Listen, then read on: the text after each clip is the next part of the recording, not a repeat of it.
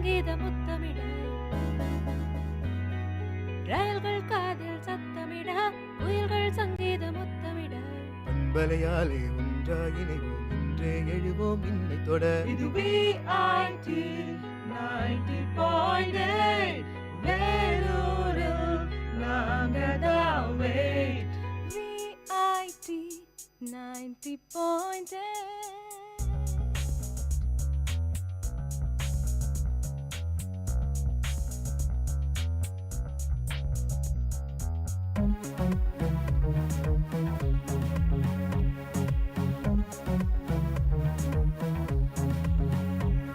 இது VIT 90.8 வேலூரில் நாங்கதான் wait.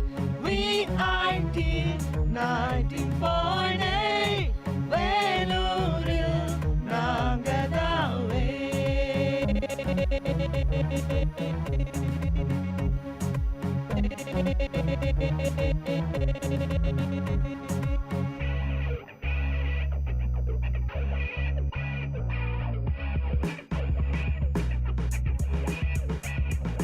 வேலும் உங்களை தாலாட்டும், வெள்ளை பனியும் நீராட்டும், தங்கக் கோயில் சிங்கக்கோட்டை ஊரும் உலகும் பாராட்டும். கல்விச் சாலைகள் ஏராளம், கனரக ஆலைகள் தாராளம், தீரா நோய்கள் ஆரா காயம், தீனி வேகம் தீராகும்.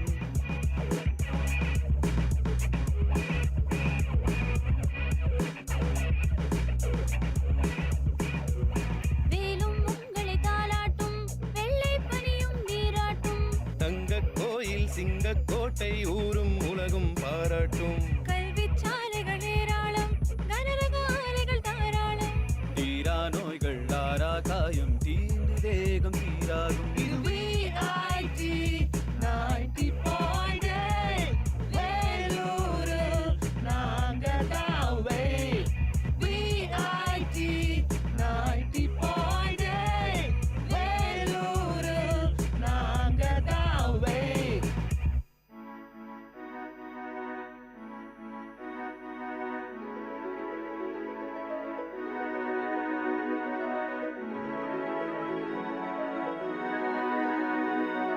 தேசம் இங்கே பலவாகும், பேசும் மொழியே அறிவாகும், ஜாதி மதங்கள் எல்லா உலகம் VIT-யால் உருவாகும்.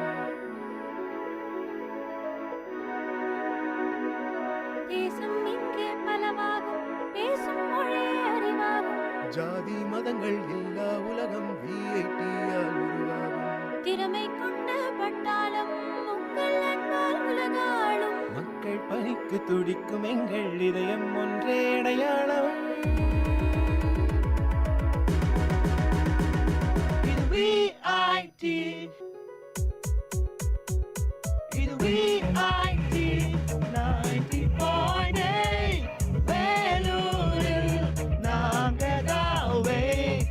VIT 90.8 வேலூரில் நாங்கதான்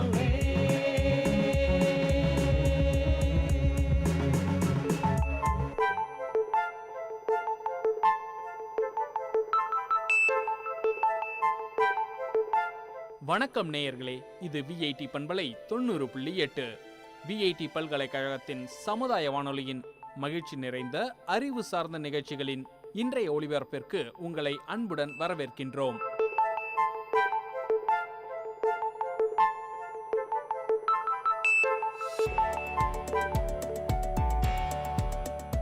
வணக்கம் வேலூர். இன்று 2024ஆம் ஆண்டு ஜனவரி மாதம் 3ஆம் தேதி, சோபகிருது வருடம் மார்கழி மாதம் 18ஆம் நாள் புதன்கிழமை. காலையில் எழும்போது ஒரு புன்னகை செய்யுங்கள், அது உங்கள் கனவுகளை நிஜமாக்க ஒரு புத்தம் புதிய நாளை உங்களுக்கு அறிமுகம் செய்யும். இந்த ஒரு நல்ல கருத்தோடு இன்றைய தினத்தில் அடியெடுத்து வைப்போம்.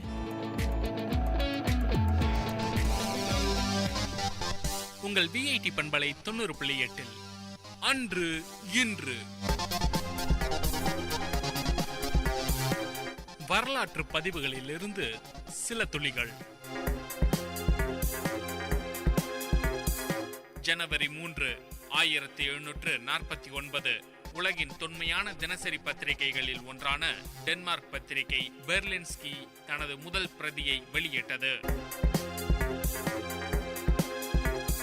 ஜனவரி 3, 1925 பெனிட்டே முசோலினி இத்தாலியின் பூர்ண அதிகாரங்களை கைப்பற்றி சர்வாதிகாரி என பிரகடனம் செய்து கொண்டார்.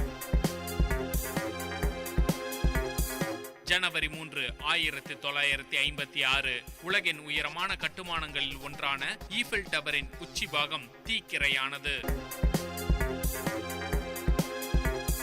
ஜனவரி 3, 1957 உலகின் முதல் மின்சார கடிகாரத்தை ஹாமில்டன் வாட்ச் கம்பெனி அறிமுகப்படுத்தியது.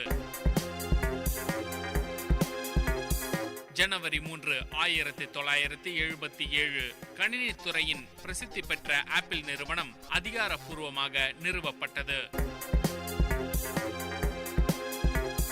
ஜனவரி 3, 1431 பிரெஞ்சு வீராங்கனை 19 வயதான ஜோன் ஆஃப் ஆர்க் கைது செய்யப்பட்டு பிரே கவுசன் ஆயரிடம் ஒப்படைக்கப்பட்டார். ஜனவரி 3, 1959 தமிழகத்தில் உள்ள போலூர் பகுதியில் நிலநடுக்கம் பதிவு செய்யப்பட்டது. ஜனவரி 3, 1962 23வது யோவான் திருத்தந்தை பிடல் காஸ்ட்ரோவை மதவிலக்கு செய்து அறிவித்தார். ஜனவரி 3, 1974 யாழ்ப்பாணத்தில் 4வது உலக தமிழாராய்ச்சி மாநாடு ஆரம்பமானது. ஜனவரி 3, 1760 ஆங்கில ஆட்சியை எதிர்த்து போராடிய வீரபாண்டிய கட்டபொம்மன் பிறந்தார். உங்கள் விஐடி பண்பலை 90.8 அன்று இன்று வரலாற்று பதிவுகளிலிருந்து சில துளிகள். மண் வாசனை உங்கள் விஐடி பண்பலை 90.8 வேளாண்மை சார்ந்த தொழில்நுட்பம், பசுமை படரும் விவசாய தொழில்கள், பண்ணை முறைகள் என மானுடம் காக்கும் உழவு சார்ந்த நிகழ்ச்சி. வணக்கம் நேயர்களே, இது விஐடி பண்பலை 90.8 விஐடி பல்கலைக்கழகத்தின் சமுதாய வானொலியில் இந்த நிகழ்ச்சி உங்கள் அபிமான மண் வாசனை. நம்ம இந்த மண் வாசனை நிகழ்ச்சியின் மூலமா இன்னைக்கு இருக்கிற சூழ்நிலைக்கு ஏற்ற மாதிரி விவசாய முறைகளை எப்படி பாதுகாக்கிறது, விவசாயம் எப்படி பண்றது, சுற்றுச்சூழலை போற்றி பாதுகாக்கிற விவசாய முறைகள் நிறையவே நம்ம பார்த்துட்டு வரோம். இன்னைக்கு மண் வாசனையில் நம்ம பார்க்க இருக்கிறது தென்னை சாகுபடி. தென்னை சாதாரணமான விஷயம் கிடையாது. இன்னைக்கு ஆலயங்கள் முதல்ல அனைத்து விதமான சமையல் பொருட்களுக்கும் தேங்காய் பயன்படுத்தாம நம்மளால இருக்கவே முடியாது. ஏன்னா அந்த அளவுக்கு அத்தியாவசியமான பயன்களை நமக்கு தேங்காய் தருது. நிறைய மருத்துவ குணங்களும் தென்னையில இருக்கு. தென்னையை பொறுத்த வரையில நம்ம நிறைய விதமான பழமொழிகளை சொல்லலாம். தானுண்ட நீரை தலைமையில் தருவது தென்னைன்னு ஒரு பக்கம் சொல்லுவாங்க. பெத்த பிள்ளைங்க சோறு போடலனாலும் நட்ட தென்னம்பிள்ளை சோறு போடும் அப்படின்றது கேரள மக்களின் இன்றையளவும் இருக்கின்ற ஒரு நம்பிக்கை. புஞ்சை பயிர்களான எள்ளு, கொள்ளு, கடலை, காய்கறிகள், பருத்தி, பயிறு, அவரை, துவரை, மொச்சை, மிளகா, மல்லி, கடுகு என பயிர் செய்யும் போது தென்னை மரங்களை வரப்பு பயிராக நட்டு வைப்பாங்க. அதுவாக வளரட்டுமே. பயிர்களுக்கு பாய்ச்சிய தண்ணீரை தானும் உண்டு நல்ல இளநீரையும் தேங்காய்களையும் தந்தது தென்னை மரம். இளநீர், தேங்காய் விற்று கிடைத்த தொகையில உரம் வாங்கி போட்டு தோட்ட பயிர்களை வளப்படுத்தி சிரமமின்றி சங்கிலி தொடர் வருமானம் பார்த்தவங்க அந்த கால நம்ம முன்னோர் விவசாயிகள். பயிர்களுக்கு பாய்ச்சிய தண்ணீரையும் கொடுத்த உரத்தையும் எடுத்து வளர்த்து குலையாக இளநீரையும் தேங்காயும் தோட்டத்து உரிமையாளருக்கு தந்து உயர நிற்க செய்கிறது இந்த தென்னை மரங்கள் தான். கடந்த 5 வருடங்கள்ல நமக்கு நீர் பற்றாக்குறை அதிகமாக இருக்கிறதுனால வேறு விதமான பயிர்களுக்கு மாறிட்டு வர விவசாயிகள், கணிசமான விவசாயிகள் தென்னைக்கு மாறிட்டு வர்றது குறிப்பிடத்தக்கது. தமிழ்நாட்டில் கடலூர், கன்னியாகுமரி போன்ற கடலோர மாவட்டங்களில் பொழுதுபோக்காக செய்யும் தொழில்களால் தான் கை நிறைய காசு பார்க்குறாங்க. மட்டை, பாலை இது எல்லாத்தையும் காய வச்சு கட்டுக்கட்டாக்கி நனையாத இடத்துல பாதுகாக்க வச்சு மழை காலத்தில் அடுப்பு எரிக்கவும் பயன்படுத்துகிறாங்க. திடீர்னு பண தேவை வரும்போது அறுவடை செஞ்சு கொட்டாயில போட்டு வச்ச தேங்காய்களை உரித்து மளிகை கடைகளிலும் இல்லை கொஞ்சம் அதிகமான தேங்காய் இருக்குதுன்னா மார்க்கெட்லேயும் எடுத்துகிட்டு போயிட்டு வியாபாரம் பண்ணுறாங்க. தென்னை மரங்களை பொறுத்த வரையிலும் நிறைய பேருக்கு படிக்க வச்சு ஆசிரியர், பேராசிரியர், பட்டதாரிகள், பணக்காரர்களை ஆக்கியது கேரளாவில் பொறுத்த வரையும் நம்மளால் பார்க்க முடியுது. பொதுவாகவே கேரள நண்பர்கள் யாராச்சும் இருந்தாங்கன்னா அவங்க கிட்ட பேச்சு கொடுக்கும்போது அவங்க கண்டிப்பாக சொல்கிற விஷயங்கள் இதுதான். என்னுடைய அப்பா என்னுடைய தாத்தா எல்லாம் எனக்கு வந்து தேங்காய் விற்று கிடைச்ச பணத்தில் தான் ஃபீஸ் கட்டி பரீட்சை எழுதி பாஸ் ஆகி இந்த நிலைக்கு நான் வந்திருக்கேன் அப்படின்ற விஷயங்கள் கண்டிப்பாக அவங்க சொல்லுவாங்க. அந்த மாதிரி தேங்காய்க்கு அவ்வளோ முக்கியத்துவம் கொடுத்துருது கேரளா. இன்னைக்கு வந்து கேரளாவை பொறுத்தவரையிலும் தேங்காய் சாகுபடியிலிருந்து ரப்பர் சாகுபடிக்கு மாறிட்டதுனால தமிழகம் இன்னைக்கு தேங்காய் சாகுபடியில் முதலிடத்தை பிடிச்சிருக்கு. தமிழ்நாட்டில் கடலூர், தஞ்சை, நாகை, திருவாரூர் மாவட்டங்களில் புயல், வெள்ளம் மற்றும் இயற்கை இடிபாடுகளில் நட்ட நடவும் அறுவடைக்கு தயாராக இருந்த நெல்லும் கூட அழிந்து போனதை நம்மளால பார்க்க முடியும். ஆனால் வரப்பில் நட்ட தென்னை மரங்கள் தங்களை காப்பாற்றியதாக கூறும் விவசாயிகள் இன்னைக்கும் இருக்காங்க. இயற்கை இடர்பாடுகள், தண்ணீர் பிரச்சனை, கூலி உயர்வு, போக்குவரத்து செலவு உயர்வு, விளைந்த பொருட்களுக்கு மார்க்கெட்டில் நல்ல விலை இல்லாத நிலை, அறுவடை செய்ததை சுமந்து கொண்டு மார்க்கெட்டுக்கு விற்க போனால் சுமந்த கூலி கூட கிடைக்காமல் மார்க்கெட்டுக்கு கட்ட வேண்டிய வரியை கூட தன்னுடைய பாக்கெட்ல இருந்து எடுத்து கொடுக்குற நிலைமை இன்னைக்கு இருக்கிற விவசாயிகளுக்கு இருந்துகிட்டு தான் இருக்கு. இன்னைக்கு அவ்வளவு கஷ்டமான சூழ்நிலையிலும் வந்து விளைவிச்ச பயிர்களை வந்து அதை அறுவடை பண்றதுக்கு போதுமான பணம் இல்லாததாலும் அதனுடைய அறுவடைக்கே வந்து அதிக பணம் தேவைப்படுறதாலும் வயல்லையே விடுற சூழ்நிலை எல்லாம் கூட இருக்கு. வெங்காயம், தக்காளி இவைகளை எல்லாம் அறுவடை செய்யாமல மாட்டை விட்டு மேய்க்கும் நிலை கூட இன்னைக்கு அங்கங்க பார்க்க முடியுது. நொந்து வெந்து விழிப்பிதுங்கி செய்வதறியாது வேறு தொழிலும் தெரியாது விவசாயிகளுக்கு. கண்ணீரோடும் கவலையோடும் என்ன செய்வது என்று தெரியாது திக்கற்று போதுமடா சாமி என்று உட்கார்ந்து பெருமூச்சு விடும்போது கண்முன் நிற்கும் தென்னை மரங்கள் 35-40 மட்டைகள் மேலும் கீழும் அசையும் போது நான் இருக்கிறேன் உங்களை காப்பாற்ற அப்படின்னு சொல்வது போல விவசாயிகள் வந்து ஊமைப்படுத்தி பார்க்கறதா நிறைய கவிஞர்கள் கூட எழுதுறாங்க. நட்டு வைப்போமே என்று அன்னைக்கு நட்டு வைத்த தென்னம்பிள்ளை இன்று நம்பிக்கை ஊட்டுகிறது. வாழலாம், பணக்காரராக இல்லாவிட்டாலும் பசியின்றி வாழலாம். இன்னைக்கு இருக்கிற சூழ்நிலையில் நீர் பற்றாக்குறை காரணமாக இது விவசாயம் செய்யறதுக்கே தகுதியற்ற நிலம், இது நீர் பற்றாக்குறையான நிலம்னு நினைக்கிற இடத்துல சொட்டு நீர் பாசன முறையிலையோ தென்னம்பிள்ளைகளை வளர்த்தோம்னா இன்னைக்கு நமக்கு ஒரு பயனை கொடுக்கலனாலும் கண்டிப்பா நம்முடைய சந்ததிகளுக்கு நல்ல ஒரு வருமானத்தை கொடுக்கும். அடுத்த ஒரு மண் வாசனை நிகழ்ச்சியில் உங்களை சந்திக்கும் வரை உங்களிடமிருந்து விடைபெறுவது உங்கள் கோவிந்தராஜ். நன்றி, வணக்கம்.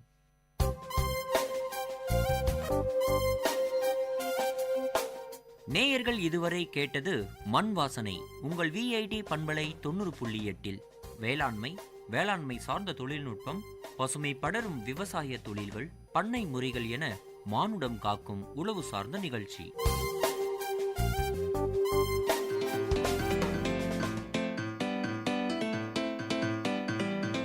செவிச்செல்வம் VIT பண்பலையின் அறிவு களஞ்சியம். அகரம் முதல் ஆகாயம் வரை, தூரிகை முதல் தொழில்நுட்பம் வரை, அறிவுசார் தரவுகளின் பெட்டகம் செவிச்செல்வம்.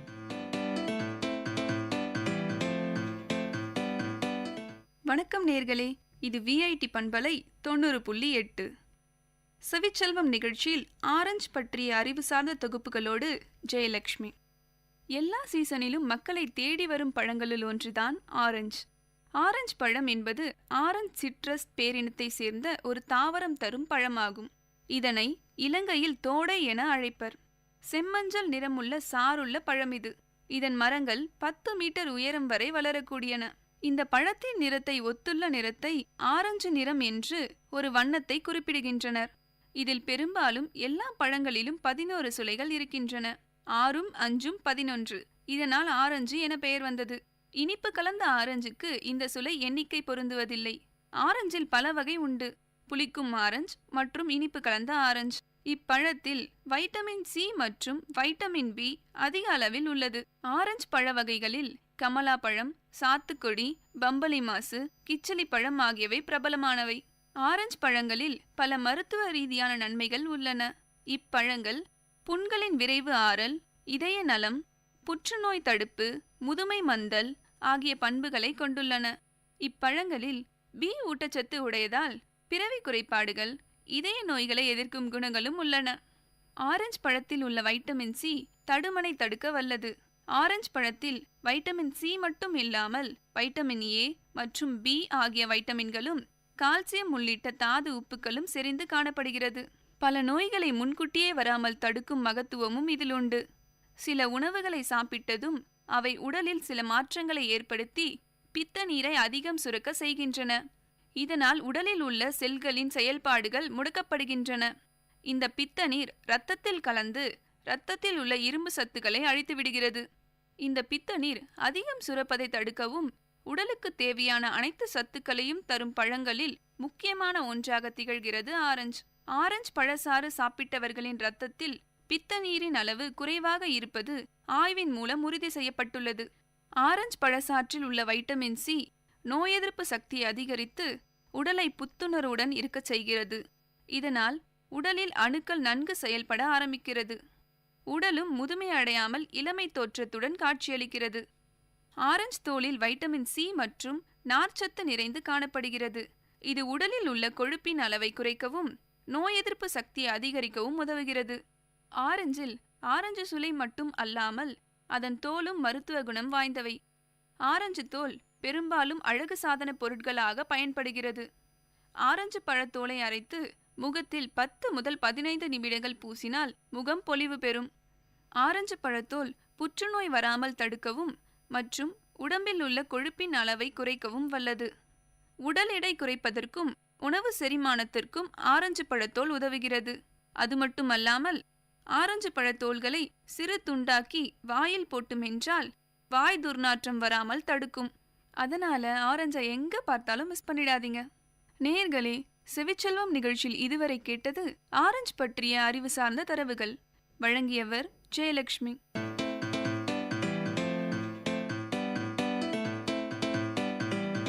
செவிச்செல்வம் விஐடி பண்பலையின் அறிவு களஞ்சியம். அகரம் முதல் ஆகாயம் வரை, தூரிகை முதல் தொழில்நுட்பம் வரை, அறிவுசார் தரவுகளின் பெட்டகம் செவிச்செல்வம்.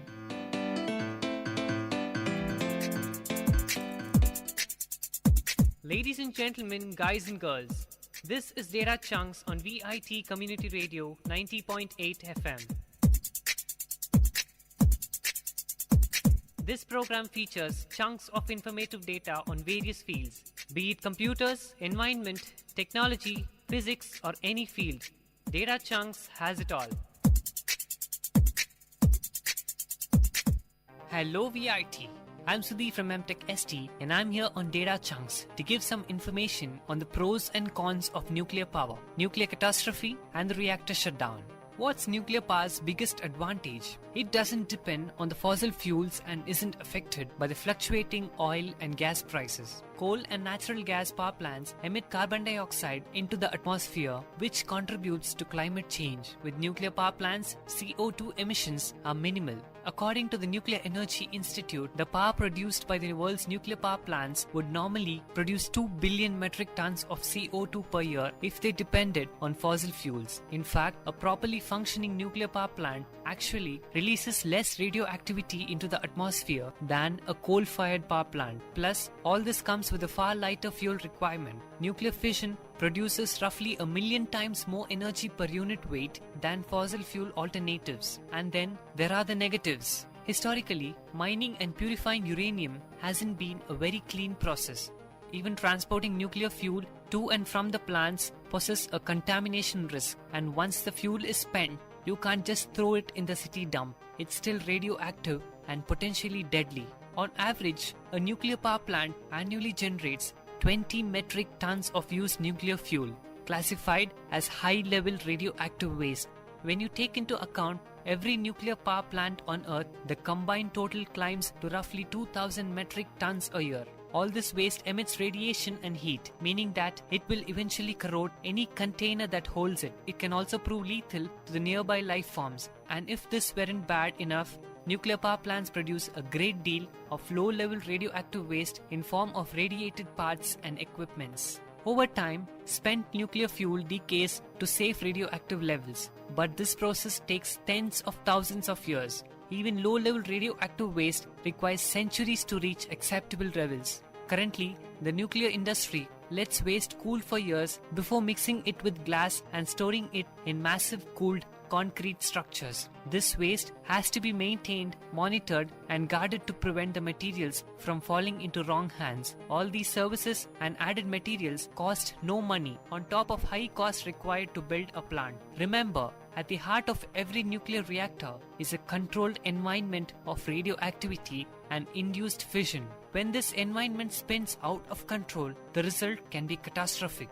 For many years, the Chernobyl disaster stood as a prime worst-case example for nuclear malfunction. In 1986, the Ukrainian nuclear reactor exploded, spewing 50 tons of radioactive material into the surrounding area, contaminating millions of acres of forest. The disaster forced the evacuation of at least 30,000 people and eventually caused thousands to die from cancer and other illness.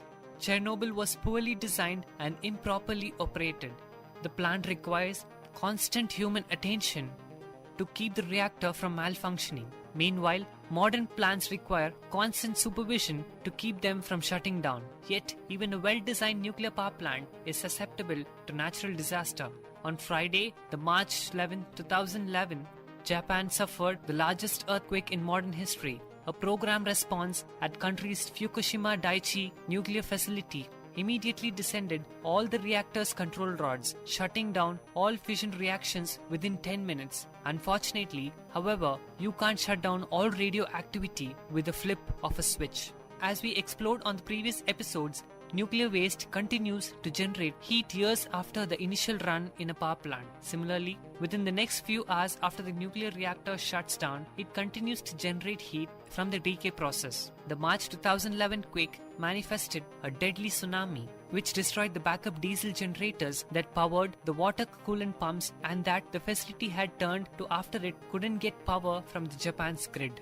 These pumps circulate water through the reactor to remove the decay heat. Uncirculated, both the water temperature and water pressure inside the reactor continued to rise. Furthermore, the reactor radiation began to split the water into oxygen and volatile hydrogen. The resulting hydrogen explosion breached the reactor's building steel and containment panels. Simply put, the Fukushima Daiichi facility had many countermeasures in place to shut down operation in event of severe seismic activity. Plants such as Japan's Fukushima Daiichi facility, Russia's Chernobyl, and the United States' 3 Mile Island remain a black eye for the nuclear power industry, often overshadowing some of the environmental advantages the technology has to offer. You have heard about the pros and cons of nuclear power, nuclear catastrophe, and reactor shutdown at Data Chunks with me, Sudeep.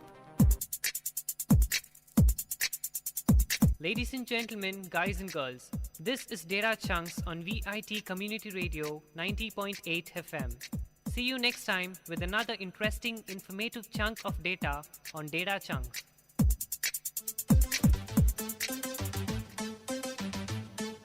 It's time to pick some words in glossary box with Miss Ahitya on Vit Community Radio 90.8. Conch. C-O-N-C-H. The large, twisted shell of a sea animal which produces a loud sound when air is blown through it. Sometimes used in Hindu religious ceremonies. And to use it in a sentence format, the conch produced a wired music. To pick more words from glossary box, stay tuned to Vit Community Radio 90.8.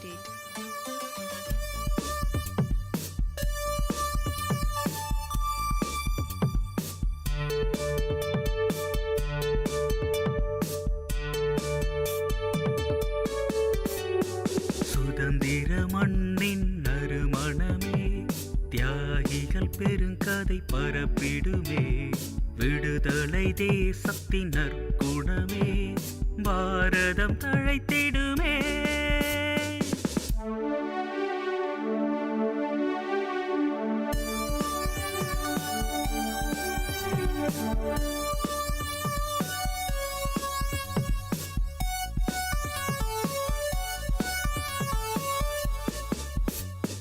பாரதம் இன்று அமைதியில் நின்று உலகினை வென்று வலம் வருதே. அறிவியல் தொட்டு ஆயுதம் விட்டு அன்பெனு மரம் செய்யுதே. நிறங்களில் இல்லை நம் மொழிகளில் இல்லை மதங்களும் இல்லை விண்வெளி எங்கள் எல்லையே. அகிம்சையை அன்று நம் செயலினை கொண்டு புது விடியலை திறந்தனரே. சுதந்திர மண்ணின் நறுமணமே தியாகிகள் பெருங்கதை பரப்பிடுமே விடுதலை தேசத்தின் நற்குணமே பாரதம் தழைத்திடுமே.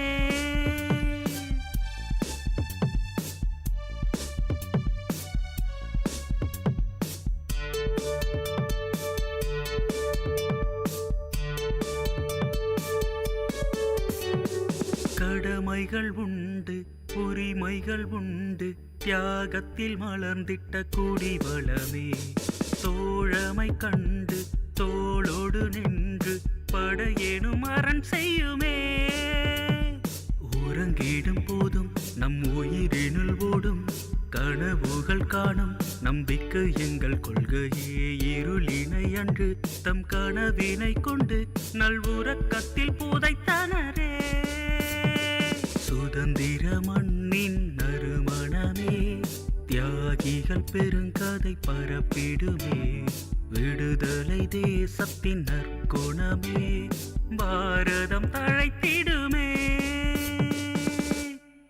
கேட்ட பாடலை இசையமைத்து பாடியவர் முருகானந்தம். பாடல் வரிகள் It's time to pick some words in glossary box with Miss Sahitya and Vit Community Radio 90.8. Conch, C-O-N-C-H, the large twisted shell of a sea animal which produces a loud sound when air is blown through it, sometimes used in Hindu religious ceremonies. And to use it in a sentence format, the conch produced a wired music. To pick more words from glossary box, stay tuned to Vit Community Radio 90.8.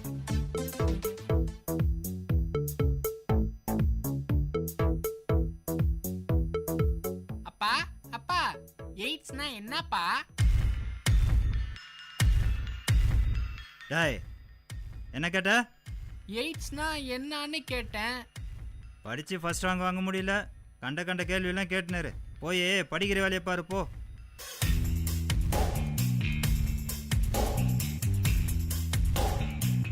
என்ன அப்பு ஒரே சோகமா உட்காந்துருக்க? எங்க அப்பாவை நினைச்சு தான் சோகமா உட்காந்துருக்கேன். ஏன் அவருக்கு என்ன? இப்ப கூட தான் ரோட்ல கிரிக்கெட் விளையாடணுன்னு எங்க வீட்டுல என்ன மாட்டி விட்டுட்டு போயிருக்காரு. அது இல்லடா பப்பு, எங்க அப்பாவுக்கு எய்ட்ஸ்னா கூட என்னன்னு தெரியல.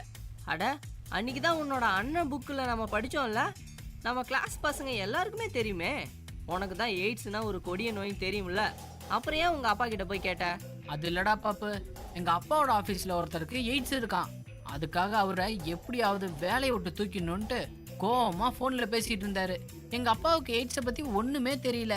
அது மற்றவங்களுக்கு சாதாரணமாக பரவாதுன்னு சொல்லலான்னு தான் அவர்கிட்ட கேட்டேன். அதுக்கு அவர் என்ன லெஃப்ட் ரைட்டு வாங்கிட்டார் தெரியுமா? அப்பு நீ நல்லா தாண்டா நினச்சிருக்க. இந்த உலகம் தான் உன்னை புரிஞ்சுக்கல.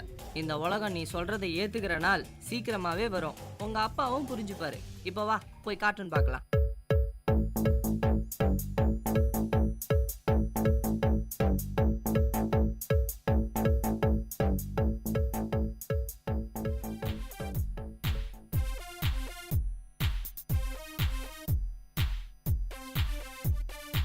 Mintu, I'm going to the market today. I have to get some vegetables. Are you coming? Wait, Chintu, I am coming. Hey, where is the carry bag?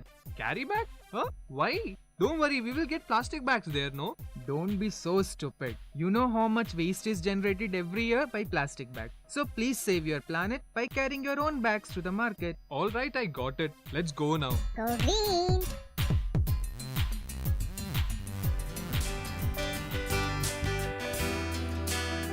உங்கள் விஐடி பண்பலை 90.8 அனுபவ மேடை. மக்கள் தங்கள் வாழ்க்கை அனுபவங்களையும் முன்னேற்ற பாதைகளையும் விரிவாக கலந்துரையாடும் நிகழ்ச்சி.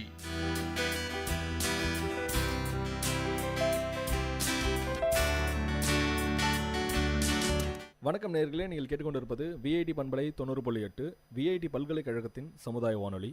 இந்த நிகழ்ச்சி அனுபவ மேடை. அனுபவ மேடை நிகழ்ச்சியில் சமுதாய மக்கள் அவங்களுடைய வாழ்க்கை அனுபவங்களை நம்மக்கிட்ட பகிர்ந்துக்கிறாங்க. அந்த வகையில் இன்னைக்கு ஒருத்தர் நம்ம கூட இருக்கிறாங்க. என் பேர் சுகந்தா.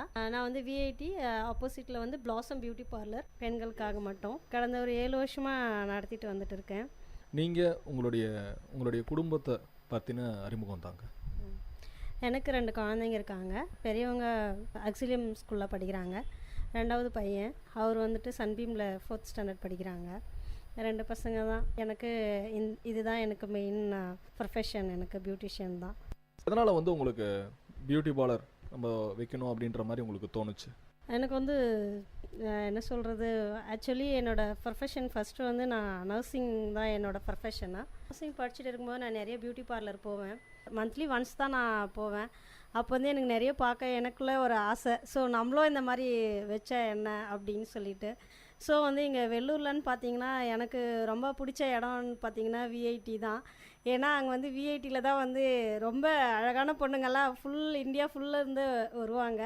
ஸோ எனக்கு அங்கே தான் வந்து வைக்கணும்னு ரொம்ப ஆசை. ஸோ அதனால் இந்த இடம் சூஸ் பண்ணேன். அதனால் நான் இங்கே பார்லர் வச்சேன். மெயின் காரணம் அதுதான். நீங்கள் ஏதாவது வந்து படிச்சுட்டு அதுக்கப்புறம் நம்ம இதை செய்யணும் அப்படின்ற மாதிரி உங்களுக்கு தோணுச்சுங்களா, இல்லை உங்களுடைய ஆர்வத்தினால மட்டும் நீங்கள் இந்த பியூட்டிஷியன் தொழிலை வந்து கற்றுக்கிட்டீங்களா? சார் ஃபஸ்ட்டு வந்து பார்த்திங்கன்னா எனக்கு ஆர்வம் தான். எனக்கு ஒரு 3 இயர்ஸாக வந்து பார்த்திங்கன்னா நான் பார்லரில் அவங்க கூட வந்து ஹெல்ப் பண்ணிவிட்டு அப்படி தான் கற்றுட்டு இருந்தேன். ஸோ அதுக்கப்புறமா தான் இது வந்து இந்த மாதிரி பண்ணக்கூடாது, ட்ரெயின் பண்ணிவிட்டு தான் அதுக்கப்புறம் பண்ணணும்னு சொல்லிவிட்டு நான் ப்ராப்பராக வந்து ட்ரைனிங் போயிட்டு அட்டன் பண்ணிவிட்டு ப்ராப்பராக சர்டிஃபிகேட்டு எல்லாமே வச்சுட்டு பார்லர் ரெஜிஸ்டர் பண்ணியிருக்கு எங்கள் பியூட்டி பார்லரு. ஆக்சுவலி அப்படி தான் பண்ணணும், ட்ரைனிங் இல்லாமல் பண்ணுறாங்க, அது ரொம்பவே தப்பு. ஏன்னா நம்ம ப்ராப்பராக ட்ரைனிங் எடுத்தால் தான் அது வந்து என்னென்னு நம்மளுக்கே தெரியும், அது என்ன விஷயம், எதுக்காக பண்ணுறோம். இப்போ வந்து பார்த்திங்கன்னா ஃபேஷியல் பண்ணுறோம் அப்படின்னு எடுத்துட்டிங்கன்னா அது எல்லாருமே வந்து சொல்கிறாங்க ஃபேஷியல் பண்ணால் இப்போ கருப்பாக இருக்கிறவங்க வந்து ஒயிட்டாக மாறிடுவாங்க, அந்த மாதிரிலாம் வந்து நிறைய சொல்கிறாங்க. அது வந்து ரொம்பவே வந்து தப்பு.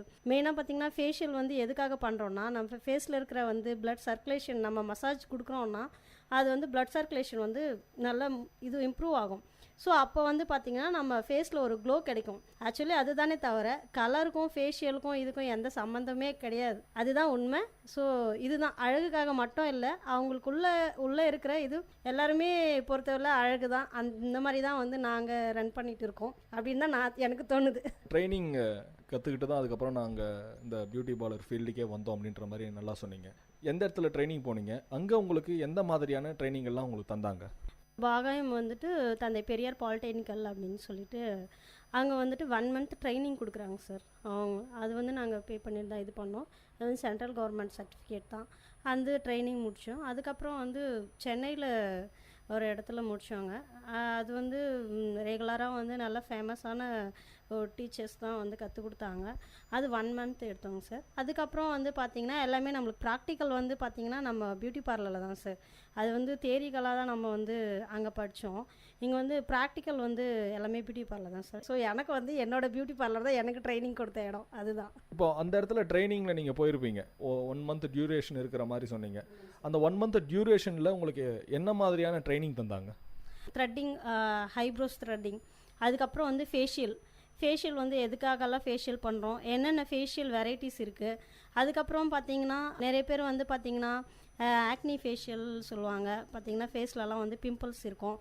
ஸோ அது வந்துட்டு போகிறதுக்காக சில பேர் வருவாங்க, சில பேர் பிக்மெண்டேஷனுக்காக வருவாங்க, சில பேர் வந்து கலருக்காகவே வந்து இது பண்ணுவாங்க. நான் ரொம்ப கருப்பாக இருக்கேன், அது கொஞ்சம் கலர் வரணும் அப்படின்றதுக்காக அப்படின்னு பண்ணுவாங்க.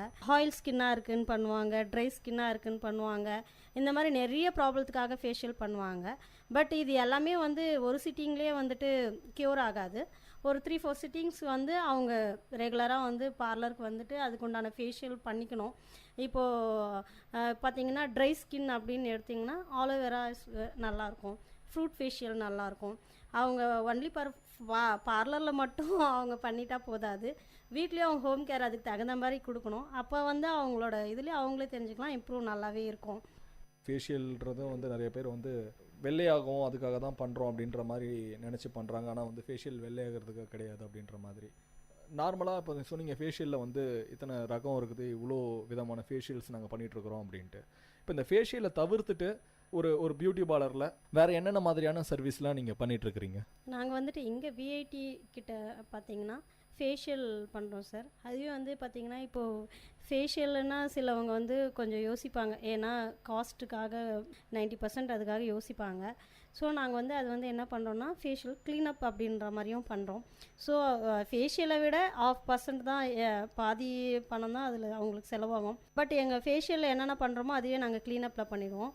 அது மட்டும் இல்லாமல் வேக்சிங் தான் சார். இங்கே வந்துட்டு எங்கள் பிளாசம்னாலே வேக்சிங் தான் ரொம்ப ஃபேமஸ்ஸு. ஏன்னா வந்து மற்ற பார்லர்லலாம் வந்து பண்ணுவாங்க வெரைட்டி வேக்ஸ் அப்படின்னு சொல்லுவாங்க. ஸோ அதெல்லாம் வந்து நல்லது கிடையாது. நாங்கள் வந்து ஒன்லி ஹனி வேக்சிங் மட்டும் தான் பண்ணுறோம். ஸோ அது வந்து நேச்சுரலாக வந்து சுகர் சிரப் தான் அதுதான் நாங்கள் பண்ணுறோம். பெடிக்யூர், மெனிக்யூர், ஸ்பா வந்து பண்ணுறோம் சார். ஹேர் ஸ்பா பண்ணுறோம், பாடி ஸ்பா பண்ணுறோம். அப்புறம் பார்த்திங்கன்னா ப்ரைடல் மேக்கப்ஸ் எல்லாம் நல்லாவே பண்ணுவோம். ஹேர் ஸ்பா சொன்னீங்க, அதுக்கப்புறம் பாடி ஸ்பா பண்ணுவோம் அப்படின்ற மாதிரி சொன்னீங்க. இந்த ஸ்பானா என்ன, ஸ்பா எதுக்கு பண்ணுறாங்க? ஸ்பா வந்து எதுக்கு பண்ணுறோன்னாங்க சார், இப்போ எப்படி நம்ம ஃபேஷியலுக்கு நம்ம எப்படி இம்பார்ட்டன்ட் கொடுக்குறோமோ, நிறைய பேர் வந்து பார்த்திங்கன்னா ஹேருக்குன்னு எந்த கேருமே கொடுக்குறதே கிடையாது. சில பேருக்கு வந்து பார்த்திங்கன்னா டேண்ட்ரஃப் ஹெவியாக இருக்கும். சில பேருக்கு வந்து பார்த்திங்கன்னா வந்து ட்ரையாக இருக்கும் ஹேரு. ஸோ அந்த ட்ரையாக இருக்கிறதுனால என்னென்னா ஹிட்சிங் வரும், ஒரு மாதிரி இரிட்டேஷனாக இருக்கும். இதுவே வந்து பார்த்திங்கன்னா நிறைய வேலைக்கு போகிற உமன்ஸ்க்கு பார்த்திங்கன்னா வந்துட்டு நிறைய டென்ஷன் இருக்கும், வெயிலில் போவாங்க, டஸ்ட்டெல்லாம் நிறைய ஃபார்ம் ஆகும் ஹேரில். ஸோ அவங்க வந்து பார்த்திங்கன்னா டேண்ட்ரஃப் ஃபார்ம் ஆகும். டேண்ட்ரஃப் வந்துடுச்சிங்கனாவே வந்து ஹேர் ஃபால் வந்துடும். கூடவே ஹேர் ஃபால் வந்துடுச்சிங்கன்னா அவ்வளோதான், அவங்களுக்கு வந்து ஹிட்சிங்கு அந்த மாதிரியெல்லாம் நிறைய வந்து இருக்குது. ஸ்பா வந்து நிறைய காரணத்துக்காக பண்ணலாம் சார். ஒன்று வந்து பார்த்திங்கன்னா வந்து டேண்ட்ரஃப்காக பண்ணலாம். அப்புறம் வந்து பார்த்திங்கன்னா ஹேர் ஃபாலுக்காக பண்ணுறது உண்டு. சில பேர் வந்து பார்த்திங்கன்னா காலேஜ் போகிற பொண்ணுங்கள்லாம் வந்து எதுக்கு ஸ்பா பண்ணுவாங்கன்னா ஹேர் நல்லா ஃப்ரீஸியாக இருக்கணும், நல்லா ஸ்மூத்தாக இருக்கணும், இந்த மாதிரி ரீசனுக்கெல்லாம் வந்து ஹேர் ஸ்பா பண்ணுவாங்க. ஸோ ஹேர் ஸ்பா வந்து மெயின் திங் பார்த்திங்கன்னா வந்து 30 இயர்ஸ் அபோவ் லேடிஸ் பார்த்திங்கன்னா வந்து நிறைய அவங்களுக்கு நிறைய டென்ஷன்ஸ் இருக்கும். அந்த இதனால் வந்து டேண்ட்ரஃப் இதுன்னா அவங்க வந்து ஹேர் ஸ்பா ஒரு 3 சிட்டிங்ஸ் பண்ணாங்கன்னா வந்துட்டு சார் அது வந்துட்டு டேண்ட்ரஃப் கொஞ்சம் கண்ட்ரோல் ஆகும். மெயின் திங் பார்த்திங்கன்னா டேண்ட்ரஃப் ஹேரில் வந்துடுச்சுன்னாவே ஆட்டோமேட்டிக்காக வந்து ஃபேஸில் வந்து பிம்பிள்ஸ் ஸ்டார்ட் ஆகிடும். ஸோ நிறைய நினச்சிட்டு இருப்பாங்க நம்மளுக்கு அதுக்கும் ஃபேஸில் பிம்பிள்ஸ் வரதுக்கு எந்த ரீசனுமே இல்லைன்னு சொல்லிட்டு. நம்ம ஹெட்டில் வந்துட்டு நம்மளுக்கு டேண்ட்ரஃப் வர ஆரம்பிச்சிடுதுனாவே ஃபேஸில் பிம்பிள் வந்துன்னா முதல்ல வந்து நம்ம வந்து ஃபேஸ்க்கு கேர் கொடுக்க வேண்டியதில்லை, ஹெட்டுக்கு தான் நம்ம கேர் கொடுக்கணும். டேண்ட்ரஃப் எப்படி ரிமூவ் பண்ணோன்னு அது பண்ணால் தான் வந்து ஃபேஸ்க்கும் அவங்க ஸ்கின்க்கு கேர் கொடுத்த மாதிரி ஆகிடும். இதுதான் வந்து ஸ்பா வந்து நிறைய பேர் பண்ணணும். ஒரு அட்லீஸ்ட் ஒரு மந்த்லி ஒன்ஸாவது ஸ்பா பண்ணணும் சார், எடுத்துக்கணும். இந்த hair fall, dandruff, try hair இருக்கிறவங்களுக்கு, ஸ்ப்ளிட்டன்ஸு, இந்த மாதிரி நிறைய கம்ப்ளைண்ட்ஸ் இருக்கிறவங்களால ஸ்பா எடுக்கிறது ரொம்ப மஸ்ட்டு. நிறைய பேர் வந்து பார்த்தீங்கன்னா இன்றைக்கி வேக்சிங் பண்ணுவோம், பெடிக்யூர், மெனிக்யூர், அது மாதிரி நிறையா விஷயங்கள் வந்து தன்னை அழகுப்படுத்திக்கணும் அப்படின்றதுக்காக நிறைய பேர் இந்த விஷயங்கள்லாம் ஃபாலோ பண்ணுறாங்க. மந்த்லி ஒன்ஸ் கண்டிப்பாக பியூட்டி பார்லருக்கு போயிட்டு பெடிக்யூர், மெனிக்யூர், நீங்கள் சொன்ன மாதிரி ஹேர் ஸ்பா, ஃபேஷியல் எல்லாமே பண்ணுறாங்க. பெடிக்யூர், மெனிக்யூர்னால் என்ன, எதனால் பெடிக்யூர், மெனிக்யூர் பண்ணுறாங்க, இதை பற்றி சொல்லுங்கள். ஸோ இப்போ வந்து பார்த்திங்கன்னா பெடிக்யூர் வந்து பார்த்திங்கன்னா சிலவங்க வந்து கால் வலிக்காக பண்ணுறது உண்டு சார். சில பேர் வந்து பார்த்திங்கன்னா காலில் வந்து நிறைய பேருக்கு வந்து பார்த்திங்கன்னா வெடிப்பு வரும். அது இல்லாமல் அது வந்துட்டு பார்த்திங்கன்னா தேவையில்லாத அன்வான்ட் ஸ்கின்னெல்லாம் வந்து நம்ம நிறைய நேரம் நிற்கிறதுனால வந்து அந்த மசில்ஸ் எல்லாம் வந்து பார்த்திங்கன்னா ரொம்ப ஹார்ட் ஆகிடும். அதனால் ஜஸ்ட் ஒரு ரிலாக்ஸேஷன் தான் வந்து பெடிக்யூர் பண்ணுறதுனால வந்து பார்த்திங்கன்னா அவங்களுக்கு வந்து கால்வலி சரியாகிறதுக்கு வாய்ப்பு இருக்குது. அதுக்கப்புறம் வந்து அந்த தேவையில்லாத ஸ்கின்னெல்லாம் இதெல்லாம் போட்டு நாங்கள் வந்து பார்த்திங்கன்னா நேச்சுரல் சேவ் தான் சார் பண்ணுவோம். அது வந்து ஹாட் வாட்டரில் வந்து ஒரு 1/2 hour டிப் பண்ண வச்சு அதுக்கப்புறம் வந்து பார்த்திங்கன்னா மசாஜ் கொடுத்து அந்த மசாஜ் பண்ணுறதுலேயே பார்த்திங்கன்னா அவங்களுக்கு கொஞ்சம் கால்வலி போயிடும். சில பேருக்கு, சில கேர்ள்ஸ் எல்லாம் பார்த்திங்கன்னா வந்து நெயில்ஸு, அந்த ஃபீட்டில் இருக்கிற ஸ்கின்னு, அதுக்கப்புறம் பார்த்திங்கன்னா அவங்க கால் வந்து கருத்து போயிடும். ஸோ அவங்க யூஸ் பண்ணுற செப்பல்ஸ் அந்த மாதிரி இருக்கலாம். சில பேர் வந்து பெடிக்யூர் அதுக்காக பண்ணுவாங்க. அதுக்காகவும் அழகும் ப்ளஸ் ஆரோக்கியத்துக்காகவும் சேர்த்து தான் இது பெடிக்யூர் பண்ணுறது. இதே தான் சார் மெனிக்யூரும் அதே மாதிரி தான், வேறு எதுவும் இல்லை. வேக்சிங் வந்து சொல்லிட்டு இருந்தீங்க, வேக்சிங் கூட நிறைய பேர் பண்ணுவாங்க அப்படின்ற மாதிரி. இந்த வேக்சிங் எதனால் பண்ணுறாங்க, வேக்சிங் பண்ணுறதுனால என்ன மாதிரியான நன்மைகள் கிடைக்கிது? நன்மை அப்படின்னு பார்த்தீங்கன்னா அது வந்து ஒரு ஹைஜீனிக் அப்படி தான் சார் சொல்லுவோம். நம்ம இப்போ வந்து லேடிஸ்க்கெல்லாம் பார்த்தீங்கன்னா கையில் கால்லலாம் வந்து பார்த்திங்கன்னா நிறைய ஹேர்ஸ் இருக்குது. ஸோ அது வந்துட்டு அப்படியே போட்டால் நல்லா இருக்காது இல்லைங்களா. அது வந்து அதான் சொன்ன மாதிரி அழகும் சரி ஆரோக்கியத்துக்காகவும் சரி அது பண்ணுறது ரொம்ப மஸ்ட்டு. ஸோ ஹைஜீனிக்கலாக வந்து அது பண்ணுறது நல்லது அப்படின்னு சொல்லுவோம். மாதத்துக்கு ஒரு தடவை நம்ம இதெல்லாம் பண்ணிக்கணும் அப்படின்ற மாதிரி ஒரு பியூட்டி பார்லரில் மாதத்துக்கு ஒரு தடவை இதெல்லாம் பண்ணால் நல்லாயிருக்கும் அப்படின்ற மாதிரினா என்ன மாதிரியான சர்வீஸ் எடுத்துக்கலாம் இந்த பியூட்டி பார்லரில்? இப்போ பார்த்தீங்கன்னா நம்மக்கிட்ட வந்து நிறைய ஸ்டூடெண்ட்ஸ் வந்து வருவாங்க, ரெகுலராக வருவாங்க, மந்த் வருவாங்க. அவங்க பார்த்தீங்கன்னா ஒன்ஸ் வந்தாங்கன்னா வந்து ஹைப்ரோ பண்ணிப்பாங்க, அப்புறம் வேக்சிங் பண்ணிப்பாங்க, ஹேண்ட் அண்ட் லெக் வேக்சிங் பண்ணிப்பாங்க. ஜஸ்ட் அவங்களுக்கு வந்து இந்த நம்ம ஊரில் வெயில் நிறையவே இருக்குன்றது காரணத்துக்காக எனக்கு ஃபேஷியல்லாம் வேணாக்கா, ரொம்ப டைம் எடுக்கும், 1 hour ஆகும், ஸோ எனக்கு ஜஸ்ட் க்ளீனப் மாதிரி பண்ணுங்க அப்படி சொல்லுவாங்க. ஹைப்ரோ க்ளீனப்பு அது ஃபேஷியல் டைப்பில் தான் சார், ஒரு 1/2 hourல முடிச்சிடுவோம் க்ளீனப்பு. அது ப்ளஸ் வேக்சிங், இவ்வளோ குறைஞ்சபட்சம் இந்த சர்வீஸ் எடுத்துப்பாங்க. இந்த பியூட்டி பார்லரை மெயின்டைன் பண்ணணும் அப்படின்றது ரொம்ப ஒரு கஷ்டமான ஒரு விஷயம். கஸ்டமர் என்ன மாதிரியான சர்வீஸ் எதிர்பார்க்குறாங்க, இந்த இடத்துல கடை எப்படி இருக்கணும்னு எதிர்பார்க்குறாங்க, அதை பற்றி சொல்லுங்கள். கஸ்டமர் வந்து பார்த்தீங்கன்னா அவங்க எதிர்பார்ப்பு வந்து எப்படி இருக்கும்னா, எனக்கு வந்து மெயின்டெனன்ஸ் பண்ணுறது கஷ்டம் அந்த மாதிரியெல்லாம் நாங்கள் எப்பயுமே நினச்சது கிடையாது, மனதளவில் எங்களுக்கு வந்தது கிடையாது. எங்களுக்கு வந்து கஸ்டமர் வந்து எப்படி சாட்டிஸ்ஃபைட் ஆவாங்கன்னா அவங்களுக்கு கொடுக்குற சர்வீஸில் தான் சார் அவங்க எதிர்பார்ப்பாங்க. நம்ம யூஸ் பண்ணுற ப்ராடக்ட் எப்படி இருக்குது அதை பற்றி அதெல்லாம் வந்து செகண்டரி தான். அவங்கக்கிட்ட பேசுகிற விதம், அவங்கக்கிட்ட நம்ம கொடுக்குற சர்வீஸு. மோஸ்ட்லி பார்த்திங்கன்னா இந்த வேக்சின் பண்ணும்போதெல்லாம் வந்து பார்த்திங்கன்னா அவங்களுக்கு கண்டிப்பாக வந்து பெயின் இருக்கும், இல்லாமல்லாம் இருக்காது. ஸோ அந்த டைமில் வந்துட்டு நாங்கள் பேசாமல் அவங்களும் சைலண்ட்டாக இருந்து நாங்களும் ஏதோ சைலண்ட்டாக இருந்து பண்ணோம்னா பெயின் அவங்களுக்கு கண்டிப்பாக இருக்கும். நாங்கள் இதே டைமில் வந்துட்டு எவ்ரி டைம் ஒரு கஸ்டமர்கிட்டையும் நாங்கள் பேசுவோம். ஏன்னா நீங்கள் எங்கேருந்து வரீங்க, என்ன படிக்கிறீங்க, எந்த வருஷம் படிக்கிறீங்க, எந்த ஹாஸ்டலில் இருக்கீங்க, எந்த பிளாக்ல இருக்கீங்க. எனக்கு விஐடி உள்ள பற்றி இன்னும் எதுவும் தெரியாது, இருந்தாலும் நான் தெரிஞ்சுக்கணும்னு நினைப்பேன். இப்போ ஒரு பொண்ணு டெல்லியிலேருந்து வராங்க அப்படின்னு சொல்லுவாங்க அவங்க ஊர் பற்றி ஏதோ ஒன்று பேசுவாங்க. எனக்கு ஹிந்தி வந்து ஃபுல் நாலேஜ் தெரியாது, பட் இருந்தாலும் ஏதோ ஒரு 4 வார்த்தை எனக்கு தெரிஞ்சதை நான் பேசுவேன், அவங்களும் எனக்கு கற்றுக் கொடுத்துட்டு போவாங்க. இந்த மாதிரி நம்ம அவங்ககிட்ட பேசிகிட்டே பண்ணும்போது ஒரு 10 நிமிஷம் அந்த பண்ணதே அவங்களுக்கு தெரியாது. ஸோ அந்த பெயின் அவங்க ஃபுல்லாக அனுபவித்த மாதிரியே ஒரு ஃபீல் இருக்காது. நான் பார்த்த வரைக்கும் அந்த மாதிரி ஒரு இன்ஃப்ராஸ்ட்ரக்சர் தான் அவங்க எதிர்பார்க்குறாங்க. ஃப்ரெண்ட்லியாக ஒரு மூவ் பண்ணிகிட்டே வந்து நீங்கள் சர்வீஸ் பண்ணும்போது அவங்களுக்கு வந்து அந்த கஷ்டங்கள் தெரியறது கிடையாது. ஆமாங்க சார், உண்மை அதுதான். உள்ளே வந்த உடனே வந்து அவங்க எதிர்பார்க்குற முதல் விஷயம் நம்ம அவங்கக்கிட்ட நல்லா பேசணும், நல்லா பழகணும். அவங்க ஓப்பனாக பேசுவாங்க. இப்போ நாங்கள் ஒரு கஸ்டமர் அட்டன் பண்ணிகிட்டே இருக்கோம்னா பார்த்துட்டே இருப்போம், ஸ்கின் ஏன் இவ்வளோ ட்ரையாக இருக்குது, நீங்கள் இதை யூஸ் பண்ணுங்கள், ஏன்னா மாய்ஸ்சரைசர் யூஸ் பண்ணுங்கள் அப்படி சொல்லுவாங்க. இல்லை எங்களுக்கு இந்த மாய்ஸ்சரைசர் ஒத்துக்கல அப்படின்னா, இல்லை ஹோம் கேர் என்ன கொடுக்கலாம், இல்லை நம்ம ஹோம்மேடாக நம்ம என்ன பண்ணலாம் அப்படின்ற ஒரு மாதிரி ஒரு சொல்யூஷன் சொல்லுவோம். நீங்கள் பார்லருக்கு வந்து தான் இது பண்ணணும்னு அவசியம் இல்லை, உங்ககிட்ட என்ன கிடைக்குமோ அதை பண்ணுங்கள் அப்படின்னு சொல்லுவோம். டேண்ட்ரஃப் அதிகமாக இருந்துச்சு, அட்லீஸ்ட் உங்களால் ஆயில் மசாஜ் பண்ணிக்க முடியலையா, ஹாட் ஆயில் மசாஜாவது கொடுங்க அப்படின்ற மாதிரியாச்சும் ஒரு அவங்கக்கிட்ட ஏதாச்சும் ஒன்று பேசிகிட்டே இருப்போம் சார் நாங்கள் அவங்கக்கிட்ட. வீட்டில் நிறைய பேர் வந்து ட்ரை பண்ணுறாங்க, நீங்கள் சொல்கிற மாதிரி ஹோம்மேட்லேயே வந்து நம்ம ஒரு சில விஷயங்கள்லாம் ஃபாலோ பண்ண முடியும், வீட்டிலேயே ஒரு சில விஷயங்கள் நம்ம ஃபாலோ பண்ணணும். நானும் நிறைய பேர் பார்த்துருக்கேன், இந்த பால் ஏடைகள்லாம் கூட எடுத்து வந்து மூஞ்சுக்கு போடுவாங்க. இது மாதிரி ஏதாவது ஒரு ஹோம்மேட் டிப்ஸ் ஏதாவது ஒன்று தாங்க. இப்போது நிறைய ஸ்டூடெண்ட்ஸ்க்கு வந்து பார்த்திங்கன்னா வந்து ஃபேஸில் வந்து அன்வான்ட் ஏர்ஸ் நிறைய இருக்குது சார். பயங்கரமாக கஷ்டப்படுவாங்க, நல்லா கலராகவே இருப்பாங்க. அந்த ஹேர் க்ரோத் வந்து இருக்கிறதுனால பார்த்திங்கன்னா அவங்க ஃபேஸே ஒரு மாதிரி பிளாக்காக இருக்கும். பிளாக் நோட்ஸ் எல்லாம் நிறைய வந்து ஒரு மாதிரி அவங்க ஸ்கின்னே ஒரு மாதிரி பிளாக்காக ஸ்பேச்சஸாக அந்த மாதிரி காட்டும். ஸோ அதுக்கு வந்து நான் சொல்கிறேங்க சார், வந்து பார்த்திங்கன்னா கஸ்தூரி மஞ்சள்னு சொல்லிட்டு அது ரொம்ப சீஃபாகவே கிடைக்கும்.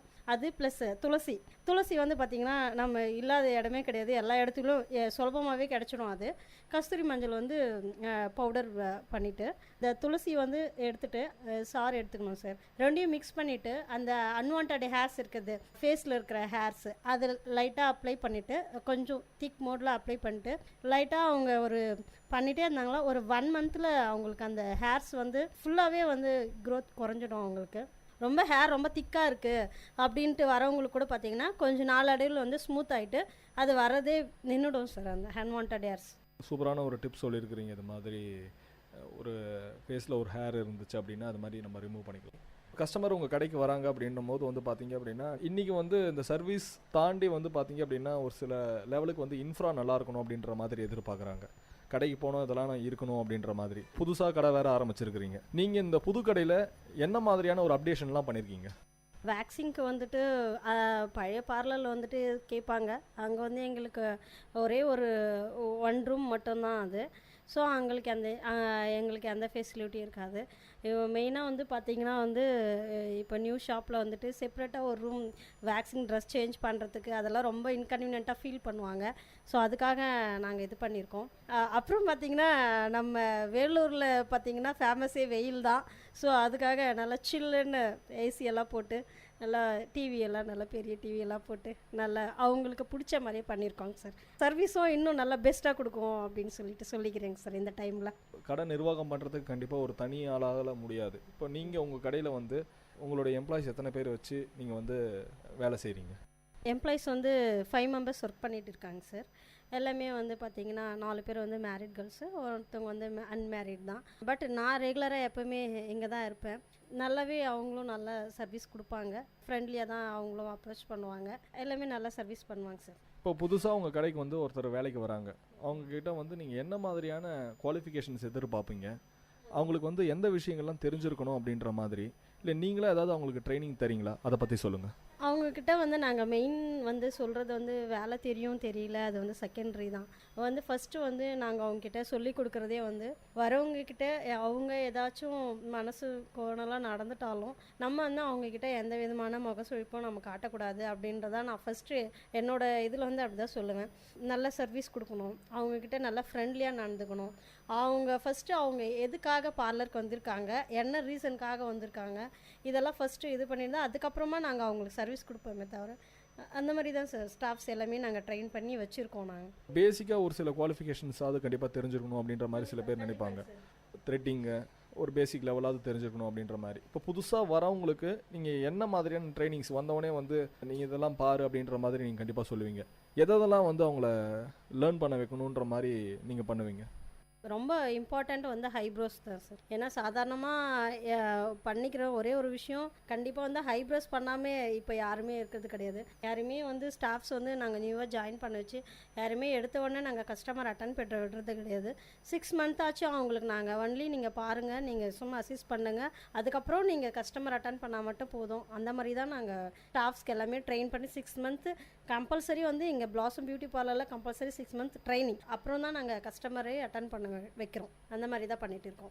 இது மூலமாக உங்களுக்கு வந்து வருமானம் எவ்வளோ கிடைக்குது? நீங்கள் ஸ்டார்டிங்கில் வந்து நீங்கள் கண்டிப்பாக மறக்க முடியாத ஒரு விஷயமா இருந்திருக்கும். ஏற்கனவே ஒரு பியூட்டி பார்லர் வச்சு இன்னும் ஒரு விரிவாக்கம் பண்ணியிருக்கீங்க இந்த பியூட்டி பார்லரில். நீங்கள் முதல்ல எவ்வளோ சம்பாரிச்சிங்க, அந்த அனுபவங்களை பற்றி சொல்லுங்கள். எனக்கு வந்து பார்த்தீங்கன்னா ஃபஸ்ட்டு நான் இங்கே வந்து விஐடி சைட்டில் வந்து நான் பார்லர் வைக்கும்போது எனக்கு எந்த பெரிய இன்கம் எதுவும் வரலைங்க சார். ஏன்னா பிகாஸ் வந்து ஸ்டூடெண்ட் வரமாட்டாங்க, பயந்துட்டு வரமாட்டாங்க. ஏதோ புது பார்லர் என்ன பண்ணுவாங்க ஏது பண்ணுவாங்க அப்படின்னு. அப்படியும் இல்லாமல் சில பேர் வருவாங்க. எங்களுக்கு எந்த விதமான அட்வர்டைஸ்மெண்ட்டு அந்த மாதிரியெல்லாம் எதுவுமே கிடையாது. ஸ்டார்டிங்கில் பார்த்தீங்கன்னா எங்களுக்கு ஒரு வந்த கஸ்டமர் அவங்கக்கிட்ட போயிட்டு அவங்க ஃப்ரெண்ட்ஸ் சர்க்கிளில் சொல்லி அதுக்கப்புறம் தான் வருவாங்க. ஸ்டார்டிங்கில் ரொம்ப டல்லாக தான் இருந்ததுங்க. இப்போது பரவாயில்லைங்க சார், ரொம்பவே எங்களுக்கு உள்ள கஸ்டமர் நிறைய இருக்காங்க, ரொம்ப சந்தோஷமாக இருக்குது. இப்போ நாங்கள் செகண்ட் பிரான்ச்சு ஸ்டார்ட் பண்ணியிருக்கோம் அப்படின்றதுக்கு காரணமே வந்து விஐடி ஸ்டூடெண்ட்ஸ் மட்டும்தான். அவங்கள தான் நான் ரொம்ப ஹானர் பண்ணுறேன். அவங்களால தான் நான் செகண்ட் பார்லர் வைக்கிறதுக்கு எனக்கு ரொம்ப மோட்டிவேஷன். வர மொத்தமும் சொல்லுவாங்க, நீங்கள் இன்னும் டெவலப் பண்ணுங்கள் அக்கா, நல்லா பண்ணுங்கள் பார்லர், நல்லா சர்வீஸ் பண்ணுறீங்க, நல்லா டெவலப் பண்ணுங்கள், இன்னும் நல்லா பெரிய இடம் எடுத்து பண்ணுங்கள் அப்படின்ட்டு ரொம்ப ஒரு ஸ்டூடெண்ட்டும் ரொம்ப மோட்டிவேஷன் பண்ணுவாங்க. ஸோ அது ரொம்ப நான் ஸ்டூடெண்ட்ஸ்க்கு ரொம்ப தேங்க்ஸ் பண்ணிக்கிறேன் இந்த டைமில். ஒரு பெண்ணாக இருந்து இவ்வளோ தூரம் நீங்கள் வளர்ந்து வந்திருக்கிறீங்க. நீங்கள் வந்து இப்போ நிறைய பேர் வீட்டில் இருப்பாங்க, கண்டிப்பாக அவங்களுக்கு திறமைகள் இருந்தும் சாதிக்க முடியாத இருப்பாங்க. அவங்களுக்கு நீங்கள் என்ன சொல்ல விரும்புகிறீங்க? நிறைய ஆப்பர்ச்சுனிட்டிஸ் இருக்குது. இந்த மாதிரி வந்து ஒரு பியூட்டி பார்லர் ஸ்டார்ட் பண்ணலாம், இல்லை சொந்தமாக அவங்களே வேறு ஏதாவது கூட செய்யலாம். நீங்கள் ஸ்டார்டிங்கில் வந்து இந்த ஸ்ட்ரகிள்லாம் ஃபேஸ் பண்ணி தான் இன்றைக்கி இந்த லெவலுக்கு நீங்கள் வளர்ந்து நிற்கிறீங்க. அவங்களுக்கு நீங்கள் வந்து ஒரு பாசிட்டிவான விஷயமா நீங்கள் என்ன சொல்ல விரும்புகிறீங்க? சார், நம்ம வீட்டில் இருக்கிற வழியும் தான் நம்ம எல்லாமே வந்து மழை போல் தெரியும். வெளியே வந்துட்டால் எதுவுமே வந்து எல்லாமே வந்து சாத்தியம்தான். என்ன சொல்ல வரேன்ட்டா, இது பியூட்டி பார்லருன்றது வந்து பெரிய வந்து இதுவோ எதுவுமே கிடையாது, ஒன்றுமே இல்லை. நம்ம ஃபேஸில் இருக்கிற ஸ்மைலும் நம்ம கையில் இருக்கிற அந்த சாஃப்டான ஒரு ஹேண்டில் அவங்களுக்கு கொடுக்குற ஒரு டச் மட்டும்தான் வந்து அவங்கள வந்து கஸ்டமரை கவர் பண்ணுறதான். லேடிஸ் வந்து எல்லா ஃபீல்டுக்குமே போகலாம், எல்லா இதுவுமே பண்ணலாம். அதே மாதிரியே தான் வந்து வீட்டில் அக்கௌண்டருங்க அட்லீஸ்ட் உங்களால் முடிஞ்சது ஏதோ ஒன்று ஒரு ஏதாச்சும் ஒரு பிஸ்னஸ் பண்ணுங்கள். இந்த மாதிரி பியூட்டி பார்லர்ஸ்க்கு வாங்க. எங்கள் கடையில் வந்து நான் எதுவும் பேமெண்ட் எல்லாம் எதுவும் லேடிஸ்க்கு வாங்குறது இல்லைங்க சார். நான் கற்றுக் கொடுப்பேன், ஸ்டைஃபன் மாதிரி எதனா கொடுப்பேன். அது அவங்கள பொறுத்து இருக்குது. அவங்களோட மைண்ட் லெவலில் அவங்க கற்றுக்கணும் அப்படின்ற எண்ணத்தோடு எங்கள் கடைக்கு வந்தாங்கன்னா நாங்கள் நிச்சயமாக கற்றுக் கொடுப்போம். எங்களால் முடிஞ்ச எல்லா உதவியும் நாங்கள் பண்ணுவோம். எல்லா பெண்களுக்குமே வாழ்த்துக்கள் சார், ஏதாச்சும் ஒரு வழியில் முன்னேறணும் அப்படின்னு சொல்லிட்டு. ரொம்ப நல்லா சொன்னீங்க. விஐடி கம்யூனிட்டி ரேடியோ சார்பாக நாங்கள் நன்றியை தெரிவிச்சுக்கிறோம். நன்றி, வணக்கம். இன்றைக்கி அனுபவம் மேடை நிகழ்ச்சியில் விஐடிக்கு ஆப்போசிட்டில் பிளாசம்ஸ் பியூட்டி பார்லர் வச்சிருக்கிற திருமதி சுகந்தா அவர்கள் நம்மக்கிட்ட நிறையா விஷயங்கள் பியூட்டி பார்லரை பற்றி ஷேர் பண்ணிக்கிட்டாங்க. மீண்டும் ஒரு அனுபவ மேடை நிகழ்ச்சியில் உங்களை சந்திக்கும் வரை உங்களிடமிருந்து விடைபெறுவது நான் சரவண கார்த்திக். நீங்கள் கேட்டுக்கொண்டிருப்பது விஐடி பண்பலை 90.8 விஐடி பல்கலைக்கழகத்தின் சமுதாய வானொலி. நேர்கள் இதுவரை கேட்டது அனுபவ மேடை. மக்கள் தங்கள் வாழ்க்கை அனுபவங்களையும் முன்னேற்ற பாதைகளையும் விரிவாக கலந்துரையாடும் நிகழ்ச்சி. உங்கள் விஐடி பண்பலை 90.8 விஐடி பல்கலைக்கழகத்தின் சமுதாய வானொலி.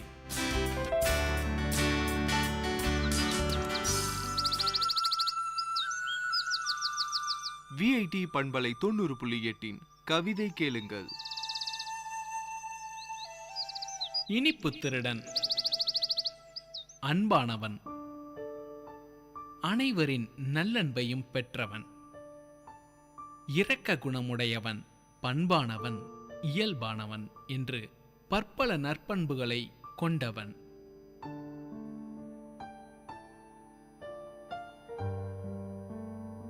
கல்லூரி விடுதியில் நுழையும் புதியவர்களை ஒரு சடுதியில் நட்பு கொள்ள தூண்டுபவன். படிப்பில் கெட்டிக்காரன், அரட்டையில் சுட்டிக்காரன், ஆண் என்றும் பெண் என்றும் பிரித்து பார்க்காத நண்பன். இத்தனை நற்குணங்களும் ஒரு சேர பெற்றவன். அவனுக்குள்ளும் ஒளிந்திருந்தான் ஒரு கள்வன்.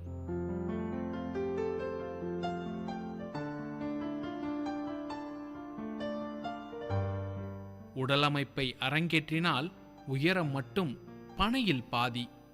உடலமைப்பை அரங்கேற்றினால் உயரம் மட்டும் பனையில் பாதி. புன்னகைக்கும் பற்கள் கொட்டும் வெள்ளியின் வெள்ளை. முருங்கைக்காய் பறிக்க துரட்டி தேடாத கைகள். முருங்கைக்காய் பறிக்க துரட்டி தேடாத கைகள். மடக்கி உட்கார முடியாத கால்கள். குறுக்கும் நெடுக்குமாய் ஓடித்திரியும் கருவிழிகள். இன்னும் சொல்ல நிறைய இருப்பினும் உள்ளொளிந்துள்ளவனை காணச் செல்வோம் வாருங்கள். கல்வன் என்று சொன்னால் மாபெரும் கல்வன் அல்ல, சின்னஞ்சிறு கல்வனும் அல்ல. இடைப்பட்டு நிற்பவன், இனிப்புக்களை திருடுபவன். இவன் இனிப்பு திருடன்.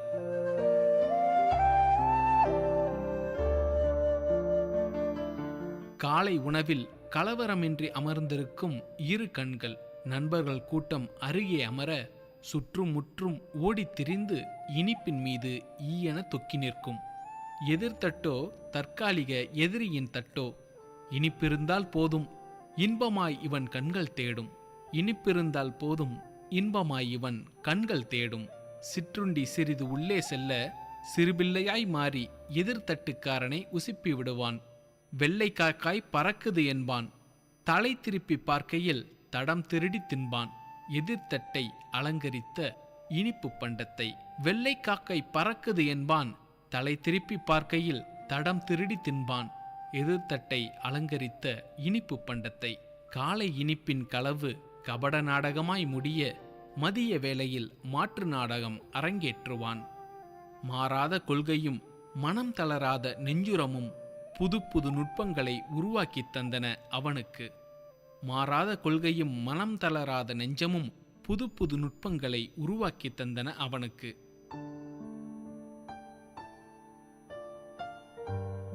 சாப்பாட்டு மேசையில் தண்ணீர் குவளைகளை காலி செய்வான். இனிப்போடு அமர்ந்திருப்போரை ஏவல் சொல்லி தண்ணீர் கேட்பான். அடுத்த மேசை சென்று வருகையில் அதிர்ச்சியொன்று பரிசாய் நிற்கும் சாப்பாட்டு தட்டில். அடுத்த மேசை சென்று வருகையில் அதிர்ச்சி ஒன்று பரிசாய் நிற்கும் சாப்பாட்டு தட்டில். ஆகாரமென்றும் பாராமல் அப்பட்டமாய் திருடி தின்பான். நியாயம் கேட்டால் நண்பன் என்பான். ஆகாரமென்றும் பாராமல் அப்பட்டமாய் திருடி தின்பான். நியாயம் கேட்டால் நண்பன் என்பான். இவன் திருடும் நுட்பங்கள் ஆயிரம் ஆயிரம். இவன் இனிப்பு திருடன்.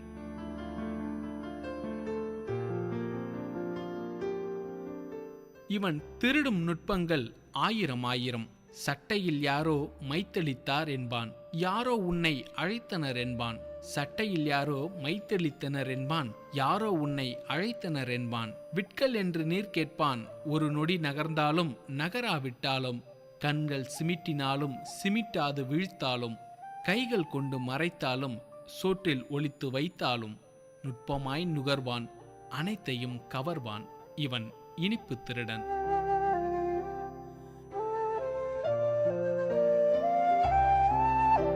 இவனுக்கு போட்டியாய் வந்துதித்தான் ஒருவன். இனிப்போடு நிறுத்தாமல் இன்னமும் கவர்ந்தான். வாழைப்பழமென்றால் வழக்கமாய் திருடுபவன் மாம்பழம் தந்தால் மல்லு கட்டி கவர்வான். அவனையும் அசர வைத்தான் இனிப்பு திருடன். அன்று அறுவர் தட்டில் அரவமின்றி எடுக்கப்பட்ட இனிப்புகள் அனாயாசமாய் காணாமல் போனது இனிப்பு திருடனின் கைவரிசையோடு. பழம் பறித்தவன் தட்டும் சிதறி கிடந்தது. பார்த்தவர்கள் கண்கள் குளமாய் வழிந்தது. பழம் பறித்தவன் தட்டும் சிதறி கிடந்தது. பார்த்தவர்கள் கண்கள் குளமாய் வழிந்தது. இனிப்பு திருடன் தின்று தீர்த்தான் அனைவரின் இனிப்புக்களையும். இனிப்பு திருடன் தின்று தீர்த்தான் அனைவரின் இனிப்புக்களையும், நட்பில் இனித்தவைகளையும்.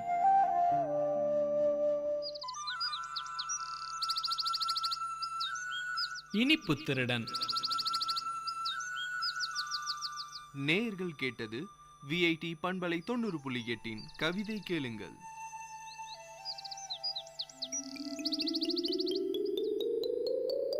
ஹாய் குட்டீஸ், இது விஐடி பண்பலை 90.8.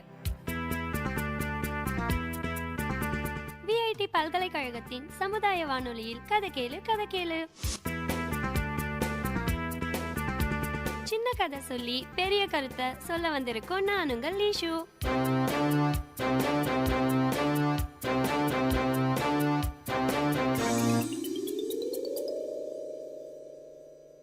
ஒரு இடத்துல கழுதை ஒண்ணு நிறைய பொதி மூட்டைகளை சுமந்துட்டு நடந்து போயிட்டு இருந்தது. அந்த கழுதைக்கு பின்னாலேயே கழுதையோடைய எஜமானரும் அவர் வளர்க்கும் நாயும் கூடவே வந்துட்டு இருந்தாங்க. அப்படி போகும்போது எஜமானருக்கு ரொம்ப டயர்ட் ஆயிட்டு ஓய்வு எடுக்கலாம்னு முடிவு பண்ணி புல்தரைய பார்த்ததும் கழுதி அங்க மேய விட்டு மரத்தோட நிழலுக்கு போய் நல்லா படுத்து தூங்கிட்டாரு. அப்போ கழுதை அங்கிருந்த புல்லையெல்லாம் நல்லா சாப்பிட்டது. ஆனா பாவம், நாய்க்கு தான் சாப்பிட எதுவுமே கிடைக்கல. அதுக்கு ரொம்ப பசியாவும் இருந்தது. பொறுத்து பொறுத்து பார்த்த நாய் கடைசியா வேற வழி தெரியாம கழுதைய பார்த்து, நண்பனே, என்னால பசிய தாங்க முடியல, ரொம்ப பசிக்குது, எஜமானரும் நல்லா தூங்குறாரு, கொஞ்சம் கீழே படு, நான் உன் பொதியில இருந்து கொஞ்சம் சாப்பாட்டை எடுத்துக்கிறேன்னு கெஞ்சி கேட்டதாம். ஆனா அந்த கழுதை கொஞ்சம் கூட நாயோட கெஞ்சல மதிக்கவே இல்ல. அது மட்டும் ஜாலியா புல்ல சாப்பிட்டுட்டு இருந்தது. நாயும் விடாம கெஞ்சி கேட்டுச்சான். நாயோட தொந்தரவை தாங்க முடியாத கழுதை, அட என்னப்பா அவசரம், எஜமானர் எழுந்திருக்கட்டும், அவர் சாப்பிடும்போது உனக்கும் தானே கொடுப்பாருன்னு கழுதை சொல்லிச்சான். வேற வழி இல்லாம நாய் சோர்ந்து போய் படுத்துக்குச்சான். அப்போ அந்த வழியா வந்த ஒரு ஓநாய் கழுதைய பார்த்த உடனே பாய வந்துச்சு. கழுதை உடனே பயத்துல அலறி, நண்பா சீக்கிரம் ஓடி வந்து என்ன காப்பாத்துன்னு நாய பார்த்து கத்துச்சான். படுத்திருந்த இடத்தை விட்டு எழுந்திருக்காத நாயும், ஏன் அவசரப்படுற, கொஞ்சம் பொறுமையா இரு, எஜமானர் எழுந்த உடனே உன்னை கட்டாயம் காப்பாத்துவாருன்னு சொல்லிச்சான். கழுதை நாய்க்கு உதவி செய்யாமல் தான் செஞ்ச தவற நினைச்சு வருத்தப்பட்டுச்சு. இந்த கதையில இருந்து என்ன தெரிஞ்சுக்கிட்டோம் குட்டீஸ்? நாம மத்தவங்களுக்கு உதவினாதான் மத்தவங்களும் நமக்கு உதவி செய்வாங்க. இதுக்கப்புறம் எல்லாருக்கும் உதவி செய்வீங்க தானே?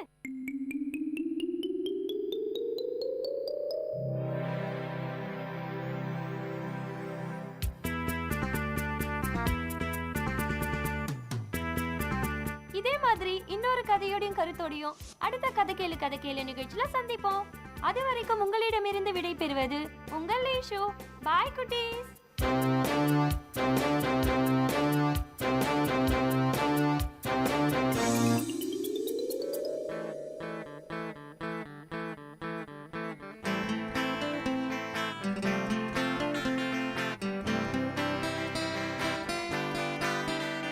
உங்கள் இல்லம் நுழைந்திடும், உங்கள் செவிகளை தீண்டிடும், உங்கள் மனதினை வருடவே பண்பலையாய் மலருதே. உங்கள் இல்லம் நுழைந்திடும், உங்கள் செவிகளை தீண்டிடும், உங்கள் மனதினை வருடவே பண்பலையாய் மலருதே. VIT 90.8 வேலூரில் நாங்கதாம்பே. VIT 90.8.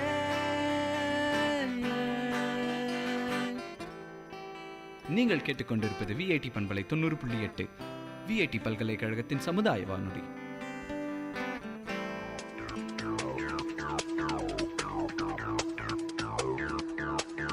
நேர்களே, இது விஐடி பண்பலை 90.8. இந்த நிகழ்ச்சி திரைக்கடலோடி கண்டங்களை இணைக்கும் ஒரு புரிதல் தொடர்.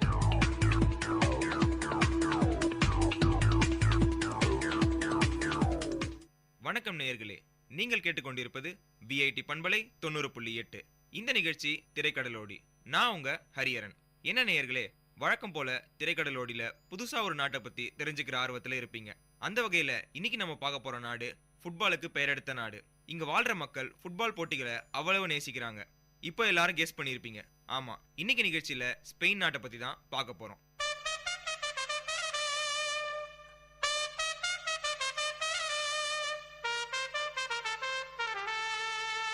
இப்ப ஸ்பெயின் நாட்டை பத்தின பொதுவான தகவல்களை பார்க்கலாம். ஸ்பெயின் அல்லது ஸ்பெயின் ராஜ்யம்னு அழைக்கப்படுற இந்த நாடு ஐரோப்பிய கண்டத்தோட தென்மேற்கு பகுதியில் இருக்கு. ஸ்பெயின் நாட்டோட பரப்பளவு 5,04,782 சதுர கிலோமீட்டர்கள். உலகின் 51வது பெரிய நாடு ஸ்பெயின்.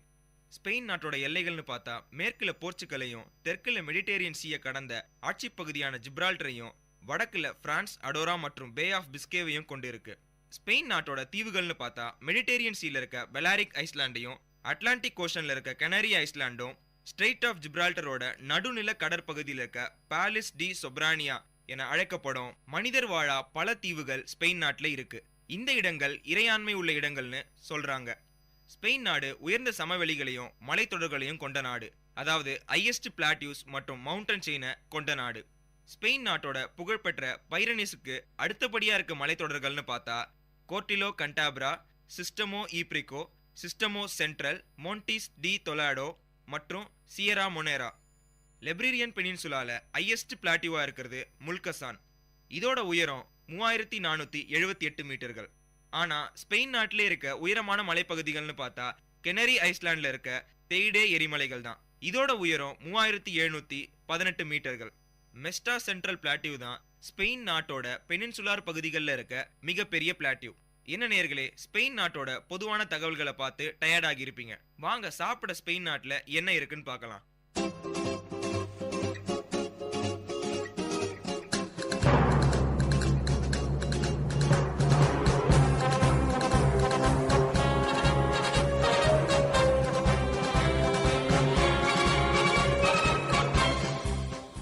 இப்ப நம்ம பார்க்க போறது ஸ்பெயின் நாட்டோட உணவு வகைகளை பத்தி தான். மொத்தம் ஸ்பெயின் நாட்டுல 24 பிரபலமான உணவு வகைகளும் 13 வித்தியாசமான சூப் வகைகளும் 10 சாஸ் வகைகளும் 14 டெசர்ட் வகைகளும் இருக்கு. இதுல ரொம்பவும் பிரபலமான உணவு வகைகள்னு பார்த்தா சிரிட்டா, காசஸ், மெரிண்டா, பிஞ்சிட்டோஸ், ரோப்பா விஜியி, பிஞ்சிகோ மற்றும் கோகா. இந்த உணவு வகைகள் எல்லாம் சாப்பிட்டு பார்த்தாதான் இதோட தனித்துவம் என்னன்னு தெரியும். ஸ்பெயின் நாட்டுக்கு போனீங்கன்னா இந்த டிஷ் எல்லாம் கண்டிப்பா சாப்பிடாம வந்துடாதீங்க. இப்ப ஸ்பெயின் நாட்டோட அரசியல் கட்டமைப்பை பத்தி பார்க்கலாம். ஸ்பெயின் நாடு அரசியல் சட்ட முடியாட்சியின் கீழ் அமைந்ததும் நாடாளுமன்ற முறையில் அமைஞ்ச ஒரு குடியரசு நாடு. 1978ஆம் ஆண்டு ஸ்பெயின் நாடு சர்வாதிகார ஆட்சியிலிருந்து குடியரசுக்கு மாறியது. 1812 தான் ஸ்பெயின் நாட்டோட அரசியல் வரலாறுகள் தொடங்குச்சு. ஆனா குடியரசுக்கு மாறுவதற்கான அரசியல் சீர்திருத்தங்கள் மிகவும் தாமதமாக இடம்பெற்றதுனால பொறுமை இழந்த அப்ப இருந்த ஸ்பெயின் நாட்டோட அரசர் முதலாம் வான் கார்சோல் அடோல் ஸ்வராஜ் என்பவரை புதிய பிரதமரா அமைச்சு அரசியல் திட்டங்களை அமைச்சாங்க. 1978ஆம் ஆண்டு டிசம்பர் மாசம் 6ஆம் தேதி இடம்பெற்ற தேசிய மக்கள் கருத்தறியும் வாக்கெடுப்புல புதிய சட்டத்துக்கு 88% வாக்குகள் கிடைச்சிச்சு. இந்த அரசியல் சட்டத்தின்படி ஸ்பெயின் நாட்டுல 14 தன்னாட்சி சமூகங்களும் 2 தன்னாட்சி நகரங்களும் உள்ளடக்கியது. இப்ப ஸ்பெயின் நாட்டோட பிரதமரா இருக்கவரு மரினோ ரஜாய். வளர்ச்சியடைந்த நாடுகள்ல ஒன்னான ஸ்பெயின் நாட்டோட பொருளாதாரத்தை பத்தி பார்த்தா உள்நாட்டு உற்பத்தியின் அடிப்படையில உலகுல 12வது இடத்துல இருக்கு. ஸ்பெயின் நாட்டோட மக்கள் உயர்ந்த வாழ்க்கை தரம் கொண்ட மக்கள். ஸ்பெயின் நாடு ஐக்கிய நாடுகள் அவை, நோட்டா, பொருளாதார ஒத்துழைப்புக்கும் வளர்ச்சிக்குமான அமைப்பு, உலக வணிக அமைப்பு ஆகிய அமைப்புகள்ல உறுப்பு நாடா இருக்கு. ஸ்பெயின் நாட்டோட தேசிய மொழி ஸ்பானிஷ். நவீன காலங்கள்ல ஸ்பெயின் நாடு உலக பேரரசா உருவாகி பல இடங்கள்ல தன்னோட செல்வாக்கு பகுதிகளை உருவாக்குச்சு. இதனால ஸ்பெயின் மொழி பேசப்படுற மக்களோட எண்ணிக்கை இன்னைய அளவுல ஏறத்தாழ 500 மில்லியனா இருக்கு. ஸ்பெயின் நாட்டோட தலைநகரம் மேட்ரிட். இந்த மேட்ரிட் ஐரோப்பிய ஒன்றியத்தோட 3வது பெரிய நகரம். இந்த நகரத்தோட மொத்த பரப்பளவு 604.3 ஸ்கொயர் கிலோமீட்டர்கள். இந்த நகரத்தோட மக்கள் தொகை ஏறத்தாழ 3.3 மில்லியனா இருக்கு.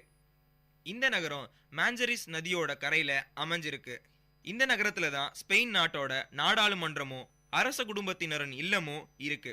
இது மட்டும் இல்லாம ஸ்பெயின் நாட்டோட பொருளாதார, கலாச்சாரம் மற்றும் பண்பாட்டுக்கு ஒரு மைய பகுதியா மேட்ரிட் இருக்கு. அதிக பொருளாதார வாய்ப்புகளும் சிறந்த வாழ்க்கை தரமும் கொண்ட இந்த மேட்ரிட் தான் தென் ஐரோப்பாவினுடைய முதன்மையான பொருளாதார மையமா இருக்கு. என்ன நேயர்களே, ஸ்பெயின் நாட்டோட அரசியல், பொருளாதாரம், தலைநகரம் பத்தி எல்லாம் பார்த்து போர் அடிச்சிருக்கோம். சரி வாங்க கொஞ்சம் ஸ்பெயினை சுத்தி பார்க்கலாம்.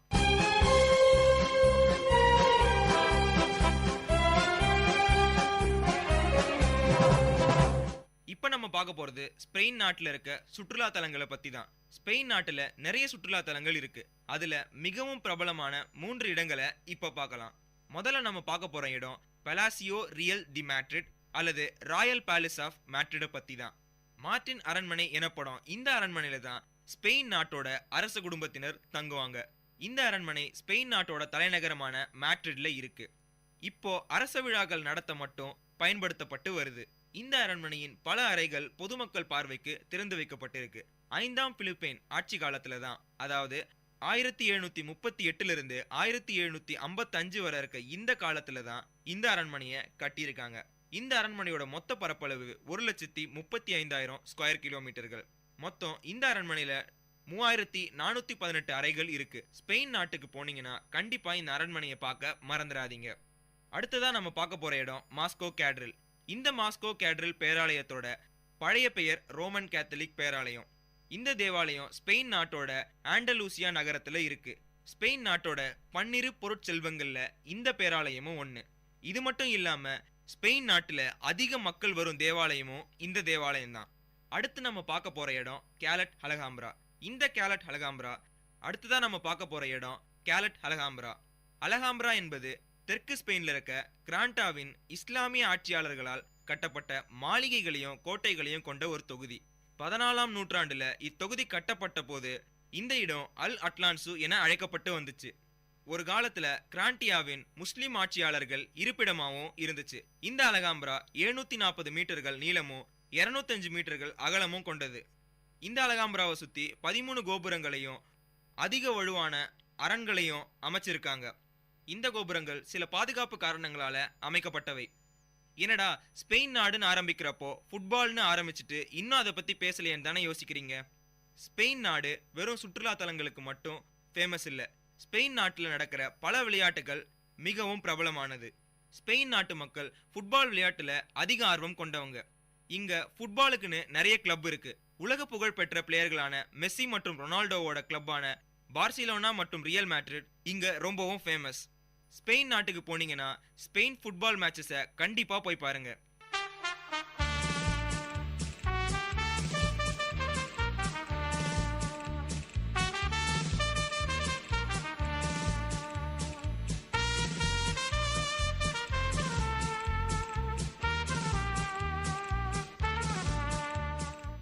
என்ன நேயர்களே, இந்த நிகழ்ச்சியில ஸ்பெயின் நாட்டோட சிறப்பு தகவல்களை பத்தி தெரிஞ்சிட்டு இருந்திருப்பீங்க.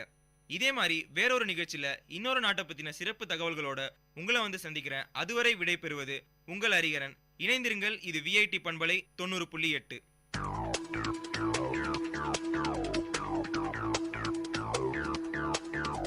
நேயர்கள் இதுவரை கேட்டது திரைக்கடலோடி, கண்டங்களை இணைக்கும் ஒரு புரிதல் தொடர்.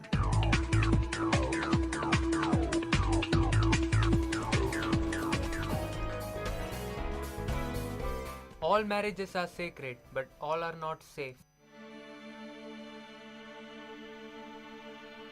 Around 70% of women in India are victims of domestic violence. National Crime Records Bureau reveals that a crime against a woman is committed in every 3 minutes and a dowry death occurs in every 77 minutes. And one case of cruelty committed by either the husband or the relative of the victim occurs in every 9 minutes. According to the UNICEF Global Report on Adolescence 2012, 57% of boys and 53% of girls in India think a husband is justified in hitting or beating his wife.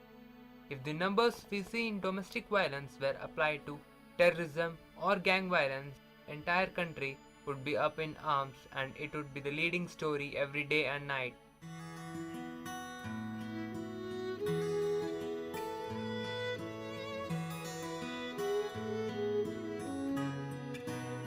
Latika belongs to a poor family of Dashpur village. She completed her graduation and is working as a teacher in a school in Mahanagar city. Raj, coming from a well-off family, is also working in the same school as a teacher. They both are in love and are planning to marry each other. Latika, my parents would like to see you to decide upon our marriage. We'll be coming tomorrow to your house. Okay, Raj, I'll make the arrangements. Raj, along with his family, comes to see Latika. Latika is very well brought up and a simple educated girl. She is the only educated girl from our village. I am happy to give my daughter to you, Raj. I'll take care of her, Papa. I never thought that my son would ever go for a love marriage. Even though we are agreeing for this marriage, only because we are sure that you will give your daughter a handsome amount of money so that they can lead a happy married life. All that I have made is for Latika only. I will be happy if she is happy. We will be happy if you give us 1 lakh rupee and a two-wheeler. I will make sure that you will get it before the marriage. Marriage is over and the scene follows the next very day of marriage. Latika, how's the environment here? I know you will be homesick. No, Maji, I'm happy and I feel like being at home. After 1 month of marriage, Latika, where's my tea? Wait, Maji, I'm bringing it. Don't you know that I need my tea at 4 in the evening? Maji, sorry, I had to correct some answer sheets. It was a very urgent work. Here is your tea. Already a lot of work is pending. Raj comes back home. Latika, tea. I had just made tea for Maji and I have lots of work to do. Ask your mom to make it for you, please. Latika moves towards the study room. Why should I make tea for you? That's the reason I got you married. Latika is having a lot of work in school. Still, she manages to do all the household chores. If she can't do all this, then ask her to quit the job. Quit the job? At any cost, I won't leave my job. It's 2 years of my hard work that I ended up in this job. I'll somehow manage to do all my duties, but I won't quit the job. पहले घर का काम, फिर बाहर का. Similar things happen for a couple of days. Suddenly, one day the situation turns very tense. Latika, you have to leave the job. Because you are not doing any household work and not taking care of my mom. She has become unhealthy and weak. I want you to quit the job. I did not know that you will also support your mom and go against me, Raj. I did not expect this from you. If you are so insistent, then okay, I'll quit my job. After 2 weeks, the whole family is in a monetary crisis. Latika, see, Raj's salary is not sufficient to run the house. You only asked me to quit the job, na? And now what do you expect me to do? Should I go on the streets and beg? How can you talk to me like this? Is this the way you talk to elders? We are facing crisis only because of you, and you will have to bring the money. What? This is ridiculous. Already my father has given you all his life savings. Now where will I get money from? I don't want to hear all that shit. Manage from anywhere. All I need is 30,000 by the end of this week. No, Maji, please don't do this to me. Already I have quitted the job for you people, for your happiness. My father is already in debt. No excuses. I need the money.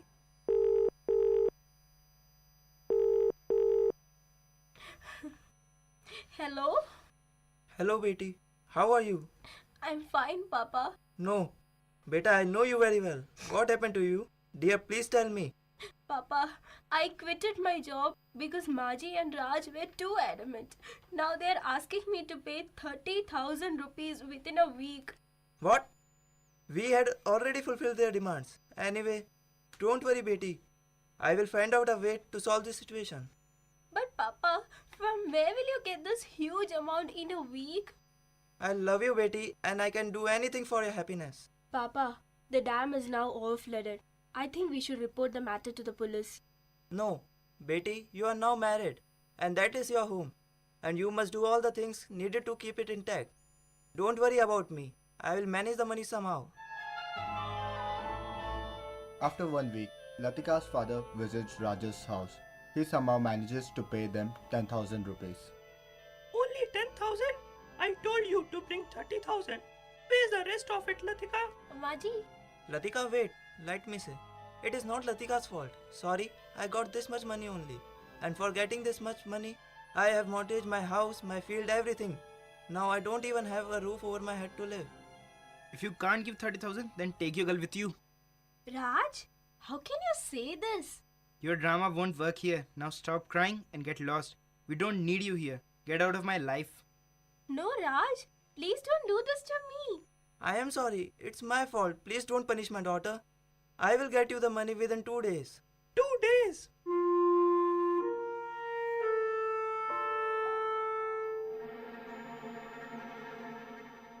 At the dining table.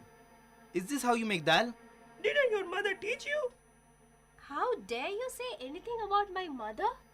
आजकल तेरे नखरे बहुत देख रहा हूँ मैं. क्यों और कोई मिल गया है क्या साली?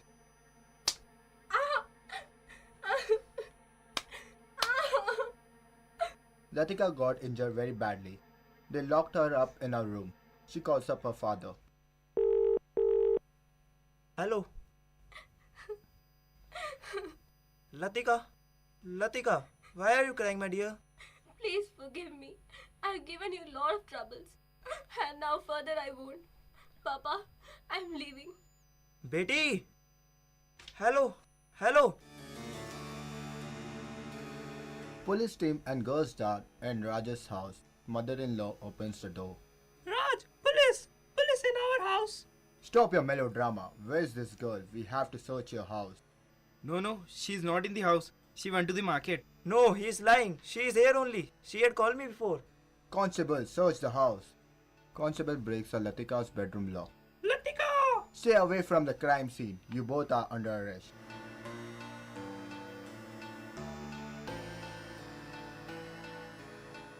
The danger is real. Domestic violence hurts all family members. When a person is abusive, he or she eventually loses the trust and respect of his or her partner. Abused partners are afraid to communicate their feelings and needs. Everyone has a right to feel safe in a relationship. Disagreement develop from time to time in relationship. Domestic violence is not a disagreement. It is a whole pattern of behavior used by one partner to establish and maintain power and control over the other. These behaviors can become more frequent and intense over time. They are destructive and dangerous. The abusive person is responsible for this behavior. That person is the only one who can change them. Don't wait until you and the one you love get hurt. You are not alone. Raise your voice. Patterns left uninterrupted can continue forever.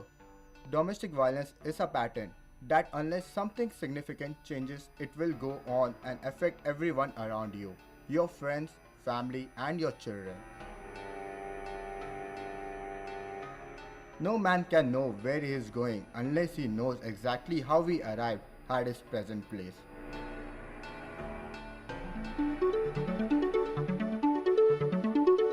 Mixed Bag, a program with no boundaries, a bag which fits everything. Yes, it's the program which features the mixture of all titles. So, tighten your earplugs for the program with no boundaries. Welcome friends, this is Vit Community Radio 90.8 and you are listening to the program Wake Up Now. I am Siddhartha Verma. Wake Up Now is a show in which we discuss about various social issues deep-rooted in our society, their causes, consequences, case studies, and their best probable solutions. In this episode, we are going to discuss about child labor. Let us try to understand who is exactly a child labor. International Labour Organization defines the term child labor as work that deprives children of their childhood, their potential, and their dignity, and that is harmful to physical and mental development. It refers to work that is mentally, physically, socially, or morally dangerous and harmful to children, or work whose schedule interferes with their ability to attend a regular school, or work that affects in any manner their ability to focus during school or experience healthy childhood. UNICEF defines child labor differently.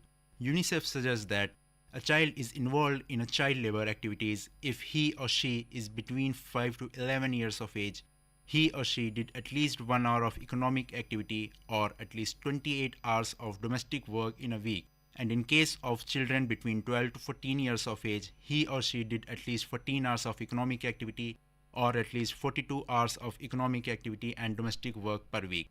India's Census 2001 office defines child labor as participation of a child less than 17 years of age in any economically productive activity with or without compensation, wages or profit. Such participation could be physical or mental or both. This includes part-time help or unpaid work on the farm, family enterprises, or in any other economic activities such as cultivation and milk production for sale or domestic consumption. Indian government classifies child laborers in two groups. Main workers are those who work 6 months or more per year, and marginal child workers are those who work at any time during the year but less than 6 months in a year. Some child rights activists argue that child labor must include every child who is not in school because he or she is a hidden child worker. UNICEF, however, points out that India faces major shortage of schools, classrooms, and teachers, particularly in rural areas where 90% of child labor problem is observed. About 1 in 5 primary schools have just one teacher to teach students across all grades. When talking about the percentage of child labor in India, the situation is very sad. In spite of efforts made by the government, the census found an increase in the number of child labor from 1.12 crores in the year 1991 to 1.26 crore in the year 2001. According to the census 2001 figures, there are 1.26 crore working children in the age group of 5 to 14 as compared to the total child population of 25.2 crores. There are approximately 12 lakh children working in the hazardous occupations which are covered under Child Labor Act. In an interview on 1st May 2014 in Chennai, a senior representative of UNICEF said that after 67 years of independence, it is a shame that measures to prevent child labor remain unimplemented and the issue itself is under monitoring and regulations. He said it was the time that the various regulations on the child labor were removed. These regulations, he said, were nothing but an open admission of existence of child labor even after so many decades of independence. Now let's have a look on various causes of child labor. Well, the biggest cause which leads a child indulged in labor activities is poverty. People living below poverty line often force their children to work in order to financially support their family. According to Tamil government's Child Labor Rehabilitation cum Welfare Society, following are the major causes of the child labor: poverty, parental illiteracy, tradition of making child learn the family skills, absence of universal compulsory primary education, social apathy and tolerance of child labor, ignorance of parents about the adverse consequences of child labor, ineffective enforcement of legal provisions pertaining to child labor, non-availability of and non-accessibility to schools, irrelevant and non-attractive school curriculum. Employers prefer child labor as they constitute cheap labor and they are not able to organize themselves against exploitation.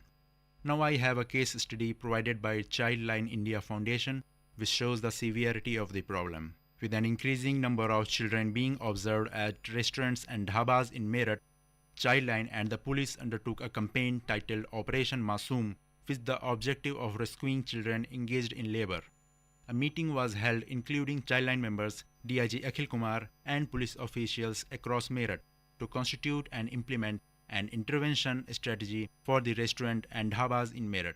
As a part of an intervention which was being planned and carried out, 80 children below the age of 14 years were rescued from restaurant and dhabas. The team worked about 15 to 20 days as part of the campaign, observing the target groups. After identifying the laborers, the list was classified on the basis of police station in their different areas such that the entire city of Meerut could be covered. During the rescue, the children's name, age, employer name, address of the shop, along with the other details were noted. The Childline team felt that it was imperative to provide a positive outlook to the people involved, be it the child who was the victim of the child labor or the person who employed the child as laborer or even the children's parent who allowed their child to work. Childline Meerut moved on to provide counseling to all the children rescued and to their parents. A few children didn't have an option but to work due to poor conditions back home. The children were produced before a CWC member who directed them to a temporary shelter home. Meanwhile, their addresses were traced, their parents were contacted, and the children were sent back home.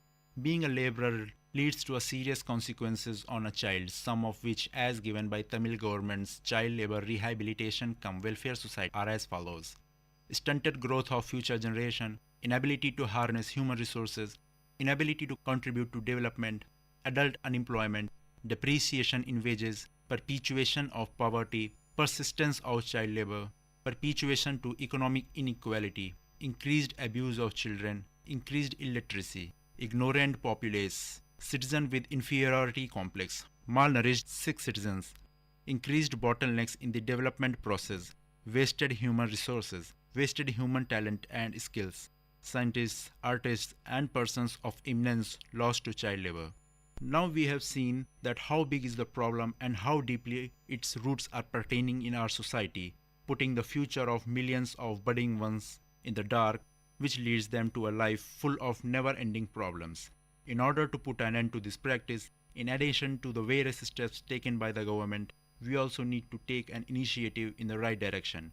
And as once said by Lao Tzu, the philosopher and poet of ancient China, even a journey of 10,000 miles starts with a step. In the next episode, we will be witnessing another social issue, analyzing its causes, consequences, and the part we can play in its eradication from the society. This is Siddharth Verma, and you are listening to the program Wake Up Now, and this is VIT Community Radio. Dear listeners, this is Mixed Bag at VIT Community Radio 90.8. Meet you next time with another episode of Mixed Bag.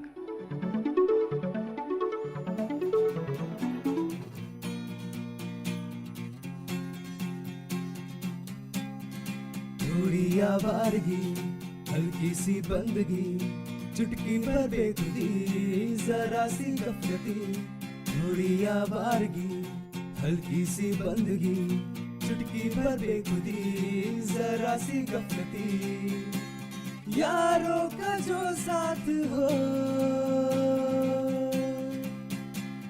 यारों का जो साथ हो,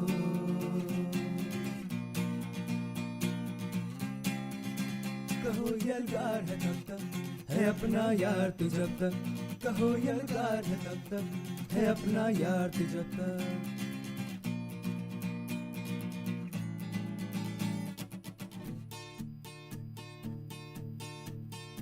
शहरों की गलियों में, चने की फलियों में, लहरों में झाग है जैसे, सिगरी में आग है जैसे. बुलंद है अपनी यारी, हो गम चाहे दुश्वारी, पड़ी जब किस्मत भारी. चाहे शहर का हाला, पिया बन के हम प्याला, है रूठी प्रीतम जब जब मना लाया है तू तब तक. वो फटफटी की सवारी, सड़कों पे लहरी मारी, जीने का मरकज यारी, है मौजों की फुलवारी.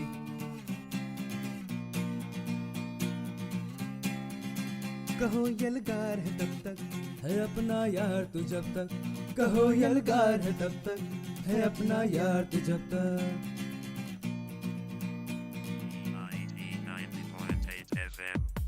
உள்ளம் கொள்ளை போகுமே VITயின் ரேடியோ, பங்கு பெற வாருங்கள். நிகழ்ச்சிகள் ஆயிரம், தீரன்களின் சங்கமம், திறமைகள் வெளிப்படும்.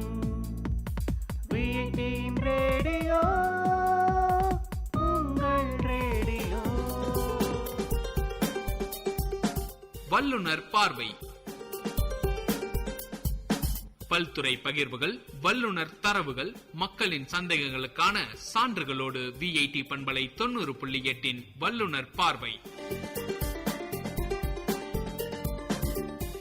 வணக்கம் நேயர்களே, VIT பண்பலை 90.8 இது வல்லுனர் பார்வை. பல்வேறு துறைகளில் தேர்ச்சி பெற்ற வல்லுநர்களின் கலந்துரையாடல்கள், அவர்களின் கருத்துக்கள், எண்ணங்கள், பதில்களுக்கான கேள்விகளோடு முனைவர் க. தமிழ்ச்செல்வன். இன்றைய வல்லுனர் பார்வையில் 17க்கும் மேற்பட்ட நூல்களின் ஆசிரியர், வடார்காடு மாவட்ட இலக்கிய பெருமன்றத்தின் செயற்குழு உறுப்பினர், தமிழக எழுத்தாளர் சங்கத்தின் ஆயுள் உறுப்பினர், அனைத்திந்திய தமிழ் எழுத்தாளர் சங்கத்தின் முன்னாள் பொருளாளர், ரோட்டரி சங்க உறுப்பினர், இமைகள் இலக்கிய மன்றத்தின் பொதுச் செயலாளர் கவிஞர் ராணிதாசன் ஐயா அவர்கள் நம்முடைய அரங்கத்திற்கு வருகை தந்துள்ளார். ஐயா வணக்கம். ஐயா வணக்கம். ஐயா, என்னுடைய முதல் கேள்வி, கவிதைன்னா என்னங்க ஐயா? கவிதை என்றால் ஒரு மனிதனின் மனதில் எழும் உணர்ச்சிகளை எழுத்து வடிவமாக வரிகளாக்குவதே கவிதை எனப்படும். ஐயா, என்னுடைய அடுத்த கேள்வி, கவிஞன் எப்படி உருவாகிறான் அப்படின்னு நினைக்கிறீங்க ஐயா? ஐயா, கவிஞன் எப்படி உருவாகிறான் என்று ஒரு பெரிய ஆராய்ச்சி ஒன்றுமில்லை. சாதாரணமாக ஒரு மனிதன் பிறப்பது சம்பவம், ஆனால் அவன் கவிஞனாவது பெரிய சரித்திரம். சிறப்பா சொன்னீங்க ஐயா. ஐயா, கவிதையின் துவக்கம் பற்றி கொஞ்சம் சொல்லுங்க ஐயா. கவிதையின் துவக்கத்தை சரியாக வரையறுக்க முடியாது. இதிகாச காலங்களுக்கு முன்பட்டு கவிதைகள் உருவாகி இருக்கலாம் என்று ஆராய்ச்சியாளர்கள் கூறுகிறார்கள். கவிதைகள் வகைகள் என்னென்னங்க ஐயா? கவிதைகளில் பல வகைகள் இருப்பதாகவும் சான்றுகள் சொல்லுகின்றன. ஆனால் 3 வகையான கவிதைகள் மட்டும்தான் பிரபலமாகி இருக்கின்றன. முதலாவது மரபு கவிதை. இந்த மரபு கவிதை என்பது ஓலைச்சுவடி வடிவத்தில் ஆரம்பத்தில் எழுத்தாணி கொண்டு எழுதப்பட்டது. அதன் பிறகு காகித வடிவிலும் வெளிவந்தது. இரண்டாவதாக மக்கள் மனதில் இடம் பிடித்தது புதுக்கவிதை என்பது. அடுத்ததாக மக்கள் மனதில் இடம் பிடித்தது ஹைக்யூ கவிதைகள் என்பது ஒரு எளிமையான கவிதை வரி. நல்ல ஒரு ஆவண காப்பகமாகவே மொழியை பற்றி கவிதை பற்றி சொன்னீங்கய்யா. என்னுடைய அடுத்த கேள்வி, மொழிக்கு கவிதை அடிமையா, கவிதைக்கு மொழி அடிமையாங்கய்யா? கவிதைக்கு தாங்க மொழி அடிமை. மொழிக்கு கவிதை அடிமை ஆகுவதே கிடையாது. ஏனென்றால் மொழியின் சுவைக்கு கவிதைத்தான் முக்கியம், கவிதைத்தான் காரணம். மனிதர்களுக்கு மொழியை இனிமையாக ஊட்டுவது கவிதைத்தான். எழுத்தாளர்கள் பல பேர் இருக்கிறார்கள், ஆனால் கவிஞர்கள் மட்டும் ஒரு சிலரே. நல்ல சிறப்பா சொன்னீங்கய்யா. அக்கால கவிதைக்கும் இக்கால கவிதைக்கும் என்ன வேறுபாடுங்கய்யா? அக்கால கவிதை என்பது பொழுதுபோக்கிற்காக வெறும் கற்பனையும் அதிகமாக நம்பகமின்மையும் இருக்கும். ஆனால் இக்கால கவிதைகள் நாட்டு நடப்பிற்கும் யதார்த்தமாக உண்மையோடு இருக்கின்றன. அதுதான் வேறுபாடு. என்னுடைய இன்னொரு கேள்விங்கய்யா, பாரதியார் கவிதைக்கும் பாரதிதாசனுடைய கவிதைக்கும் உள்ள வேறுபாடுகள் என்னங்கய்யா? பாரதியார் கவிதைகளில் அனல் பறக்கின்ற கவிதைகளை எழுதித்தான் அவர் இந்திய மக்களிடம் சுதந்திர தாக்கத்தை ஏற்படுத்தியவர். அவர் வழியில் வந்த அவருடைய தாசனாகிய பாரதிதாசன் என்பவர் கவிதைகள் மென்மையாக சில கருத்துக்களை சொல்லி பாரதியை பின்பற்றினார் என்று சொல்லலாம். சரிங்கய்யா, சுதந்திர போர்ல இந்த கவிதைகளுடைய பங்கு என்னங்கய்யா? ஒரு நாட்டின் அடிமை இந்திய மக்களுக்கு ஆரம்பத்தில் தெரியாமல் இருந்தது. உணர்வு பூர்வமாக அதனை எடுத்துரைத்து ரத்தம் கொதிக்கும் அளவிற்கு சுதந்திர தாகத்தை ஏற்படுத்தியது கவிதைகள் தான், கவிதை வடிவிலான பாடல்கள் தான். இதனை இளைஞர்களிடமும் பொதுமக்களிடமும் மாணவ மாணவியரிடம் தூண்டப்பட்டு கவிதைகள் சிறப்பு பெற்றன. ஐயா, நீங்க எழுதிய முதல் கவிதை என்னங்கய்யா? நான் எழுதிய முதல் கவிதை சொன்னால் நீங்கள் சிரிப்பீர்கள். சொல்லுகிறேன். என்னுடைய மாணவ பருவம். மடிப்பு களையாத சேலையை வயிற்று மடிப்புக்கு கீழே கட்டி, பாதி நிலவு போல் பின் முதுகு காட்டி, பின்னலிட்டு பூவிட்டு பொட்டிட்டு குமரி அவள் வருகின்றாள் வெள்ளிக்கிழமை தோறும் கோயிலுக்கு ஆயிழையால் வணங்குவது ஆண்டவனையா ஆடவனையா. இந்த கவிதை பிரசுரமானது 1976-77 ஆண்டு ஊரிசு கல்லூரியின் ஆண்டு மலர். ஐயா, என்னுடைய அடுத்த கேள்வி, உங்களை ஈர்த்த கவிஞர்கள் யார் யாருங்கய்யா? என்னை ஈர்த்த கவிஞர்களின் முதல் வரிசையில் கவியரசு கண்ணதாசன் அவர்கள். கவியரசு கண்ணதாசன் அவர்கள் ஒரு தெய்வீக கவிஞர். அவரை பற்றி நிறைய பேச இந்த வாய்ப்பு எனக்கு போதாது. இரண்டாவதாக கவியரசு நா. காமராசன். அவருடைய கவிதைகளும் காதல் ரசம் சொட்டும் கவிதைகளாகவும் சமுதாய விழிப்புணர்ச்சி பாடல்களாகவும் இடம்பெற்றுள்ளன. நூல்கள் வடிவாக இடம்பெற்றுள்ளன, திரைப்படத்திலும் இடம்பெற்றுள்ளன. அடுத்து பட்டுக்கோட்டை கல்யாண சுந்தரம். அவருடைய கவிதைகள் சமூக அவலங்களை, வறுமைகளை மக்களுக்கு எடுத்து கவிதை வடிவில், பாடல் வடிவில் எடுத்துரைத்தவர். அடுத்து தற்போது கவியரசு வைரமுத்து அவர்களை எடுத்துக்கொள்ளலாம். அவர் சிறந்த கவிஞர், சிறந்த பாடலாசிரியர். சரிங்கய்யா, கவிதை எல்லோரும் கேக்குறாங்க, எல்லோரும் கவிதை படிக்கிறாங்க. கவிதை எழுதுவது கடினமா எளிமையாங்கய்யா? கவிதை எழுதுவது அவ்வளவு சுலபம் அல்லங்க. சாதாரணமானவர் எழுத முடியாது. ஆண் கவிஞர்களுக்கு நிச்சயமாக அது ஒரு பிரசவ வேதனை. கோவித்துக் கொள்ள வேண்டாம், பெண்களுக்கு சமையற்கட்டு வேதனை. ஆக கவிதை என்பது மிகவும் கடினமானதுதான். ஐயா, எத்தனையோ கவிதை எழுதிருக்கீங்க. உங்களுடைய முதல் கவிதை பெண் வர்ணனையை பற்றி உள்ளது. உங்கள் கற்பனையே அப்படித்தாங்களா? வகுப்பறையில் முதல் வரிசையில் உட்காருபவன் பாடங்களை மட்டும் படிக்கிறான். கடைசி பெஞ்சில் கடைசி வரிசையில் உட்காருபவன் பாடங்களுடன் வாழ்க்கையும் சேர்த்து படிக்கின்றான். இதுதான் என்னுடைய லாஜிக். சரிங்கய்யா, இந்த கவிதை எழுதுறாங்க இல்லைங்கய்யா, அதுல சமூக கவிதை எழுதுவது பிடிக்குமா, காதல் கவிதை எழுதுவது பிடிக்குமாங்கய்யா? என்னை பொறுத்து எனக்கு இரண்டுமே பிடிக்கும். இரண்டுமே எனக்கு இரண்டு கண்கள். சரிங்கய்யா, கவிதைகள்ல மரபு கவிதை, புது கவிதைன்னு இருக்கு. இதுல மரபு கவிதைக்கு முக்கியத்துவம் தருவீங்களா, புது கவிதைக்கு முக்கியத்துவம் தருவீங்களா? ஏற்கனவே நான் சொன்னபடி மரபு கவிதையில் புது கருத்துக்கள் வருவது மிகவும் அற்பம், சுலபம் அல்ல. புது கவிதையில் யதார்த்தமாக நடைமுறை விஷயங்களை சொல்லுவதற்கு வசதியாக இருக்கும். சிறப்பா சொன்னீங்கய்யா. சமீபத்தில் நீங்கள் படித்த கவிதைகளில் உங்களுக்கு பிடித்த கவிதை எதுங்கய்யா? சமீபத்தில் நான் படித்த கவிதைகளில் என் மனதை உண்மையாக தொட்டது ஒன்று. இது முதியோர் இல்லம் என்கின்ற ஒரு முதியோர் இல்லம். அங்கே இந்த மனிதர்களிடம் அங்கே முதியோர்கள் இருக்கிறார்கள், தங்கி இருக்கிறார்கள். இது முதியோர் இல்லம். இந்த மனிதர்களிடம் பால் குடித்த மிருகங்கள் எப்போதாவது இங்கு வந்து செல்லும். எப்படி இருக்குது பாருங்க. இங்கே இந்த மனிதர்களிடம் பால் குடித்த மிருகங்கள் எப்போதாவது இங்கு வந்து போகும் என்று தாய் பாசத்தையும் மகன்கள் காட்டுகின்ற பாசத்தையும் ஒரு அருமையான ஒரு கவிஞர் எழுதியிருக்கிறார். முதல் கவிதை நூலின் தலைப்பு என்னங்கய்யா? மனக்காயங்கள் என்பது என் முதல் கவிதை நூலின் தலைப்பு. அது என்ன காரணங்கய்யா? தனி மனித வாழ்வின் நிகழ்ச்சிகள் மற்றும் என்னுடைய குடும்ப சூழலில் அந்த தலைப்பை நான் தேர்ந்தெடுத்தேன். சரிங்கய்யா. பெற்றோர்கள் பற்றி ஏதாவது கவிதை எழுதியிருக்கீங்களா? பெற்றோரை பற்றி நான் எழுதியிருக்கிறேன். என்னுடைய தாய் இறந்த பொழுது என்னுடைய மனப்பக்குவத்தை ஒரு கவிதையாக, அம்மா அன்று நீ என் கைப்பிடித்து நடக்க கற்று தந்தது மலர் பல்லக்கு முன் நடந்து போகவா. அம்மா அன்று என் கைப்பிடித்து நடக்க கற்று தந்தது உன் மலர் பல்லக்கு முன் நடந்து போகவா என்று என் தாயினுடைய பிரிவை ஒரு கவிதையாக எழுதினேன். அடுத்து என் அப்பாவுக்கு எழுதும்போது, அப்பா நீ என் அறிவின் குறி, அப்பா நீ என் அறிவின் குறி, இதிலே அனைத்தும் அடங்கிவிட்டதாக என்னுடைய விருப்பம், என்னுடைய ஆசை. அறிவின் குறி எனக்கு என்னை பொறுத்த என்னுடைய அப்பா தான். கடுகு சிரித்தாலும் காரம் குறையாது என்பது போல ரொம்ப சுருக்கமா இருந்தாலும் ரொம்ப ஆழமான கருத்துக்களா இருக்குதுங்கய்யா. என்னுடைய இன்னொரு கேள்வி, நீங்க பேர பிள்ளைங்க நண்பர்கள் பற்றி எல்லாம் கவிதை எழுதியிருக்கீங்க. மனைவியை பற்றி, அதாவது உங்களுடைய துணைவியாரை பற்றி கவிதை எழுதியது உண்டா? ஏழாம் எழுதிப்பேனா? நிச்சயமாக எழுதியிருக்கிறேன். மிகவும் மன மகிழ்ச்சியோடு எழுதியிருக்கிறேன்.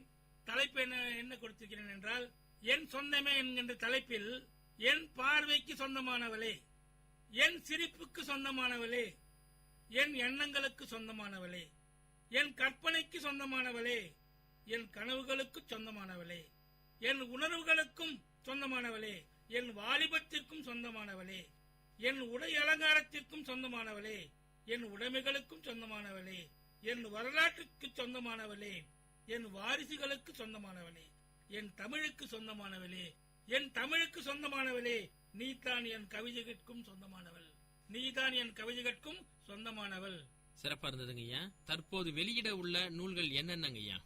தற்போது நான் வெளியிட இருக்கும் நூல்கள், முதலாவதாக எனது இந்தியா, முதலாவதாக கட்டுரை நூல் எனது இந்தியா. ஏன் என்ற தலைப்பை வைத்திருக்கிறேன் என்றால், மை கண்ட்ரி, இந்தியா என்னுடைய இந்தியா, என்னுடைய நாடு, என்னுடைய தேசம் என்கின்ற ஒரு வெறியோடு அந்த தலைப்பை நான் வைத்திருக்கிறேன். அடுத்ததாக ராஜ நடை, நான் ஏற்கனவே ஒரு ராஜசுகம் என்ற ஒரு தலைப்பில் ஒரு கவிதை நூல் வெளியிட்டிருக்கிறேன். அது எனவே எனக்கு அந்த ராஜ என்ற வார்த்தை எனக்கு மிகவும் பிடித்தமானது. ஆகையால் ராஜ நடை என்று அது தலைப்பு வைத்து அந்த புத்தகத்தையும் தயார் பண்ணியிருக்கிறேன். விரைவில் வெளிவர இருக்கின்றது. என்னுடைய அடுத்த கேள்வி, கண்ணதாசன் இருக்கும் போதே இரங்கற்பா எழுதினாருங்க. அதுபோல உங்களுக்கு ஏதாவது அனுபவம் இருக்குங்களா? நிச்சயமாக கவிஞருங்க அப்படியெல்லாம் தோன்ற வேண்டும். தோன்றவில்லை என்றால் அவன் கவிஞனே இல்லை. அப்படி ஒரு கவிதை நான் எழுதி வைத்திருக்கிறேன். பிரசுரத்து தயாராக இருக்கிறது. நான் இல்லை என்று நானே அழுகின்றேன். தலைப்பு, நான் இல்லை என்று நானே அழுகின்றேன்.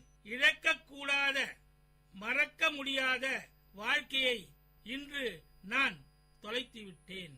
எப்போதும் எங்கு தேடினாலும் கிடைக்காது. வரலாற்று விதைகளை விதைத்த விவசாயி நான், வரலாற்று விதைகளை விதைத்த விவசாயி நான். அறுவடைக்கு விதியல்ல, இது வாழ்வின் முடிவு. ஐயா, புதிதா வர தலைமுறையினருக்கு எந்த மாதிரி கவிதை நடை இருக்கணும்னு எதிர்பார்க்கறீங்க? அற்புதமான கேள்வி இது. தற்போது இந்த சமுதாயம் சற்று திசை மாறி சென்று கொண்டிருக்கிறது. இதனை அக்கால கவிஞர்கள் என்றால் மிக பழைய கவிஞர்கள் என்று எடுத்துக்கொள்ள வேண்டாம்.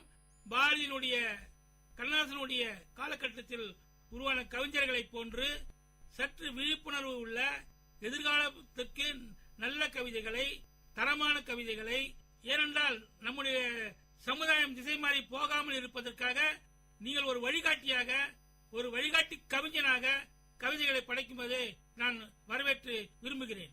சரிங்கய்யா. என்னுடைய அடுத்த கேள்வி, இன்றைய கவிஞர்களுக்கு மொழி புலமை இருக்கிறதா? இன்றைய கவிஞர்களுக்கு மொழி புலமை இருக்கின்றது.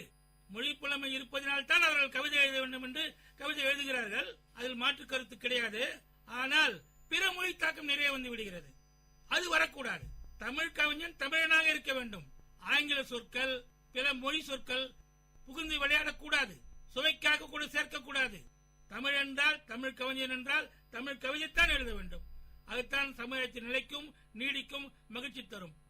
நல்ல சிறப்பா சொன்னீங்கய்யா. ஆங்கில கவிதைக்கு இணையான இயற்கை கவிதை பற்றி கொஞ்சம் சொல்லுங்கய்யா. எனக்கு நீண்ட நாளாக இப்படி ஒரு சூழலில் ஒரு கவிதை எழுத வேண்டும் என்று எனக்கு ஆசை. அதற்காக நான் என்ன ஊட்டிக்கா போக முடியும், கொடைக்கானலுக்கா போக முடியும், இமயமலை சாரலுக்கா போக முடியும், காஷ்மீருக்கா போக முடியும். இருந்தாலும் என் வீட்டிலே இருந்து ஒரு கவிதை எழுதியிருக்கிறேன். நீ இன்றியும் எனக்கு இருட்டு பிடிக்கும், ஆனால் உன்னை பார்க்க முடியாத என்பதால் மெழுகுவர்த்தியை ஏற்றுகின்றேன். அது என்னை போன்றே அழுகின்றது, வெளிச்சத்தை தந்து கொண்டே. எனக்கு மழையில் நனைய பிடிக்கும், நீ நனைந்து விடுகின்றாயே என்று குடை பிடிக்கின்றேன். ஓட்டை குடையின் ஒழுகலினால் நீ கவர்ச்சியாய் தெரிகின்றாய். எனக்கு விடியற்காலை பறவைகளின் பாட்டு பிடிக்கும், ஆனால் உன் உறக்கம் கெட்டி விடுகின்றதே என்று ஜன்னல்களை சாத்தி விடுகின்றேன். எனக்கு கடற்கரை பிடிக்கும், எனக்கு கடற்கரை பிடிக்கும், காற்று பிடிக்கும். அதைவிட நீ கால் முட்டிக்கு மேலே தாவணியை தூக்கி நிற்பது பிடிக்கும்.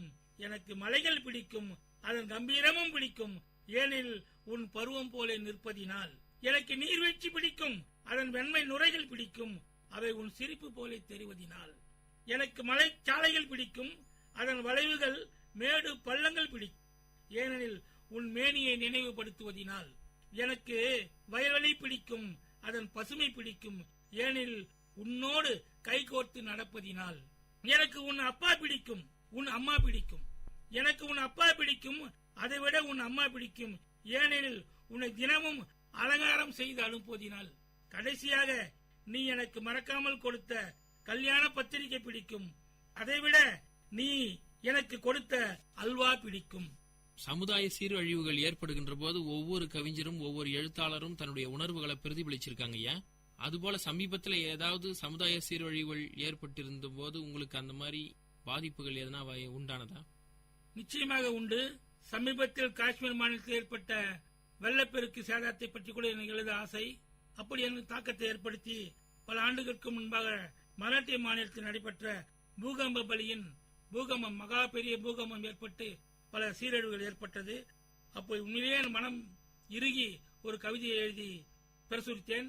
இயற்கையே, மனம் இறுகி போன இயற்கையே, மனம் இறுகி போன இயற்கையே, இயற்கையே, நீ மனித உடல்களை உயிரோடு விழுங்குவதை கூட ரகசியமாகவே திட்டமிட்டு ராத்திரியில் நடத்திவிட்டாயே. சூறாவளி கொலையால் பல தலைமுறைகளை தரைமட்டமாக்கிய நீ எந்த தீவிரவாத இயக்கத்தின் தலைமை? இருட்டில் நீ நடத்திய மரண வேள்விக்கு உயிர்களின் ரத்தமான நெய்யாக பயன்பட்டது. இருட்டில் நீ நடத்திய மரண வேள்விக்கு உயிர்களின் ரத்தமான நெய்யாக பயன்பட்டது. உன் மரண விழாவுக்கு உயிர்கள் அல்லவா தோரணமாய். இயற்கையே, உனக்கென்ன இப்படி ஊரையே விழுங்கும் கொடிய பசி? ரொம்ப உணர்வு பூர்வமா இருந்ததுங்க ஐயா. நன்றிங்க ஐயா. தங்களுடைய பொன்னான நேரத்தை ஒதுக்கி கவிதை சார்ந்த உணர்வுகளை அனுபவங்களாக பகிர்ந்து கொண்டமைக்கு நன்றிங்க ஐயா. நன்றி. நேயர்களே, அடுத்த வல்லுநர் பார்வை நிகழ்ச்சியில் வேறொரு துறை வல்லுநருடன் அவருடைய கருத்துக்களை கேட்கும் வரை உங்களிடமிருந்து விடைபெறுவது முனைவர் கா. தமிழ்ச்செல்வன். இது விஐடி பண்பலை 90.8. நன்றி, வணக்கம். நேயர்கள் இதுவரை கேட்டது பல்துறை பகிர்வுகள், வல்லுநர் தரவுகள், மக்களின் சந்தேகங்களுக்கான சான்றுகளோடு விஐடி பண்பலை 90.8 வல்லுநர் பார்வை. நன்றி, வணக்கம்.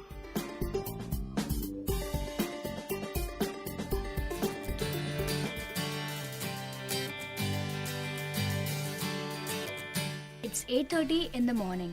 The scene is father, Mr. Joshi, and mother, Mrs. Joshi, waiting at the dining table for their children, Rohan and Sonam.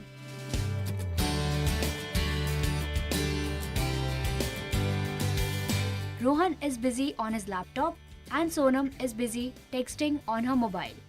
Sonam, Rohan, beta, we are waiting for you. Coming, Dad.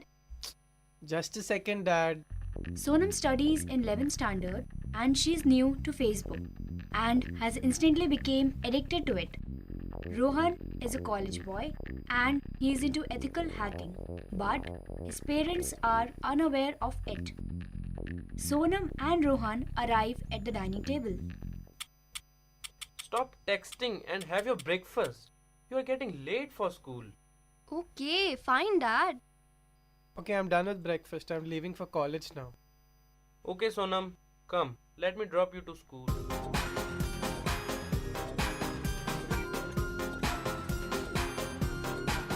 At school, Priya is Sonam's friend who lives in hostel and was equally addicted to Facebook. Hi Priya, did you see my latest profile pic? What happened? You look tensed. A week before, I accepted a friend request from a random guy. He looked quite good. He always asked me to be online, so I spent most of my time chatting with him and I enjoyed it. Eventually, I gave him my number. How can you do that? You gave him your number just after weeks chatting? Yeah, I know it was a stupid thing to do. Okay, fine. What happened next? So now he started texting me day in and day out. But slowly, the texts that used to please me started irritating me. They turned vulgar. I stopped replying and even blocked him on Facebook. After some days, I received notifications that I am tagged in some photos. And when I opened those, I saw that those were some morphed pics of me. I am really shocked. I suspect it is him. Please, Sonam, help me out. I am ashamed. I can't even tell my parents about it. Damn you, you idiot. Why do you always get into trouble? Okay, fine. My brother knows a lot about these things. Maybe he can help us in some way. Okay, let's meet him as soon as possible.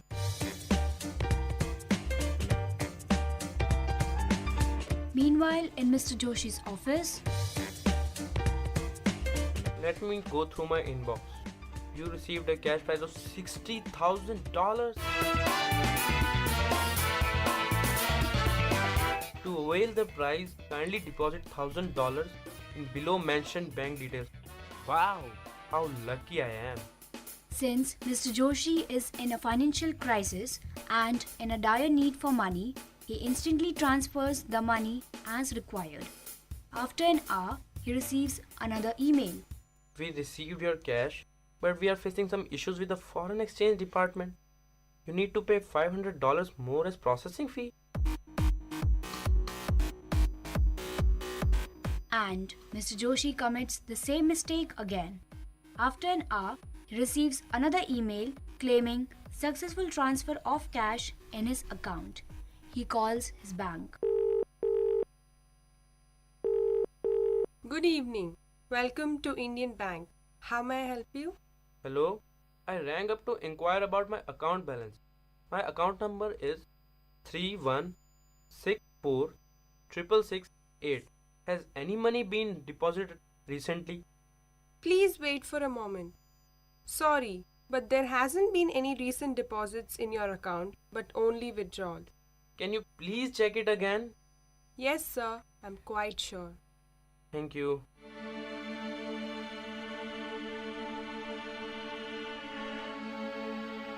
How is this possible? I've been duped. I must go to the police station to report. Meanwhile, Sonam and Priya meets Sonam's brother Rohan and discuss the problem with him. That's a very grave issue. So, I should not poke my nose into this matter and we should directly approach the police. Do we have to go to the police station? Because it's really embarrassing. There's nothing to be ashamed of. Anybody can be a victim of this kind of cybercrime. These crimes are on the rise and steps must be taken to bring justice to the perpetrators. Okay, if you say so. Meanwhile, at the police station, the father is already present in the police station. Ma'am, I got an email claiming that I received a cash prize of $60,000 and I was asked to deposit $1,500 as processing fee. Ma'am, I deposited the amount but I didn't get any money. Please help me, ma'am, please. Hello, mister. I don't even know how to start a computer and you expect me to understand your problem? Huh. Now what has been done has been done. As it is, it was your mistake. Your greed has put you in such a situation. I cannot do anything. Please, ma'am, do something. I have lost a huge amount of money. Leave me alone. I have already told you I cannot help you. Do not disturb me again. Constable, take him outside.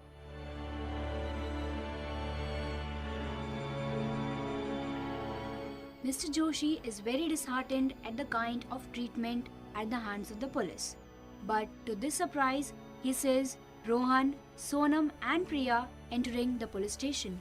Rohan and Mr. Joshi exchange their stories. What were you thinking? You should have at least asked me before doing any such thing. This is a kind of online fraud, and the victims are usually duped heavily. It is very difficult to trace back the perpetrators. Now, the three of them go to the police officer with their woes, and they get a similar reply as Mr. Joshi. Lack of awareness among people has led to the increase in these crimes. It is also unfortunate that our cyberspace is vulnerable, but our government is taking steps to make the internet a safer place. Special cyber cells are being set up at major police stations, and the framework is being expanded. Pooja Agrawal as narrator, Pritesh Sood as Mr. Joshi, Rishi Soni as Rohan, Sirat Chima as police officer, Harita as banker, Vatsala Daur as Sonam, and Sneha Gantasala as Priya.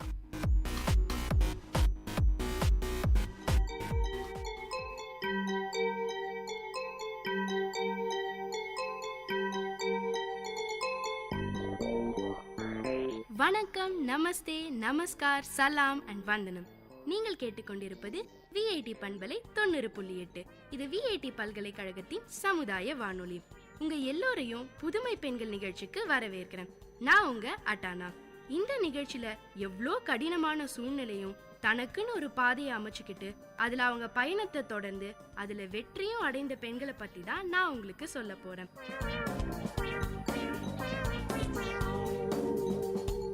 வயசும் ஏழ்மையும் திருமணமும் குழந்தைகளும் சாதிக்க தடையில்லைன்னு நிரூபிச்சிருக்காங்க நம்ம மேரிகோம். ஆமாங்க, உங்களுக்கு கேட்டது right தான். நான் உங்களுக்கு சொல்ல போறது மேரிகோமை பத்தி தான். 1983ஆம் ஆண்டு மார்ச் மாசம் முதல் நாள் மணிப்பூர் மாநிலத்துல இருக்க ஒரு சின்ன கங்காத்தே கிராமத்துல விளையாட்டுல அதிகமா ஆர்வம் உள்ள ஒரு குழந்தையோட அழுக சத்தம் கேட்டது. நிலத்துல விவசாயம் செஞ்சுக்கிட்டு இருந்த தொன்பாக்கும் இந்த அழுக சத்தத்தை கேட்டதும் அவர் எல்லா வேலையும் உடனே நிறுத்திட்டு வீட்டுக்கு ஓடி போய் வந்தாரு. வீட்டுக்கு வந்து பார்த்ததுக்கு அப்புறம் தான் தெரிஞ்சது அவங்க அம்மா ஒரு சந்தோஷமான விஷயத்த சொன்னாங்க. உன்னோட கஷ்டத்தை எல்லாம் போக்கி செல்வத்தை அள்ளி கொடுக்க போற மகாலட்சுமியை பாருடா, அவ கையையும் காலையும் உதைக்கிற வேகத்தை பாரு, இதே மாதிரி அவ உன்னோட பிரச்சனைகளையும் கஷ்டங்களையும் எட்டி தூர வீச போறான்னு சொன்னாங்க. அதனால இவளுக்கு சுங்னே சாங்னு பேரு வைக்கணும்னு சொன்னாங்க. நம்ம மேரிகோமோட உண்மையான பேரு சுங்னே சாங் தாங்க. சுங்னே சாங்னா செல்வம் செழிக்க போகுதுன்னு அர்த்தமா. ஆனா அப்படி பேரு வச்சுட்டா மட்டும் என்ன, வீட்டோட ஏழ்மையில மாறப்போகுதா என்ன? இல்லவே இல்லைங்க, மாறவே இல்லையாம். அவளுக்கு அடுத்தது இன்னும் 2 பெண் குழந்தைகளும் ஒரு ஆண் குழந்தைனும் வீட்டோட மக்கள் எண்ணிக்கை தான் அதிகமாச்சே தவிர வீட்டோட கஷ்டமும் பிரச்சனையும் போகவே இல்லை. சுங்னே சாங் அப்போ பள்ளிக்கூடத்துக்கு போயிட்டு இருந்தாங்க. என்னதான் பள்ளிக்கு ஒழுங்கா போனாலும் அவளுக்கு படிப்பே வரல. ஆனா குடும்பத்தோட ஏழ்நிலையை மாத்தணும்னு அவன் நினைச்சா. அதுக்கு அவளுக்கு வேலை ரொம்ப அவசியம்னு புரிஞ்சுது. சுங்னே சாங்க்கு படிப்பை விட விளையாட்டுல அதிக ஆர்வமா இருந்தா. அதனால பள்ளியில வைக்கிற எல்லா விளையாட்டு போட்டியிலையும் கலந்துக்க ஆரம்பிச்சான். ஹாக்கி, கால்பந்து, ஓட்டப்பந்தயன்னு ஒன்னுத்தையும் விட்டு வைக்கலனா பாத்துக்கோங்களேன். ஏதாவது ஒரு விளையாட்டுல ஒழுங்கா பயிற்சி எடுத்து சிறப்பா விளையாடினா மாநில அளவுல சாம்பியன் ஆகி ஸ்போர்ட்ஸ் கோட்டால அரசாங்க வேலையில சேர்ந்துடலாம்னு ஒரு குறிக்கோளை வச்சா. விளையாட்டுலயே கவனம் இருந்ததாலேயும் என்னமோ 10ஆம் வகுப்பு பாஸே ஆக முடியல. அதனால பள்ளியில இருந்து நின்னுட்டா. வீட்டுல இருந்தபடியே தபால் வழியா படிச்சு பள்ளி படிப்பை முடிச்சா. அப்படியே அதே வேகத்தோட படிச்சு ஒரு டிகிரியும் வாங்கிட்டாங்க. 1998ஆம் ஆண்டு நடந்த ஆசிய விளையாட்டு போட்டியில மணிப்பூரை சேர்ந்த டிங்னோ சிங் தங்க பதக்கம் ஜெயிச்சாங்க. அத பார்த்த சுங்னே சாங்க்கு ஒரே உற்சாகம். நம்மளும் ஏன் இந்த மாதிரி ஒரு குத்துச்சண்டை வீராங்கனையா ஆகக்கூடாதுன்னு தோணிருச்சு. அதுக்கப்புறம் ஒரு நிமிஷம் கூட அவங்க வீணாக்கல. உடனே அவ கிராமத்துல இருந்தா எதையும் சாதிக்க முடியாதுன்னு தெரிஞ்சுக்கிட்டு இம்பால் நகரத்துக்கு போயிட்டாங்க. இம்பால் நகரத்துல தான் ஸ்போர்ட்ஸ் அத்தாரிட்டி ஆஃப் இந்தியாவோட ஆபீஸ் இருக்கு.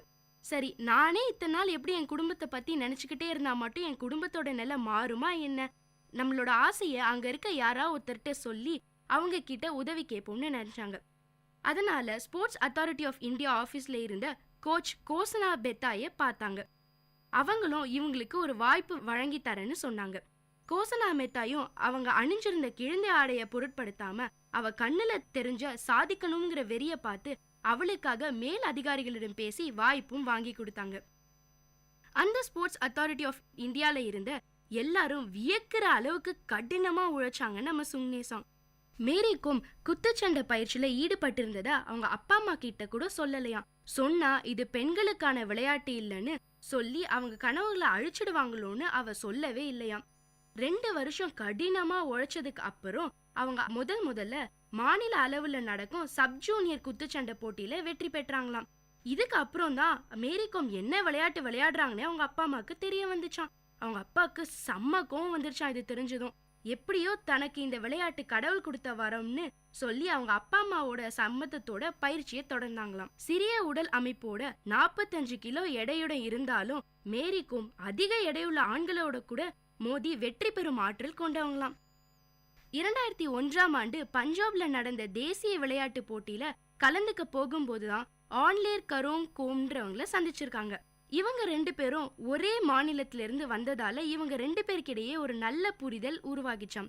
அதுவே ஒரு நல்ல காதலாகவும் மாறிச்சாம். ஆனா மேரியோடைய அப்பா இவங்க காதலுக்கு உடனே ஒத்துக்கலையாம். 4 வருஷம் கழிச்சு மேரி அவங்க அப்பா அம்மாவ சம்மதத்தோட ஆன்லேரை திருமணம் செஞ்சுக்கிட்டாங்க. வருடத்துல 250 நாள் மேரிக்கும் பயிற்சியில ஈடுபட வேண்டியதாம். இதெல்லாம் பெரிய விஷயமா பொருட்படுத்தாம நம்ம ஆன்லேர் மேரிக்கு எப்பவுமே மிகப்பெரிய ஆதரவா இருந்துட்டே வராரு. இவங்களுக்கு குட்டியா அழகா இரட்டை ஆண் குழந்தைகள் ரெசுங்வார் குப்னிவார்னு பிறந்திருக்காங்க. 16 மாதத்துக்கு அப்புறம் திரும்பி பயிற்சி ஆரம்பிக்கும் போது உடல் முழுக்க வலியும் ரணமும் இதோட குழந்தைகளை விட்டுட்டு வந்துட்டோமேன்ற ஏக்கம் வேற. ஆனா இதையெல்லாம் பொருட்படுத்தாம தீவிரமா விளையாடி 2012ஆம் ஆண்டுல நடந்த ஒலிம்பிக் போட்டியில வெண்கல பதக்கம் வென்று நம் நாட்டையே அவங்கள திரும்பி பார்க்க வச்சாங்க மேரிக்கும். அது வரைக்கும் எவ்வளோ தேசிய போட்டியில ஜெயிச்சிருந்தாலும் பெரிய அளவுல பணமோ பெயரோ கிடைக்கல. ஒலிம்பிக்ல பதக்கம் பெற்றதுக்கு பிறகுதான் பத்மபூஷன் விருது கிடைச்சிருக்கு. இது மட்டும் இல்லைங்க, பத்மஸ்ரீ பட்டம், அர்ஜுனா விருது, ராஜீவ்காந்தி கேல் ரத்னா விருதுன்னு பல விருதுகள் வாங்கியிருக்காங்க நம்ம மேரிக்கும். இவங்க வாழ்க்கைய படமாவே பிடிச்சு இந்தியில மேரிக்கும்னு படமே வந்துச்சுன்னா பாத்துக்கோங்களேன். இதுல நம்ம பிரியங்கா சோப்ரா தான் மேரிக்குமா நடிச்சிருக்காங்க. சமீபத்துல நடந்த 2014ஆம் ஆண்டு ஆசிய விளையாட்டுலயும் தங்க பதக்கம் பெற்று இந்திய நாட்டுக்கே மிகப்பெரிய புகழ வாங்கி கொடுத்திருக்காங்க நம்ம மேரிக்கும். எங்கேயோ ஒரு சின்ன கிராமத்துல பிறந்திருந்தாலும் தன்னுடைய பெயரை இந்தியாவோட மிகப்பெரிய சரித்திரத்துக்குள்ள இடம் பெற வச்சுட்டாங்க. மெக்னிஃபிஷியன்ட் மேரின்னு இவங்கள செல்லமா கூப்பிட்டா தப்பே இல்லைங்க. இன்னும் இவங்க பல சாதனைகளை பெற்று நம்ம இந்தியாவுக்கு பேரு வாங்கி தரணும்னு வாழ்த்துவோம்.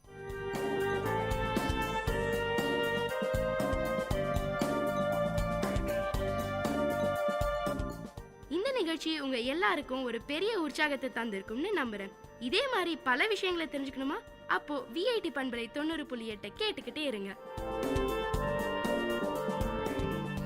வானொலி ஒலித்திடுதே, மனிதத்தை வளர்த்திடுதே, சமுதாயத்தை நலமாய் மாற்றிடுதே, செவிகளை வருடிடுதே, கவிதைகள் வார்த்திடுதே, பண்பலைகளின் பயன்களை பரவிடுதே.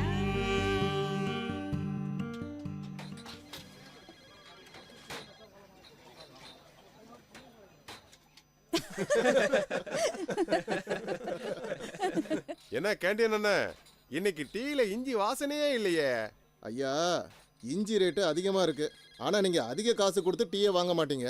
அதனால தான் நானும் இஞ்சியை சேர்க்கல. என் நிலைமையையும் கொஞ்சம் யோசிச்சு பாருங்க. ஸ்ரீராம், இஞ்சி டீ குடிக்காம உன்னால வாழ முடியாதா? நீ என்னதான் செய்வியோ டீ குடிக்காம? ஜோக்கு நல்லா தான் இருக்கு, ஆனா அவங்க உண்மையிலேயே நல்லவங்கன்னா மற்றவங்கள பத்தியும் யோசிக்கணும். இப்போ நம்ம தலைவரை பாருங்க, அவர் நாட்டில் இருக்கிற எல்லார பத்தியும் யோசிக்கிறார்ல, அந்த மாதிரி நாமளும் இருக்கணும். அது சரி, மற்றவங்களுக்கு பயனுள்ளவங்களா கொஞ்சமாச்சும் இருக்கணும். இல்லனா இந்த வாழ்க்கை பயனற்றது. அப்புறம் விலங்குக்கும் மனுஷனுக்கும் என்ன வித்தியாசம்? ஆமா, நீங்க சொல்றது ரொம்ப சரி. நீங்க ஒரு உண்மையான மனுஷனா இருந்தா மனிதநேயத்தை பின்பற்றி அதே மாதிரி நடக்கணும். என்னாச்சு தம்பி? ஸ்ரீராம் மாமா, கடவுள் ரொம்ப மோசமானவர். ஷாருக் தம்பி, என்ன நடந்துச்சு? நீங்க என்ன பண்ற? என்னாச்சு தம்பி, சொல்லுங்க. ஏன் இப்படி பேசுறீங்க? ஸ்ரீராம் மாமா, உங்க அசிஸ்டன்ட் மேனேஜர் இருக்கார்ல பீட்டர், அவரோட பையன் மெல்வின் என்னோட உயிர் நண்பனா இருந்தான். தம்பி, நண்பனா இருந்தான்னு ஏன் சொல்றீங்க? இப்போ அவர் உங்க நண்பன் தானே? இல்ல, இப்போ அவன் இல்ல, இனிமேலும் வரமாட்டான். மெல்வின் ஹெல்மெட் போடாம பைக் ஓட்டிட்டு போனான். அப்போ அவனுக்கு விபத்து ஏற்பட்டுருச்சு. அவனுக்கு தலையில பலமான காயம். அவனை ஹாஸ்பிட்டலுக்கு கொண்டு போனாங்க. ஹாஸ்பிட்டல்ல சேர்த்ததும் டாக்டர் அவனுக்கு எல்லா டெஸ்ட்டும் எடுத்துட்டு அவனோட மூளை இறந்துருச்சுன்னு சொன்னாரு. அதான் பீட்டர் மாமா அவருக்கு லீவ் அப்ளை பண்ண என்ன ஆஃபீஸ்க்கு அனுப்புனாரு. அவனோட சின்ன பையனை பீட்டர் இழந்துட்டான்ப்பா. ரொம்பவே கஷ்டமா இருக்கு. ஆனா மாமா, மெல்வின் தன்னோட உடல் உறுப்பை தானம் பண்ணி 9 பேருக்கு உயிர் கொடுத்துருக்கான். அவன் சாகும் போது கூட ஒரு பெரிய தானம் பண்ணியிருக்கான். எப்படி? பீட்டர் மாமா குடும்பத்தை சேர்ந்தவங்க சரியான நேரத்துல மெல்வினோட உடல் உறுப்பை தானம் செஞ்சு ஒரு பெரிய உன்னதமான காரியம் செஞ்சாங்க. அப்படியா? உறுப்பு தானம்னா என்ன? நாங்க அத பத்தி கேள்விப்பட்டிருக்கோம். ஆனா என்ன நடக்குது எப்படிங்கறத பத்தி எங்க கிட்ட முழுமையான தகவல் இல்ல. இதோ உங்க பாஸ் வராரு, அவர்கிட்டயே கேளுங்க. ஏன்னா அவர்தான் உறுப்பு தானம் செய்ய பீட்டர் மாமாக்கு அறிவுறுத்தினாரு. சார், உறுப்பு தானம் பற்றி எங்களுக்கு சொல்லுங்க. உறுப்பு தானம்னா என்ன? நீங்க உடல் உறுப்பு தானம் பத்தி கேட்கறது எனக்கு ரொம்ப சந்தோஷமாவும் பெருமையாவும் இருக்கு. இறந்த பிறகு நாம உடல் உறுப்பு தானம் செஞ்சு பிறருடைய வாழ்க்கையை காப்பாத்தலாம். அதோட ஒரு நபரோட வெவ்வேறு உறுப்புகள் மூலமா நீங்க 9 பேருக்கு வாழ்க்கை கொடுக்கலாம். 9 பேருக்கு வாழ்க்கையா? ஆமா, உடல் உறுப்பு தானங்கிறது மெல்வின் மாதிரியான ஒருத்தருடைய மூளைச்சாவு அடைஞ்சதுக்கு அப்புறம் தான் நடக்குது. உடல் உறுப்பு சேதமடைஞ்சு மாற்று அறுவை சிகிச்சை தேவைப்படுறவங்க இங்க நிறைய பேர் இருக்காங்க. இவங்களுக்கு உடல் உறுப்பு தேவை. அப்பதான் இவங்க உயிரோட வாழ முடியும். அதோட மூளை இறந்ததுக்கு அப்புறம் தான் உறுப்பு தானம் செய்ய முடியும்.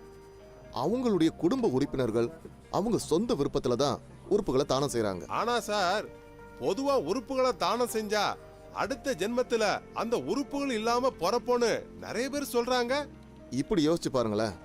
நீங்க இறந்ததுக்கு அப்புறம் உங்க இதயம் தானம் செய்யப்பட்டிருந்தா அடுத்த வாழ்க்கையில இதயம் இல்லாம ஒரு நபர் பிறக்க முடியுமா? இதெல்லாம் வெறும் மூட நம்பிக்கை தான். மூட நம்பிக்கையில இருந்து வெளியில வாங்க. ஜீவா, நீங்க உங்க இதயத்தை எத்தனை பேருக்கு கொடுத்திருக்கீங்கன்னு எனக்கு நல்லா தெரியும். நல்ல காமெடி.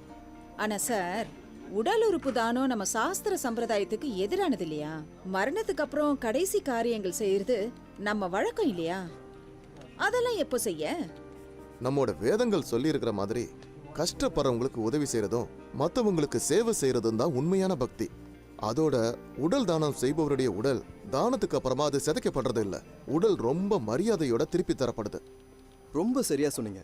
ஒருத்தர் வாழும்போது நிறைய சேவைகள் செய்யலாம். ஆனா இறந்த பிறகும் நிறைய பேரை வாழ வைக்கிறவன் தான் உண்மையான மனுஷன். இந்த ஒரு உன்னதமான காரணத்துக்காகத்தான் உடல் உறுப்பு தானம் பத்தி நம்ம எல்லாருமே சிந்திக்கணும். முதலாளி சார், நான் என் உடல் உறுப்புகளை தானம் செய்ய விரும்பினா அதுக்கு நான் என்ன செய்யணும்? உண்மையிலேயே நீங்க ஒரு முக்கியமான கேள்வி கேட்டிருக்கீங்க. இது ரொம்ப சரியான ஒரு யோசனை. உடல் உறுப்பு தான சேவைக்காக மோகன் ஃபவுண்டேஷன் நிறைய வேலைகளை செஞ்சிருக்காங்க. அவங்கள நாம தொடர்பு கொண்டா உடல் உறுப்பு தானம் பத்தி எல்லா விஷயங்களையும் தெரிஞ்சுக்க முடியும். இந்த எண், அதாவது 180010371000. இது புனித சேவைக்காக 24 மணி நேரமும் இயங்குது. இங்க நீங்க எல்லா தகவலையும் பெற முடியும். இங்க பாத்தீங்களா, இதுதாங்க என்னோட உடல் உறுப்பு தான அட்டை. இது கண்டிப்பா யாராவது ஒருத்தருக்கு பயனுள்ளதா இருக்கும். நீங்களும் உடல் உறுப்பு தானம் செய்ய ஆர்வமா இருந்தீங்கன்னா கண்டிப்பா இந்த உறுப்பு தான அட்டையை வாங்கிக்கோங்க. சார், நாங்களும் அந்த மாதிரி உறுப்பு தான அட்டையை பதிவு செய்ய விரும்புறோம். இந்த வாழ்க்கை யாருக்காவது பயனுள்ளதா இருந்தா அது மிகவும் நல்லது தானே சார்? இதே மாதிரி எல்லாருமே ஒரு சிறந்த மனுஷனா மாறதுக்கு சபதம் எடுத்து நீங்க உறுப்புகளை தானம் செய்யுங்க. உடல் உறுப்பு தானம் பற்றி மேலும் விவரங்களுக்கு அழைக்கவும் 180010371000. இந்த படைப்பு SBI ஃபவுண்டேஷன், SBI கார்ட்ஸின் ஆதரவால் மோகன் ஃபவுண்டேஷனால் வழங்கப்பட்டது. உங்கள் VIT பண்பலை 90.8 வழங்கும் கருத்துக்களம். மக்கள் கருத்துக்கள் அரங்கேறும் ஒளித்தளம். உங்கள் குரல்களில் ஒருங்கிணையும் கருத்துக்களம். VIT பல்கலைக்கழகத்தின் சமுதாய வானொலியில். வணக்கம் நேயர்களே, இது VIT பண்பலை 90.8 VIT பல்கலைக்கழகத்தின் சமுதாய வானொலி. இந்த நிகழ்ச்சி கருத்துக்களம். கருத்துக்களம் நிகழ்ச்சியில் இன்னைக்கு DKM காலேஜில் இருக்கோம். இங்கே இருக்கிற ஒரு மாணவி கிட்ட நம்ம பேச போகிறோம். வணக்கம், உங்கள் பேர் சொல்லுங்கள். என் பேர் பாரதி. நான் ஃபர்ஸ்ட் இயர் MBA ஹிஸ்ட்ரி பண்ணுறேன். இப்போ நிறைய இடத்துல ஆக்சிடென்ட் நடக்குது, நிறைய போக்குவரத்து நெரிசலாக இருக்குது, நிறைய விபத்துகள் நடக்கிறதுக்கான வாய்ப்புகள் இருக்குது. எதனால் இது நடக்குதுன்னு நீங்கள் நினைக்கிறீங்க? மெயினாக வந்து எல்லோரும் வந்து டிராஃபிக் ரூல்ஸை வந்து ஃபாலோ பண்ணால் வந்து எல்லாத்தையும் தடுக்க முடியும். இப்போ நார்மலாக பேசிக்காக நடந்து போகிறவங்க கூட டிராஃபிக் ரூல்ஸை இது பண்ணோம். ரெட் சிக்னல் போட்டிருக்காங்களா இல்லையான்னு வாட்ச் பண்ணிட்டு தான் வந்து நம்ம வந்து நடந்து வாக் பண்ணோம். பட் ஆனால் இவங்க வந்து வர அவசரத்தில் ஃபாஸ்ட்டாக மூவ் பண்ணுறதால வந்து நிறைய ஆக்சிடென்ட் நடக்குது. நாம்ளும் அவசரமாக போகணுன்னு சொல்லிட்டு வரவங்களும் வந்து நிறுத்த மாட்டேன்றாங்க, அவங்களும் வந்து ஃபாஸ்ட்டாக வந்துடுறாங்க. அதனால் வந்து 2 பேருக்கும் வந்து பாதிப்பு ஏற்படுது. 2 பேரும் வந்து காமனாக வந்து டிராஃபிக் ரூல்ஸை வந்து இது பண்ணால் வந்து ஆக்சிடென்ட் நடக்காமல் தடுக்கலாம். ஓகே, சரியாக சொன்னீங்க. இப்போ நிறைய பேர் வந்து பைக்கில் 2 வீலர்ஸில் போகும்போது வந்து தலைக்கவசமே போடுறதில்ல. ஸோ இதனால் வந்து விபத்துகள் அதிகமாக நடக்குது. எதனால் அதை போட மாட்டுறாங்கன்னு உங்களுக்கு ஏதாவது ஐடியா இருக்கா? சில பேருக்கு வந்து கெத்தாக போனோம் அப்படின்னு சொல்லிட்டு சில பேர் போவாங்க. ஆனால் வந்து சில பேர் வந்து அதை வாங்க முடியாத நிலைமையிலும் இருப்பாங்க. 2த்தையும் நம்ம பார்த்துக்கணும். அதனால் வந்து நம்ம எப்படின்னா அதை வாங்கி யூஸ் பண்ணணும். இல்லைன்னா நம்ம உயிருக்கு தான் வந்து அது பாதிப்பு அமையுது. அதை வந்து நிறைய பேர் வந்து அதை வந்து விழிப்புணர்வு வந்து ஏற்படுத்தணும் மக்கள் மூலயமா. அதை ஏற்படுத்தினா வந்து அவங்களுக்கும் கொஞ்சம் இதுவாக வரும். ஓகே, நிகழ்ச்சியில் பங்கு பெற்றதுக்காக ரொம்ப நன்றி. நிறைய விஷயங்கள் சொன்னாங்க. போக்குவரத்து நெரிசலாக இருக்கட்டும், இல்லை வந்து போக்குவரத்தில் நடக்கக்கூடிய விபத்துக்களை எப்படி தடுக்கிறதுன்னு இங்கே இருக்கிற மாணவிகள் சொன்னாங்க. ரொம்ப நன்றி. அடுத்ததான் நம்ம நிகழ்ச்சியில் பேசுறதுக்காக இன்னொரு மாணவி இருக்காங்க. நம்ம எது தப்பு பண்ணுறோன்னு புரிஞ்ச அனலைஸ் பண்ணாலே நம்ம மோஸ்ட்லி ஆக்சிடென்ட்ஸ்லாம் அவாய்ட் பண்ணலாம். முதல்ல நம்ம நார்மலாக நெசசிட்டி என்ன, மொபைல் யூஸ் பண்ணுறோம், வெஹிக்கல் யூஸ் பண்ணுறோம் எல்லாமே.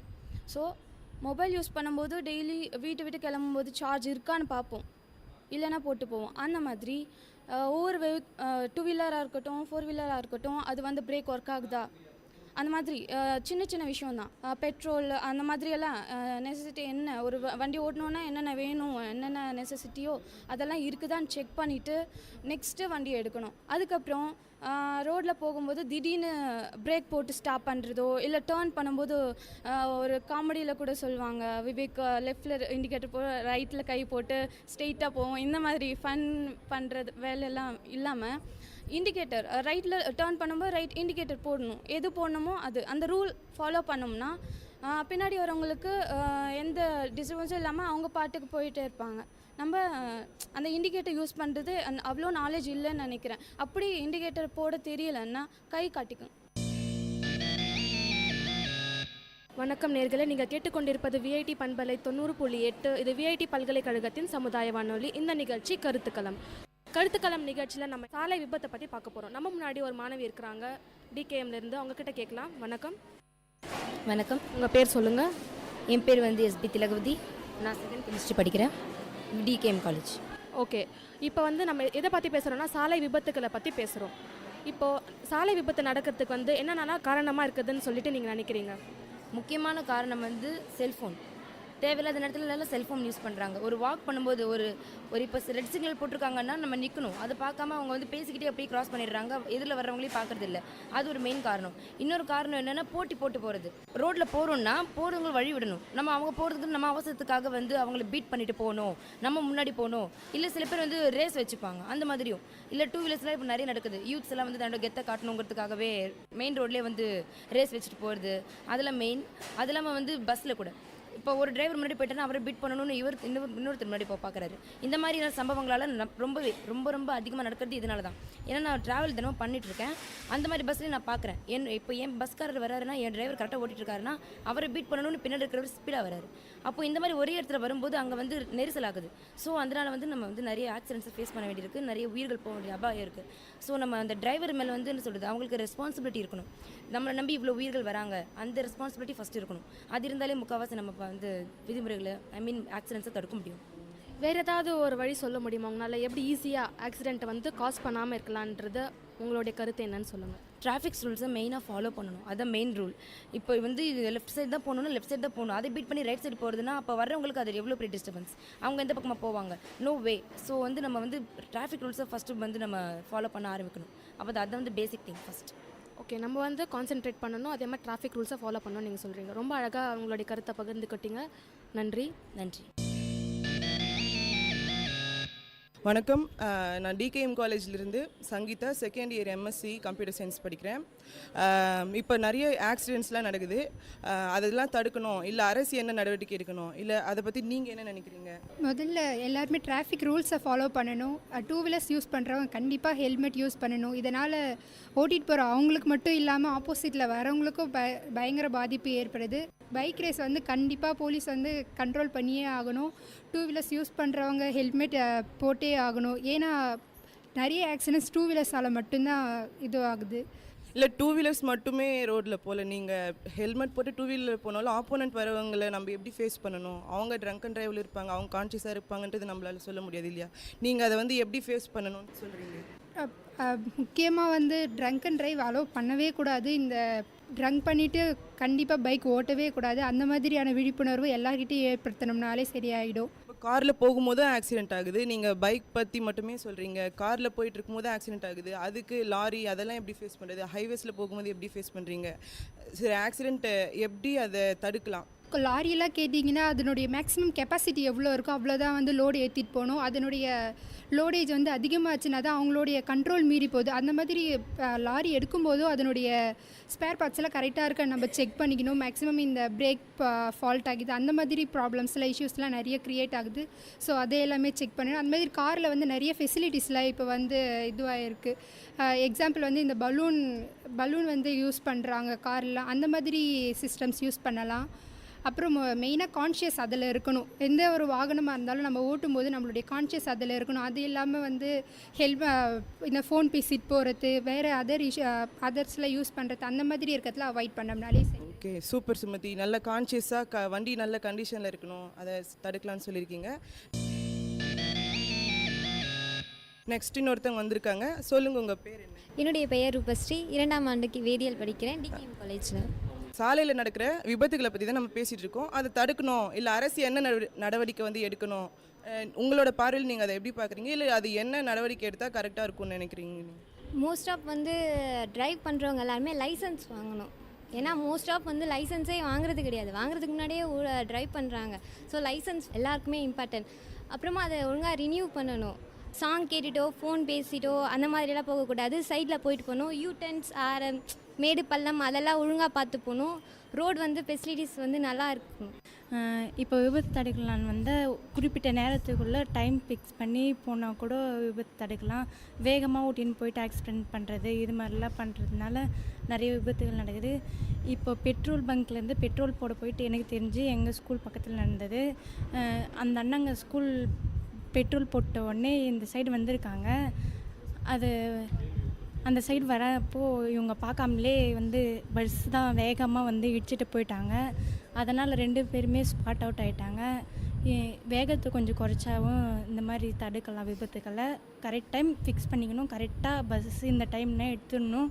குறிப்பிட்ட நேரத்தில் போகிற அளவுக்கு ஸ்பீடை வந்து கொஞ்சம் ஸ்லோ பண்ணிக்கணும். இதனால் விபத்தை தடுக்கலாம் நம்ம. Ashwini, BSc chemistry. இப்போ வந்து நம்ம எதை பற்றி பேச போகிறோன்னா போக்குவரத்துனால எப்படி ஆக்சிடென்ட் ஆகுது, அது எப்படி நம்ம கண்ட்ரோல் பண்ணலாம். வணக்கம், உங்கள் பேர்? I'm K Sujitha, 3rd BCom. இப்போது ஆப்போசிட்டாக பைக் ஓட்டிகிட்டு வந்துனே இருக்காங்கன்னா, இப்போது எங்கள் சைட்லேருந்துலாம் வந்து பார்த்திங்கன்னா எல்என்டி இருக்குது பள்ளிக்கொண்டால். இல்லை லாரிலாம் நிற்க வச்சுருக்காங்க, வரவே முடியாது. இந்த சைடு ஒன் வே மாதிரி தான் ஆகிட்டுருக்கு. அந்த மாதிரிலாம் இருந்தால் அந்த சைடு வரவங்களும் சரி, இந்த சைட்லேருந்து வரவங்களும் சரி பார்க்கவே முடியாது, ஏதாவது வருதா அப்படின்னு சொல்லிட்டு பார்க்க முடியாது. அதனாலேயும் ஆக்சிடென்ட்லாம் நடக்குது நிறையா. ஜஸ்ட் இப்போ 1 டேக்கு முன்னாடி ஒரு கேர்ள், நம்ம காலேஜ் ஸ்டூடெண்ட்ஸ் தான், ஒரு கேர்ள் வராங்க, லாரி பின்னாடிந்து வருது. அவர் ஆரன் அடித்தார், இந்த சைட் பார்த்தாரு. ஆனால் அந்த கேர்ள் அப்பவும் பார்க்காம ஸ்கூட்டியில் தான் போயிட்டு ஹெட்செட் கேட்டு சாங் கேட்டுட்டு வந்து எடுத்து போய் விட்டாங்க. விட்ட உடனே அவங்க ஏந்துக்குனாங்க. பட் என்ன ஆச்சுன்னா ஹெட்செட் எடுக்கிறாங்க, ஃபோன் எடுக்கிறாங்களே தவிர அவங்க உயிர் போதா இல்லையான்றது பார்க்கல. ஹெல்மெட்டும் போடலை அவங்க.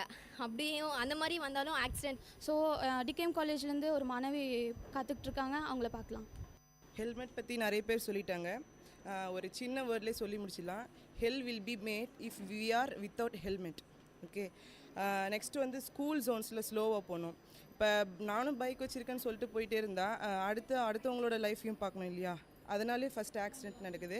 நெக்ஸ்ட் வந்து ஓவர்லோடான லாரிஸ், அதை வந்து இது பண்ணணும். முதல்ல வண்டி கண்டிஷனாக இருக்கா இல்லையா அப்படின்றத நம்ம பார்த்து வண்டியை வந்து ஸ்டார்ட் பண்ண ஆரம்பிக்கணும். இந்த மாதிரி ஆக்சிடென்ட்ஸ்லாம் ஜாஸ்தி எப்படி நடக்குதுன்னு நினைக்கிறீங்க? டீனேஜர்ஸ் ஒரு ரீசனாக இருப்பாங்கன்னு நினைக்கிறீங்களா, இல்லை எப்படி? அவங்களோட ஃபன்னுக்காக நடக்குதா இல்லை கோயின்சிடென்ஸாக ஆக்சிடென்ட் ஜாஸ்தியாக நடக்குதா அந்த மாதிரி? ஃபாஸ்ட்டாக போனோம் அப்படின்றது டிராஃபிக் ரோட்ஸில் தான் ஃபாஸ்ட்டாக போகணும் அப்படின்றது இல்லை, அதுக்கும் இருக்குது ரோடு. நம்ம எங்கே எப்படி போகணுன்றதை கான்ஷியஸோடு போகணும். இப்போ ஸ்கூல் ஜோன்ஸில் ஸ்லோவாக போகணும். பைபாஸில் ஸ்பேஸ் இருக்குன்னா உங்களோட இதுவை அங்கே காமிக்கலாம். கண்டிஷனில் இருக்கா இல்லையா ஃபஸ்ட்டு அப்படின்னு பார்த்துட்டு அதுக்கப்புறமேட்டுக்கு நம்ம பைக்கை யூஸ் பண்ணுறதோ இல்லை காரில் போகும்போதும் சரி, நம்மளோட கார் வந்து இவ்வளோ தான் ஸ்பீட் இருக்குன்னா அது கம்மியான ஸ்பீட்லேயே ஓட்ட பார்க்கணும். அப்புறம் கால்ஸ் எல்லாம் அவாய்ட் பண்ணணும். மேக்ஸிமம் வர ஃபோன் கால்ஸ் நம்ம அவாய்ட் பண்ணிட்டாலே பாதி ப்ராப்ளம் சால்வ் ஆகிடும். ஓகே எல்லோரும் கால்ஸ் அவாய்ட் பண்ணலாம், அது ஓகே. எல்லோரும் வேணும்னே வாண்டடாக ஹெட்செட் போட்டு பாட்டு கேட்டுட்டு ஹாயாக என்னவோ பஸ்ஸில் உட்காந்து போகிற மாதிரி டிரைவிங்கில் போகும்போது அதை பற்றி என்ன நினைக்கிறீங்க?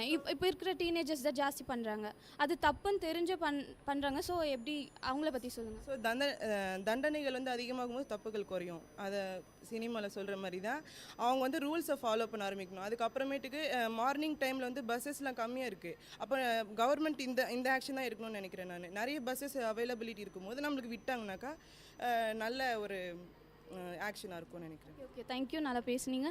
நெக்ஸ்ட் அடுத்த மாணவி காத்துக்கிட்டு இருக்காங்க, அவங்களோட பெர்ஸ்பெக்டிவ் என்ன இருக்குன்னு கேட்கலாம். உங்கள் பேர் சொல்லுங்கள். என் பேர் Hemapriya, department of chemistry, TKM college. Okay, நீங்கள் ஆக்சிடென்ட் நடக்கிற பற்றி என்ன நினைக்கிறீங்க, எப்படி அவாய்ட் பண்ணலாம் அதை பற்றி சொல்லலாம். இப்போ வாகனம் 2 வீலர் இருக்குன்னா நம்ம வேகத்தை வந்து கம்மி பண்ணிட்டு போகணும். வீட்டிலே இருக்கும்போது செக் பண்ணிட்டு போகணும், பிரேக்லாம் ஒழுங்காக பிடிக்குதா இல்லையான்னு. இப்போ கோ ஸ்லோ அப்படின்னு போட்டிருக்குன்னா அப்போ தான் நம்ம ஆளுங்க வந்து வேகமாக போவாங்க. அப்போ வந்து ஸ்கூலில் இருக்க ஸ்டூடெண்ட்ஸும் வந்து பாதிக்கிறாங்க, பொதுமக்கள் மட்டும் இல்லாமல் பள்ளி மாணவிகளும் வந்து பாதிக்கிறாங்க. நேயர்கள் இதுவரை கேட்டது மக்கள் கருத்துக்கள் அரங்கேறிய கருத்துக்களம் உங்கள் விஐடி பண்பலை 90.8. நன்றி, வணக்கம். ரொம்ப சந்தோஷமா இருக்க போல. ஆமாண்டா, ரொம்ப நாள் கழிச்சு வீட்டுக்கு போறேன் இல்லையா, அந்த சந்தோஷம் தான். எப்பவும் வீட்டுக்கு போறப்பெல்லாம் கடையே வாங்கிட்டு போவியே, இந்த தடவை எப்படி? இந்த தடவை தான் அம்மாவுக்கு புடவை, தம்பிங்களுக்கு ட்ரெஸ், அப்பாவுக்கு வேட்டி சட்டை, ஒஸ்தியான சுருட்டு, பாட்டிக்கு வெத்தலை பாக்கு, வாசனை சுண்ணாம்புன்னு புகையில கூட வாங்கிட்டு போறேன். அட பாவி, ஏண்டா உன் குடும்பம் இவ்வளவு நாள் சந்தோஷமா இருந்தது மட்டும் போதுமா உனக்கு? ஏண்டா இப்படி கேக்குற?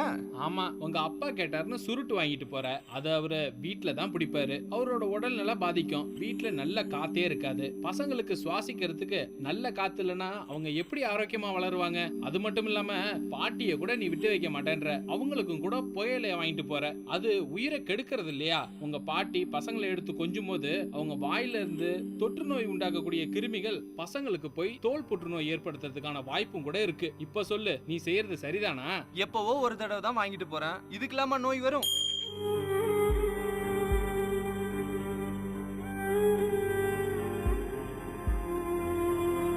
விளையாட்டு வினையாகும். நம் சந்ததியை காக்க வேண்டிய நாமே அதை அழிவுக்கு உட்படுத்தலாமா? புகையிலையை தடுப்போம், புத்துயிர் பெறுவோம்.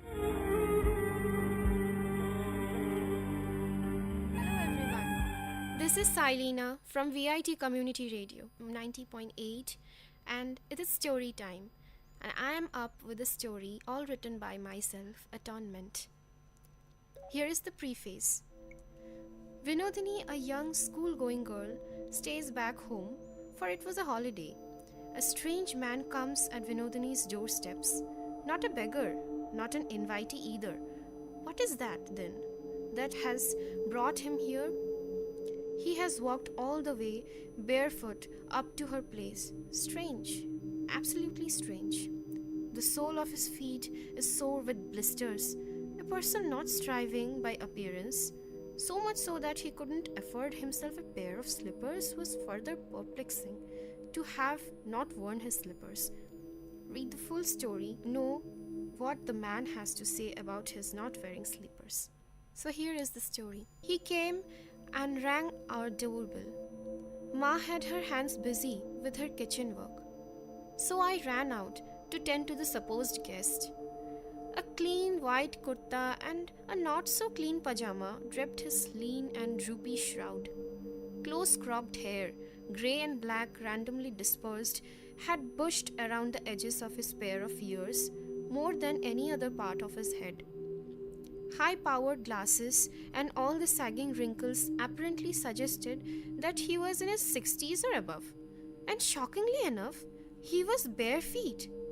Without wasting any more time in studying the strange stranger, I inquired of him about his identity and his purpose. I don't have slippers, Ma. That must have risen a lot of questions in your mind, right? He went on to add, I have been walking bare feet since quite some time now. I'm going door to door and narrating my story. An abrupt pause. He began again. I had killed my wife long back. I was beating her as usual with my waist belt and then took out my slipper. I started thrashing her with it. She was groaning. My sadist beast was, however, not content with that. So I kept on weeping and lashing and smacking. And that was the last day I bit her. Nevertheless, I love my daughter. I had from her a lot. The slightest hint of her pain caused me intense agony. She has been tortured the same way at her in-laws' place. Now she is battling with death in the hospital. I didn't register any complaint against her in-laws yet. How could I? I wasn't punished either. My wife didn't have her parents to get her justice after her demise. God forbid, nothing happens to my daughter. So, I have pledged not to wear slippers until my daughter gets well. And on barefoot, I'm going door to door and narrating my story. I can understand your presumption induced from my appearance. You probably thought that I must be here for begging alms of you. And yes, you were right. I have come here to beg, not to beg alms, to beg prayers, to beg blessings. With tears rolling down his cheeks and voice suffused with pain, in a trembling voice he groaned, Ma, pray for my daughter. Please, I beg of you, pray for my daughter. I am a sinner. How could I pray for my daughter to be endowed with fortitude to endure the same pain I had caused my wife all these years back? He won't listen to my prayers. God won't listen. God won't. He won't. I stared blank. I still couldn't comprehend the scenario, and eliciting a reaction was not nearly possible. Ma came out running, all startled by the cry. Having no clue about what was going on, she got impatient and started inquiring me of what all had happened. I couldn't reply. I asked the man, who was on his knees at our doorsteps, to get up and leave. His face turned pale. Hopelessness had clouded it densely. I said, Your daughter will be all right. I shall definitely pray for her. My mom will also pray. Why, Ma? Won't you? Ma, with no preface to the story, ended it by nodding in affirmation. The man stretched his lips into a feeble smile, gestured a namaskar, and walked away. At the door, while Ma kept on inquiring me, I stared vacantly to see the man disappear from my sight.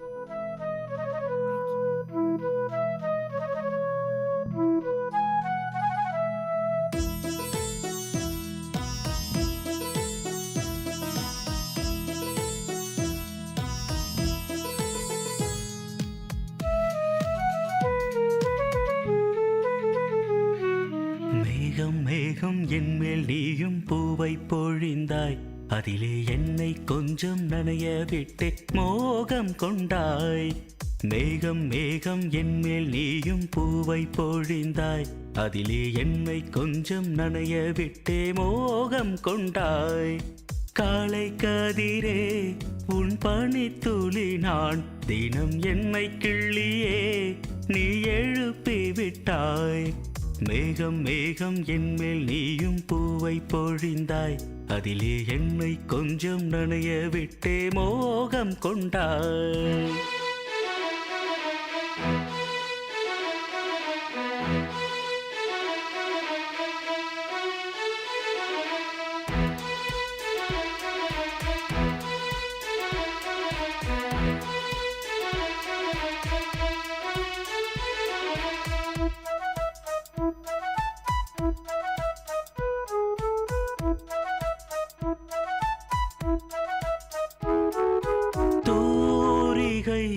கொண்டு தீண்டியே தூக்கங்கள் குறைத்தாய். பூமகள் என்று என்னையே போர்வைக்குள் இழுத்தாய். நிலவோடும் நிலம் மீதும் என்னை ஏந்தியே நீலவானிலே நெஞ்சோடு சாய்ந்தாடும் தென்றலே. நம்மை கண்டு நட்சத்திரம் வெட்கப்பட்டு கண்மறைக்க. மேகம் மேகம் என்மேல் நீயும் பூவை பொழிந்தாய். அதிலே என்னை கொஞ்சம் நனைய விட்டு மோகம் கொண்டாய்.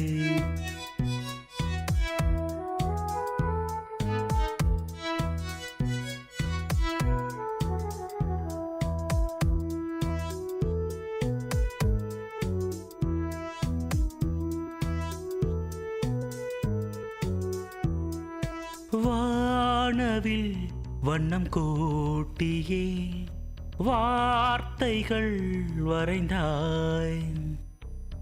தேன் துளி என்று என்னையே நாக்கினுள் ஒலித்தாய். விழியோரம் நடை போடும் ஆசை மேகமே எந்தன் ஜீவனே. கரம் சேர்த்து நடமாடும் சொந்தமே. உன்னை போல மின்னல் கூட மின்னி மின்னி முத்தம் போடும். மேகம் மேகம் என்மேல் நீயும் பூவை பொழிந்தாய். அதிலே என்னை கொஞ்சம் நனைய விட்டே மோகம் கொண்டாய். மேகம் மேகம் என்மேல் நீயும் பூவை பொழிந்தாய். அதிலே என்னை கொஞ்சம் நனைய விட்டே மோகம் கொண்டாய். காலை கதிரே உன் பனித்துளி நான் தினம் என்னை கிள்ளியே நீ எழுப்பி விட்டாய். மேகம் மேகம் என்மேல் நீயும் பூவை பொழிந்தாய். அதிலே என்னை கொஞ்சம் நனைய விட்டு மோகம் கொண்டாய். கேட்ட பாடலை இசையமைத்து பாடியவர் முருகானந்தம். பாடல் வரிகள் பவித்ரா. தயாரிப்பு VIT பண்பலை 90.8. உள்ளம் கொள்ளை போகுமே VIT ரேடியோ. பங்கு பெற வாருங்கள். நிகழ்ச்சிகள் 1000 தீரன்களின் சங்கமம். திறமைகள் வெளிப்படும் VIT ரேடியோ. உங்கள் ரேடியோ. அப்பா, ஒவ்வொரு நாளும் தொடங்கும் போது நமக்கு மட்டும்தான் இப்படி நடக்குதா? இல்லை குழந்தாய், 350 கோடி பேருக்கும் இப்படித்தான் நாள் துவங்குகிறது. யார் பேசுறது? நான் யாராக இருந்தால் என்ன, நான் சொல்ல வருவதுதான் முக்கியம். அப்படி என்ன முக்கியமான விஷயம் சொல்ல வந்தீங்க நீங்க? நான் காலை கடை முடிக்கும் போது தான் வரணுமா? சீக்கிரம் சொல்லுங்க. உன்னுடைய கழிவறையை பார், அது ஏன் இவ்வளவு அசுத்தமாக இருக்கிறது? அது வந்து நீ ஏன் மூக்கை பிடித்துக் கொண்டு தினமும் சலித்துக் கொண்டு உன் நாளை துவங்க வேண்டும்? அது வந்து உன் கழிவறையை தினமும் சரியாக சுத்தம் செய்து பராமரித்து வை. அப்படி செய்தால் நீ அந்த 350 கோடி பேரில் ஒருவனாக இருக்க மாட்டாய். ஆமா, யார் அந்த 350 கோடி பேரு? அந்த 350 கோடி பேரும் இந்த உலகில் சுகாதாரமான கழிவறை வசதி இல்லாதவர்கள். இப்போது சொல், உன்னிடம் கழிவறை உள்ளது, ஆனால் சுகாதாரம்? இப்போ சொல்லிட்டீங்கல்ல, இதோ சுத்தம் பண்ணிடுறேன். இந்த உலகில் 3இல் ஒருவருக்கு சுகாதாரமான கழிவறை வசதி இல்லை என்று ஐக்கிய நாடுகள் கணக்கெடுப்பு கூறுகிறது. நம் வீட்டில் இருக்கும் கழிவறை சுகாதாரமாக உள்ளதா என நாம் கவனித்து சுத்தம் செய்வோம். சமுதாய நலன் கருதி வெளியிடுவோர் VIT பண்பலை 90.8.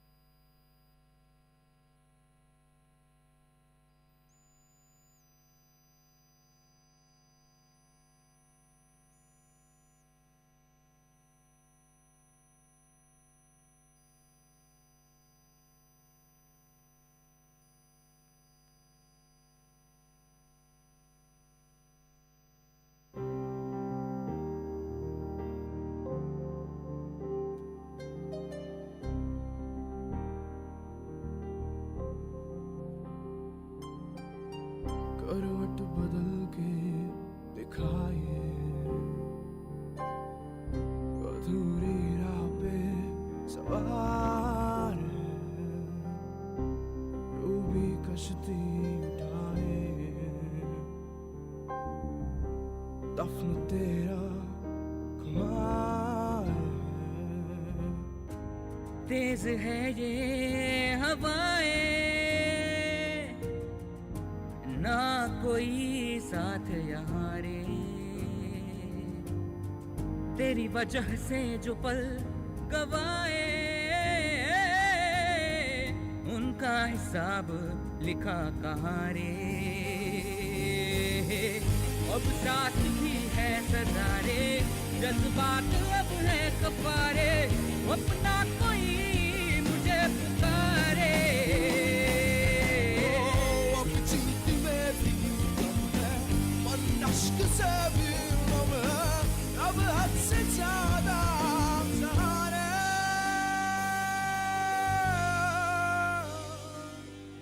सहारे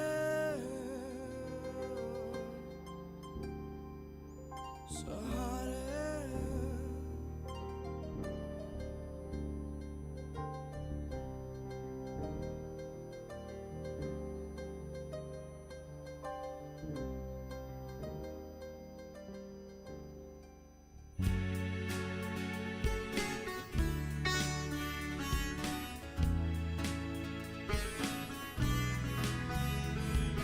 விஐடி பண்பலை 90.8 விஐடி பல்கலைக்கழகத்தின் சமுதாய வானொலியில் இது மருத்துவ நேரம். பல்வேறு மருத்துவ துறைகளிலிருந்து தேர்ச்சி பெற்ற மருத்துவர்களுடன் கலந்துரையாடும் நேரம் இது.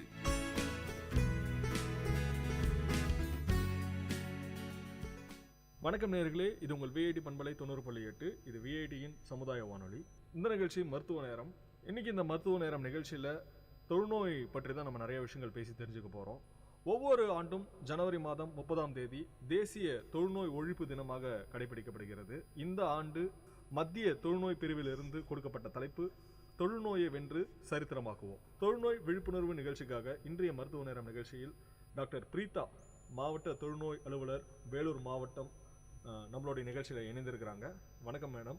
விஐடி சமுதாய வானொலி சார்பாக உங்களை இந்த நிகழ்ச்சிக்கு வரவேற்கிறோம். வணக்கம் நேர்களே. மேடம், இன்னைக்கு தொழுநோய் அப்படின்ற ஒரு நோய் நம்மளுடைய நாட்டில் இருந்து முற்றிலுமாக வந்து மறைஞ்சிடுச்சு அப்படின்ற மாதிரி கூட பல நேயர்களுடைய ஒரு எண்ணமாகவும் கருத்தாகவும் இருக்கிறது. ஆனால் உலகளாவிய விஷயத்தில் கூட வந்து பார்த்தீங்க அப்படின்னா தொழுநோய் இன்னமும் இருக்குது அப்படின்ற மாதிரியான உண்மைகள் உங்களுக்கு தெரியும். இதை பற்றி நீங்கள் சொல்லுங்கள் மேடம். தொழுநோய் என்ற நோய் மைக்கோபாக்டீரியம் லெப்ரே என்ற கிருமியினால் வருகிறது. இது காற்றின் மூலமாக பரவுகிற ஒரு நோய். இந்தியாவில் இன்னும் தொழுநோயால் பாதிக்கப்படுகிற நபர்கள் இருக்கிறார்கள். ஒவ்வொரு ஆண்டும் தமிழ்நாட்டில் மட்டுமே 2000க்கு மேற்பட்ட நபர்கள் தொழுநோயால் பாதிக்கப்பட்டு சிகிச்சை எடுத்து வருகிறார்கள். நம்ம வேலூர் மாவட்டத்தில் தற்போது ஒருங்கிணைந்த வேலூர் மாவட்டத்தில் 180 பேர் நபர்கள் தொழுநோய்க்கு சிகிச்சை எடுத்து வருகிறார்கள். வேலூர் மாவட்டம் மட்டும் எடுத்தால் ஒரு 60 பேர் தொழுநோய்க்கு மாத்திரை சாப்பிட்டு வருகிறார்கள். டோட்டல் தொழுநோயால் பாதிக்கப்பட்டவர்களில் 60% இந்தியாவில் வசித்து வருகிறார்கள். உலக தொழுநோயில் வந்து டோட்டலாக 60% ஆஃப் மக்கள் வந்து இந்தியாவில் இருக்கிறாங்க அப்படின்ற மாதிரி நீங்கள் சொல்லியிருக்கிறீங்க.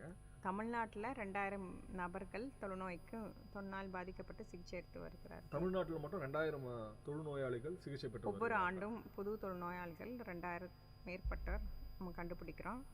வேலூர் மாவட்டத்தில் ஒருங்கிணைந்த வேலூர் மாவட்டம் எடுத்துக்கிட்டிங்கன்னா 180 பேர் தொழுநோய்க்கு ஒவ்வொரு வருஷமும் சிகிச்சை எடுத்து வராங்க. இல்லை வெறும் வேலூர் மாவட்டம் எடுத்திங்கன்னா 60 நபர்கள் தற்போது மாத்திரை சாப்பிட்டு வராங்க. எல்லாருக்குமே வந்து பொதுவாக நோய் அப்படின்றதுனாலே ஒரு பயம் கண்டிப்பாக இருக்கும். கட்டாயம் நம்மளுக்கும் வந்து நோய் இருக்குமா அப்படின்ட்டு. அதில் வந்து பார்த்தீங்க அப்படின்னா தொழுநோய் வெளியில் சொன்னால் சில பேர் வந்து கொஞ்சம் வெக்கமாகவும் சில பேர் படுகிறார்கள், எங்கே இந்த நோய் நம்மளுக்கும் இருக்குமா அப்படின்ட்டு. சில பேர் அவங்களே கூட வந்து யோசிச்சிருப்பாங்க, நம்மளுக்கு வந்து இந்த நோய் இருக்குதா அப்படின்றது. இந்த தொழுநோயுடைய அறிகுறிகள் என்ன? தொழுநோயை பார்த்து யாரும் அஞ்சிடவோ பயப்படவோ வேண்டாம். மற்ற நோய்களைப் போல தான் தொழுநோய் ஒரு சாதாரண நோய் தான். குறைந்த அளவு தொற்று தன்மை உடையது. சரி, கண்ணுக்கு தெரியாத ஒரு மைக்கோபாக்டீரியம் லெப்ரே என்ற ஒரு கிருமினால தான் இது வருகிறது. இது பாவத்தினாலோ சாபத்தினாலோ அல்ல, பரம்பரை வியாதியும் அல்ல. ஆரம்ப கால சிகிச்சை எடுத்துக்கொண்டால் முற்றிலுமாய் நம்ம தொழுநோயிலேருந்து விடுபடலாம். ஸோ இது அறிகுறிகள்னு பார்த்தீங்கன்னா உணர்ச்சியற்ற வெளிர்ந்த அல்லது சிவந்த நிற தேம்பல். இந்த தேம்பலில் முடி இல்லாமல் இருக்கலாம், வேர்வை இல்லாமல் இருக்கலாம், அரிப்பு இருக்காது. ஸோ இந்த இந்த கிள்ளி பார்த்தா உணர்வு இல்லாமல் இருக்கலாம். பால் பென் வச்சு நம்ம செக் பண்ணி பார்த்தா உணர்ச்சி கம்மியாக இருக்கலாம், இல்லை உணர்ச்சி சுத்தமாக இல்லாமல் இருக்கலாம்.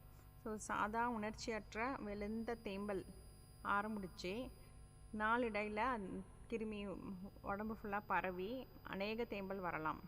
அந்த நேரத்தில் நரம்பு பாதிப்பு ஸ்டார்ட் பண்ணலாம். நரம்பு பாதிப்புனால கை கால் மதப்பாக இருக்கிற தன்மை, எண்ணெய் பூசிய போன்ற தோற்றம், காது மடல் தடித்திருந்தல், சிங்கம் போன்ற முகம். இப்போ சிங்கம் போன்ற முகம்லாம் நம்ம ரொம்ப பார்க்குறது இல்லை, ஆனாலும் இது கடைசி ஸ்டேஜில் அப்படி ஒரு சாதா தேம்பலாக ஸ்டார்ட் பண்ணி லாஸ்ட்டில் சிங்கம் போன்ற முகத்தில் போய் முடியலாம். ஸோ கை கால் விரல் மடங்கி இருக்கிறது க்ளா ஹேண்ட் அப்படின்வாங்க. ஸோ காலில் செருப்பு வந்து தானாக செருப்பு காலை விட்டு கலண்டு போகிற ஒரு சூழ்நிலை, ஃபுட் ட்ராப் வரலாம். கை விரல் குறைபாடோடு இருக்கலாம், அப்சார்ப்ஷன் ஆகலாம்.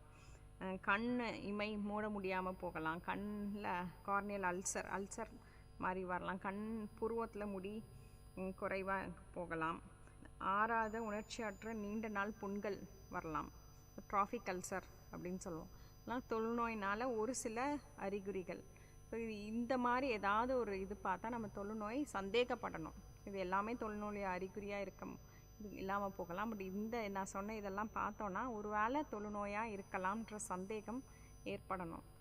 இதெல்லாம் இருந்தாலும் தொழுநோய்க்கு 3 முக்கியமான அறிகுறிகள் அப்படின்வாங்க. 3 கார்டினல் சைன்ஸ் ஆஃப் லெப்ரசி. இது என்னென்னா உணர்ச்சியற்ற விழுந்து அல்லது சிவந்த நிற தேம்பல், 2வது நரம்பு தடித்திருந்தல், 3வது தோல் பரிசோதனையில் மைக்கோபாக்டீரியம் லெப்ரே கிருமி கண்டறிதல். 3ல் ஏதாவது ஒன்று இருந்துச்சுன்னா அது confirm case of leprosy. So ஒன்று உணர்ச்சியற்ற தேம்பல் இருந்தால் லெப்ரஸியாக இருக்க சான்ஸ் ஜாஸ்தி. நரம்பு தடித்திருந்தல் நம்ம பார்க்க முடியாது, நம்ம பால்பேட் பண்ணி பார்த்தா தெரியும். இல்லைன்னா இந்த மைக்கோபாக்டீரியம் லெப்ரேன்ற கிருமியை இந்த ஸ்லிட் ஸ்கின் ஸ்மியர்னு ஒரு ஸ்மியர் பண்ணோம், அதில் கண்டுபிடிச்சா அதுவும் கன்ஃபார்ம் கேஸ் ஆஃப் லெப்ரசி. கண்டிப்பாக மேம், நல்லா சொன்னீங்க. இந்த தொழுநோயின் அறிகுறிகள் பற்றி ஒரு விரிவான விளக்கம் வந்து கொடுத்துருக்குறீங்க மேம். இப்போது இந்த தொழுநோய் பற்றின அறிகுறிகள் சொன்னீங்க, இந்த தொழுநோய்க்கான வகைகள் ஏதாவது இருக்குதாங்களா மேம்? அதை பற்றி சொல்லுங்கள். ஸோ இப்போ நம்ம ஒன்ஸ் கண்டுபிடிச்சா அந்த வியாதியை நம்ம வகைப்படுத்த வேண்டியது இருக்குது. வகைப்படுத்தலை பொறுத்து தான் சிகிச்சை இருக்குது. ஸோ வகைப்படுத்தணும் அப்படின்னா 5 தேம்பலுக்கு கீழே ஒரு நரம்பு பாதிப்பு இருந்துச்சுன்னா அது குறைஞ்ச கிருமி இருக்க வகை, பாசிபேசிலரி லெப்ரசின்னு சொல்லுவோம். 5 தேம்பலுக்கு மேலே இல்லைன்னா 2 நரம்பு பாதிப்பு இருந்துச்சுன்னா அது அதிக கிருமி இருக்க வகை, மல்டிபேசிலரி லெப்ரசின்னு சொல்லுவோம். ஸோ இப்படி வகைப்படுத்துறது பொறுத்து தான் சிகிச்சை இருக்குது. இந்த சிகிச்சை முறையில் சொன்னீங்க இந்த மாதிரி பல்வேறு வகைகள் இருக்குது அப்படின்ட்டு. இந்த சிகிச்சை முறைகள் வந்து நீங்கள் சொல்லியிருக்கீங்க. ஸோ இந்த மல்டிபேசிலரியில் தான் இந்த ஸ்மியர் வந்து பாசிட்டிவாக இருக்கும். ஸ்லிட் ஸ்கின் ஸ்மியர் நம்ம சொன்னோம் இல்லையா, அதிக கிருமி இருக்க வகையில் தான் நம்ம காதுலேருந்து டெஸ்ட்டு எடுத்தோன்னா அதில் கிருமி வந்து மைக்ரோஸ்கோப் கீழே தென்படலாம். ஓகே மேம், நல்லா சொன்னீங்க மேம். தொழுநோய் எனக்கு ஒருத்தருக்கு இருக்குது அப்படின்றது அவங்களுக்கு தெரிஞ்சிடுச்சு. இதுக்கான சிகிச்சை முறைகளும் வந்து எடுத்துக்கிறாங்க. இதுக்கான மருந்து மாத்திரைகள்லாம் வந்து எங்கே கிடைக்கும்? ஒருத்தருக்கு தொழுநோய் வந்துருச்சு அப்படின்னா ஃபஸ்ட்டு வந்து எங்கே அணுகணும் மேம் இந்த வேலூர் மாவட்டத்தில்? அதை பற்றி சொல்லுங்கள் மேம். ஸோ அவங்க எந்த இடத்துல இருந்தாலும் அது பக்கத்தில் இருக்கிற ஆரம்ப சுகாதார நிலையத்தில் சிகிச்சை வந்து இலவசமாக கிடைக்கும். ஸோ அரசு ஆரம்ப சுகாதார நிலையம், அரசு மருத்துவமனை, அரசு மருத்துவக் கல்லூரி மற்றும் சிஎம்சி கரிகிரி மருத்துவமனையில் கூட இதுக்குள்ளே சிகிச்சை கிடைக்கும். ஸோ அரசு மருத்துவமனைகளில் முற்றிலுமாக இலவசமாக இதுக்குள்ளே மாத்திரை கிடைக்குது. ஸோ இதுக்கு ட்ரீட்மெண்ட்டுன்னு பார்த்தா டேப்லெட்ஸ் தான், கூட்டு மருந்து சிகிச்சை அப்படின்னு சொல்லுவோம். கூட்டு மருந்து 3 மாத்திரைகள், ரிஃபாம்பிசின், டாப்சோன், குளோஃபசமின் 3ம் கலந்த மாத்திரை தான் வந்து மல்டிபேசிலரி. இந்த 6 தேம்பலுக்கு மேலே இருக்கிறதுக்கு இந்த 3 மாத்திரையும் கலந்து 12 மாதத்துக்கு ஒரு அட்டையில் 3 மாத்திரை இருக்கும். ஸோ 12 அட்டை அவங்க வந்து 12 மாதத்துக்கு சாப்பிட வேண்டியது இருக்கும். ஒரு அட்டை 28 நாளைக்கு வரும். ஸோ இந்த மாதிரி 12 அட்டை அதிக கிருமி இருக்க வகைக்கு சாப்பிட வேண்டிய இது இருக்குது. குறைஞ்ச கிருமி இருக்க வகைனா 2 மாத்திரை, ரிஃபாம்பிசின், டாப்சோன் மட்டும், குளோஃபசமின் இதில் இருக்காது. இது 6 மாதத்துக்கு அவங்க எடுத்தால் போதும். 5 தேம்பல் கீழே இருந்துச்சுன்னா 6 மாத சிகிச்சையும், 5 தேம்பலுக்கு மேலே 2 நரம்பு பாதிப்பு இருந்துச்சுன்னா 12 மாத சிகிச்சையும் எடுக்க வேண்டியது இருக்கும். இப்போ நீங்கள் மருந்து மாத்திரைகள் பற்றி சொன்னீங்க மேடம். இந்த தொழுநோயால் பாதிக்கப்பட்ட நோயாளிகள் தொழுநோயிலிருந்து முற்றிலுமாக தங்களை குணப்படுத்திக்க முடியுங்களா? கட்டாயமாக.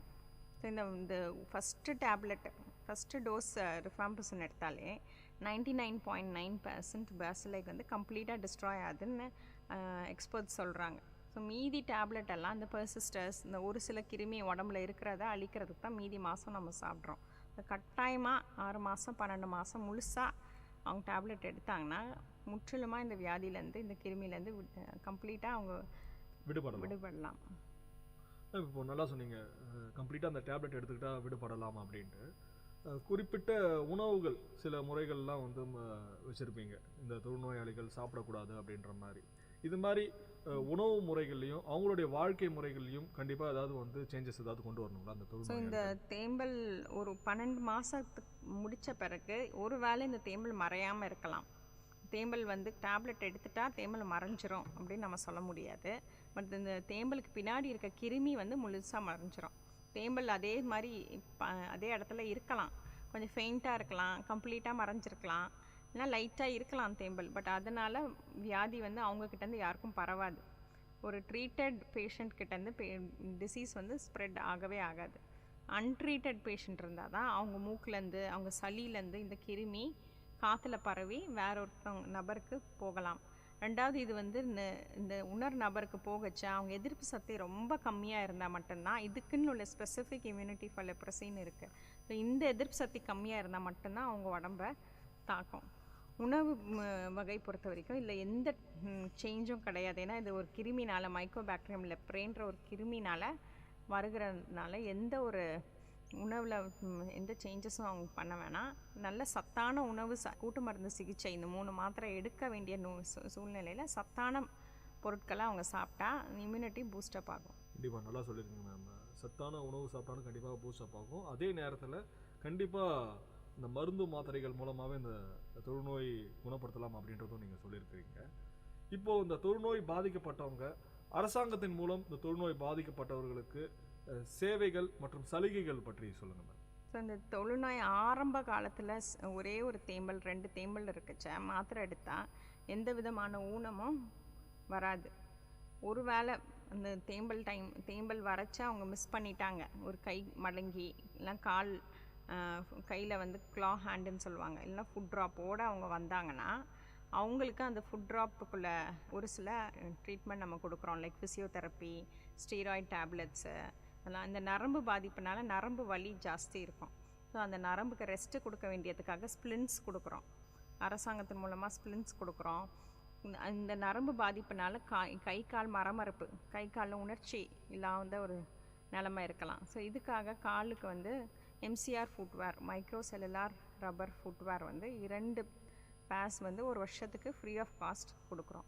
ஸோ இந்த புண்ணு சப்போஸ் எதுவும் மீறி அந்த மறுத்து போன அந்த இடத்துல அவங்களுக்கு புண்கள் வர வாய்ப்பு இருக்குது. ஏன்னா தொடு உணர்ச்சியோ சூடு உணர்ச்சியோ அவங்களுக்கு தெரியாதனால புண்கள் வரலாம். அந்த புண்ணுக்காக செல்ஃப் கேர் கிட்டு, ஆயின்மெண்ட்ஸை நம்ம ஃப்ரீ ஆஃப் காஸ்ட் கொடுக்குறோம்.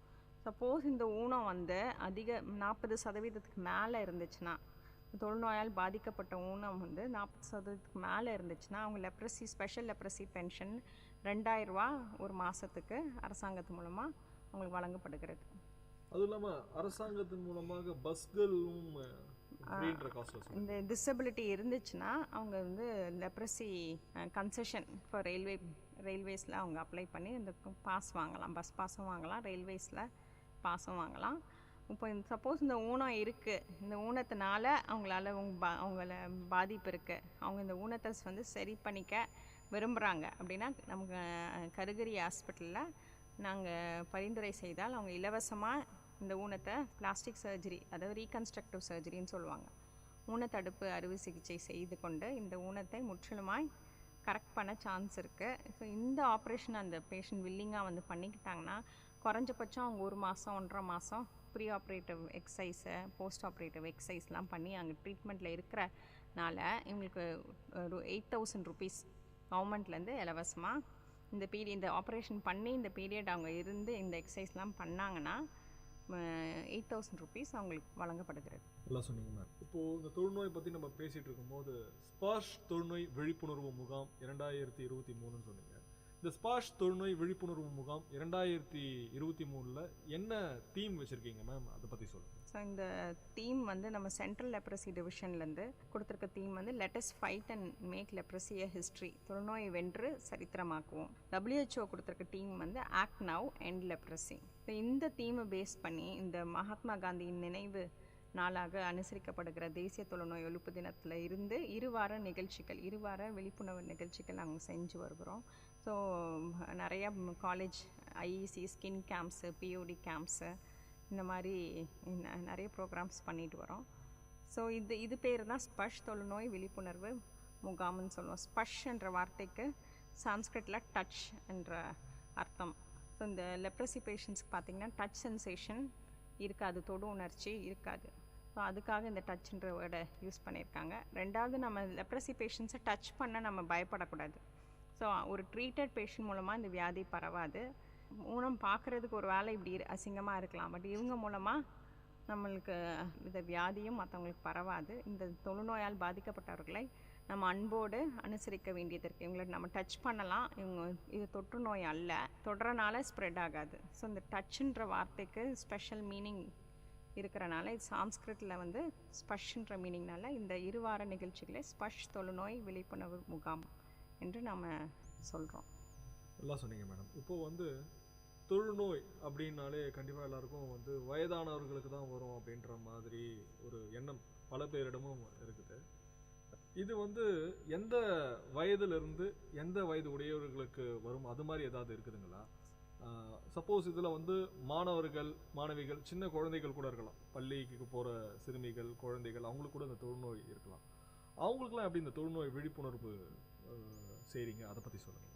ஸோ எந்த வயதுனாலும் ஆண் அல்லது பெண் இரு பாலினருக்கும் இந்த தொழுநோய் வரலாம். ஸோ நம்மக்கிட்ட இப்போ வேலூர் மாவட்டத்தில் பார்த்திங்கன்னா 9 வயசு 10 வயசுலேருந்து மாத்திரை சாப்பிட்டுட்டு 70-80 வயசு வரைக்கும் கூட மாத்திரை சாப்பிட்றவங்க இருக்காங்க. ஸோ எந்த வயசுலனாலும் வரலாம். இந்த தேம்பல் வந்து உடம்புல எந்த பகுதிகள்னாலும் வரலாம். ஸோ ஃபேஸில் வரலாம், பேக்கில் வரலாம், எங்கேனாலும் வரலாம். லேடிஸ்க்கும் வரலாம், ஜென்ஸ்க்கும் வரலாம். ஸ்கூல் சில்ட்ரனுக்காக ஸ்பெஷலாக ஆர்பிஎஸ்கேன்னு ஒரு டீம் இருக்குது கவர்மெண்ட் மூலமாக. அந்த ஆர்பிஎஸ்கே டீமில் வந்து ஒரு மெடிக்கல் ஆஃபீஸர், ஒரு ஸ்டாஃப் நர்ஸ், ஃபார்மசிஸ்ட், இவங்க எல்லாருக்குமே ஸ்பெஷல் ட்ரைனிங் கொடுத்துருக்கோம் லெப்ரசி. ஸோ இவங்க வந்து ஒரு ஸ்கூலில் போய் ஸ்க்ரீன் பண்ணச்சா பேட்ச் பார்த்தாங்கன்னா இவங்க டவுட் பண்ணி எங்களுக்கு ரெஃபர் பண்ணுவாங்க. ஸோ இது மூலமாக ஸ்கூல் சில்ட்ரனில் நாங்கள் லெப்ரசி கேசஸ் டிடெக்ட் பண்ணுறோம். அதுக்கப்புறம் பள்ளியில் கூட வந்து பள்ளிகளில் கூட ஒரு தோழியின் புகைப்படம் போட்டு ஒரு இது சொன்னீங்க. அது இந்த சப்னான்ற மேஸ்காட், அதாவது நம்ம ஊரில் அவங்க ஊரில் வந்து அவங்க தான் சப்னா. ஸோ இந்த விழிப்புணர்வை, தொழுநோய் குறித்த விழிப்புணர்வை அந்த கிராமத்துலேயோ அந்த வார்ட்லேயோ நம்ம தான் வந்து மற்றவங்களுக்கு சொல்லி, ஒரு வேளை ஒரு உணர்ச்சியற்ற தேம்பல் இருந்துச்சுன்னா ஆரம்ப காலத்திலே அவங்க சிகிச்சை பெற்றுக்கொள்ளணுன்ற மெசேஜை ஒவ்வொருத்தவங்களும் அவங்கவுங்க ஊரில் சொன்னாங்கன்னா இது எல்லாருக்கும் போய் சேர வாய்ப்பு இருக்குது. ஸோ இந்த சப்னான்ற மேஸ்காட்டை நம்ம யூஸ் பண்ணுறோம். யார் போய் மற்றவங்களுக்கு இதை ஸ்ப்ரெட் பண்ணுறாங்களோ அவங்க தான் அந்த ஊரோட சப்னா. நல்லா சொன்னீங்க மேம். சப்னா அப்படின்ற ஒரு தீம் வச்சு அவங்க மூலமாக வந்து இந்த தொழுநோய் விழிப்புணர்வு பண்ணுறது இன்னமும் நல்ல விஷயம் கூட. இப்போது தொழுநோயை பற்றி நிறையா விஷயங்கள் நம்ம பேசிட்டு வந்துருக்கிறோம் மேம். இப்போது ஒரு வீட்டில் ஒரு தொழுநோய் இருக்குது, பொதுவாக எல்லாத்துக்குமே கண்டிப்பாக நம்ம ஸ்டார்டிங்கில் பேசும்போதே சொன்னீங்க, இது பரவக்கூடிய வியாதிகள் கிடையாது அப்படின்றது தொழுநோய் சொல்லிட்டீங்க. ஒருத்தர் வீட்டில் தொழுநோய் அவங்களுக்கு இருக்குதுன்றதை ஐடென்டிஃபை பண்ணிட்டாங்க. அவங்களுடைய வீட்டில் இருக்கிறவங்களுக்கு நீங்கள் என்ன அறிவுரைகள் சொல்கிறீங்க மேம்? ஸோ இந்த வியாதி காற்று மூலமாக பரவுறனால ஒரு வேளை அதே காற்றை மற்றவங்க சுவாசிக்கிறனால அவங்களுக்கு வரலாம் இல்லையா, இந்த பேஷண்ட்டை தொடுறனால வராது. ஸோ இவங்களை நம்ம ஒதுக்கவோ, இவங்க யூஸ் பண்ணுற டவலு, பெட்ஷீட்லாம் தள்ளி வைக்கணும், பிளேட்டெல்லாம் தள்ளி வைக்கணும்னு அவசியம் கிடையாது. நம்ம அரசாங்கத்தின் மூலமாக இந்த கூட இருக்கிற நபர்களுக்கு, க்ளோஸ் கான்டாக்ட்ஸ்க்கு சிங்கிள் டோஸ் ரிஃபாம்பிசன், ஒரே ரிஃபாம்பிசனோட ஒரு மாத்திரை நம்ம வந்து வழங்குகிறோம். ஆஸ் போஸ்ட் எக்ஸ்போஷர் ப்ரொஃபலாக்சிஸாக நம்ம கொடுக்குறோம். ஸோ இது வந்து 2 இயர்ஸ்க்கு வந்து 60% லெப்ரசி வர சான்சஸை வந்து தடுக்குதுன்னு ஸ்டடீஸ் சொல்கிறாங்க. ஸோ இது க்ளோஸ் கான்டாக்ட்க்கு இந்த டேப்லெட் கொடுக்குறோம். அவங்க எந்த விதத்துலேயும் இவங்க இந்த பேஷண்ட்ஸ் கிட்டேருந்து தள்ளி இருக்கணும்னு அவசியம் கிடையாது. ஆஸ் யூஷுவல் மற்ற எப்படி சுகர் மாத்திரை, பிபி மாத்திரை சாப்பிட்றவங்கள நம்ம ஒதுக்குறது இல்லையோ அதே மாதிரி தான் இவங்களையும் நம்ம ட்ரீட் பண்ணணும். நல்லா சொன்னீங்க மேடம். இப்போது இந்த ஜனவரி 30ஆம் தேதி மகாத்மா காந்தியினுடைய நினைவு நாள் மகாத்மா காந்தியோடைய கனவு கூட வந்து பார்த்தீங்க அப்படின்னா தொழுநோய் இல்லா உலகை உருவாக்குவோம் அப்படின்ட்டு. இந்த தொழுநோய் இல்லா உலகம் எப்போ சாத்தியமாகும், அதை பற்றி சொல்லுங்கள். இப்போ நம்ம கவர்மெண்ட்டோட எலிமினேஷன் நம்மளுக்கு WHO கொடுத்துருக்க எலிமினேஷன் 2030. ஆனால் நம்ம ஸ்டேட் கவர்மெண்ட்டோட டார்கெட் வந்து 2025க்குள்ளே இந்த லெப்ரஸியை கம்ப்ளீட்டாக இராடிகேட் பண்ணுறது தான் நம்ம டார்கெட். ஸோ இதை அச்சீவ் பண்ணணும்னா நம்ம ஒவ்வொருத்தவங்களும் உணர்த்தவங்களுக்கு இந்த தொழுநோய் குறித்த அறிகுறிகளை சொல்லி ஒரு விழிப்புணர்வை உருவாக்கி எல்லோரும் சேர்ந்து செயல்பட்டோன்னா கட்டாயமாக தொழுநோய் இல்லாத ஒரு வேலூர் மாவட்டத்தை உருவாக்கலாம். தொழுநோய் இல்லாத இந்த உலகத்தை கூட கண்டிப்பாக உருவாக்க முடியும். கட்டாயமாக. இந்த நல்லா சொன்னீங்க மேடம். இந்த தொழுநோயை பற்றின நிறைய விஷயங்கள் பேசுனீங்க மேம். இந்த தொழுநோய் ஆரம்ப நிலை சிகிச்சை ஏன் அவசியம், அதை பற்றி சொல்லுங்கள் மேம். ஸோ இந்த தொழுநோய் பார்த்திங்கன்னா இது ப்ரிவெண்ட் பண்ணுறதுக்கு நம்மளுக்கு எந்த காற்று மூலமாக பரவுகிற நோயாக இருக்கிற அப்படின்னாலும் நம்மளால் அதை சோர்ஸ் ரிடக்ஷனோ அப்படி ப்ரிவென்ஷன் பண்ண முடியல. ரெண்டாவது இதுக்கு வேக்சினேஷனும் இல்லை. ஸோ நம்ம எல்லாருக்கும் தெரியும் கோவிடுக்கு இப்போ தான் வேக்சினேஷன் போட்டோம். ஸோ கோவிட் வேக்சினேஷன் போட்டு நல்ல கோவிட் குறைஞ்ச மாதிரி நம்மளுக்கு எஃபெக்டிவாக ஒரு வேக்சினேஷன் இப்போ லெப்ரஸிக்கு இந்த ப்ரோக்ராமில் இல்லை. ஸோ இதுக்காக இந்த ஒரே ஒரு வெப்பன் நம்மளுக்கு வந்து ஏர்லி டிடெக்ஷன் தான். Early detection, early treatment. ஆரம்ப கால சிகிச்சை ஊனத்தை முற்றிலுமாய் தவிர்க்கும். ஸோ அவங்க ஒரே ஒரு தேம்பல் அங்கே உணர்ச்சி இல்லாமல் இருக்குது அந்த டைமில் நம்மக்கிட்ட வந்துட்டாங்கன்னா, ஒரே ஒரு நரம்பு ஒரே ஒரு பார்ட் அஃபெக்ட் ஆகிருக்கிற டைமில் வந்துட்டாங்கன்னா நம்ம டிசீஸ் ஸ்ப்ரெட் ஆகாமல் நம்ம ப்ரிவெண்ட் பண்ணலாம். லேட்டாக வந்தால் நம்ம ஒரு சில பேஷண்ட்டுக்கு ரொம்ப கஷ்டம். ஒரு சில கை மடங்கி போய் கால் நடக்க முடியாத சூழ்நிலை வந்தால் அவங்களுக்கும் கஷ்டம், நம்மளுக்குமே கஷ்டம். ஏர்லி டிடெக்ஷன் எப்போவுமே early treatment best for the patient. கண்டிப்பாக மேம். இப்போது எல்லாருக்குமே வந்து இன்னும் ஒரு விஷயங்கள் மைண்டில் கண்டிப்பாக இருக்கும். இப்போ தொழுநோயால் பாதிக்கப்பட்டவங்க அவங்களுடைய குழந்தைகளுக்கும் இந்த நோய் வருமா அப்படின்ற ஒரு எண்ணம் கண்டிப்பாக எல்லாத்துக்குமே இருக்கும். பயப்படுவாங்க, நம்மளுக்கு இந்த நோய் இருக்குது, நம்மளுடைய பசங்களும் கண்டிப்பாக வருமா அப்படின்ட்டு. இதை பற்றி நீங்கள் சொல்லுங்கள். ஸோ ஏற்கனவே நம்ம பார்த்தோம் தொழுநோயினால் ஒரு சில மித்ஸ் இருக்குது சொசைட்டியில். ஸோ இது வந்து பரம்பரை நோய், இது வந்து கடவுளால் விடப்பட்ட சாபம் அப்படின்ற மாதிரி. ஸோ ஏற்கனவே நம்ம பார்த்தபடி இது காற்று மூலமாக பரவுகிற நோய் தான். ஸோ ஒரு பரம்பரையெல்லாம் அடுத்த பரம்பரைக்கு வர வாய்ப்பு வந்து ரொம்ப கம்மி தான். பரம்பரை வியாதி கிடையாது. ஃபியர் வந்து இருக்க வேணாம். ஸோ ஒரு ட்ரீட்டட் ஃபாதர் இருந்தாங்கன்னா கம்ப்ளீட்டாக க்யூர் ஆகிறத பார்த்தே அவங்க வந்து டெஃபினட்டாக இது வந்து ஸ்ப்ரெட் ஆகாத டிசீஸ்னு அவங்களே சொல்லலாம். இப்போது இந்த வருஷத்துக்கான தீம் நீங்கள் சொன்னீங்க, தொழுநோயை வென்று சரித்திரமாக்குவோம், அந்த தீமில் வந்து செயல்படுவோம் அப்படின்ற மாதிரி. இந்த தீமில் வந்து கண்டிப்பாக வந்து ஏதாவது ஒரு உறுதிமொழி வச்சுருப்பீங்க மேம். ஏதாவது இந்த தீமில் கொண்டு வருவீங்க. அந்த உறுதிமொழி என்ன அப்படின்றத அதை பற்றி சொன்னீங்கன்னாலும் நல்லாயிருக்கும். ஸோ ஒவ்வொரு ஆண்டும் ஜனவரி 30 தேசிய தொழுநோய் ஒழிப்பு தினம் கடைபிடிக்கப்படுகிறது. ஸோ இந்த ஆண்டு கூட நம்ம மதிப்புக்குரிய மாவட்ட ஆட்சியர் அவர்கள் தலைமையில் ஸ்பர்ஷ் உறுதிமொழி எடுக்கப்பட்டது.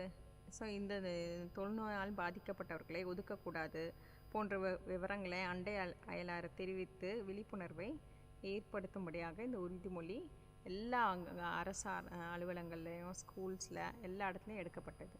கண்டிப்பாக அந்த நிகழ்ச்சியை கேட்டுட்டு இருக்கிற ஒருத்தரும் கூட கண்டிப்பாக அந்த உறுதிமொழியை மனசார ஏற்றுக்கிட்டு கண்டிப்பாக அந்த உறுதிமொழி எடுப்பதன் மூலம் இந்த தொழுநோய் இல்லாத இந்த உலகத்தை நாம் சீக்கிரம் நம்ம காந்தியடிகளுடைய மகாத்மா காந்தியின் கனவை நினைவாக்குவோம். தொழுநோய் இல்லாத வேலூர் மாவட்டத்தை உருவாக்குவோம். இப்போ தொழுநோய் பற்றி இவ்வளோ விஷயங்கள் நம்ம பேசிட்டோம். சில பேருக்கு வந்து என்ன நினைப்பாங்க, நம்மளுக்கு ஒரு சின்ன தேம்பல் வந்தால் கூட அதுவும் ஒரு தொழுநோயாக இருக்குமோ அப்படின்ற பயம் கண்டிப்பாக இருக்கும். அவங்களுக்கு நீங்கள் என்ன சொல்ல விரும்புகிறீங்க? எல்லா தேம்பலும் தொழுநோய் கிடையாது. ஸோ நம்ம ஏற்கனவே பார்த்தபடி இப்போ நம்ம 60 நபர்கள் தான் தொழுநோய்க்கு மாத்திரை சாப்பிட்டு வராங்க வேலூர் மாவட்டத்தில். ஸோ அப்படி பார்த்தா 30,000க்கு ஒரு தொழுநோயால் பாதிக்கப்பட்ட நபர் தான் இருப்பாங்க. ஸோ அநேக மற்ற தேம்பல்கள் இருக்குது. ஸோ இந்த விட்டிலிகோ வெண்தேம்பல் அப்படின்னு சொல்லுவாங்க, ஃபங்கல் இன்ஃபெக்ஷன், ஃபங்கல் கிருமினால் வருகிற ஒரு தேம்பல் இருக்குது. வெயிலில் போனால் சன் அலர்ஜினால் பிஎல்இன்னு சொல்லுவாங்க, அப்படி ஒரு தேம்பல் வரலாம். பிட்ரியாசிஸ் ஆல்பான்னு ஒரு தேம்பல் வரலாம். பிட்ரியாசிஸ் வெசிகுலர்னு ஒரு தேம்பல் வரலாம். ஸோ இந்த எல்லா தேம்பலையும் பொதுவாக பார்த்திங்கன்னா அரிப்பு இருக்கும். இந்த தொழுநோய் தேம்பலில் சுத்தமாக அரிப்பு இருக்காது. ரெண்டாவது இந்த எல்லா தேம்பலையும் செதில் இருக்கும். இந்த ட்ரைட் ஸ்கின் வந்து ஸ்கேல்ஸ் மாதிரி இருக்கலாம். தொழுநோய் தேம்பலில் ஸ்கேல்ஸ் இருக்காது. தொழுநோய் தேம்பலில் உணர்ச்சி இருக்காது, வேர்வை கம்மியாக இருக்கும், முடி இல்லாமல் இருக்கலாம். ஸோ இந்த மற்ற எல்லா தேமல்லையும் ஸ்கின் சர்ஃபேஸ் வந்து நார்மலாக இருக்கலாம், இன்ஃபில்ட்ரேஷன் இல்லாமல் இருக்கலாம், முடி வேர்வைலாம் சென்சேஷன்லாம் நார்மலாக இருக்கலாம். ஸோ இந்த 30,000ல் ஒரு நபருக்கு தான் இந்த தொழுநோய் பாதிப்பு வரலாம். ஸோ எல்லா வெளுந்த தேமலும் தொழுநோய் கிடையாது. ஸோ நீங்கள் பண்ண வேண்டியது சென்சேஷன் செக் பண்ணி பார்க்கணும், ஹேர் இருக்கான்னு பார்க்கணும், வேர்வை கம்மியாக இருக்கான்னு பார்க்கணும். ஸோ இதெல்லாம் இருந்து தான் தொழுநோய் டவுட் பண்ணி நீங்கள் அரசு ஆரம்ப சுகாதார நிலையத்தையோ இல்லை அரசு மருத்துவமனையை அணுகலாம். மேடம், தொழுநோய் பற்றின விஷயங்கள் நிறைய விஷயங்கள் சொன்னீங்க. தொழுநோயின்னு வகைகள் சொன்னீங்க, அதோடைய அறிகுறிகள் சொன்னீங்க. இப்போது இந்த தொழுநோயால் பாதிக்கப்பட்டவங்க இல்லை அதோடைய அறிகுறிகள் தெரிஞ்சவங்க, நான் வந்து சிகிச்சை எடுக்கணும், வேலூர் மாவட்டத்தில் இருக்கிறேன், எந்த இடத்துல வந்தால் இதுக்கான சிகிச்சை எடுக்கலாம் மேம்? ஸோ தொழுநோய்க்கான சிகிச்சை எல்லா அரசு ஆரம்ப சுகாதார நிலையம், அரசு மருத்துவமனை, அரசு மருத்துவக் கல்லூரி எல்லா இடத்துலையுமே கிடைக்குது. ஆனால் உங்களுக்கு சப்போஸ் வேலூரில் இருக்கீங்க, தொழுநோயாக இருக்கணும்னு செக் பண்ணோன்னா எல்லா அரசு ஆரம்ப சுகாதாரத்துலையும் செக் பண்ணலாம். தொழுநோய் மாவட்ட தொழுநோய் அலுவலகம் வேலூர் மாவட்டம் வந்து ராஜா தேட்டர் பக்கத்தில் இருக்கிற கவர்மெண்ட் பென்ட்லேண்ட் ஹாஸ்பிட்டல் வளாகத்தில் இருக்கிறது. அதில் ஒவ்வொரு திங்கக்கிழமையும் 10லேருந்து 1 மணி வரைக்கும் தோல் சிகிச்சை ஓபி நடக்கிறது. இதில் வந்து நீங்கள் காட்டலாம். Every Monday 10 to 1 DD leprosy ஆஃபீஸில் வந்து நீங்கள் இந்த மாதிரி சிம்டம்ஸ் இருக்குது, உங்களுக்கு டவுட் இருக்குது, யாருக்கும் சொல்ல நீங்கள் விரும்பலை, தனியாக வந்து பார்க்கணுன்னா அங்கே வந்து காட்டலாம். இன்றைக்கி மருத்துவ நேரம் நிகழ்ச்சியில் டாக்டர் பிரீதா, மாவட்ட தொழுநோய் அலுவலர், வேலூர் மாவட்டம், தொழுநோய் பற்றிய சந்தேகங்களுக்கு நிறைய பதில்களை நம்மகிட்ட பகிர்ந்துக்கிட்டாங்க. அவங்களுக்கு நம்ம விஐடி கம்யூனிட்டி ரேடியோ சார்பாக நன்றியை தெரிவிச்சுப்போம். தொழுநோயை வென்று சரித்திரமாக்குவோம், மகாத்மா காந்தியை கனவை நினைவாக்குவோம். மீண்டும் ஒரு மருத்துவ நேரம் நிகழ்ச்சியில் உங்களை சந்திக்கும் முறை உங்களிடமிருந்து விடைபெறுவது நான் சரவண கார்த்திக். நீங்கள் கேட்டுக்கொண்டிருப்பது விஐடி பண்பலை 90.8. இது விஐடியின் சமுதாய வானொலி. நேயர்கள் இதுவரை கேட்டது பல்வேறு மருத்துவ துறைகளிலிருந்து தேர்ச்சி பெற்ற மருத்துவர்களுடன் கலந்துரையாடல்.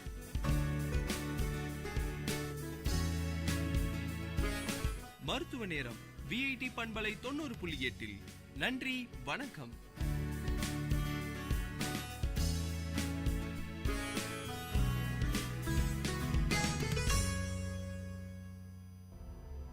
Exchange of ideas.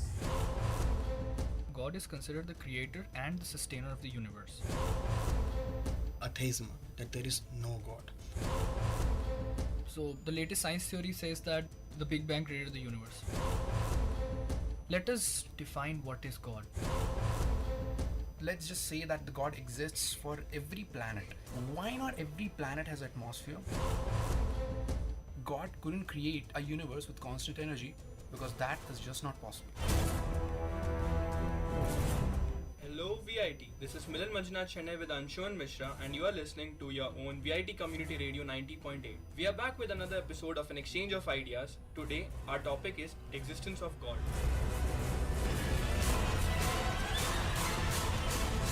Let's start our discussion with introducing ourselves. Hi guys, I'm Anshuman, BTech Computer Science 2nd year. Hi guys, this is Akash, BTech Civil 3rd year. Hello friends, I'm Spur Jory from BTech IT 2nd year. Hi, I'm Milan Manjunath Chennai from Chemical 2nd year.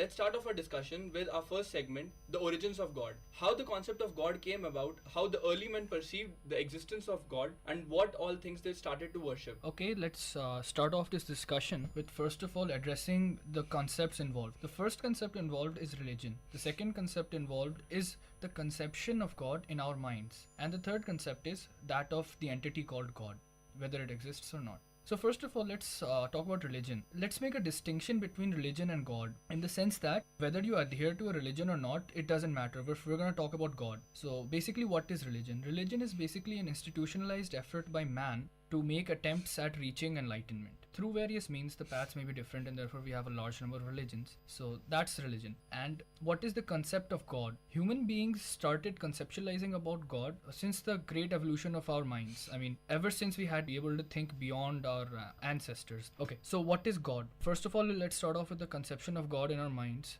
That is, human beings have started conceptualizing about God ever since we observed phenomena in nature that we could not explain. So in order to explain these natural phenomena, it could be anything as simple as, say, waves in the ocean, or winds, the sun rising in the east and setting in the west. We started explaining these phenomena via conceptions which we called God. There are two different things: the acts of God and the mysterious dispensation of providence. Early man, when they can't apprehend a normal natural force such as an earthquake, they thought it was an act of God, that God's wrath especially, and something that you can't apprehend, something you can't define, that the early men termed as acts of God. That is the basic difference between a God and religion. Religion and God need not to be connected. Religion is a particular set of institutions and rules that early men and that men today still follow, and God is an entity, is omnipresence, omniscience, an entity that is something, a human being which is much more capable of neglecting human emotions and who is somewhere beyond, who has infinite knowledge. That is the difference between God and religion. And these are the acts of God which were apprehended by the early men and that they thought are the acts of God, such as an earthquake or storms. God in many religions is conceived as the supreme being and principal object of faith. God is the creator and the sustainer of the universe. God is attributed to have omniscience, omnipotence, and omnipresence. Also, religion can be distinguished from God as a set of rules, a set of regulations by which you need to abide so as to gain higher intellectual spirit. Yeah, I agree with Anshuman. At the beginning of the human civilization, when we made the transition from hunting to agriculture, then the human had a time to think about the various mysteries of life. And just like a child asks why and why to each and every phenomena while he's growing up, similarly humans asked themselves why the sun revolves, why we see stars, why the river flows, why the storm comes. So then we tried to think about the concept of God, entity that is supernatural and controls all the phenomena that goes around us. And as the time progressed, religions came into existence, and these religions tried to use the concept of God to civilize us. Exactly. Spursh has summed up everything that we were talking about. That is basically what is religion. So now that we've explained what religion is, we should basically divide religion on the basis of the concept of God, how religion deals with God. So there are three types of religions. One is theism, the second is deism, and the third is pantheism. Basically in the first, theism, God is considered the creator and the sustainer of the universe. In deism, God is the creator, but there is no sustainer in this universe.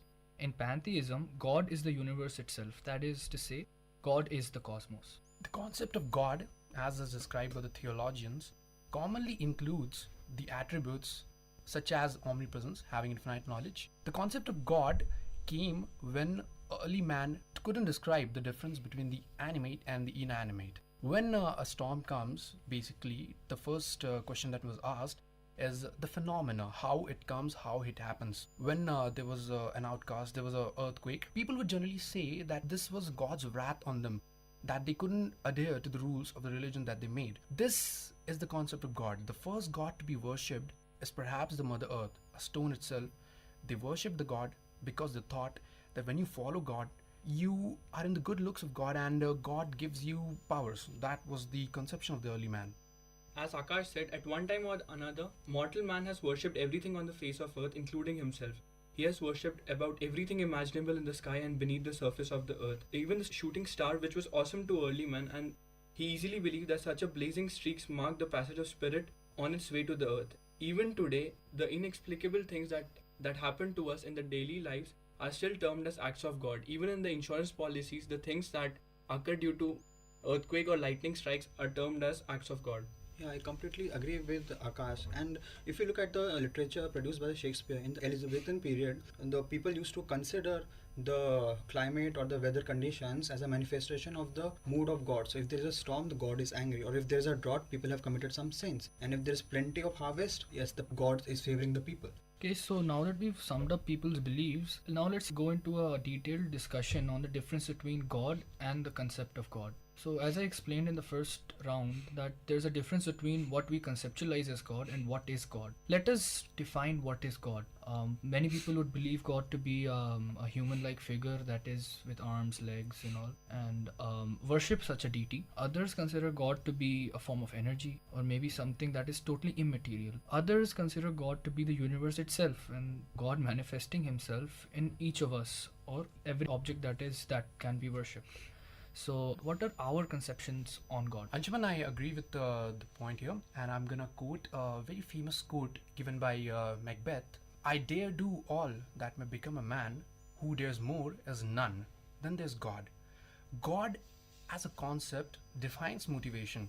Why do we need God comes from the basic need of human being to validate himself.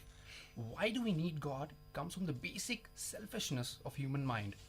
We need God because it channelizes a faith within us that things suddenly seem to go in a right way. The concept of fate and destiny comes from God itself. When people say, for like example, like a kid who's like in a 12th class and he gives us exam of let's say science, he doesn't get good marks. The first thing that would come to a guy who's a religious fella will be like, God is angry at me and I didn't follow his rules, and that's why I got bad marks. This is the mentality of human beings these days. They associate everything, every bad thing that happens with fate and destiny and ultimately with God. Yeah, following Anshuman's point, there are many belief systems, like he said, monotheism. People believe that there is one God. Polytheism, people believe that there are many deities that control all the happenings around us. Then there is pantheism, that the God is universe itself, and then there is panentheism, that the universe is part of the God. And one more concept of monism, all things originate from God. And then comes the atheism, that there is no God. What I personally believe is that cannot exist an entity whose sole aim is to judge humankind on the basis of act they perform and grant them hell or heaven. I think the concept of God was developed over time to make us more civilized so that we don't cut each other's throat. Exactly. Our concept of God, I mean the general concept of God is quite primitive. What we should think about is, what is God?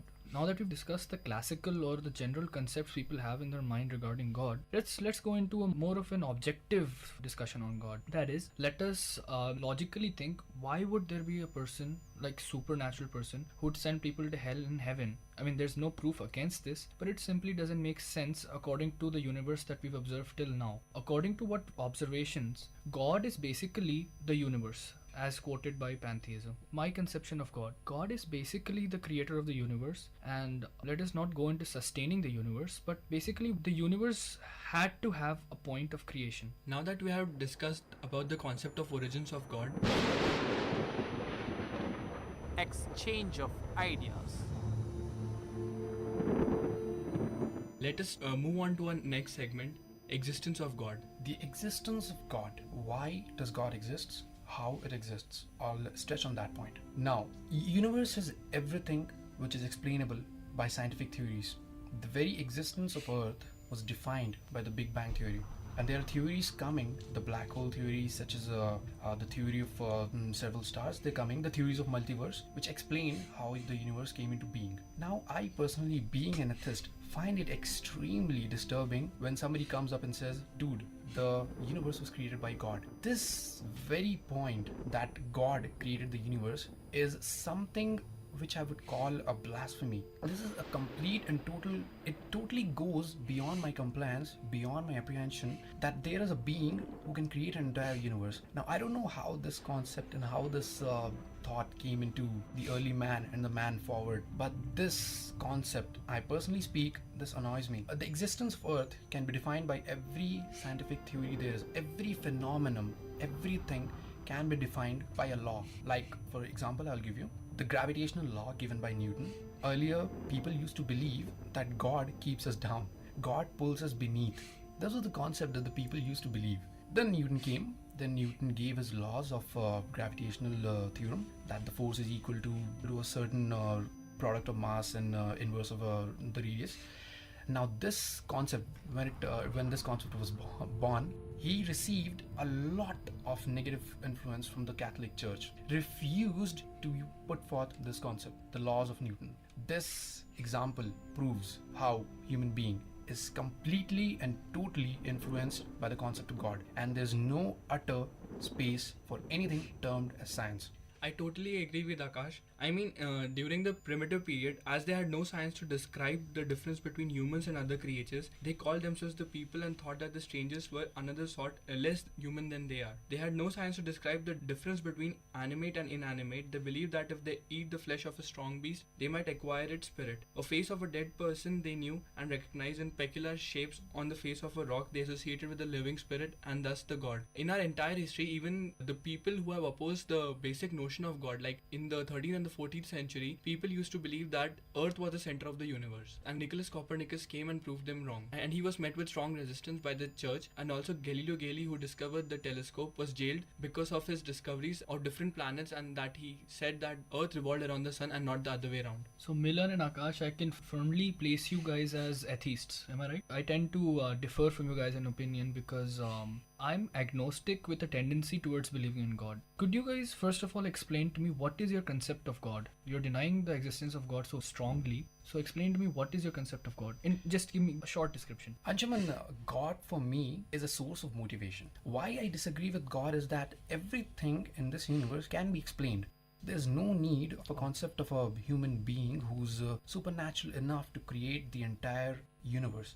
I disagree with this. So Akash, to summarize your point, you're trying to say that you can explain every phenomena in this universe using science, and therefore there is no need for a supernatural phenomena such as God to explain anything further, right? Yeah. Absolutely. Since there is no need for this God, you simply deny his existence. Absolutely. Okay. Sparsh? I'm a firm believer of God, and I will try to bring in science. Akash raised the points like force is equal to mass into acceleration. I agree. Humans have made a great deal of progress with the help of science, using laws of thermodynamics, laws of gravitation. But these laws were not invented by humankind. They exist. You have to think about this issue. Their existence predates humankind. These laws were invented by an entity, and that entity is God. God is responsible for the working of the whole of universe. You cannot say that if an apple falls, God has no role in it. God has role in it. And furthermore, again, I'm coming back to the science. We know the acceleration due to gravity is 9.8 meter per second square. You know, if we increase g by 10, our heights will be stunted, 1/10 of what we are today. And if we decrease g, the value of acceleration due to gravity will be floating in the air. Actually, if we decrease the value of g to a certain threshold, there would be no atmosphere on Earth and we would not have evolved. Yeah, that's what I'm saying. So there is some intelligent entity that is able to maintain these precise measurements. So Sparsh, you have a beautiful point here. You're trying to say that God is the entity that you can say powers the principles of science we're so fond of. I mean, science has no existence in itself. It has to have an entity that powers it. And now we discover these laws and we start to say that God does not exist. But that does not mean that God does not exist. But Sparsh, one thing is there. You cannot objectively prove the existence of such a God. You're just postulating, and no one can disprove your postulate as of now. But I would like for you to prove your postulate. Similar argument can be put to you, Akash's argument also. Exactly, that's what I said. You cannot deny the existence of God, neither at the same time you cannot prove the existence of God. It's a matter of faith. So basically, according to me, I'm an agnostic, remember that, guys. What I would like to actually summarize here is that the existence of God is not a matter that you can touch with science. God is not an entity, nor is it a mathematical quantity. So therefore, the laws of science cannot be applied to God. Simple as that. So the scientific method cannot be used to prove or deny the possibility of God. For me, God, as I conceive it, is a supreme being. He's the principal object of the cosmos who created each and everything which we can see, which we can feel. According to me, each and everything has a simple and a logical explanation, and which can be written down in a book and not just be simply called that because of God this happened, because of God that happened. I don't believe it. So that's your firm definition of God. And you deny it because? Yeah, each and everything can be explained by a scientific explanation, a law, a theory, a postulate, which has a very firm mathematical backing. I guess Akash is pretty happy now. Yeah, okay. Earlier, Anshuman gave a point that we can't use science to define God. And Sparsh gave beautiful points on how he believes that God exists. And I firmly disagree with both of you that science can be used to explain, can be used to deny the existence of God. Now, here's how it works. The value of G pointed out by Sparsh, well, the universe came into existence by several theories. The best one till date is the Big Bang theory. Now, according to this theory, there was an explosion, a supernova blast per se, which started the very universe we live in. Now, if there was a God, and let's just say that the God exists for every planet, why not every planet has atmosphere? Why not every planet is placed in a position just like Earth and has a life? If there's a God, then there will be life everywhere, not just Earth itself. This is a very unscientific argument because just because there's life on Earth, we don't even know where life is, where life isn't. Let's not delve into that. who are you to decide what God should and should not do? This cannot be used to deny or prove the existence of God, according to me. Now, let's dwell into this concept right now. There's a beautiful quote which comes from Macbeth, and I already pointed that out. I dare do all that may become a man. Who dares more is God. Now, this very quote, I'll be very frank with everyone around here. This very quote annoys me. The limits of human being is defined not by God, but by themselves. A human being creates his limits. Now, when you put God here, when you put God in this particular concept, how human beings perceive God is just a channelization of motivation, faith, that's it. Now, let's dwell into the science concept here. Everything is explained by God. Like the very existence of atmosphere is due to the fact that Earth is in a position favorable distance. With everything, Earth has a favorable position in the solar system, which gives Earth water, and that creates life. And that's my explanation. That's why I deny God, because there's no such thing as God. There's just science. Okay, considering Akash's point, he raised a good point that if a God exists, life must exist in all the planets that are present in the solar system. But what I believe is that God created laws, and all the things are governed by those laws. So if there are no suitable conditions on the other planet, so according to the particular law, life will not exist there. And life exists on Earth because it is at an optimum distance from the sun, and it has a particular radius revolving around the sun, and all the conditions are in favor of life. Spursh has beautifully countered your point, Akash. What Spursh is saying is that God has created laws, not life. And these laws have in turn created us and all the beings or all the stuff that is there in the universe. And I would like both of you atheists to, counter this point. Well, Spursh gave a brilliant point. I should agree that God created laws and not life. Well, my point right now here is, let's just say, for example, let's just assume that there is a God. Now, I would ask this question, where is he? How is he? This being very frank and with total compliance, I ask this question that there is no existence, no law which can prove that this happened. The very veneer visage of the concept of God is a mere vexation, is a mere complete and total vexation. Whereas when you tune in to science can at least explain 8 out of 10 things. I would say it can't explain 2 things, but it can very much assure you that it can explain 8 things out of 10. When you pull in the concept of God, you're denying everything that we have achieved till now. You're completely ignoring the fact that everything is governed by a law, and the laws came into existence because of the theory which we have evolved, and that theory is the Big Bang theory. That is my answer to Spur's point that God creates law and not life. Akash, I would like to counter your point. What you just said is that science explains so much, and since we cannot perceive God, we cannot prove that God exists. But as of now, you have not proven that there is no creator of the laws. You've left that to uncertainty. That is 2 of the 10 things that science cannot explain. So my initial point was define God. I would like to define God myself. I kept a definition to myself because I wanted to hear everyone else's. My definition of God is not something that can be perceived via our senses. God is just the thing that propels the universe. Now, does this propellant exist in a separate form or not is the main point of our debate. So, what propels the universe? The energy. We all know that energy is conserved, right, after every transaction. Or energy can be converted into mass by Einstein's equation, E is equal to mc squared, right? So, therefore, this universe was created with a specific amount of energy, right? And this universe was also created with a specific amount of momentum, because momentum is also conserved after every transaction. So, therefore, what I would like to define God as is that energy. Because the universe deals in terms of energy. Any quantity turns into another with respect to time via an energy transaction. That's all the universe is. And that's what I believe is God. Now, whether this God exists or not, I mean, this energy, something propelling these changes exists or not, is the form of debate. And I'm agnostic because I've never found a proof against or for this postulate. Sparsh?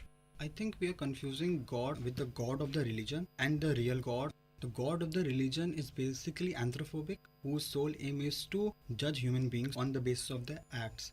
But the real God is something else that our mind cannot perceive, because we live in a 3-dimensional space. There are many more dimensions there. So if we live in a box, we can't see out of it. It doesn't mean the world is not out there, that we cannot perceive. So Sparsh, what you're trying to say is that we should not deny the existence of God because our senses lack. We do not have the senses to be able to prove or deny God. I think we should not consider science as separate from God. Science follows laws of God. But there's no proof for this.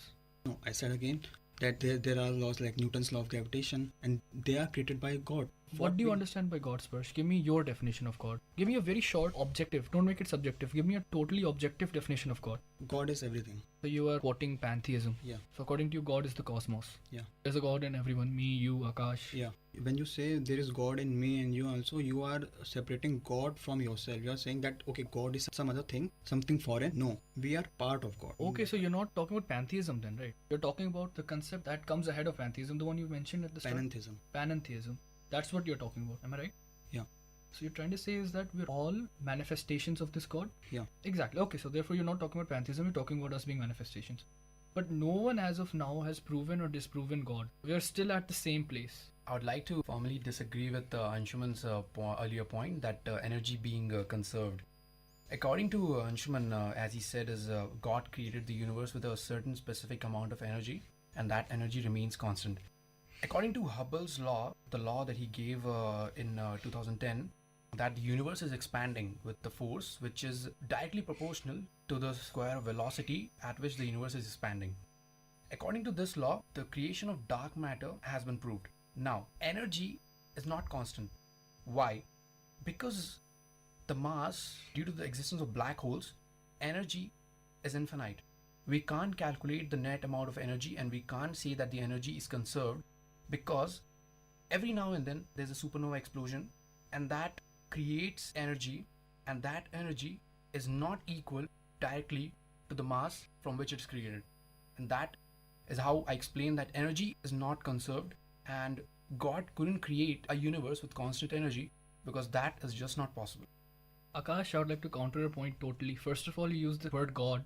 Perception of God is faith, right? So why did you use the word God? I countered the point which you said that God created a universe. Yeah, I have a counter for that. See, you've used Hubble's principles and all these, the latest findings, right? Yeah. So what I would like to invoke is the first law of thermodynamics.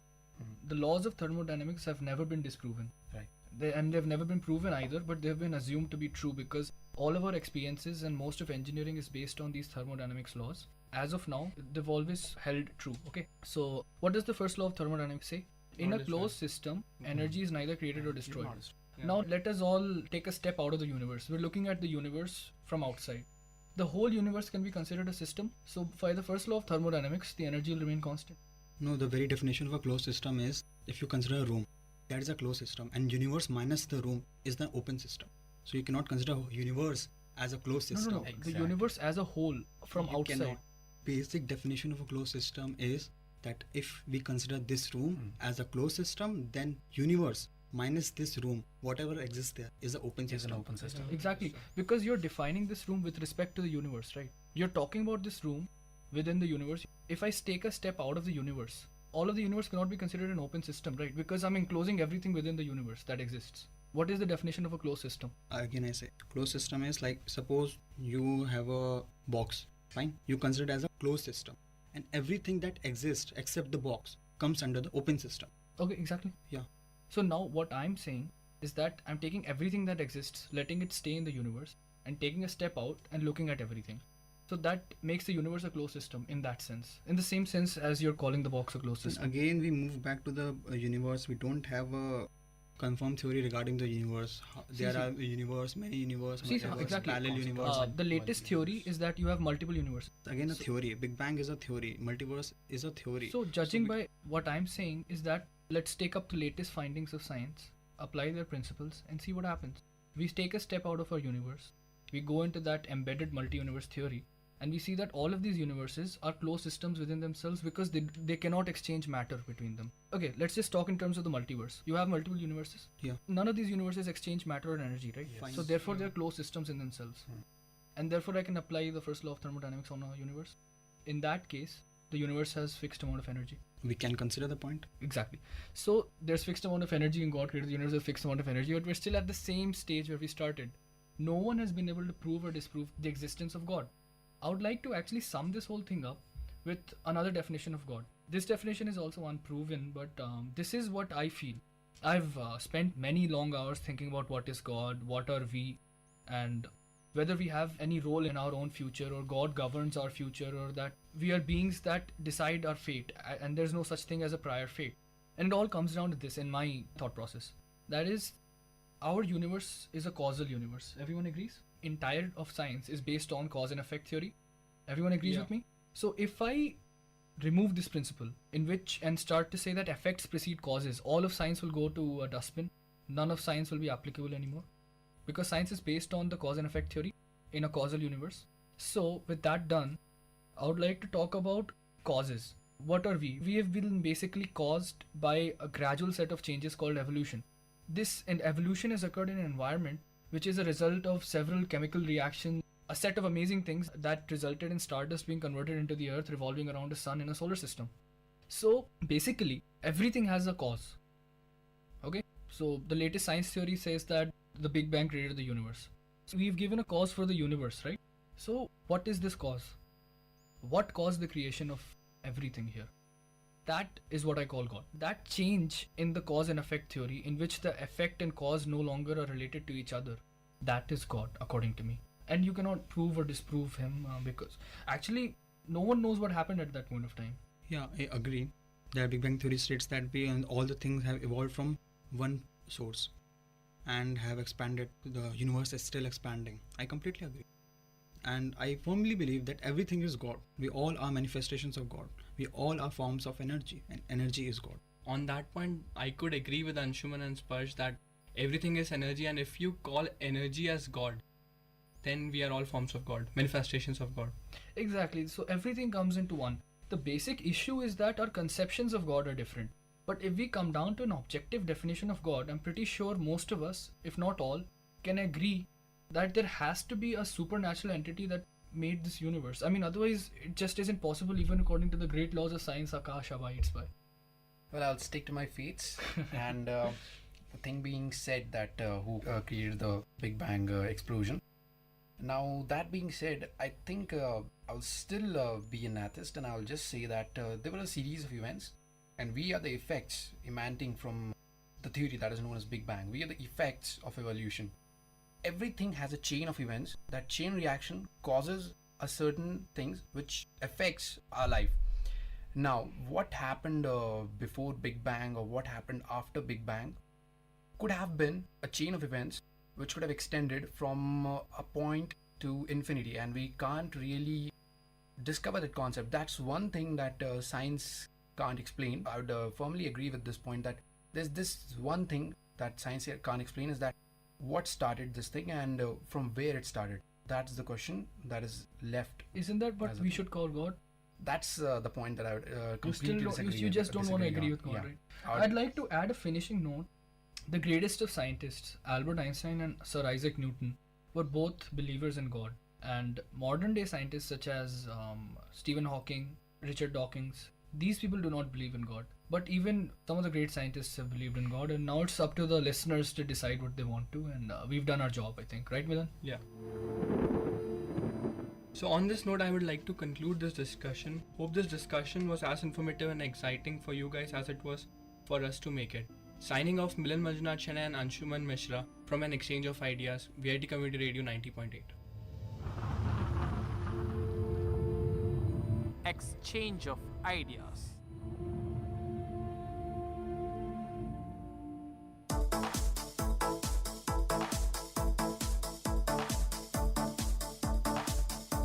Welcome to the Noble Lectures, an audio lecture series of VIT Community Radio 90.8 FM. Interesting innovations, technological inventions, technical presentations, inspiring impressions, philosophical thoughts, lingual leaps, artistic amusements, and lecture formats delivered by eminent professors, researchers, and innovators from various fields. Let the talks touch your thoughts with our noble notions.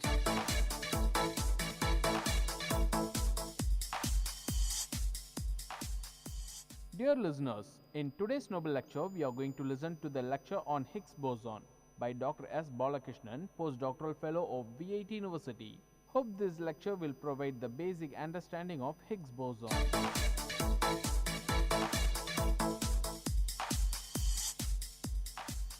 Hello listeners, a warm wishes to all the listeners of VIT Community Radio. Last week, I met my friend in my hometown. He asked me a logical question. What is that question? Prove that God is blind. Don't take it in an offensive way. Rather, try to use your logic, prove that God is blind. If you are so curious to know the answer, continue to hear this lecture. By the way, why we got into talk about God? Because I and my friend were discussing about the Church of Higgs particle, which is also known as God's particle. You are listening to the Noble Lectures, an audio lecture series of VIT Community Radio, innovative talks from intellectuals.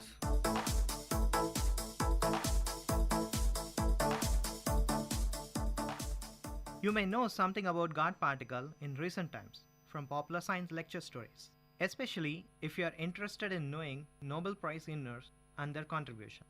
Yes, you are correct. The Nobel Prize in Physics for the year 2013 is awarded to Peter Higgs from Great Britain and Francis Eglert from Belgium for their contribution towards the discovery of Higgs boson. In fact, the concept of Higgs boson is theorized by 6 gentlemen in the year 1964. Who are they? Can you name some of them? It is difficult, don't worry, I can tell the name. They are Brout, Eglert, Higgs, Grolnick, Hagen and Cable. You might have this question in your mind that concept of Higgs boson was proposed in the year 1964, but the Nobel Prize was given nearly after 40 years. Why it is so? This is because the existence of Higgs boson was tentatively confirmed only in the month of March 2013. Do you know where the experiment was performed? If you are a regular reader of newspapers, then you must know the answer for this question. Indeed, the experiment was performed at Large Hadron Collider, shortly known as LHS. This is the another buzzing word in the recent times. You must hear about LHC and media. They are going to talk about scientists' work in LHC for the origin of universe and so on. So fascinating scientific stuff, is it not? Okay, I am getting you listeners. You don't find connection between various whimsical terms: God particle, Higgs boson, Large Hadron Collider, origin of universe and so on. Let me put things together so that you will come to know the painstaking efforts of more than 1,000 scientists across the globe for the last 30 years with the financial support of 3,000 billion US dollars from different countries. Hope you will continue to hear this lecture to know more about Higgs boson and its consequences. You are listening to the Noble Lectures, an audio lecture series of VIT Community Radio, innovative talks from intellectuals.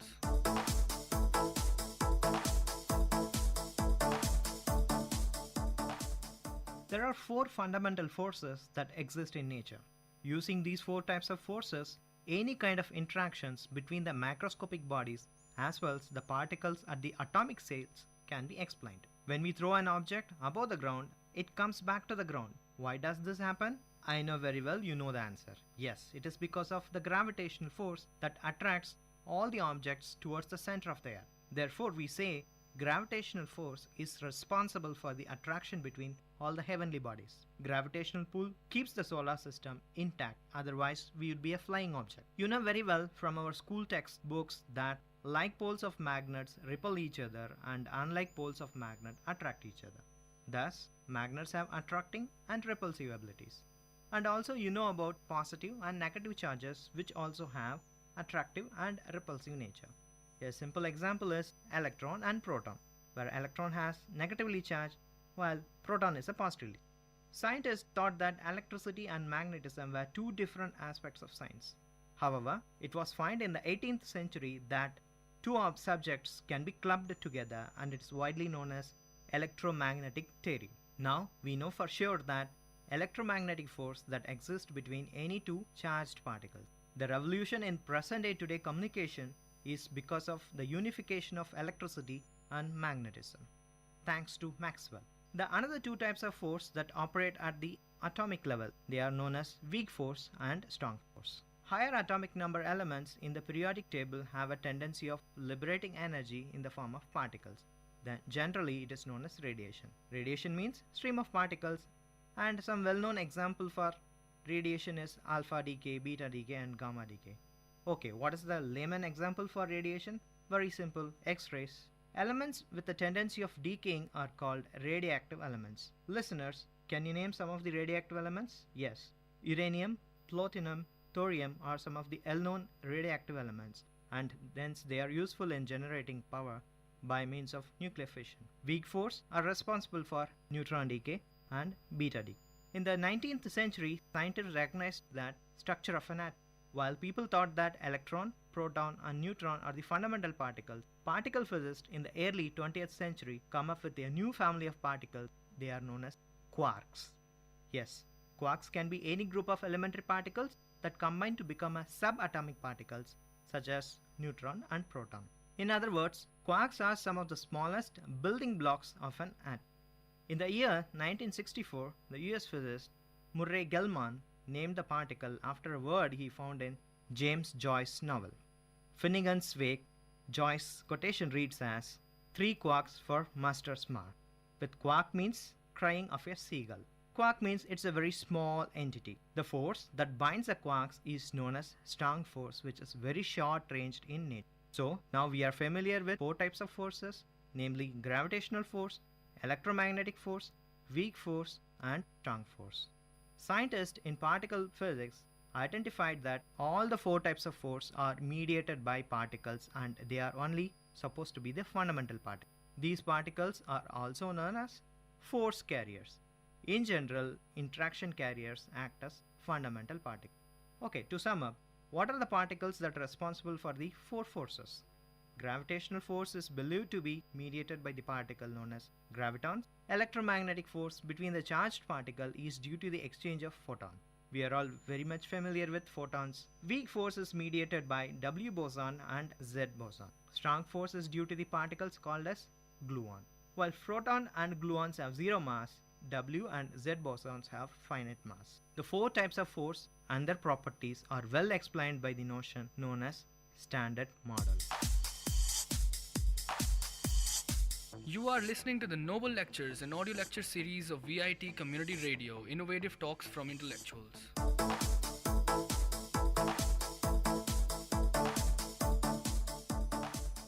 Right, what is so special about Higgs boson? Higgs boson is the last missing piece of Standard Model and the 5th member of the boson family, but not a force carrier.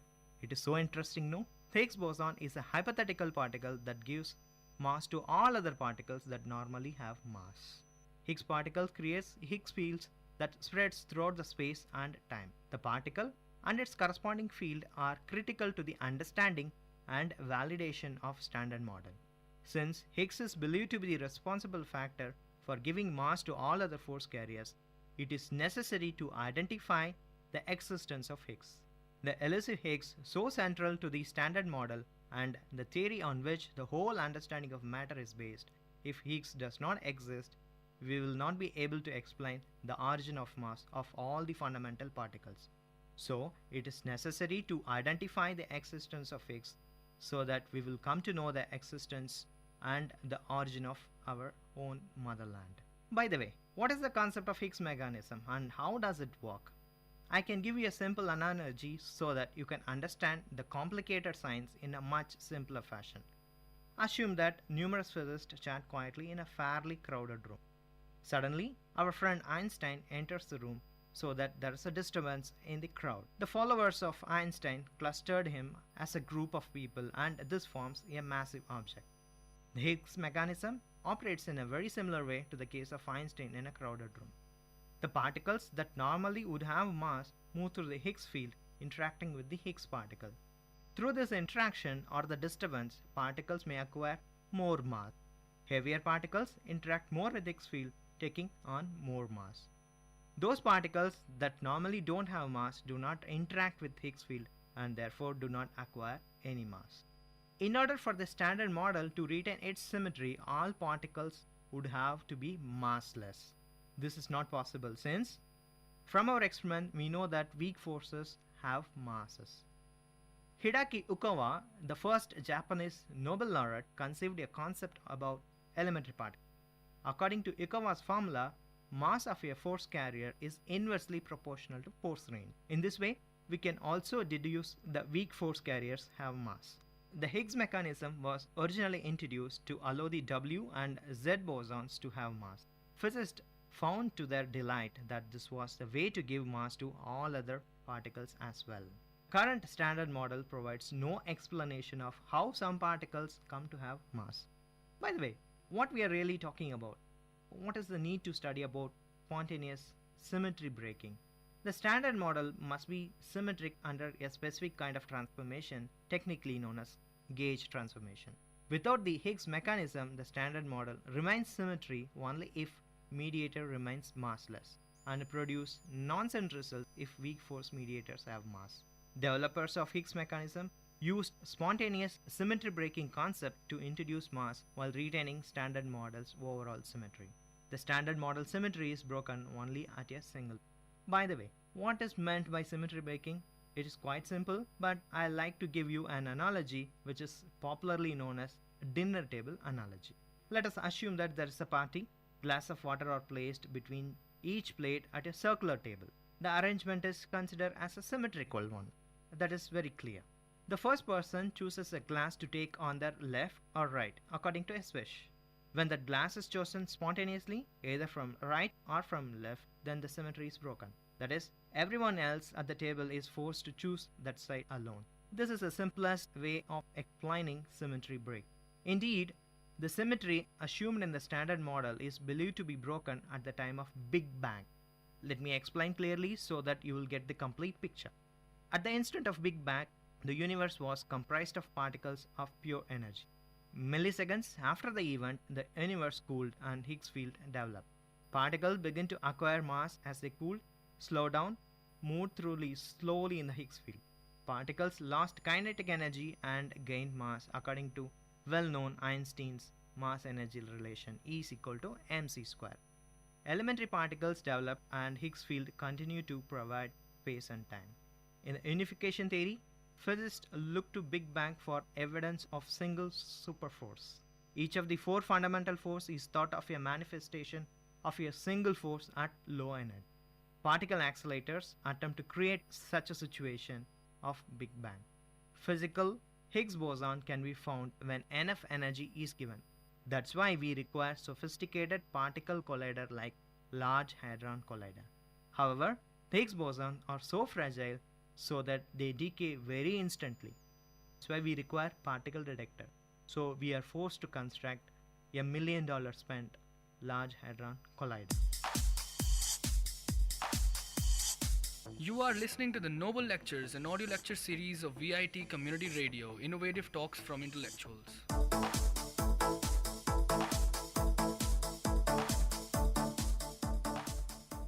By the way, what is so special about Large Hadron Collider? Why so much of scientists involved in the process at Large Hadron Collider? It is the highest energy particle collider ever made, and it is considered as one of the greatest engineering milestones of our mankind. It was built by the European Organization for Nuclear Research, commonly known as CERN, from the year 1998 to 2008. LHC allows physicists to test the predictions of different theories of particle physics and high energy physics, and particularly prove or disprove the existence of theorized Higgs particles. The Higgs particle was confirmed by the date from LHC in the year 2013. The LHC is expected to address some of the unsolved questions of physics, advancing human understanding of physical laws. It contains 7 detectors, each designed for specific kinds of exploration. Okay, so having built this much of sophisticated detector, what we have achieved so far? We have achieved only on the surface level. Higgs boson or Higgs particle is an elementary particle initially theorized in the year 1964 and tentatively confirmed to exist on 14th March of 2013. The discovery has been called monumental because it appears to confirm the existence of Higgs field, which is pivot to the standard model. It would explain why some fundamental particles have mass when symmetry controlling their interaction. The discovery of Higgs boson should allow physicists to finally validate the last untested area of standard models approach. This unanswered question in fundamental physics is of such importance that it led to a series of more than 40 years of Higgs boson search. On 4th July 2012, it was announced that previously unknown particle with a mass between 125 and 125 GeV has been detected. By March 2013, the particle had been proven to behave, interact and decay in many ways as predicted by standard model. In the year 2013, it was further confirmed that the predictions of Standard Model will be correct. The Higgs boson is named after Peter Higgs, one of the physicists who proposed the mechanism of the existence of Higgs. Having devised such a huge particle detector, what we have achieved so far? Yes, the Higgs boson or Higgs particle has been identified from the experiment conducted at LHC. The discovery has been called monumental because it appears to confirm the existence of Higgs field, which is pivotal to the Standard Model and other theory. It would explain why some fundamental particles have mass when the symmetry controlling their interaction should require them to be massless, and linked to this why weak force has much shorter range than the electromagnetic force. The discovery of Higgs boson should allow physicists to finally validate the untested area of Standard Model approach. This unanswered question is fundamental physics is of such importance that it led to the search of more than 40 years for the Higgs boson and finally the construction of one of the world's most expensive and complex experiment facilitated. By March 2013, the particle had been proved to behave, interact and decay in many ways as predicted by the Standard Model. Further, it was confirmed the properties of Higgs in a much more broader way. The Higgs boson, named after Peter Higgs, proposed the mechanism of Higgs. The particle later is known as God particle from a novel. But interestingly, this name was not elected by Higgs himself. To conclude, by March 2013, the particle had been proven to behave, interact, decay in many ways as predicted by Standard Model. Further, in the year 2013, it was confirmed that further properties of Higgs will be tested at LHC. In the year 1964, the mechanism was proposed by Peter Higgs, but who does not like to call the particle as God particle. And finally, he was awarded Nobel Prize in the year 2013 for his monumental contribution. Long way to go in the identification of Higgs boson and so the origin of our own universe. Scientists are so obsessive in finding the unified force which is believed to be present soon after the Big Bang. If we find the existence of Higgs boson one day, it is certain that our knowledge on the origin of universe is absolutely correct, and that would be the greatest achievement in the pursuit of exploring our mother universe. Before I close my talk, I must answer this question I asked in the beginning. Prove that God is blind. It is very simple, my dear friends. God is love, love is blind, so God is blind. That's all.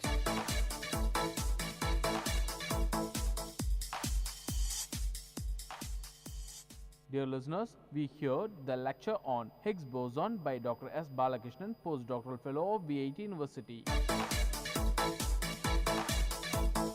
I hope this lecture touched your thoughts with a noble notion. Tune into the Noble Lecture series of VIT Community Radio for another noble talk from eminent professors, researchers, and innovators from different fields.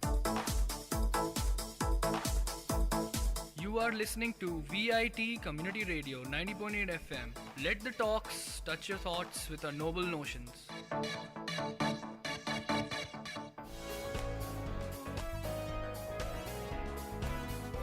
All marriages are sacred, but all are not safe. Around 70% of women in India are victims of domestic violence. National Crime Records Bureau reveals that a crime against a woman is committed in every 3 minutes and a dowry death occurs in every 77 minutes, and one case of cruelty committed by either the husband or the relative of the victim occurs in every 9 minutes. According to the UNICEF Global Report on Adolescence 2012, 57% of boys and 53% of girls in India think a husband is justified in hitting or beating his wife. If the numbers we see in domestic violence were applied to terrorism or gang violence, entire country would be up in arms and it would be the leading story every day and night.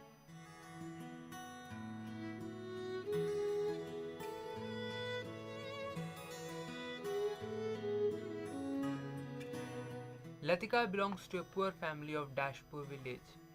She completed her graduation and is working as a teacher in a school in Mahanagar city. Raj, coming from a well-off family, is also working in the same school as a teacher. They both are in love and are planning to marry each other. Latika, my parents would like to see you to decide upon our marriage. We'll be coming tomorrow to your house. Okay, Raj, I'll make the arrangements. Raj, along with his family, comes to see Latika. Latika is very well brought up and a simple educated girl. She is the only educated girl from our village. I am happy to give my daughter to you, Raj. We'll take care of her, Papa. I never thought that my son would ever go for a love marriage. Even though we are agreeing for this marriage only because we are sure that you will give your daughter a handsome amount of money so that they can lead a happy married life. All that I have made is for Latika only. I will be happy if she is happy. We will be happy if you give us 1 lakh rupee and a two-wheeler. I will make sure that you will get it before the marriage.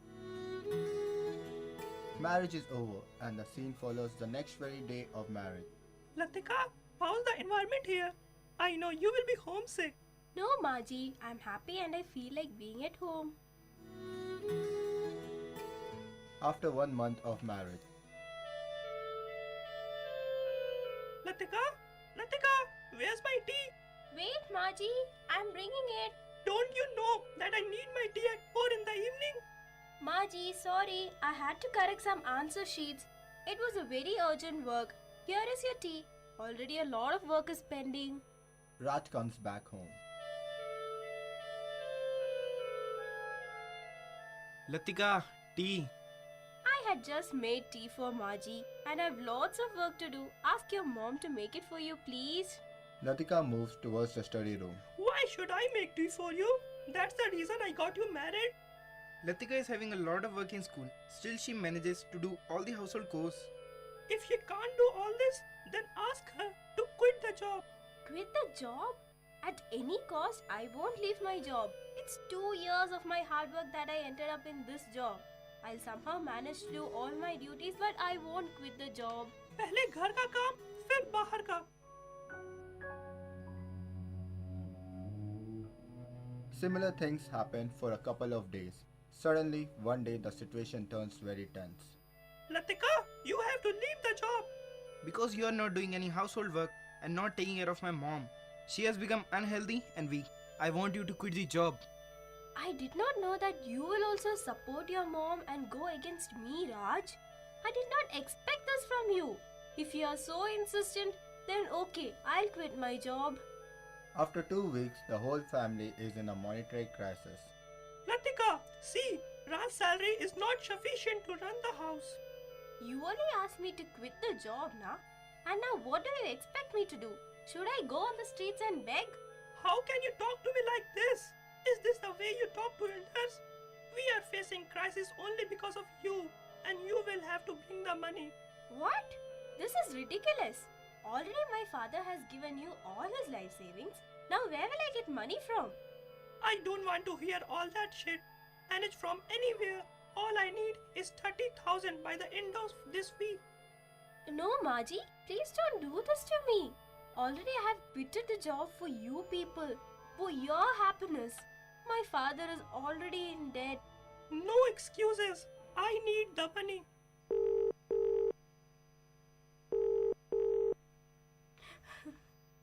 Hello?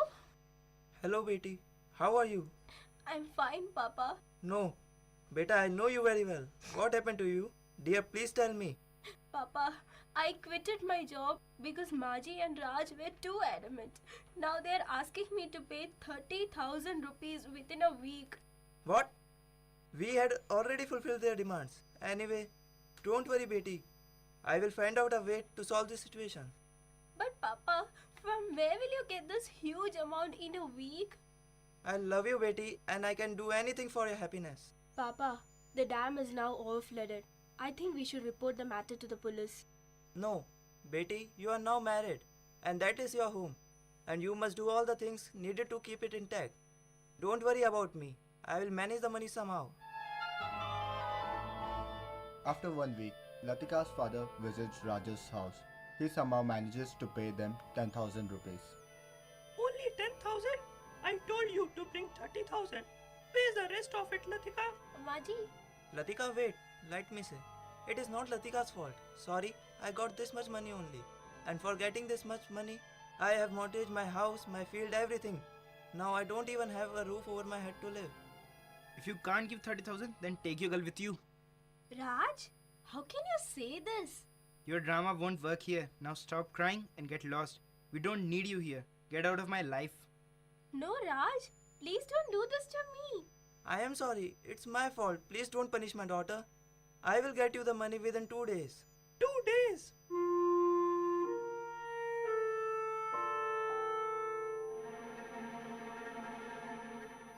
At the dining table. Is this how you make dal? Didn't your mother teach you? How dare you say anything about my mother? आजकल तेरे नखरे बहुत देख रहा हूँ मैं. क्यों और कोई मिल गया है क्या साली?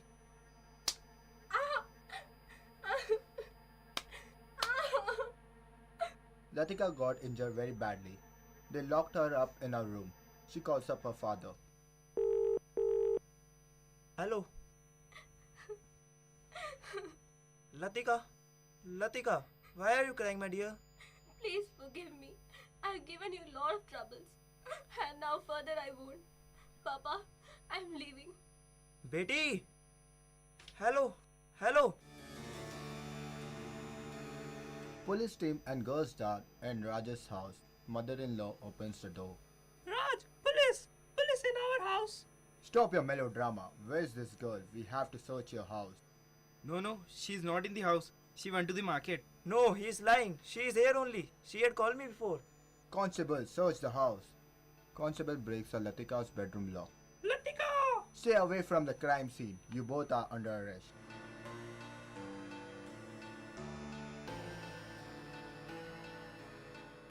The danger is real. Domestic violence hurts all family members. When a person is abusive, he or she eventually loses the trust and respect of his or her partner. Abused partners are afraid to communicate their feelings and needs. Everyone has a right to feel safe in a relationship. Disagreement develop from time to time in relationship. Domestic violence is not a disagreement. It is a whole pattern of behavior used by one partner to establish and maintain power and control over the other. These behaviors can become more frequent and intense over time. They are destructive and dangerous. The abusive person is responsible for this behavior. That person is the only one who can change them. Don't wait until you and the one you love get hurt. You're not alone. Raise your voice. Patterns left uninterrupted can continue forever. Domestic violence is a pattern that unless something significant changes, it will go on and affect everyone around you, your friends, family, and your children. No man can know where he is going unless he knows exactly how he arrived at his present place.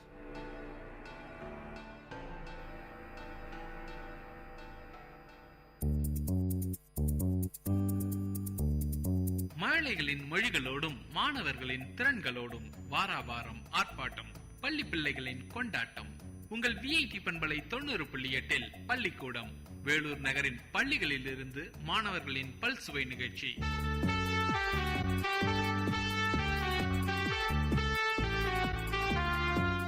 இன்றைய பள்ளிக்கூடம் நிகழ்ச்சியில் பாக்யதா சாலியத் உருது பள்ளி மாணவர்கள் வழங்கும் பல்சுவை நிகழ்ச்சிகளை கேட்கலாம். நிகழ்ச்சியின் தொடக்கமாக உருது கடவுள் வாழ்த்து பாடலை பாட வருகிறார் தாஹா அட்னான். जो है करार देखा माँ की वो गोद में भी अल्लाह न प्यार देखा अल्लाह न प्यार देखा जुल्फ़े नबी में मैंने जो है करार देखा माँ की वो गोद में भी अल्लाह न प्यार देखा जुल्फ़ों के पैजो वल्लैल के नज़ारे यकदम घटा शिशाई महबूब जब सवारे जुल्फ़ों के पैजो गम में वल्लैल के नज़ारे यकदम घटा शिशाई महबूब जब सवारे फूलों फूलों से बढ़ के जुल्फों, फूलों से बढ़ के जुल्फों मैं निकार देखा, माँ की वो गोद में भी वल्लाह न प्यार देखा। जुल्फ़े नबी में मैंने जो है करार देखा, माँ की वो गोद में भी वल्लाह न प्यार देखा, वल्लाह न प्यार देखा। जिसके लिए बेखादा पहले रसूल सारे, अल्हम्दुलिल्लाह वो वक़्त में हमारे। जिसके लिए बेखादा पहले रसूल सारे, अल्हम्दुलिल्लाह वो वक़्त में हमारे। उम्मत की खातिर उनको, उम्मत की खातिर उनको ए अशिक बार देखा, माँ की वो गोद में भी वल्लाह न प्यार देखा। जुल्फ़े नबी में मैंने जो है करार देखा, माँ की वो गोद में भी वल्लाह न प्यार देखा।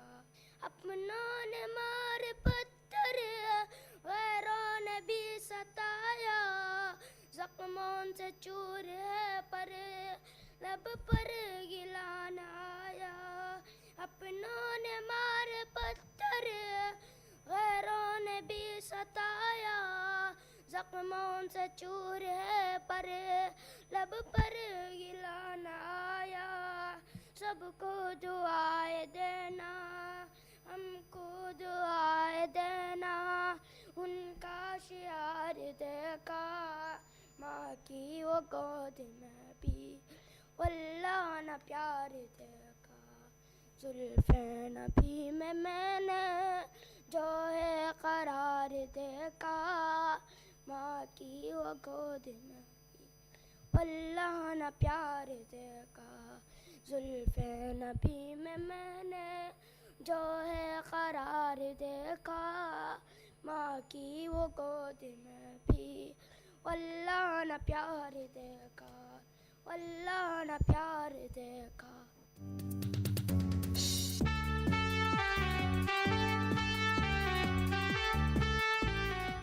நிகழ்ச்சியில் அடுத்ததாக பட்டாம்பூச்சி பற்றிய பாடலை பாட வருகிறார் யாஸ்மின். பட்டுப்பூச்சி பட்டுப்பூச்சி பட்டுப்பூச்சி பட்டாம்பூச்சியே, உன்னை தொட்டு பேச ஆசையாச்சி பட்டாம்பூச்சியே.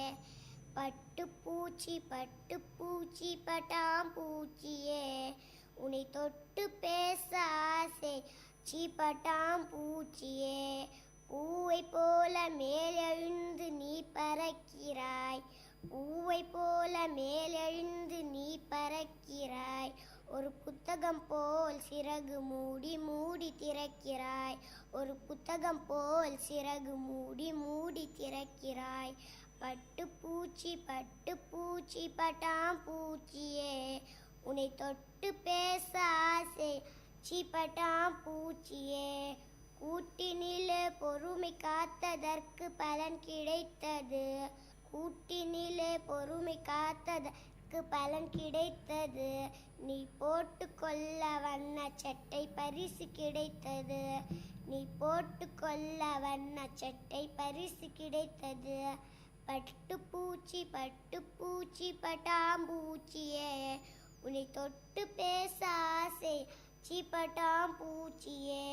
பூக்களுக்கு நோகாமல் தேன் எடுக்கிறாய், பூக்களுக்கு நோகாமல் தேன் எடுக்கிறாய். நானும் யாருக்கும் மனசு நோகாமல் நடக்க பழகுவேன், நானும் யாருக்கும் மனசு நோகாமல் நடக்க பழகுவேன்.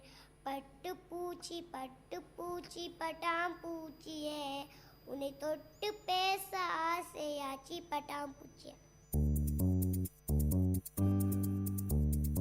நேயர்கள் கேட்டுக்கொண்டிருப்பது பள்ளிக்கூடம் உங்கள் விஐடி பண்பலை 90.8 வேலூர் நகரின் பள்ளிகளில் இருந்து மாணவர்களின் பல்சுவை நிகழ்ச்சி.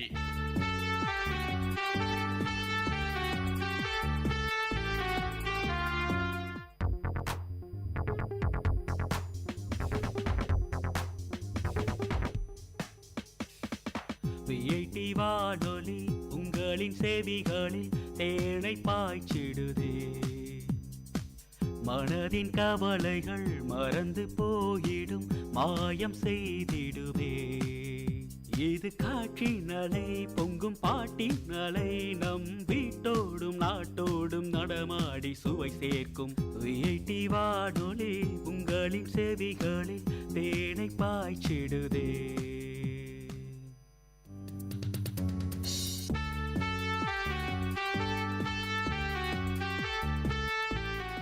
நிகழ்ச்சியில் அடுத்ததாக உருது பாடலை பாட வருகிறார் ஹலிமா சாதியா. दुनिया के हैं मुसाफिर, मंजिल तेरी खबर है, तय कर रहा है जो तू 2 दिन का सफर है. जब से बनी है दुनिया लाखों करोड़ आए, बाकी रहा न कोई, मिट्टी में सब समाए. आँखों से तूने अपने कितने जनाजे देखे, हाथों से तूने अपने दफनाए कितने मुर्दे. अंजाम से तू अपने क्यों इतने बेखबर है. दुनिया के हैं मुसाफिर, मंजिल तेरी खबर है. मखमल पे सोने वाले मिट्टी में सो रहे हैं. शाहो गदा यहाँ पर सब एक हो रहे हैं. दोनों हुए बराबर, ये मौत का असर है. दुनिया के हैं मुसाफिर, मंजिल तेरी खबर है. मिट्टी के पुतले तुझको मिट्टी में ज़माना, एक दिन यहाँ तो आया, एक दिन यहाँ से जाना. तय कर रहा है जो तू 2 दिन का सफ़र है. दुनिया के हैं मुसाफिर, मंजिल तेरी खबर है.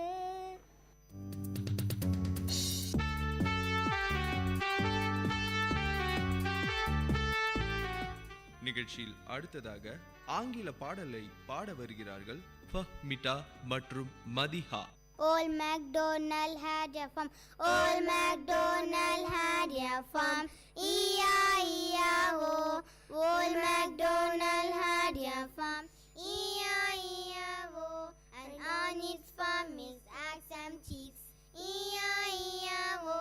It's a cluck cluck here and a cluck cluck there, here a cluck, there a cluck, everywhere a cluck cluck. Old MacDonald had a farm, E-I-E-I-O. Old MacDonald had a farm, E-I-E-I-O. And on his farm his ox and ducks, E-I-E-I-O. With a quack quack here and a quack quack there, here a quack, there a quack, everywhere a quack quack. Old MacDonald had a farm, E-I-E-I-O. Old MacDonald had a farm, E-I-E-I-O. And on his farm his ox and cows, E-I-E-I-O. With a mama here and a mama there, here a ma, there a ma, everywhere a mama. Old MacDonald had a farm, E-I-E-I-O. Old MacDonald had a farm, E-I-E-I-O. And on his farm his ox and dogs, E-I-E-I-O. With a bow bow here and a bow bow there, here a bow, there a bow, everywhere a bow bow. Old MacDonald had a farm, E-I-E-I-O. Old MacDonald had a farm, E-I-E-I-O. And on his farm his ox and cats, E-I-E-I-O. With a meow meow here and a meow meow there, here a meow, there a meow, everywhere a meow meow. Old MacDonald had a farm, E-I-E-I-O.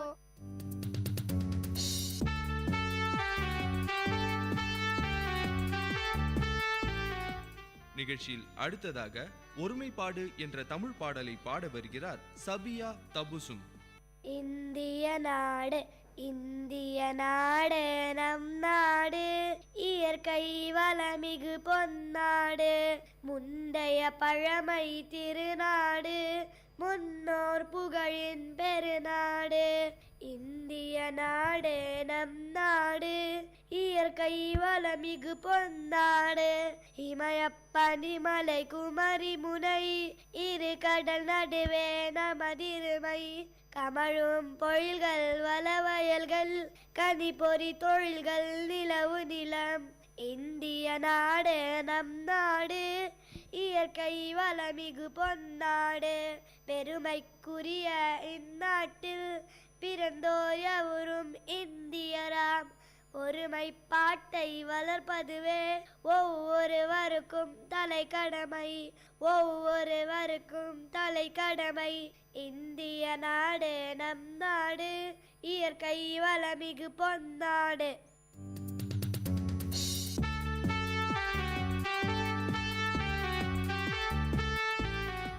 நிகழ்ச்சியில் அடுத்ததாக ஆங்கில பாடலை பாட வருகிறார் Fathima தஷ்கின். Up in the blue sky, what do you see? Up in the blue sky, what do you see? Big and small stars winking at me, winking, winking, la la la, winking, winking, la la la. Down in the deep sea, what do you see? Down in the deep sea, what do you see? Big and small fish are swimming like this, swimming, swimming, la la la, swimming, swimming, la la la. Out in the garden, what do you see? Out in the garden, what do you see? Big and small trees swaying like this, swaying, swaying, la la la, swaying, swaying, la la la. Out in the playground, what do you see? Out in the playground, what do you see? Boys and girls are playing like this, playing, playing, la la la, playing, playing, la la la. Thank you. நேயர்கள் கேட்டுக்கொண்டிருப்பது பள்ளிக்கூடம் உங்கள் VIT பண்பலை 90.8 வேலூர் நகரின் பள்ளிகளில் இருந்து மாணவர்களின் பல்சுவை நிகழ்ச்சி.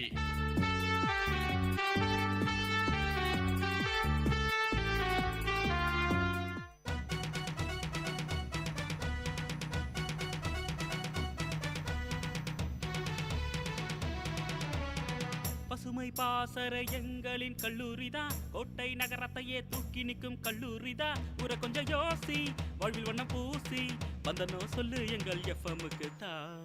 பசுமை பாசற எங்களின் கல்லூரிதான், கோட்டை நகரத்தையே தூக்கி நிற்கும் கல்லூரிதான்.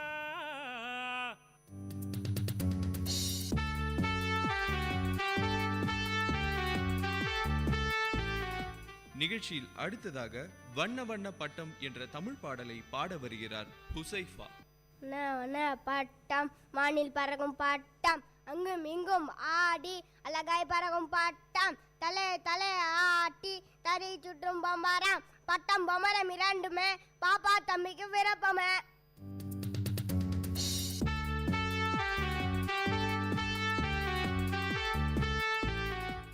நிகழ்ச்சியில் அடுத்ததாக ஆங்கில உரை வழங்க இருக்கிறார்கள் ஹாதி, பாஷா மற்றும் Faisal. Global warming. One of the biggest problems facing the world today is global warming. Now I am going to speak few lines about global warming. Global warming is the increase in the world temperature and changes in the world climate caused by carbon dioxide from our vehicles, factories and power plants. Many scientists believe that the world is getting warmer and that this will affect our oceans, weather and agriculture. Some even believe that countries and cities near the coast will disappear as sea level rise. Now my friend Faisal will discuss about the problems and solution for global warming. Faisal, please. Thank you. Are the problem of global warming and some ways of solving the problem. Number 1, the biggest problem is rising sea level. Number 2, changes in weather. Number 3, effect on animals. Fish population could be affected while some insects. We spread disease might become more common. Solution to solve the problem. Number 1, stop producing CO2. Number 2, plant more trees. Trees absorb carbon dioxide and produce oxygen. Number 3, to use less energy and to recycle more products. Generating electricity is one of the main sources of CO2. If we use less electricity, we will produce less CO2. Now Adi will continue. Thank you, Faisal. I understand that if we make small changes now in the way we live, we can avoid huge changes in the future. We all must work together to overcome this threat.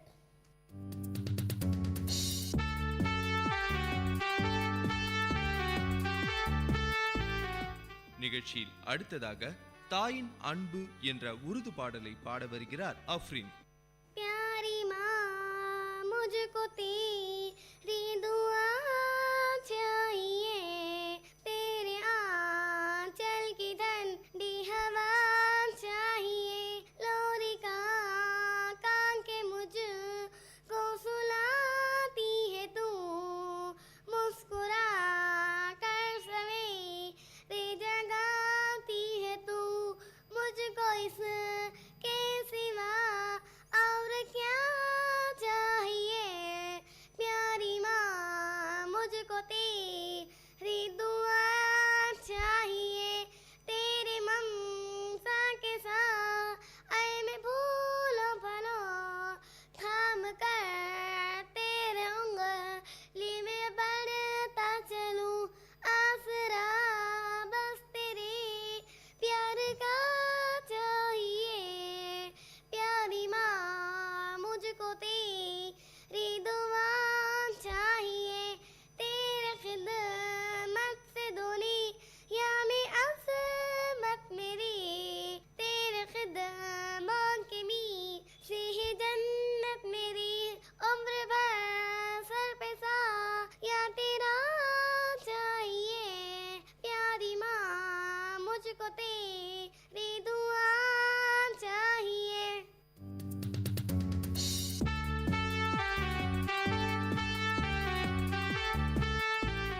நிகழ்ச்சியில் அடுத்ததாக சின்ன சின்ன பந்து என்ற பாடலை பாட வருகிறார் வாஜித் உசேன்.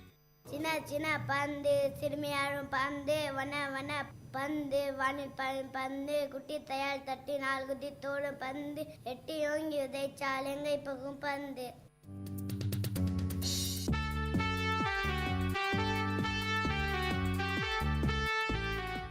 நிகழ்ச்சியில் அடுத்ததாக மரியம் வளர்த்த பூனை என்ற உருது பாடலை பாட வருகிறார் முகமது உஸ்மான்.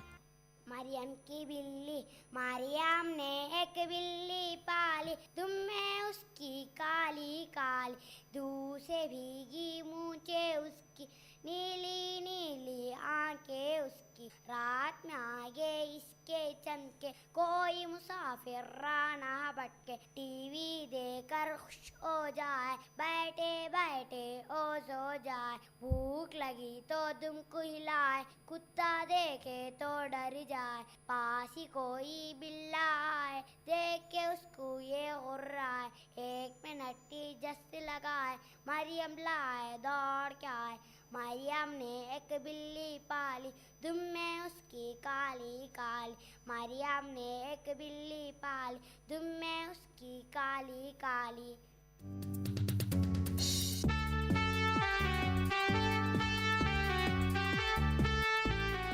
நிகழ்ச்சியில் அடுத்ததாக டிராஃபிக் ரூல்ஸ் ஆங்கில பாடலை பாட வருகிறார்கள் ஆலியா பர்வீன் மற்றும் Afsana Parveen. Red light, what do you say? I say stop, stop right away. Yellow light, what do you say? I say wait till the light turn green. Green light, what do you say? I say go right away. The wheels and the bus go round and round, round and round, round and round, all through the day. The children in the bus go jumping around, jumping around, jumping around, all through the day. The bell in the bus goes ring, ring, ring, Tring, tring, tring, tring, tring, tring. All through the day, the horn in the bus goes bum, bum, bum, bum, bum, bum, bum, bum, bum. All through the day, and the seat in the bus goes bum, bum, bum, bum, bum, bum, bum, bum, bum. All through the day, the driver in the bus goes shh, shh, shh, shh, shh. All through the day. Thank you, bye.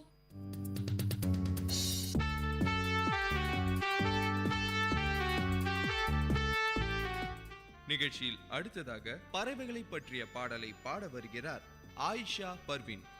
எங்கள் வீட்டு தோட்டத்திலே குருவி வந்தது, சீட்டு குருவி வந்தது. அதன் வட்டமான கண்ணு, நெல்லு போன்ற மூக்கு, அது கீச் கீச் கத்துவது வெகு அழகு. எங்கள் வீட்டு தோட்டத்திலே வாத்து வந்தது, குள்ள வாத்து வந்தது. அதன் தட்டையான காலு, துடுப்பு போன்ற இறகு, அது அசைந்து நடப்பது வெகு அழகு. எங்கள் வீட்டு தோட்டத்திலே மயில் வந்தது, அழகு மயில் வந்தது. அதன் நீளமான கழுத்து, வண்ண வண்ண தோகை, அது நடனம் ஆடுவது வெகு அழகு.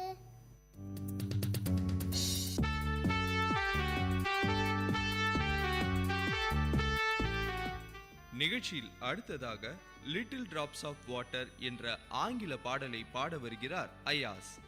Little drops of water, little grains of sand, make the mighty ocean and the peasant land. Little deeds of kindness, little work of love, make this earth an Eden like heaven above. And a little moment, humble though they be, make the mighty ages of eternity.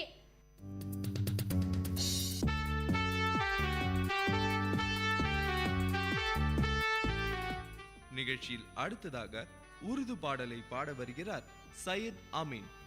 அல்லாஹ் கா துலாரா प्यारा नबी हमारा अनवार का मीनारा प्यारा नबी हमारा ईमान की रोशनी से दिल में किया उजाला जन्नत की राह दिखाई तोहफा दिया निलारा बंदों को जब बुलाया खुदा की है एक दर पर जख्मी हुआ बदन भी खाई है चोट सर पर पायबंद की कबाती बांधा मामा सर पर बिस्तर भी काट का था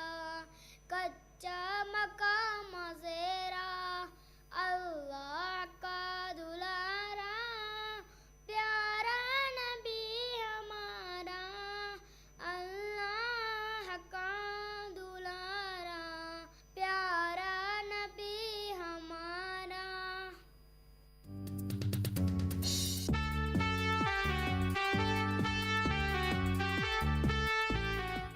நிகழ்ச்சியில் அடுத்ததாக வவ்வால் பற்றிய தமிழ் பாடலை பாட வருகிறார் ஃபைசா தபுசும் மற்றும் ஆலியா.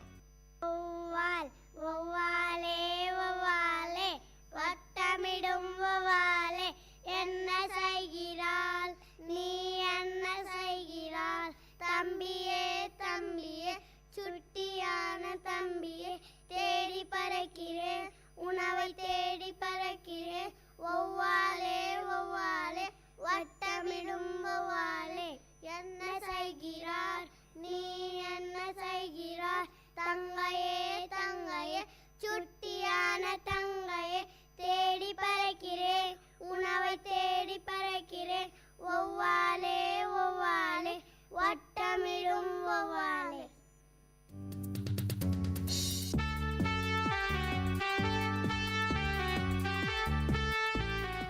நிகழ்ச்சியில் அடுத்ததாக உருது பாடலை பாட வருகிறார்கள் சாரா தபுசும் மற்றும் ஹாஜிரா தபுசும். तारीफ उस खुदा की जिसने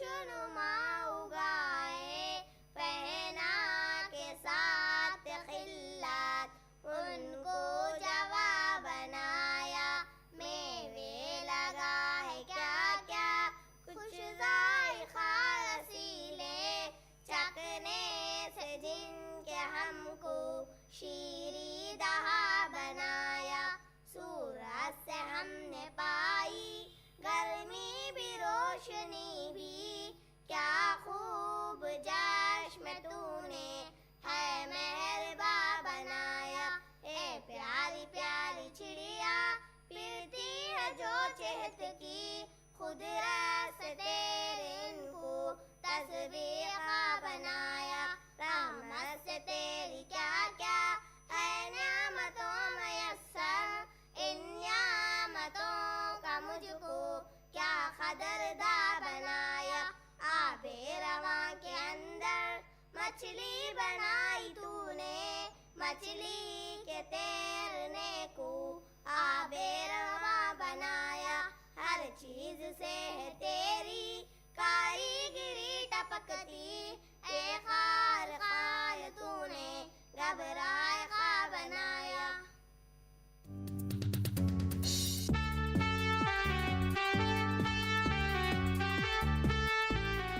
நிகழ்ச்சியில் அடுத்ததாக கோ டு ஸ்கூல் என்ற ஆங்கில பாடலை பாட வருகிறார்கள் ஷானூர் மற்றும் Shakeel. Go to school, go, go, go to school, go to school every day. Sing, sing, sing the rhymes loudly. Read, read, read the books happily. Write, write the words neatly. Play, play the games joyfully. Go, go, go to school every day.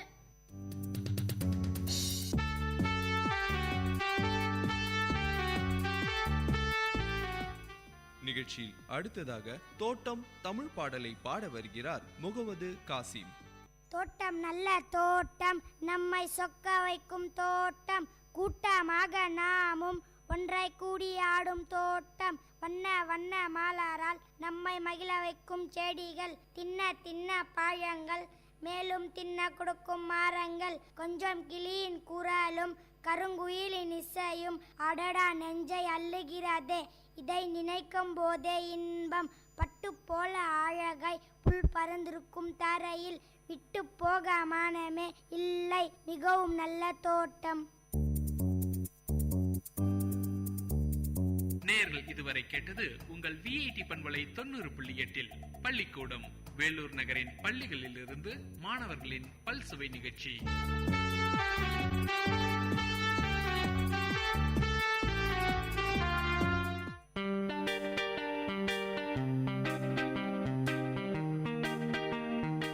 Dear listeners, for the next hour, you are going to listen to the program Team Speak Time in VIT Community Radio 90.8 FM.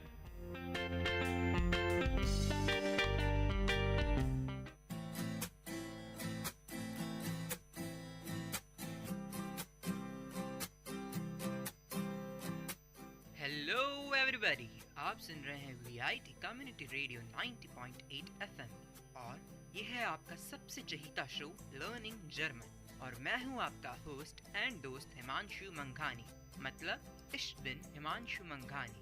Und ich bin Shravya aus VIT Community Radio. So that means this is Shravya from VIT Community Radio.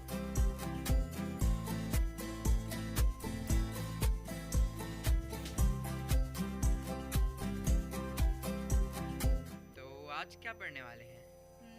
आज हमने काफी pronounce सीखे हुए हैं, या फिर मैं, तुम, वो, आप, ऐसे. तो आज हम सीखेंगे पोसेसिव प्रोनाउंस. पॉजिटिव प्रोनाउंस क्या होते हैं? मतलब जैसे कि मेरा, तुम्हारा, उनका, लाइक माई. जो चीज अपन पॉजेस करते हैं, यानी जो चीज अपनी है, अपन उसके लिए कुछ बोल रहे हैं. जैसे कि ये मेरा फ्रेंड है. हाँ. तो यहाँ पर मेरा क्या, वो फ्रेंड क्या एक पोजीशन है मेरी, कि मैंने उस बंदे के साथ मेरी फ्रेंड वाली रिलेशनशिप है. हाँ. तो मतलब I possess that person as a friend. तो इसलिए पॉजिटिव प्रोनाउन बोलते हैं. हाँ. तो जो चीज तुम्हारी हो या जिस चीज पे तुम्हारा हक है, तो हम उसको बोल सकते हैं पोसेसिव प्रोनाउन। मतलब मेरा, तुम्हारा, हमारा, हम सबका, तुम सबका, ऐसा। ओके, ये शो सभी का है तो जरूर पॉजिटिव प्रोनाउन काम आएंगे इस शो में काफी। तो सबसे पहले स्टार्ट करते हैं, चलो तुम स्टार्ट करो। ओके, तो चलो सबसे पहले शुरू करते हैं मेरा। मेरा मतलब माई, तो हम माइन यूज करते हैं। Possessive pronoun for my is mine. तो इसमें भी कि शायद पुल्लिंग, स्त्रीलिंग और नपुंसकलिंग का केस आता है। हाँ, अबे हम नॉर्मल प्रोनाउंस में हमने क्या सीखा? For like ish, do, air, C, S, wear, ear और जी जो होते हैं, उन सब के लिए हम प्रोनाउंस, अभी जो मैंने आपको बोला है वो सारे लाइक नाउन्स हैं, लाइक सब्जेक्ट्स हैं, तो उसके लिए हमने प्रोनाउंस यूज किए, तो उसके लिए हम अभी पोसेसिव प्रोनाउंस यूज करेंगे। हाँ, बट मैं एक बात और बता दूं, जैसे कि अपन ने देर दी दास वाला केस देखा था, हाँ। जिसमें अपन ने नपुंसकलिंग और स्त्रीलिंग और पुल्लिंग मतलब मस्कुलाइन, फेमिनिन और न्यूट्रल चीजों के लिए अलग केस लगाए थे देर दी दास। तो इसमें भी पॉजिटिव प्रोनाउन में एक चीज है हाँ, कि अगर यहाँ पे भी होते हैं, यहाँ पे मास्कुलिन और न्यूट्रल के लिए एक कंडीशन होता है और फेमिनिन और प्लूरल के लिए एक और कंडीशन होता है। तो जो मैस्कुलिन और न्यूट्रल के केस में आता है वर्ड, उसी के पीछे ई लगा दो तो वो फेमिनिन और न्यूट्रल के लिए बन जाएगा। प्लूरल के लिए, Sorry, फेमिनिन और प्लूरल प्लूरल के लिए बन जाएगा। हाँ, मेरी जैसे गलती। तुमने माइन बोला, मतलब कि मेरा, अगर मैं एज ए लड़का हूँ, चलो ऐसा अब इसको बांट लेते हैं। रुको, मैं एक एग्जांपल देती ताकि हमारे लिसनर्स कंफ्यूज ना हो जाएं। सपोज मैं बोलूंगी माई फादर, तो हम फादर को जर्मन में बोलते हैं फाटर। वाटर, वाटर, लाइक वो हम लिखते वहाँ है but we spell it as फा, तो फाटर। तो father is a masculine gender, तो इसलिए हम बोलते हैं माइन फाटर। हाँ, अगर मैं बोलूं माई मदर, मदर को हम जर्मन में बोलते हैं म्यूटर, देन आई विल से माइनर म्यूटर। ठीक है, चलो अब इसको ऐसे बांट लेते हैं, क्योंकि मैं खुद लड़का हूँ, तो मैं जो भी केस है इसमें लड़कों के लिए बोलता हूँ और न्यूट्रल के लिए बोलता हूँ, और तुम लड़कियों के लिए बोलो और प्लूरल के लिए बोलो। ओके, ठीक है, तो ये काफी सही भी रहेगा, कंफ्यूजन नहीं होगा। तो तुमने बोला, चलो अब स्टार्टिंग से स्टार्ट करते हैं। जैसे अगर मुझे मेरा बोलना है, मेरे पापा, तो माइन फाटर। मेरी मम्मी को क्या बोलोगी? माइनर म्यूटर। और माइन ब्रूडर मतलब मेरा भाई। और माई श्वेस्टर मतलब कि सिस्टर, तब हम बोलेंगे माइनर श्वेस्टर। ओके, तो इसको 3 शब्दों में बांट दें, माइन, माइने, माइन और माइन। कहने का मतलब माइन 4 है। केस हैं। हाँ। तो पहला मस्कुलिन तो माइन, फिर फेमिनिन माइने, सेकंड न्यूट्रल माइन, फिर प्लूरल माइने। हाँ। तो अब जैसे बोलूं कि माइन किंडर, नहीं माइने किंडर, क्योंकि किंडर प्लूरल है। किंडर प्लूरल है, किंड बोलोगे तब बोलोगे माइन किंडर। हाँ, और किंड क्या है? न्यूट्रल। और उसी तरह से ब्रदर सिस्टर का तो पता हाँ, ही है। अगर आप लोग सोच रहे हैं कि किंड क्या है, किंड मतलब एक बच्चा तो किंडर मतलब बच्चे। आप ठीक है, ऐसे लिंकअप कर सकते, किंडर जॉय से इसको लिंकअप कर सकते हैं। ओके, किंडर गार्डन से भी कर सकते हैं। हाँ। और शायद इसी का मतलब होता है कि किंडर गार्डन को, क्योंकि किंडर को बच्चे ही बोलते हैं। बच्चों का गार्डन। हाँ, बच्चों का गार्डन। बच्चों को तुम गार्डन में तो उगाते नहीं हो भाई। उगाते नहीं है यार। पर किंडर गार्डन में पहले से ही कंफ्यूजन होता था कि किंडर गार्डन जैसे अपन प्ले ग्रुप को बोलते हैं, जहाँ बच्चा कुछ पढ़ता नहीं सिर्फ खेलता है, उसी को बोलते हैं ना किंडर गार्डन। हाँ, तो फिर बोल नहीं सकते बच्चों का गार्डन है, मतलब एक तरह से, मतलब वहाँ सिर्फ खेलती हैं, पढ़ते नहीं ठीक हैं। है, वहाँ पे खेलते हैं यार। वो किंडरगार्टन का कब का जमाना, अब तो मतलब बचपन, जब से पैदा हो रहा है उसको तो तुम किताब पकड़ा दो और बनाओ उसको IITN। ओहो। और क्या not, doctor, lawyer, engineer, CA क्या व्हाट नॉट। CS। चलो ठीक है, अब सेकंड पर्सन सिंगुलर मतलब कि तुम, मतलब कि अगर मैं बोलूँ तेरे पापा, तुम्हारे पापा रिस्पेक्ट में, फाटर। हाँ, डाइन फाटर। और अगर मैं बोलूँ कि दास किंड को बोलूँ, मतलब कि तुम्हारा बच्चा, तो मैं बोलूँगा डाइन किंड। अब बाकी के 2 केस तुम्हारे। तो अगर मैं बोलूँ कि योर मदर, तो मैं बोलूँगी डाइनर म्यूटर। और अगर बोलेंगे तुम्हारे बच्चे, सो डाइने किंडर। एक्सीलेंट। तो अब उसके बाद अगर चलते हैं ही, शी और इट के ऊपर, मतलब कि थर्ड पर्सन सिंगुलर, तो उस केस में बोलेंगे साइन। अरे मेरी बारी है भाई। अरे ठीक है भाई। तो अब जैसे कि उसके पापा, ठीक है, तो साइन फाटर, उसका बच्चा साइन किंड।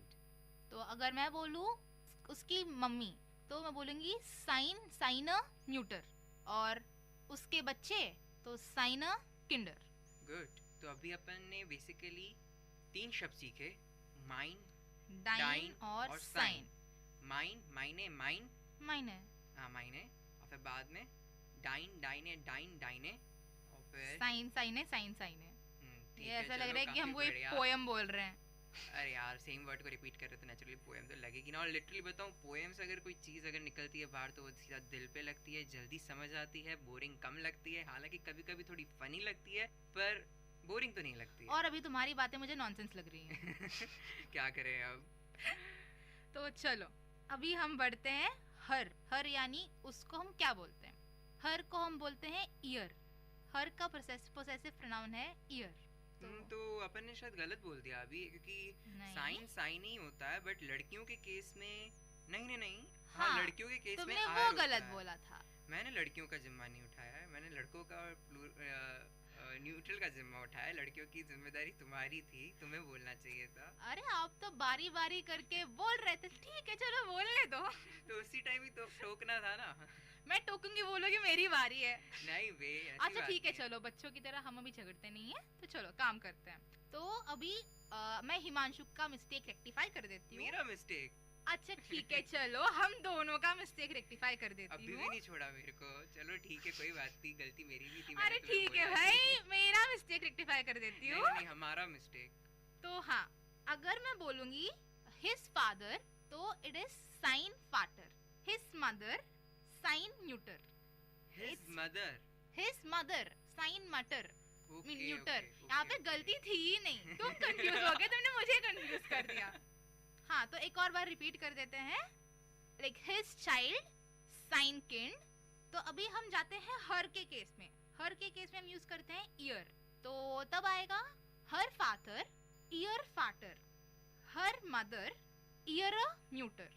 और अगर इट के केस में बोलेंगे तो इट के केस में बोलेंगे, जैसे अगर मैं बोलूं इट्स फादर तो मतलब साइन फाटर, इट्स मदर साइन मूटर, एग्जैक्टली, इट्स चाइल्ड साइन किंड, इट्स चिल्ड्रन साइन किंडर। कूल। चलो सिंगुलर तो निपट गया, अब प्लूरल की बारी। स्टार्ट करो श्राव्या। तो अभी चलते हैं सबसे पहले हम, मतलब आवर। आवर को हम पोसेसिव प्रोनाउन यूज करेंगे उनसर।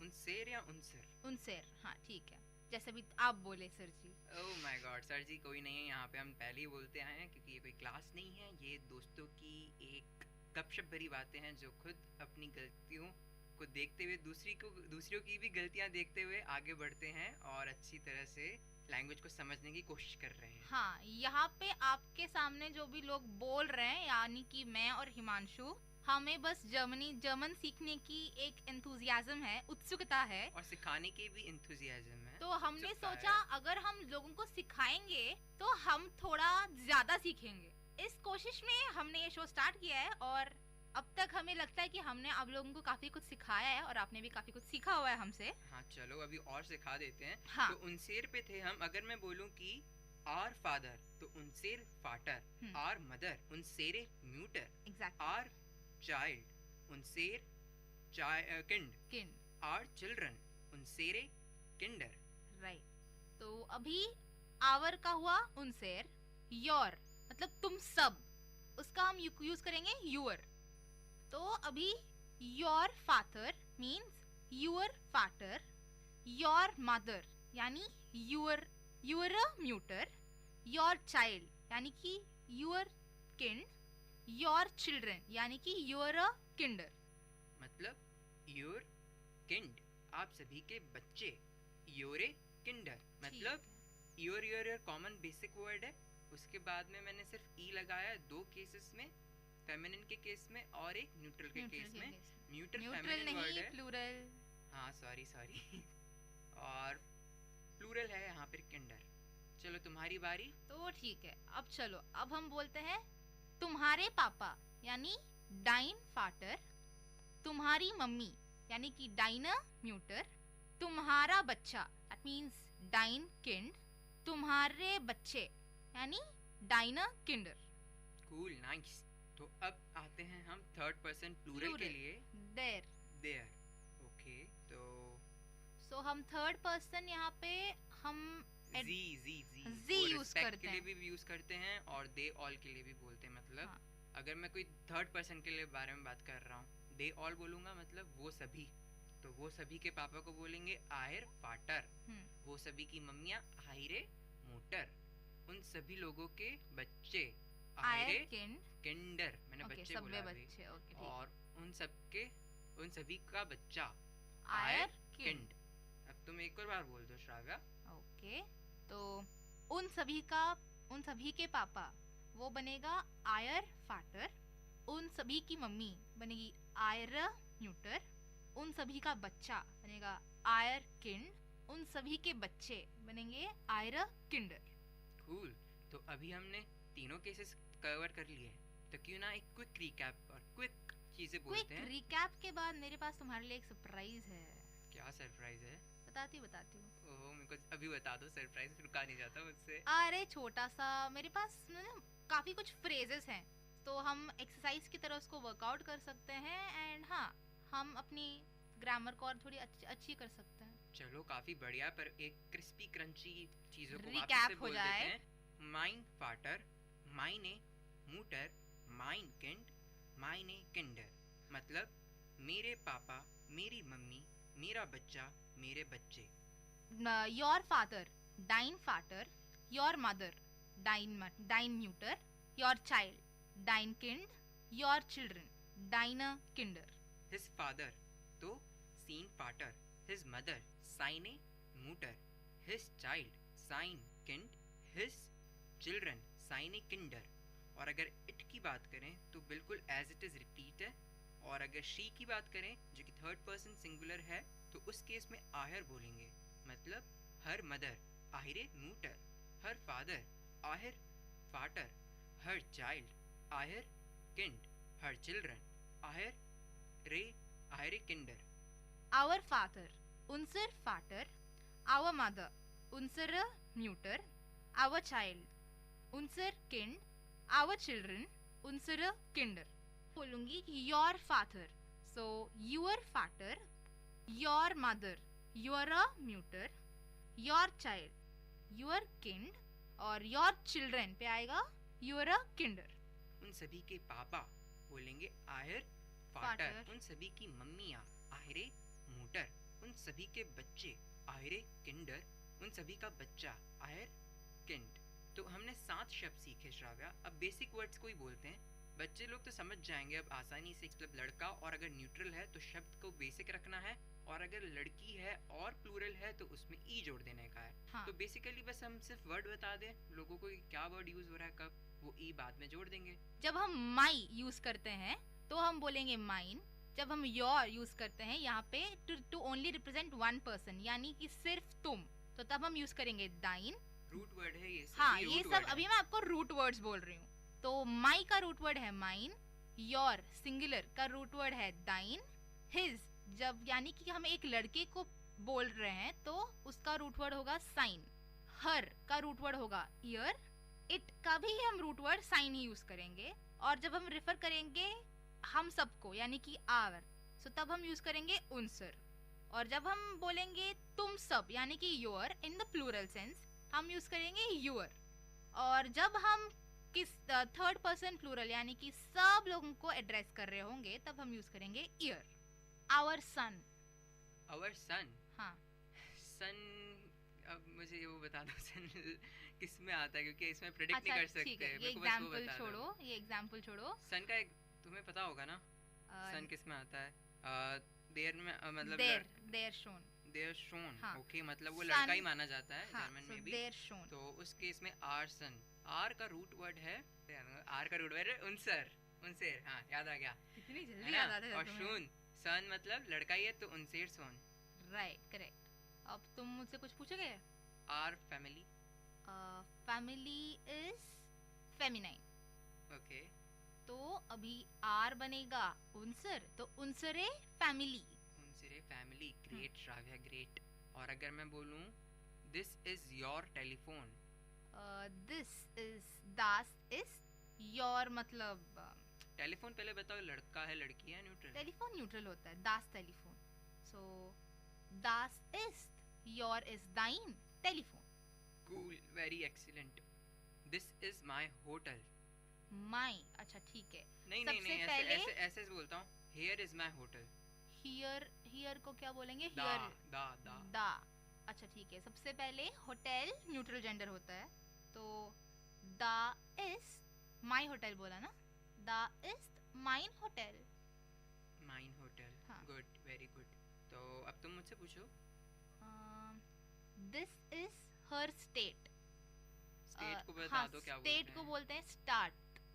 स्टार्ट मतलब लड़का है लड़की है न्यूट्रल है. दी स्टार्ट. दी स्टार्ट मतलब लड़की है. अबे लड़की नहीं है भाई, फेमिनिन है. हाँ वही मतलब स्टेट को फेमिनिन बोलते हैं. स्टेट लड़की कहाँ से हो गई? अरे दी स्टार्ट मतलब स्टार्ट का मतलब क्या हुआ? स्टार्ट का मतलब हुआ स्टेट. तो मेरा तुमसे क्वेश्चन था कि स्टेट न्यूट्रल है या प्लूरल, सॉरी फेमिनिन है, मस्कुलिन है जर्मन में. हाँ बट तुमने बोला क्या स्टेट लड़का है क्या लड़की है? हाँ तो लड़की हुई ना. फेमिनिन के अंडर आई ना दी स्टेट. फेमिनिन अलग है, लड़की अलग है. तो ठीक है, अभी तुम मेरे क्वेश्चन का जवाब दो. समझ गया. सॉरी गर्ल अलग है और फेमिनिन अलग है. मतलब दिमाग की बत्ती अभी जली तुम्हारी. हाँ अभी जली, देर से ही सही. मिंटोस खाया करो. मिंटोस. हाँ बाद में कोका कोला भी पी लूंगा ऊपर से. भाप बढ़ जाओगे. भाप बढ़ जाएगी पूरी. तो चलो ठीक है, जोक्स अपार्ट. तुमने मुझसे क्वेश्चन पूछा. This is her state. This is her state. This is मतलब दास नहीं, दाइस इज हर स्टेट. हर का पॉजिटिव प्रोनाउन का जो रूट वर्ड है वो है आयर. ठीक है, आयर. तो हर स्टेट आयरे स्टार्ट. राइट. दाइस इज आयरे स्टार्ट. कूल. ये सीख रहे हैं धीरे धीरे. जब हम लोग क्लास में मिलते हैं, हम लोग जर्मन में बात करते रहते हैं, और जो हमारे आसपास के लोग होते हैं वो हमें ऐसे देखते हैं कि हम मेंटल हॉस्पिटल से भाग के आ गए हैं, क्योंकि उन्हें समझ में नहीं आता हम बात करते क्या है. तो सबसे पहले आज वापस से एक बार रूट वर्ड्स को देख लेते हैं.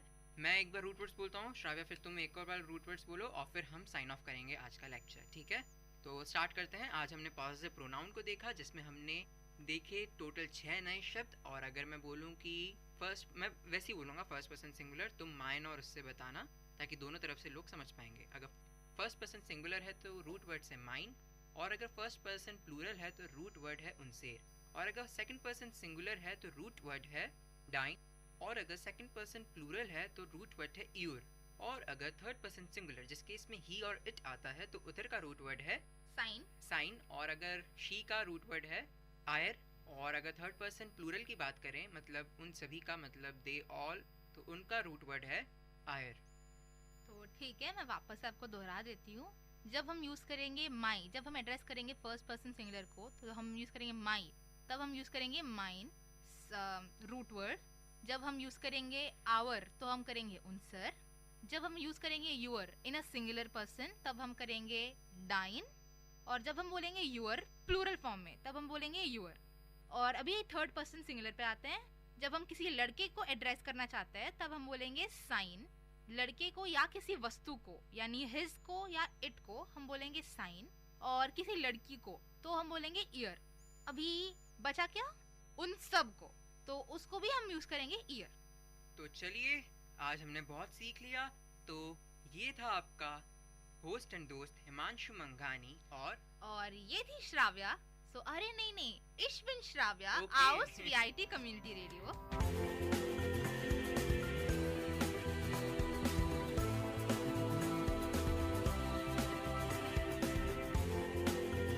So this was our show Learning German, and keep listening to VIT Community Radio 90.8 FM.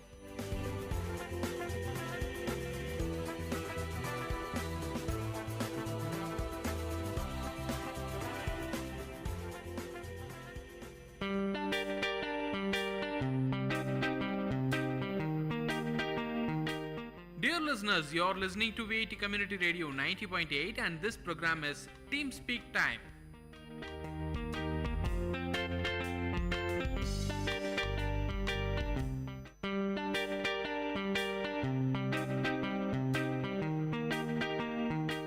Dear listeners, you're listening to VIT Community Radio 90.8 and this program is Team Speak Time.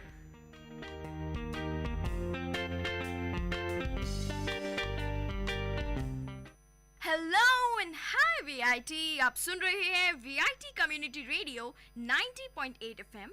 ये है आपका show Gita और मैं हूँ आपकी host आशी।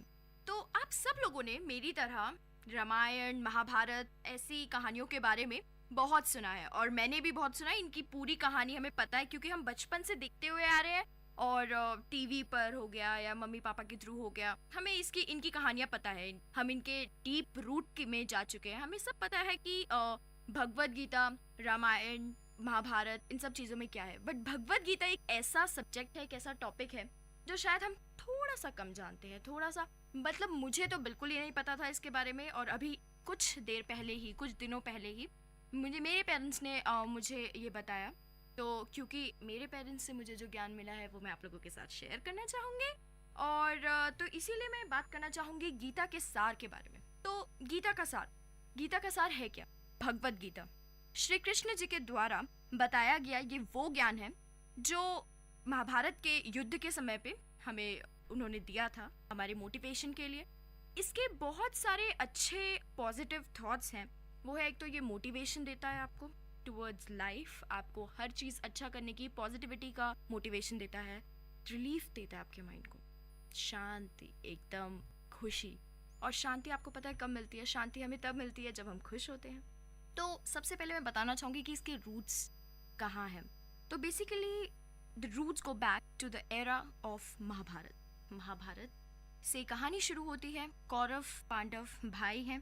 100 कौरव 5 पांडव कुरुक्षेत्र में रहने वाले ये भाई हैं और इनमें से एक भाई, पांडवों में से एक भाई अर्जुन जो था, जब इन लोगों की लड़ाई होने वाली थी, महाभारत आप सभी जानते हैं कि कौरवों और पांडवों के बीच की लड़ाई की कहानी है। तो जब ये लड़ाई होने वाली थी तो अर्जुन जो पांडवों की तरफ से थे वो इस बात से परेशान थे कि दो भाइयों के बीच में लड़ाई हो रही है, इसमें रिलेशंस जो है वो ख़त्म हो जाएंगे, रिश्ते नाते सब टूट जाएंगे।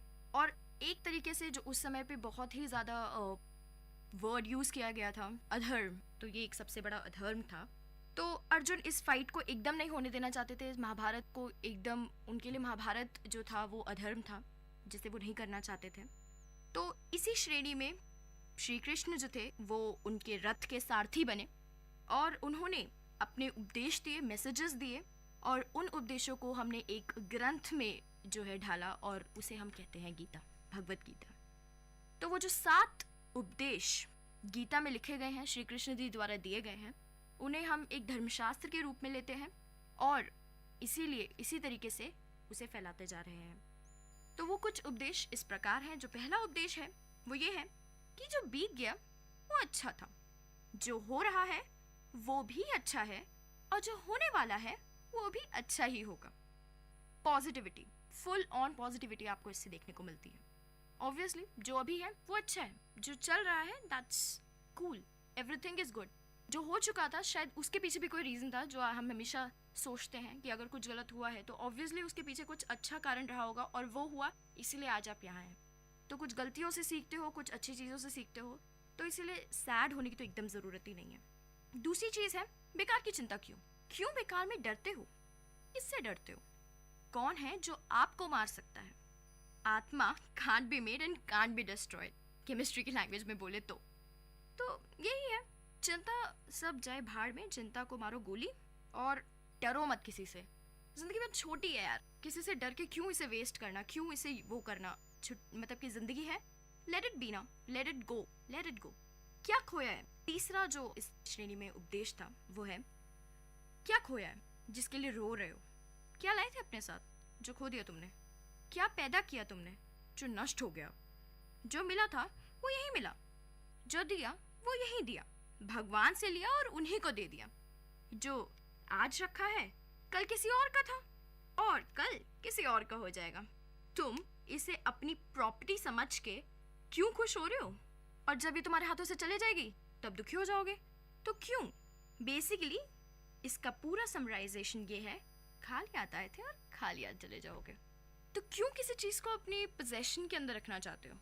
सब कुछ जो है वो यहीं का है और यहीं छोड़ के जाना है। केवल तुम हो और तुम्हारी ये छोटी ज़िंदगी है जो तुम जी रहे हो और तुम्हें यहीं पर ख़त्म करने है उसे। तो क्यों इतना हासिल एंड फासिल है? क्यों हर चीज़ को अपना बनाना चाहते हो? क्यों? चौथी चीज़, जो चौथा उपदेश जो था, जो कि दिया गया, वो ये था, परिवर्तन यानी change is a rule of this world. संसार का नियम है कि परिवर्तन होगा तभी संसार आगे बढ़ेगा। जिसे हम मौत कहते हैं वही तो जिंदगी है। एक पल में तुम करोड़पति हो और एक ही पल में तुम बाबा जी का ठुल्लू।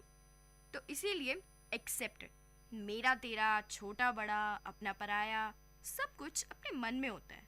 फिर देखो, सब कुछ हटाओ अपने मन से, सब कुछ, ये जो भेदभाव है ना, सब कुछ हटाओ।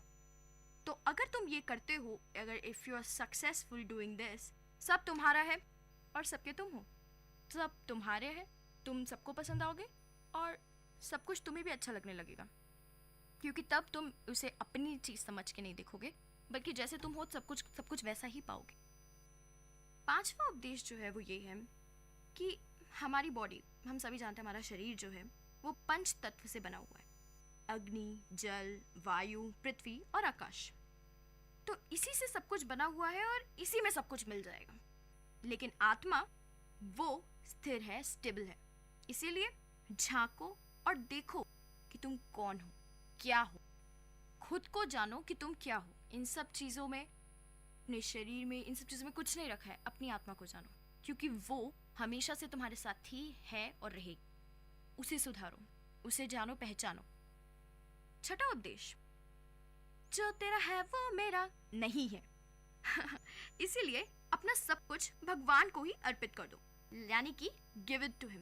That's the best. अगर इसके सहारे रहे तो डर, चिंता, दुख सब दूर हो जाएगा। तो केवल ये मूल मंत्र अपनाओ कि यहाँ से कुछ नहीं लिया है, सब कुछ जो है वो भगवान का है। तो अपने पोजेशन से सब कुछ हटाओ, फिर किसी बात का डर और चिंता ही नहीं रह जाएगी। सातवां उपदेश था वो ये है, जो भी करते हो गिव इट टू गॉड, भगवान को ही दे दो। अगर ऐसा करते हो तो सफलता भी तुम्हें ही मिलेगी और बाद में मुक्ति भी। तो अगर सफलता चाहिए कि तुम्हारे कदम चूमे, तो उसके लिए तुम्हें भी सब कुछ देकर, सब कुछ खोकर ही कुछ मिल। तो इसलिए अगर कुछ खोगे तभी कुछ मिलेगा। तो ये थे 7 उपदेश। अब ये सब पुराने ज़माने की बातें नहीं है कि ये सब पुराने ज़माने में था, सब कुछ था, हमेशा से मतलब रहा। जो पहले था वो हो गया। महाभारत में इन उद्देश्यों का यूज़ हुआ, पांडव जीते और सब कुछ खत्म। नहीं, ऐसा कुछ नहीं है। आज के ज़माने में भी और पहले से भी, after the period of Mahabharat also, ये चलता आया है और ये चलता रहेगा। गांधी जी, इन्होंने जब अपना देश आज़ाद कराया तो गीता के उपदेशों को ही एक बेस बनाया। गीता के उपदेशों को एक ढाल बनाकर इन्होंने सारा युद्ध लड़ा। अंग्रेज, इनकी तो एक ही पॉलिसी थी, डिवाइड एंड रूल, जो हम सब जानते हैं कि तोड़ो और राज करो। तो गीता जो थी वो इन सब चीज़ों से कोई कम नहीं थी, कोई कमी नहीं थी। गीता जो थे उसके पास सारे सॉल्यूशंस थे, सारे इन सभी लड़ाइयों के तोड़ थे, इन सभी दुष्प्रवृत्तियों के तोड़ थे। तो केवल गांधी जी ने ही नहीं, बहुत सारे आगे भी फ्रीडम फाइटर्स आए, बहुत सारे स्वतंत्रता सेनानी थे जिन्होंने कि यही गीता का सार अपनाया, इसे ही बेस बनाकर आगे की लड़ाई लड़ी, अपनी सोच बदली। इसीलिए इनके दुबले पतले होने का फ़ायदा नहीं उठा पाए अंग्रेज, क्योंकि जो मेन इनका हथियार था वो थी इनकी सोच, और वो सोच आई गीता से। गीता ने दिया इन्हें वो थॉट, वो सोचने का ज़रिया, जिससे ये लोग देख पाए कि आगे क्या है, पहले क्या था और आगे क्या हो सकता है। जवाहरलाल नेहरू हमारे सबसे पहले प्रधानमंत्री बने। इन्होंने भी इसी बात को मेंशन किया है कि गीता ही एक ऐसा माध्यम था जिससे उन्हें भी काफ़ी कुछ सीखने को मिला, और उन्होंने अपनी जो ज़िंदगी है वो इसी थॉट से जो है निकाली है। इंडिया को हाइट्स पे लेके गए तो वो भी उसका कारण भी उन्होंने गीता को ही बताया है। इवन उनकी बेटी इंदिरा गांधी जी, जो कि हमारी इंडिया की एक अच्छी प्राइम मिनिस्टर रही हैं, बहुत बड़ी प्राइम मिनिस्टर रही हैं, उन्होंने भी गीता के उपदेशों को माना है और गीता के उपदेशों से ही अपने कार्यों को आगे बढ़ाया है। तो केवल पुराने ज़माने में ही नहीं, आज के नए ज़माने में जो आज आप हैं, वो उसके पीछे गीता का बहुत बड़ा हाथ है, उसके उपदेशों का बहुत बड़ा हाथ है। आज भी हम लोग पढ़ते हैं गीता, हम में से हर किसी के घर में गीता होगी, आई एम प्रीटी श्योर। और हमारे पेरेंट्स जो हैं अभी भी इस बात को मानते हैं, और अगर मेरी तरह आप लोगों को भी, मेरी तरह जैसे मेरे पेरेंट्स ने मुझे बताया है, आप लोगों को भी कभी ना कभी इसके बारे में पता चलेगा कि मे बी आपके पेरेंट्स भी बताएंगे, क्योंकि हमारे हर किसी के पेरेंट्स को ये बात पता होती है क्योंकि पहले और भी पहले गीता को बहुत ही ज़्यादा माना जाता था, और ऑब्वियसली जनरेशन वाइज हम लोगों की थिंकिंग आगे बढ़ती जा रही है, थोड़ी चेंज होती जा रही है, लेकिन ऐसा नहीं है। आज भी हमारे पेरेंट्स सब जानते हैं, और अगर आप एक बार उनसे जाके पूछेंगे तो वो डेफिनेटली आपको बताएंगे क्यों इतनी जो मोटा सा ग्रंथ रखा है, मोटी सी किताब रखी है आपके मंदिर घर में, वो गीता है, भगवत गीता है, वो क्यों रखी है, उसका सिग्निफिकेंस जो है वो आपको बताएंगे अगर आप उनसे पूछने जाएंगे। गीता रखने का क्या मतलब है, उनसे अगर आप पूछेंगे तो वो आप लोग को यही बताएंगे, सीखना। अपनाते हैं हम वो अपनाना, पहले तो सीखोगे फिर अपनाओगे। इम्प्लीमेंटेशन ऑफ द नॉलेज जो आजकल हम बहुत कम करते हैं, आई होप यू अंडरस्टैंड। तो अगर आपने कुछ पढ़ा है तो उसे इम्प्लीमेंट किया, ये हमने गीता से सीखा कि अगर जैसे आज भी गीता पढ़ते सब है, इम्प्लीमेंटेशन बहुत कम होता है, अगर आप उसे इम्प्लीमेंट करते हैं तो that's really a big thing. आप अगर थोड़ी सी चीज़ को भी इम्प्लीमेंट करें तो देखिए फिर ज़िंदगी क्या मस्त चलेगी एकदम।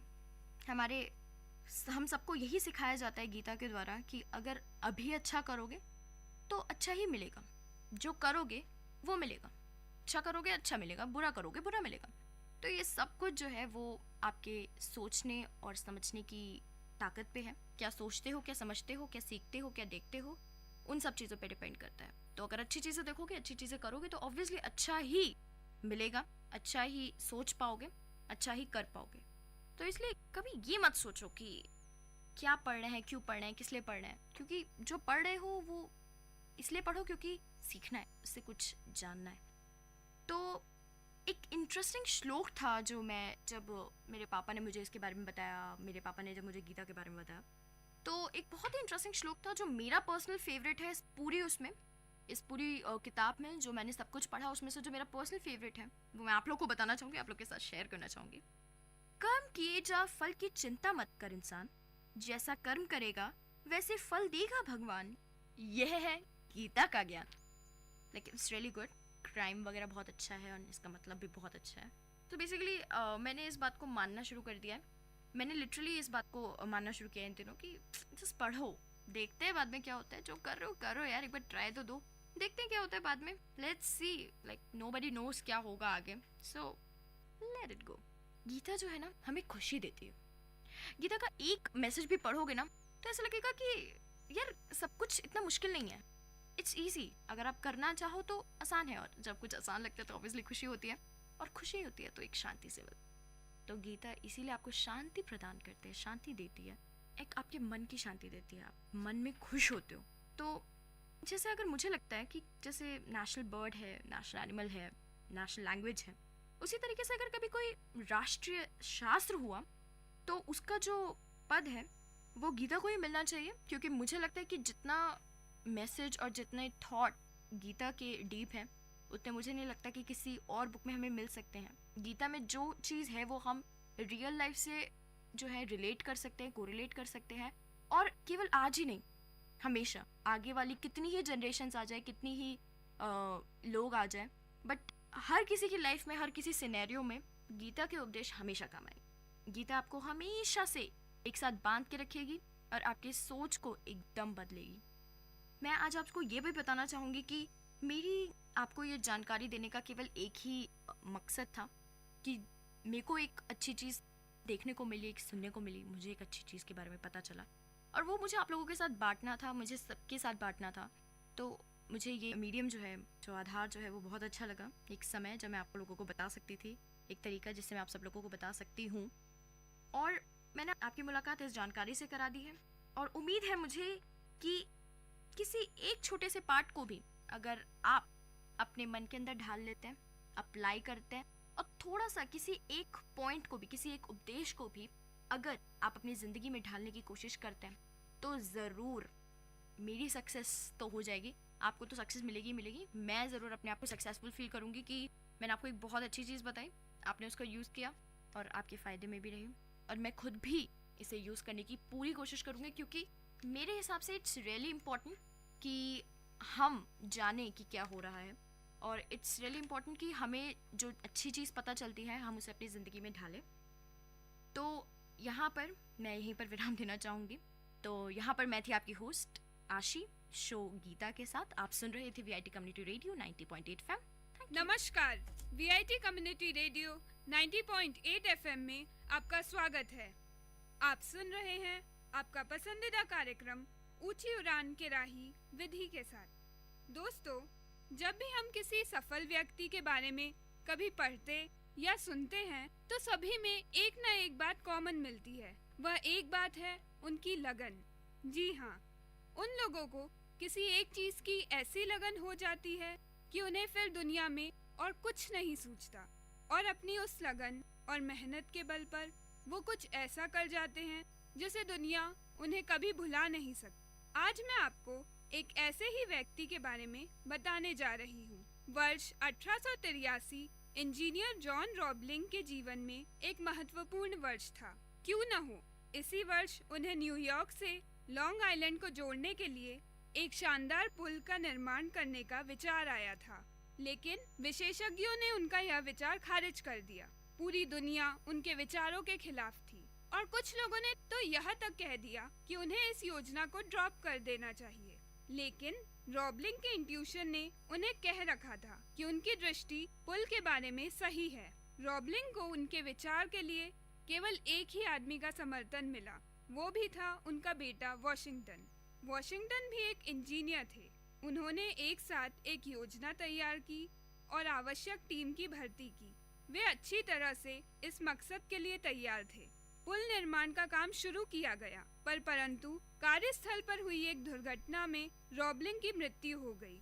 आमतौर पर कोई और होता तो इस कार्य को छोड़ देता, लेकिन वॉशिंगटन जानते थे कि उनके पिता का सपना पूरा हो सकता है। पर किस्मत तो देखिए, वॉशिंगटन को मस्तिष्क क्षति का सामना करना पड़ा और वह स्थिर हो गए। वह इस हद तक घायल हो गए कि न तो वे चल सकते थे और न ही बात कर सकते थे, यहाँ तक कि वे हिल भी नहीं सकते थे। एज यूजुअल, विशेषज्ञों जिन्होंने पुल का निर्माण नहीं करने की सलाह दी थी, उन्होंने दोनों को पागल और मूर्ख करार दिया। वॉशिंगटन अपनी सेवाओं का विस्तार करने की स्थिति में नहीं थे, पर निर्माण परियोजना को समाप्त करने के बारे में वे कभी सोच भी नहीं सकते थे। वह अपने उद्देश्य के बारे में स्पष्ट थे।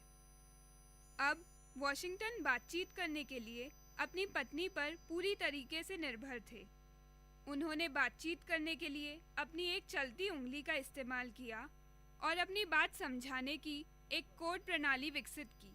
शुरू में हर किसी को वह मूर्ख लगे, पर वॉशिंगटन ने हार नहीं मानी। अगले 13 सालों तक उनकी पत्नी ने उनके निर्देशों की व्याख्या की और इंजीनियर्स को समझाया। इंजीनियर उनके निर्देश पर काम करते गए और आखिरकार ब्रुकलिन ब्रिज हकीकत में बनकर तैयार हो गया। आज वह ब्रिज एक शानदार स्पेक्टेक्युलर लैंडमार्क के रूप में बाधाओं का सामना करने वाले लोगों के लिए एक प्रेरणादायक ट्रू लाइफ स्टोरी के रूप में खड़ा है। तो दोस्तों, हमने इस कहानी से सीखा कि परिस्थितियों को अपनी शक्ति खत्म करने की अनुमति कभी मत दीजिए। हमें हमेशा याद रखना चाहिए कि लहरों से डरकर नौका पार नहीं होती और कोशिश करने वालों की कभी हार नहीं होती। इसी के साथ आपकी होस्ट विधि को दीजिए इजाजत और सुनते रहिए आपका पसंदीदा शो ऊंची उड़ान के राही, सिर्फ वीआईटी कम्युनिटी रेडियो 90.8 FM पर।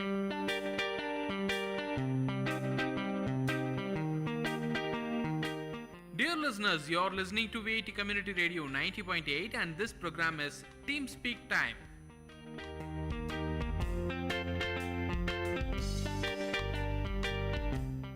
வணக்கம் நேயர்களே, இது விஐடி பண்பலை 90.8 விஐடி பல்கலைக்கழகத்தின் சமுதாய வானொலி. இது சிந்தனை சிதறல் நிகழ்ச்சியுடன் உங்கள் மணிகண்டன். நான் உங்க சுஷ்மிதா. நம்ம லைஃப்ல எல்லாருக்கும் நிறைய பிரச்சனை இருக்கு மணிகண்டன். இப்ப பாத்தீங்கன்னா, ஒரு அம்மா வயித்துல குழந்தை இருக்குன்னா அந்த குழந்தை நல்லபடியா பிறக்கணும்னு அம்மாக்கு பிரச்சனை. அதுக்கப்புறமா அந்த குழந்தை பிறந்ததும் நல்லா வளரணும் அப்படிங்கிற பிரச்சனை. அதுக்கப்புறம் நல்லா வளர்ந்ததும் நல்ல ஸ்கூல்ல தேடி பிடிச்சி அட்மிஷன் போறது ரொம்ப பெரிய பிரச்சனை. அதுக்கப்புறம் அந்த குழந்தை ஸ்கூல்ல போய் நல்லா படிக்கணும், ஒழுங்கா வளரணும், நல்ல சிந்தனைகளோட வளரணும் அப்படிங்கறதெல்லாம் தாண்டி அதுக்கப்புறம் 10th + 2ல நல்லா மார்க் வாங்கி அதுக்கப்புறம் நல்ல காலேஜ்ல சேர்க்கணுங்கிறது தொடர்ந்துகிட்டே இருக்க பிரச்சனை. அதுக்கப்புறமா தான் வருது ரொம்ப பெரிய பிரச்சனை. காலேஜ் டேஸ்ல காலேஜ் கேர்ள்ஸுக்கும் காலேஜ் கைஸ்க்கும் நல்லா மார்க் வாங்குறாங்களோ இல்லையோ, அவங்க குண்டா இருக்கேன் அப்படிங்கறத அவங்களுக்கு ரொம்ப பெரிய பிரச்சனையா அவங்க ஃபீல் பண்றாங்க. உடல் பருமன்னா என்னன்னு தெரியுமா மணிகண்டன் உங்களுக்கு? உடல் பருமன்னா பாத்தீங்கன்னா ஒருத்தனுடைய உடலுக்கு தேவையான கலோரிகளை விட அதிகமான கலோரிகள் இருக்க பொருளை சாப்பிட்டாங்கன்னா அந்த கலோரிகள் பாத்தீங்கன்னா அவங்களோட உடல்ல வந்து அதிகமா தங்கிருது. அந்த கலோரிகள் வந்து கொழுப்பா மாறி அவங்களோட உடல் எடை அதிகரித்துக்கான ஒரு காரணியா அமைஞ்சிருது.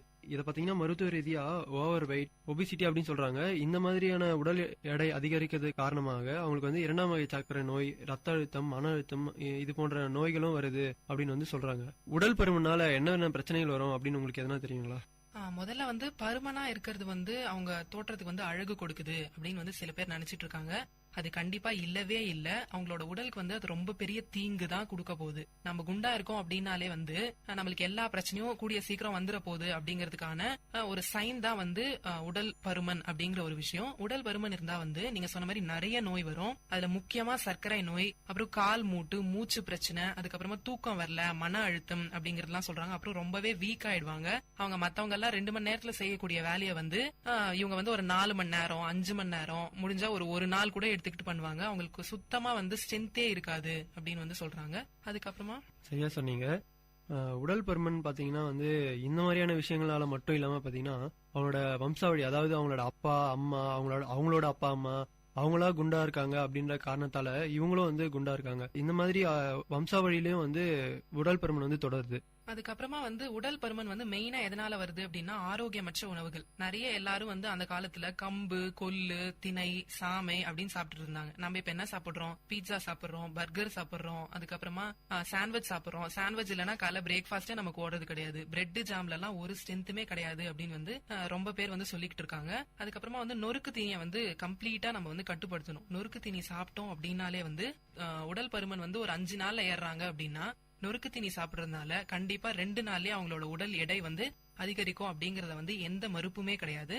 அதுக்கப்புறமா இதுல வந்து உடல் எடை அதிகரிக்கிறதுனால சோகம், அப்புறம் கோபம், அப்புறம் மன அழுத்தம், சலிப்பா இருக்கு அப்படிங்கறதெல்லாம் வந்து இருந்தாங்கன்னா அப்பெல்லாம் வந்து அவங்க நிறைய ஃபுட் சாப்பிடுறாங்க. நிறைய சாப்பிட்டு அவங்க வந்து உடல் பருமன் ஆகுறாங்க அப்படின்னு வந்து ரொம்ப பேர் சொல்லிட்டு இருக்காங்க. அதுக்கப்புறமா உடல் பருமன் இருக்கிறதுனால என்னென்ன நோய்கள் வரும் அப்படின்னு நீங்க நினைக்கிறீங்க? உடல் எடை அதிகமா இருக்கிறதுனால பாத்தீங்கன்னா அவங்களோட பாடி வெயிட், அதாவது அவங்களோட உடல் எடை மொத்தமா வந்து அவங்களோட கால் அழுத்ததுனால அவங்க நடக்கும் போதோ அவங்க எதனா வேலை செய்யும் போதோ அவங்களுடைய மூட்டு வந்து அதிகமா வலி எடுக்க ஆரம்பிக்குது. அதனால அவங்களோட மூட்டு தேய்மானம் அடைஞ்சு மூட்டு வந்து சீக்கிரமா பாதிப்படைகிறது. இந்த மூட்டு பாதிப்பு பாத்தீங்கன்னா இளம் வயதினரோட ரொம்ப ஈஸியா இப்பெல்லாம் தாக்கிட்டு வருது உடல் எடை காரணமாக. கூடவே வந்து இப்ப ரொம்ப பெருசான பிரச்சனை வந்து ஆஸ்துமா, மூச்சிறைப்பு. நம்ம முன்னவே சொன்னோம் இல்லையா, அது வந்து ஆஸ்துமாவா மாறிடுது. மூச்சிறைப்பு இருக்கு அப்படின்னா வந்து இந்த உடல் பருமன் இருக்கவங்களுக்கு அது ரொம்பவே ஜாஸ்தியா தெரியும். அதுக்கப்புறமா வந்து அவங்க நார்மலா வந்து நம்ம வீட்ல இருந்து கடை தெருவுக்கு வரைக்கும் நடந்து போலாம் அப்படிங்கிற மைண்ட் செட் கூட அவங்களுக்கு வராது. எப்பவுமே வண்டி எடுத்துக்கலாம், சைக்கிள் எடுத்துக்கலாம் அப்படின்னு தான் யோசிப்பாங்க.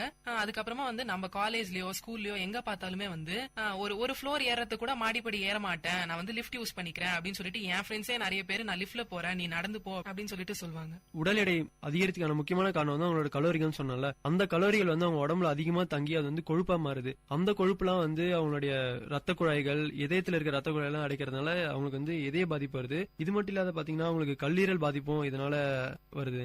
சுஷ்மிதா, அதுக்கப்புறமா வந்து இன்சுலின் அளவு குறையுது அப்படின்னு சொல்றாங்க. இன்சுலின் அளவு குறைஞ்சதுன்னா வந்து கண்டிப்பா அவங்களுக்கு வந்து டைப் 2 டயபெட்டிக்ஸ், அதாவது சர்க்கரை நோய் வந்து கண்டிப்பா தாக்கும் அப்படிங்கறதுல வந்து எந்த ஒரு மறுப்பும் கிடையாது. சர்க்கரை நோய் தாக்குது அப்படின்னா வந்து மனுஷனோட வாழ்க்கையே மொத்தமா மாறிடுதுன்னு தான் அர்த்தம். ஏன்னா வந்து அவங்க அப்பப்ப சாப்பிடணும்னு சொல்லுவாங்க, டேப்லெட் போட்டுக்கணும்னு சொல்லுவாங்க. இன்சுலின் வந்து நம்ம உடம்புல செக்ரேட் ஆகாத இன்சுலினை வந்து அவங்களா வந்து இன்ஜெக்ட் பண்ணிக்குவாங்க. அது வந்து ஒரு நல்ல வாழ்க்கை, ஒரு ஹெல்தியான லைஃபையே நம்மளால வந்து வாழவே முடியாது. சோ வந்து நம்ம வந்து அது மட்டும் இல்லாத இந்த மாதிரியான அவங்களோட உடல் எடையில வர பிரச்சனைகள் காரணமாக அவங்க வந்து ரொம்ப மன ரீதியா பாதிக்கப்படுறாங்க.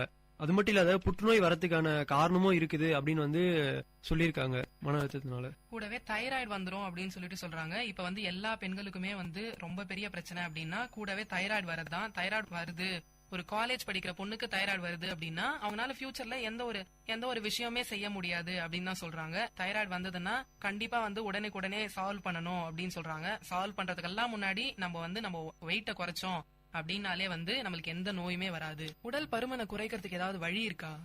நிச்சயமா இருக்கு. அதுக்கான சில வழிமுறைகள் இருக்கு. அந்த வழிமுறைகளை நம்ம வந்து சரியா பின்பற்றணும் அப்படின்னு பாத்தீங்கன்னா கண்டிப்பா உடல் எடையை நம்மளால குறைக்க முடியும். சுஷ்மிதா, அதற்கான உடற்பயிற்சி எல்லாம் நம்ம ஃபாலோ பண்ணணும் அப்படின்னு வந்து நீங்க சொல்லிருக்கீங்க. உடல் பயிற்சியை ஃபாலோ பண்ணணும். அதுக்கப்புறமா வந்து நம்ம எக்ஸசைஸ் அப்படியெல்லாம் நம்ம காலையில எழுந்து சைக்கிளிங்கோ, வாக்கிங்கோ, அப்புறமா நீச்சல் அந்த மாதிரிலாம் பண்ணிட்டு இருந்தோம் அப்படின்னா நம்மளோட உடம்புல தேவையில்லாத கலோரிகள் அதெல்லாம் வந்து குறைஞ்சு, கொழுப்பு சத்துக்கள் எல்லாமே குறைஞ்சு உடம்புல வந்து தேவையில்லாத கலோரிகள் இல்லாம நம்ம பார்க்கவே நல்ல ஹெல்தியான ஒரு லைஃப் ஸ்டைல்ல வாடுறோம் அப்படிங்கிறது தெரியற மாதிரியே நம்ம உடம்பு இருக்கும். முன்னெல்லாம் வந்து நம்ம ஸ்கூல்ல இருந்து வந்ததும் என்ன பண்ணுவோம், வெளியே போய் விளையாடுவோம். ஆனா இப்ப என்ன பண்றாங்க ஸ்கூல் பசங்க, வந்ததும் வீடியோ கேம்ஸ், அதுக்கப்புறமா சிஸ்டம்ல உட்காந்துக்கிறது, Facebookல இருக்கிறது, இந்த மாதிரி எல்லாம் பண்ணிட்டு இருக்காங்க. இது கண்டிப்பா வந்து நம்ம வாழ்க்கை முறை இது கிடையாது. சோ இதை நம்ம கண்டிப்பா மாத்தணும். மாத்திட்டு அதுக்கப்புறம் பெரியவங்களோட போய் உட்காந்து பேசுறது, அப்புறம் கொஞ்ச நேரம் போய் விளையாடுறது, ஓடி ஆடி விளையாடினா வந்து நம்ம உடம்புல இருக்க தேவையில்லாத நீர்கள்லாம் வந்து வேர்வையா வெளியே வந்துரும். வேர்வையா வெளியே வந்துருச்சு அப்படின்னாலே வந்து உடல் பருமன் வந்து பாதி பேருக்கு இருக்கவே இருக்காது. நீங்க சொன்ன மாதிரி தொழில்நுட்பம் வந்து நம்மளுடைய வாழ்க்கை வந்து ரொம்பவே குறைச்சிருச்சு. அதனால வந்து நம்ம வெளியே போறது இல்ல, விளையாடுறது இல்ல. அந்த காரணத்தால பாத்தீங்கன்னா உடல் எடை அதிகரிக்கிறது. அது மட்டும் இல்லாத உடற்பயிற்சி மட்டும் ஒருத்தருடைய உடல் எடையை குறைச்சிடாது. அவங்களுடைய உணவு பழக்க வழக்கமும் அவங்களுடைய உடல் எடையை குறைக்கும். அது மாதிரி பாத்தீங்கன்னா அவங்க வந்து அவங்களோட உணவுல பச்சை காய்கறிகள், பழங்கள், இந்த மாதிரியான விஷயங்கள்லாம் கண்டிப்பா சேர்த்துக்கணும். அந்த மாதிரியான விஷயத்துல வெள்ளரிக்காய் வந்து உண்மையிலே ஒரு அருமையான விஷயம். வெள்ளரிக்காயில பாத்தீங்கன்னா ரொம்ப குறைவான கலோரிகள் தான் இருக்கு. அது மட்டும் இல்லாத வெள்ளரிக்காய் வந்து ஒரு நீர் சத்துள்ள உணவு. கூடவே வெள்ளரிக்காய் வந்து ஜீரணத்துக்கும் சிறந்ததுன்னு சொல்லுவாங்க. அதுக்கப்புறமா வந்து நீங்க எல்லாமே சைவத்திலேயே சொல்றீங்க. அசைவம் வந்து அப்ப நம்ம சாப்பிடவே கூடாதா? உடல் பருமன் இருக்கவங்க அசைவம் சாப்பிடணுமா கூடாதா? அசைவத்தை முழுமையா விட்டுறணும்னு அவசியம் இல்ல. அவங்க வந்து மீன் சாப்பிடலாம். மீன் வந்து ஒரு புரதச்சத்துள்ள உணவு. அதுல வந்து கலோரிகள் வந்து அதிகமாகவும் இருக்காது. அதே மாதிரி பாத்தீங்கன்னா தோல் நீக்கப்பட்ட கோழியில அதிகமான கலோரிகள் இருக்காது. அதை அவங்க உட்கொள்ளலாம். இந்த உடல் எடையை குறைக்கிறதுக்கு வந்து காலையில வெறும் வயிற்றுல ஒரு டம்ளர் சுடு தண்ணீர்ல வந்து ஒரு டீஸ்பூன் தேன், அப்புறம் வேப்பம்பூ, கூடவே எலுமிச்சை சாறு, இது மூணுத்தையும் கலந்து தினமும் காலையில வெறும் வயிற்றுல குடிச்சிட்டு வராங்க அப்படின்னா அவங்களோட உடல் எடை குறையறத வந்து நம்ம கண்கூடா பாக்கலாம். அதுக்கப்புறமா வந்து அந்த காலத்துல ஒரு பழமொழியே இருந்துச்சுங்க, கொழுத்தவனுக்கு கொல்லு, இளைச்சவனுக்கு எள்ளுன்னு சொல்லுவாங்க. சோ குண்டா இருக்கேன் அப்படின்னு ஃபீல் பண்றவங்க எல்லாம் வந்து இன்னைக்கே போயிட்டு ஒரு கப் கொல்லு நல்லா வேக வச்சு அதை சாப்பிட்டீங்கன்னா உங்க உடல் எடை வந்து கண்டிப்பா குறையும். சரியா சொன்னீங்க. ஆனா பாத்தீங்கன்னா வேப்பம்பூ கலந்து சாப்பிட சொன்னீங்க. வேப்பம்பூ வந்து நிறைய பேர் வந்து எடுத்துக்கவே மாட்டாங்க. வேப்பம்பூல வந்து நிறைய மருத்துவ குணாதிசயங்கள்லாம் இருக்கு. கண்டிப்பா வேப்பம்பூ வந்து அவங்க உணவுல சேர்த்துக்கிட்டாங்கன்னா உடல் எடையை குறையத்துக்கான வாய்ப்புகள் இருக்கு. அது மட்டும் இல்லாத பாத்தீங்கன்னா அன்னாச்சி பழத்துல வந்து ஒரு துண்டை எடுத்து நைட்ல தண்ணியில போட்டு ஊற வச்சுட்டு அந்த தண்ணியை காலையில எழுந்து குடிச்சிட்டு வந்தாங்கன்னா அவனோட உடல் எடை குறையும்னு சொல்றாங்க. நீங்க சொன்ன மாதிரி அன்னாசி பழம் பார்க்கதான் முரடா இருக்கும். கரடு முரடா இருக்க அந்த அன்னாசி பழம் வந்து நம்மளுக்கு ரொம்பவே நல்லது தரும். நீங்க சொல்லிதான் எனக்கு தெரிஞ்சது. அதுக்கப்புறமா வந்து தனியா இருக்கு இல்லையா வீட்டுல, அந்த தனியா வந்து பனை வெல்லம் அப்படின்னு சொல்லிட்டு இப்ப எல்லா நாட்டு மருந்து கடையிலுமே அது கிடைக்கும். அந்த தனியாவையும் பனை வெல்லத்தையும் எடுத்து தண்ணியில போட்டு நல்லா வேக வச்சு அது குடிச்சோம்னா கூட நம்ம உடல் எடை வந்து குறையும் அப்படின்னு சொல்லிட்டு சொல்றாங்க. தனியா மட்டும் இல்ல, சோம்பு, நம்ம வீட்டுல சோம்பும் இருக்கும். அந்த சோம்பையும் பனை வெல்லத்தையும் சேர்த்து கூட கொதிக்க வச்சு குடிச்சோம்னா உடல் எடை வந்து குறையும். ஒரு நாளைக்கு 3 வேளைக்கு மொத்தமா சாப்பிடாம அப்பப்ப கொஞ்சம் கொஞ்சமா சாப்பிட்டுட்டே வரோம் அப்படின்னா வந்து நம்ம உடல் எடை ஏறவே ஏறாது. உடல் எடை ஏறதுக்கான வாய்ப்புகள் மிக மிக குறைவு. சோ காலையில நம்ம பிரேக்ஃபாஸ்ட் சாப்பிட்டு அப்புறம் லஞ்ச் தான் அப்படின்னும் போது காலையில 4 இட்லி சாப்பிடறவங்க கூட 8 இட்லி சாப்பிட்டுட்டு வந்துருவாங்க. சோ நம்ம வந்து ஒரு 2 hours கேப்புக்கு அப்புறம் ஒரு ஃப்ரெஷ் ஜூஸோ ஒரு பழமோ அதெல்லாம் குடிச்சிட்டு அதெல்லாம் சாப்பிட்டுட்டு வந்தோம் அப்படின்னாலே வந்து உடல் எடையை வந்து கண்டிப்பா குறைக்கலாம். குறைக்கிறோமோ இல்லையோ கண்டிப்பா உடல் எடையை வந்து ஏத்தாம பாத்துக்கலாம். இன்னொரு விஷயம் பாத்தீங்கன்னா நீர் சத்துள்ள பொருட்கள் அதிகமா வந்து உடல் எடை அதிகமா இருக்கவங்க சாப்பிட்டாங்கன்னா அவங்களோட உடல் எடை குறையறதுக்கான வாய்ப்பு இருக்கு. சாலிட் ஃபுட்ஸ், அதாவது வந்து ரொம்ப கொழுப்புகள் அதிகமா இருக்க பொருட்கள் எல்லாம் அவங்க வந்து கண்டிப்பா குறைச்சாகணும். அது மட்டும் இல்லாத நீங்க ஏற்கனவே சொன்ன மாதிரி ஜங்க் ஃபுட்ஸ், அதாவது பீஸா, பர்கர், அந்த மாதிரியான உணவுகளை வந்து அவங்க குறைக்கிறது வந்து ரொம்பவே நல்லது. அந்த கண்டிப்பா அந்த பழக்கத்தை அவங்க விட்டுறணும். இதே மாதிரி பாத்தீங்கன்னா குடியே கெடுக்கும் நம்ம கேள்விப்பட்டிருப்போம். நிஜமாலே குடியே கெடுக்கும். அந்த மாதிரி நீங்க குடிப்பழக்கம் இருந்ததுன்னா தயவு செஞ்சு விட்டுருங்க. குடிப்பழக்கத்தினால உடல் எடை வந்து இன்னும் அதிகமா அதிகரிக்குது அப்படின்னு சொல்றாங்க. தினமும் வந்து உங்க எடையை வந்து சரி பார்க்கணும் அப்படின்னு வந்து இப்ப இருக்க எல்லா டாக்டர்ஸுமே சொல்லிட்டு இருக்காங்க. நம்ம உடல் எடையை சரி பார்க்கறதுனால எவ்வளவு ஏறுறோம் எவ்வளவு இறங்குறோம் அப்படின்னு தெரிஞ்சுக்கிட்டோம்னா நம்மளால எல்லா சேஃப்டி மெஷர்ஸையும் ஈஸியா எடுக்க முடியும் அப்படின்னு தான் சொல்லணும். அதுக்கப்புறமா வந்து நான் உடல் எடையை குறைக்கணும் அப்படின்னு சொல்லிட்டு யாருமே உணவு வந்து எடுத்துக்காம இருக்கவே கூடாது. உணவு சாப்பிடாம இருக்கிறதெல்லாம் டயட் கிடையாது. சரியான உணவை சரியான இடைவேளையில நம்ம சாப்பிட்டோம் அப்படின்னா வந்து உடல் பருமன் ஏற்பட வாய்ப்பே இல்ல. அதுவும் இல்லாம காலையில பிரேக்ஃபாஸ்ட், சிற்றுண்டின்னு சொல்ற பிரேக்ஃபாஸ்ட நம்ம ஸ்கிப் பண்ணோம் அப்படின்னா நம்ம உடம்புல தெம்பும் இருக்காது. பிரேக்ஃபாஸ்ட் ஸ்கிப் பண்றவங்களுக்கு கண்டிப்பா டபுள் மடங்கா அவங்க உடல் வந்து பருமன் ஆகும் அப்படின்னு வந்து சொல்றாங்க. காலையில பிரேக்ஃபாஸ்ட் ஏன் சாப்பிடணும் அப்படின்னு சொல்றாங்கன்னா அதை சாப்பிட்டாதான் நமக்கு அன்னைக்கு ஃபுல்லா வேலை செய்யறதுக்கான தெம்பு நமக்கு கிடைக்கும். அதாவது சுஷ்மிதா, நீங்க சொன்னீங்க காலையில வந்து பிரேக்ஃபாஸ்ட் சாப்பிடாம ஸ்கிப் பண்றதுனால வந்து உடல் எடை அதிகரிக்குது அப்படின்னு. அதிகரிக்குதுன்னு சொல்ல முடியாது. காலையில உணவு சாப்பிடாம இருக்காங்க அப்படின்னா வயிறு வந்து காலியா இருக்கும். அவங்க வயிற்றை வந்து புண்ணாக்கிறோம். அதனால வந்து அல்சர் வரும். அது மட்டும் இல்லாத வந்து சர்க்கரை நோய் வரதுக்கான வாய்ப்புகளும் இருக்கு. இது வந்து காலையில சாப்பிடாம இருந்தாதான் இல்ல, நைட்ல சாப்பிடாம இருந்தாதான் பெரும்பாலும் சர்க்கரை நோய் அது மட்டும் இல்லாத அல்சர் வரதுக்கான வாய்ப்புகள் அதிகமா இருக்கு. அதுக்கப்புறமா கூடவே இந்த BMI அப்படின்னு சொல்றாங்க இல்லையா, பாடி மாஸ் இண்டெக்ஸ், அது வந்து உடல் பருமனை வந்து நம்ம எப்படி இருக்கு அப்படின்னு தெரிஞ்சுக்கிறதுக்கா? அதாவது இந்த உடல் எடை குறியீடு பாத்தீங்கன்னா நம்மளோட உயரத்திற்கு தகுந்த எடை நம்மளுக்கு இருக்குதா அப்படின்றது வந்து நம்மளே வந்து சோதித்து பார்க்கறதுக்கான ஒரு விஷயம் தான். அவங்களுடைய உடல் எடை குறியீடு அவங்க கணக்கிட அவங்க முதல்ல வந்து அவங்களுடைய உடல் எடையை வந்து கணக்கிட்டு வச்சுக்கணும். அதுக்கப்புறமா அவங்களோட உயரத்தை மீட்டர்களில் கணக்கிட்டு வச்சு அவங்களோட உயரம் வந்து 1.5 மீட்டர் அப்படின்னு எடுத்துக்காட்டா எடுத்துக்கிட்டீங்கன்னா 1.5 பெருக்கல் 1.5 பெருக்கிட்டு அந்த விடைய நம்மளுடைய உடல் எடை இருக்கு பாத்தீங்களா, அந்த உடல் எடையில வகுத்தா ஒரு விடை கிடைக்கும். அந்த விடையை வச்சுக்கிட்டு அதை வச்சு ஒரு அட்டவணை இருக்கு. அந்த அட்டவணையில இருந்து கிடைத்த விடையை வச்சு அவங்களோட உடல் எடை வந்து எந்த நிலைமையில இருக்கு அப்படின்னு அவங்க வந்து தெரிஞ்சுக்கலாம். ரொம்ப சரியா சொன்னீங்க. கூடவே வந்து இன்னும் சிம்பிளா சொல்லணும் அப்படின்னா வந்து அவங்க ஹைட் இருக்கு அப்படின்னா, இப்போ 164 சென்டிமீட்டர் நான் இருக்கேன் அப்படின்னா என்னோட உயரத்துல 100 சென்டிமீட்டரை நான் மைனஸ் பண்ணணும். சோ நான் 64 kg தான் இருக்கணும். அவங்கவுங்க உடல் எடையை அதே மாதிரி பரிசோதிக்கணும் அப்படின்னு நான் நினைக்கிறேன். சரியா சொன்னீங்க.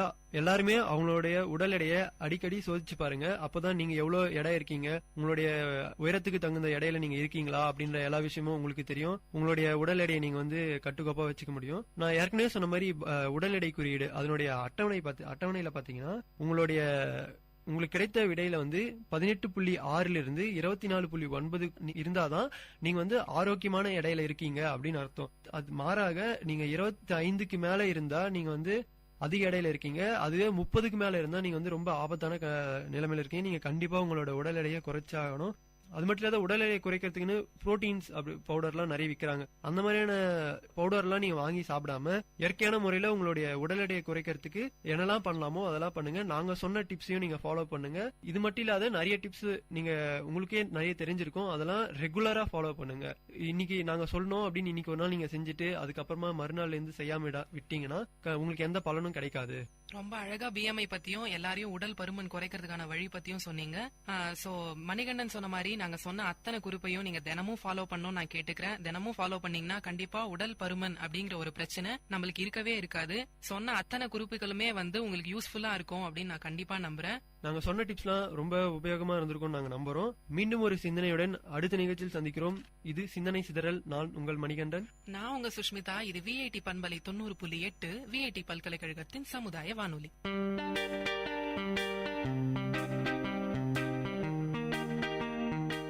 Dear listeners, you're listening to Vit Community Radio 90.8 and this program is Team Speak Time.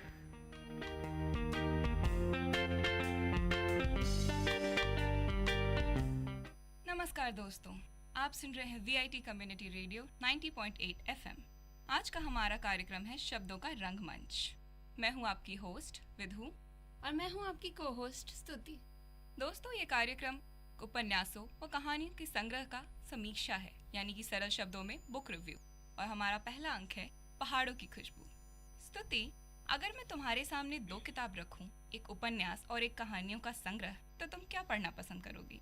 आज की भागती दौड़ती जिंदगी को देखते हुए तो मैं छोटी कहानियों का संग्रह ही उठाऊंगी, क्योंकि पूरे एक उपन्यास को पढ़ पाना तो संभव नहीं, और एक बार में पढ़ा न जाए तो उसमें मजा नहीं आता। बेशक, ऐसे में शिवानी की लोकप्रिय कहानियों के नाम का यह कथा बेहद आकर्षक है।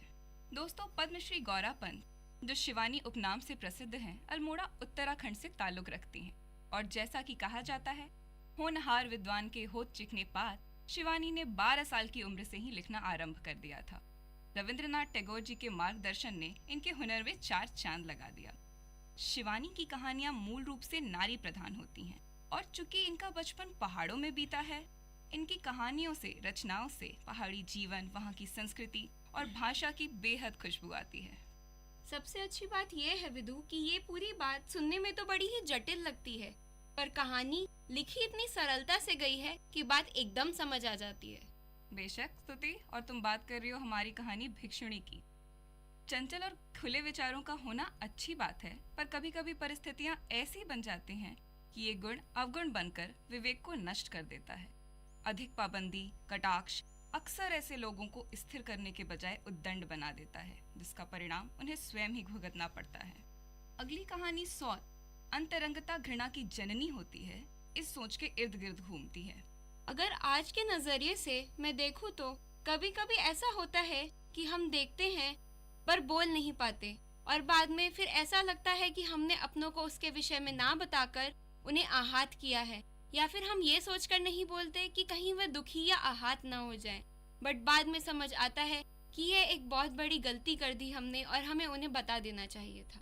वहीं अगली कहानी नथ, जहां एक तरफ पति पत्नी के अनोखे रिश्ते को उजागर करती है तो वहीं दूसरी तरफ उच्च कोटि की मानसिकता और इंसानियत का पाठ पढ़ाती है। विधु, नथ कहानी का एक और पहलू है। थोता चना बाजे घना। बहुत अमीर आदमी अपनी निम्न दान की हुई भी चीजों को बहुत दिखाता है, पर एक गरीब बिना कुछ कहे अपनी सबसे कीमती चीज इंसानियत के नाते फौज को दान कर भी चुप रहता है। बेशक सुती, ये तो तुमने सही कहा। हमारी अगली कहानी है दोस्तों दो बहनें।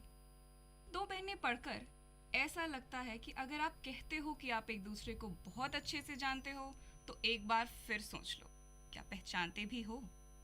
जीवन इन दो बहनों को ऐसे दो राह पे लाके खड़ा करता है कि एक दूसरे के लिए मर मिट जाने वाली ये बहनें सदा के लिए विलग हो जाती हैं। गजदंत, एक प्रमुख पात्र के सामने दो रास्ते हैं, एक जो उसे निमी के ओर ले जाता है और दूसरा जो उसको एक सराखों पे पली बड़ी अमीर लड़की की ओर ले जाता है। और सबसे महत्वपूर्ण उसकी प्रेयसी है निमी, जो एक गरीब घर से ताल्लुकात रखती है, और दूसरा जो उसे कुरूप कर देने वाली गजदंत की ओर ले जाता है, पर वह बहुत ही अमीर खानदान से ताल्लुक रखती है। इस कहानी में दहेज प्रथा का नंगा नाच दिखाया गया है दोस्तों, और इसके व्यंग्यात्मक शैली की वजह से ये कहानी सीधा दिल पर चोट करती है। घोर व्यथा तो ये है कि ये पुरानी और कुत्सित प्रथा आज भी हमारे समाज में व्याप्त है, और सिर्फ छोटे ही घरों में नहीं, कहे जाने वाले बड़े घरानों में भी ये उतनी ही व्याप्त है। स्तुति, मैंने बहुत सी प्रेम कहानियां पढ़ी हैं, पर अक्सर ऐसी कहानियां किसी सपने की दुनिया जैसी लगती हैं। ये पहली कहानी है जो वास्तविकता के इतने करीब है, और मैं बात कर रही हूँ चलोगी चंद्रिका, हमारी आखिरी कहानी। बिल्कुल सही कहा विदु तुमने, मुझे भी ऐसा ही लगता है। कभी कभी इंसान किसी की छवि अपने मन में ऐसे बसा लेता है और वर्ष तक उसी छवि पर इतना विश्वास कर लेता है कि वास्तविकता जब सामने आती है तो ऐसा लगता है कि मानो उसकी दुनिया ही लुट गई हो। तो कुल मिला के कह सकते हैं दोस्तों कि ये कहानियां बड़े ही सरल भाव से आपके मन को झकझोर देंगी। मुद्दा गंभीर होने के बावजूद व्यंग्यात्मक शैली के इस्तेमाल से जिंदगी के अनोखे पहलुओं को बड़े ही दिलचस्प ढंग से पेश किया गया है। आशा है कि आप इस किताब को पढ़ना बेहद पसंद करेंगे। इसी के साथ मैं लेती हूँ अल्प विराम, और आप सुन रहे थे VIT कम्युनिटी रेडियो 90.8 FM। शुक्रिया। Dear listeners, you had listened to the program Team Speak Time in VIT Community Radio 90.8. Thank you for listening.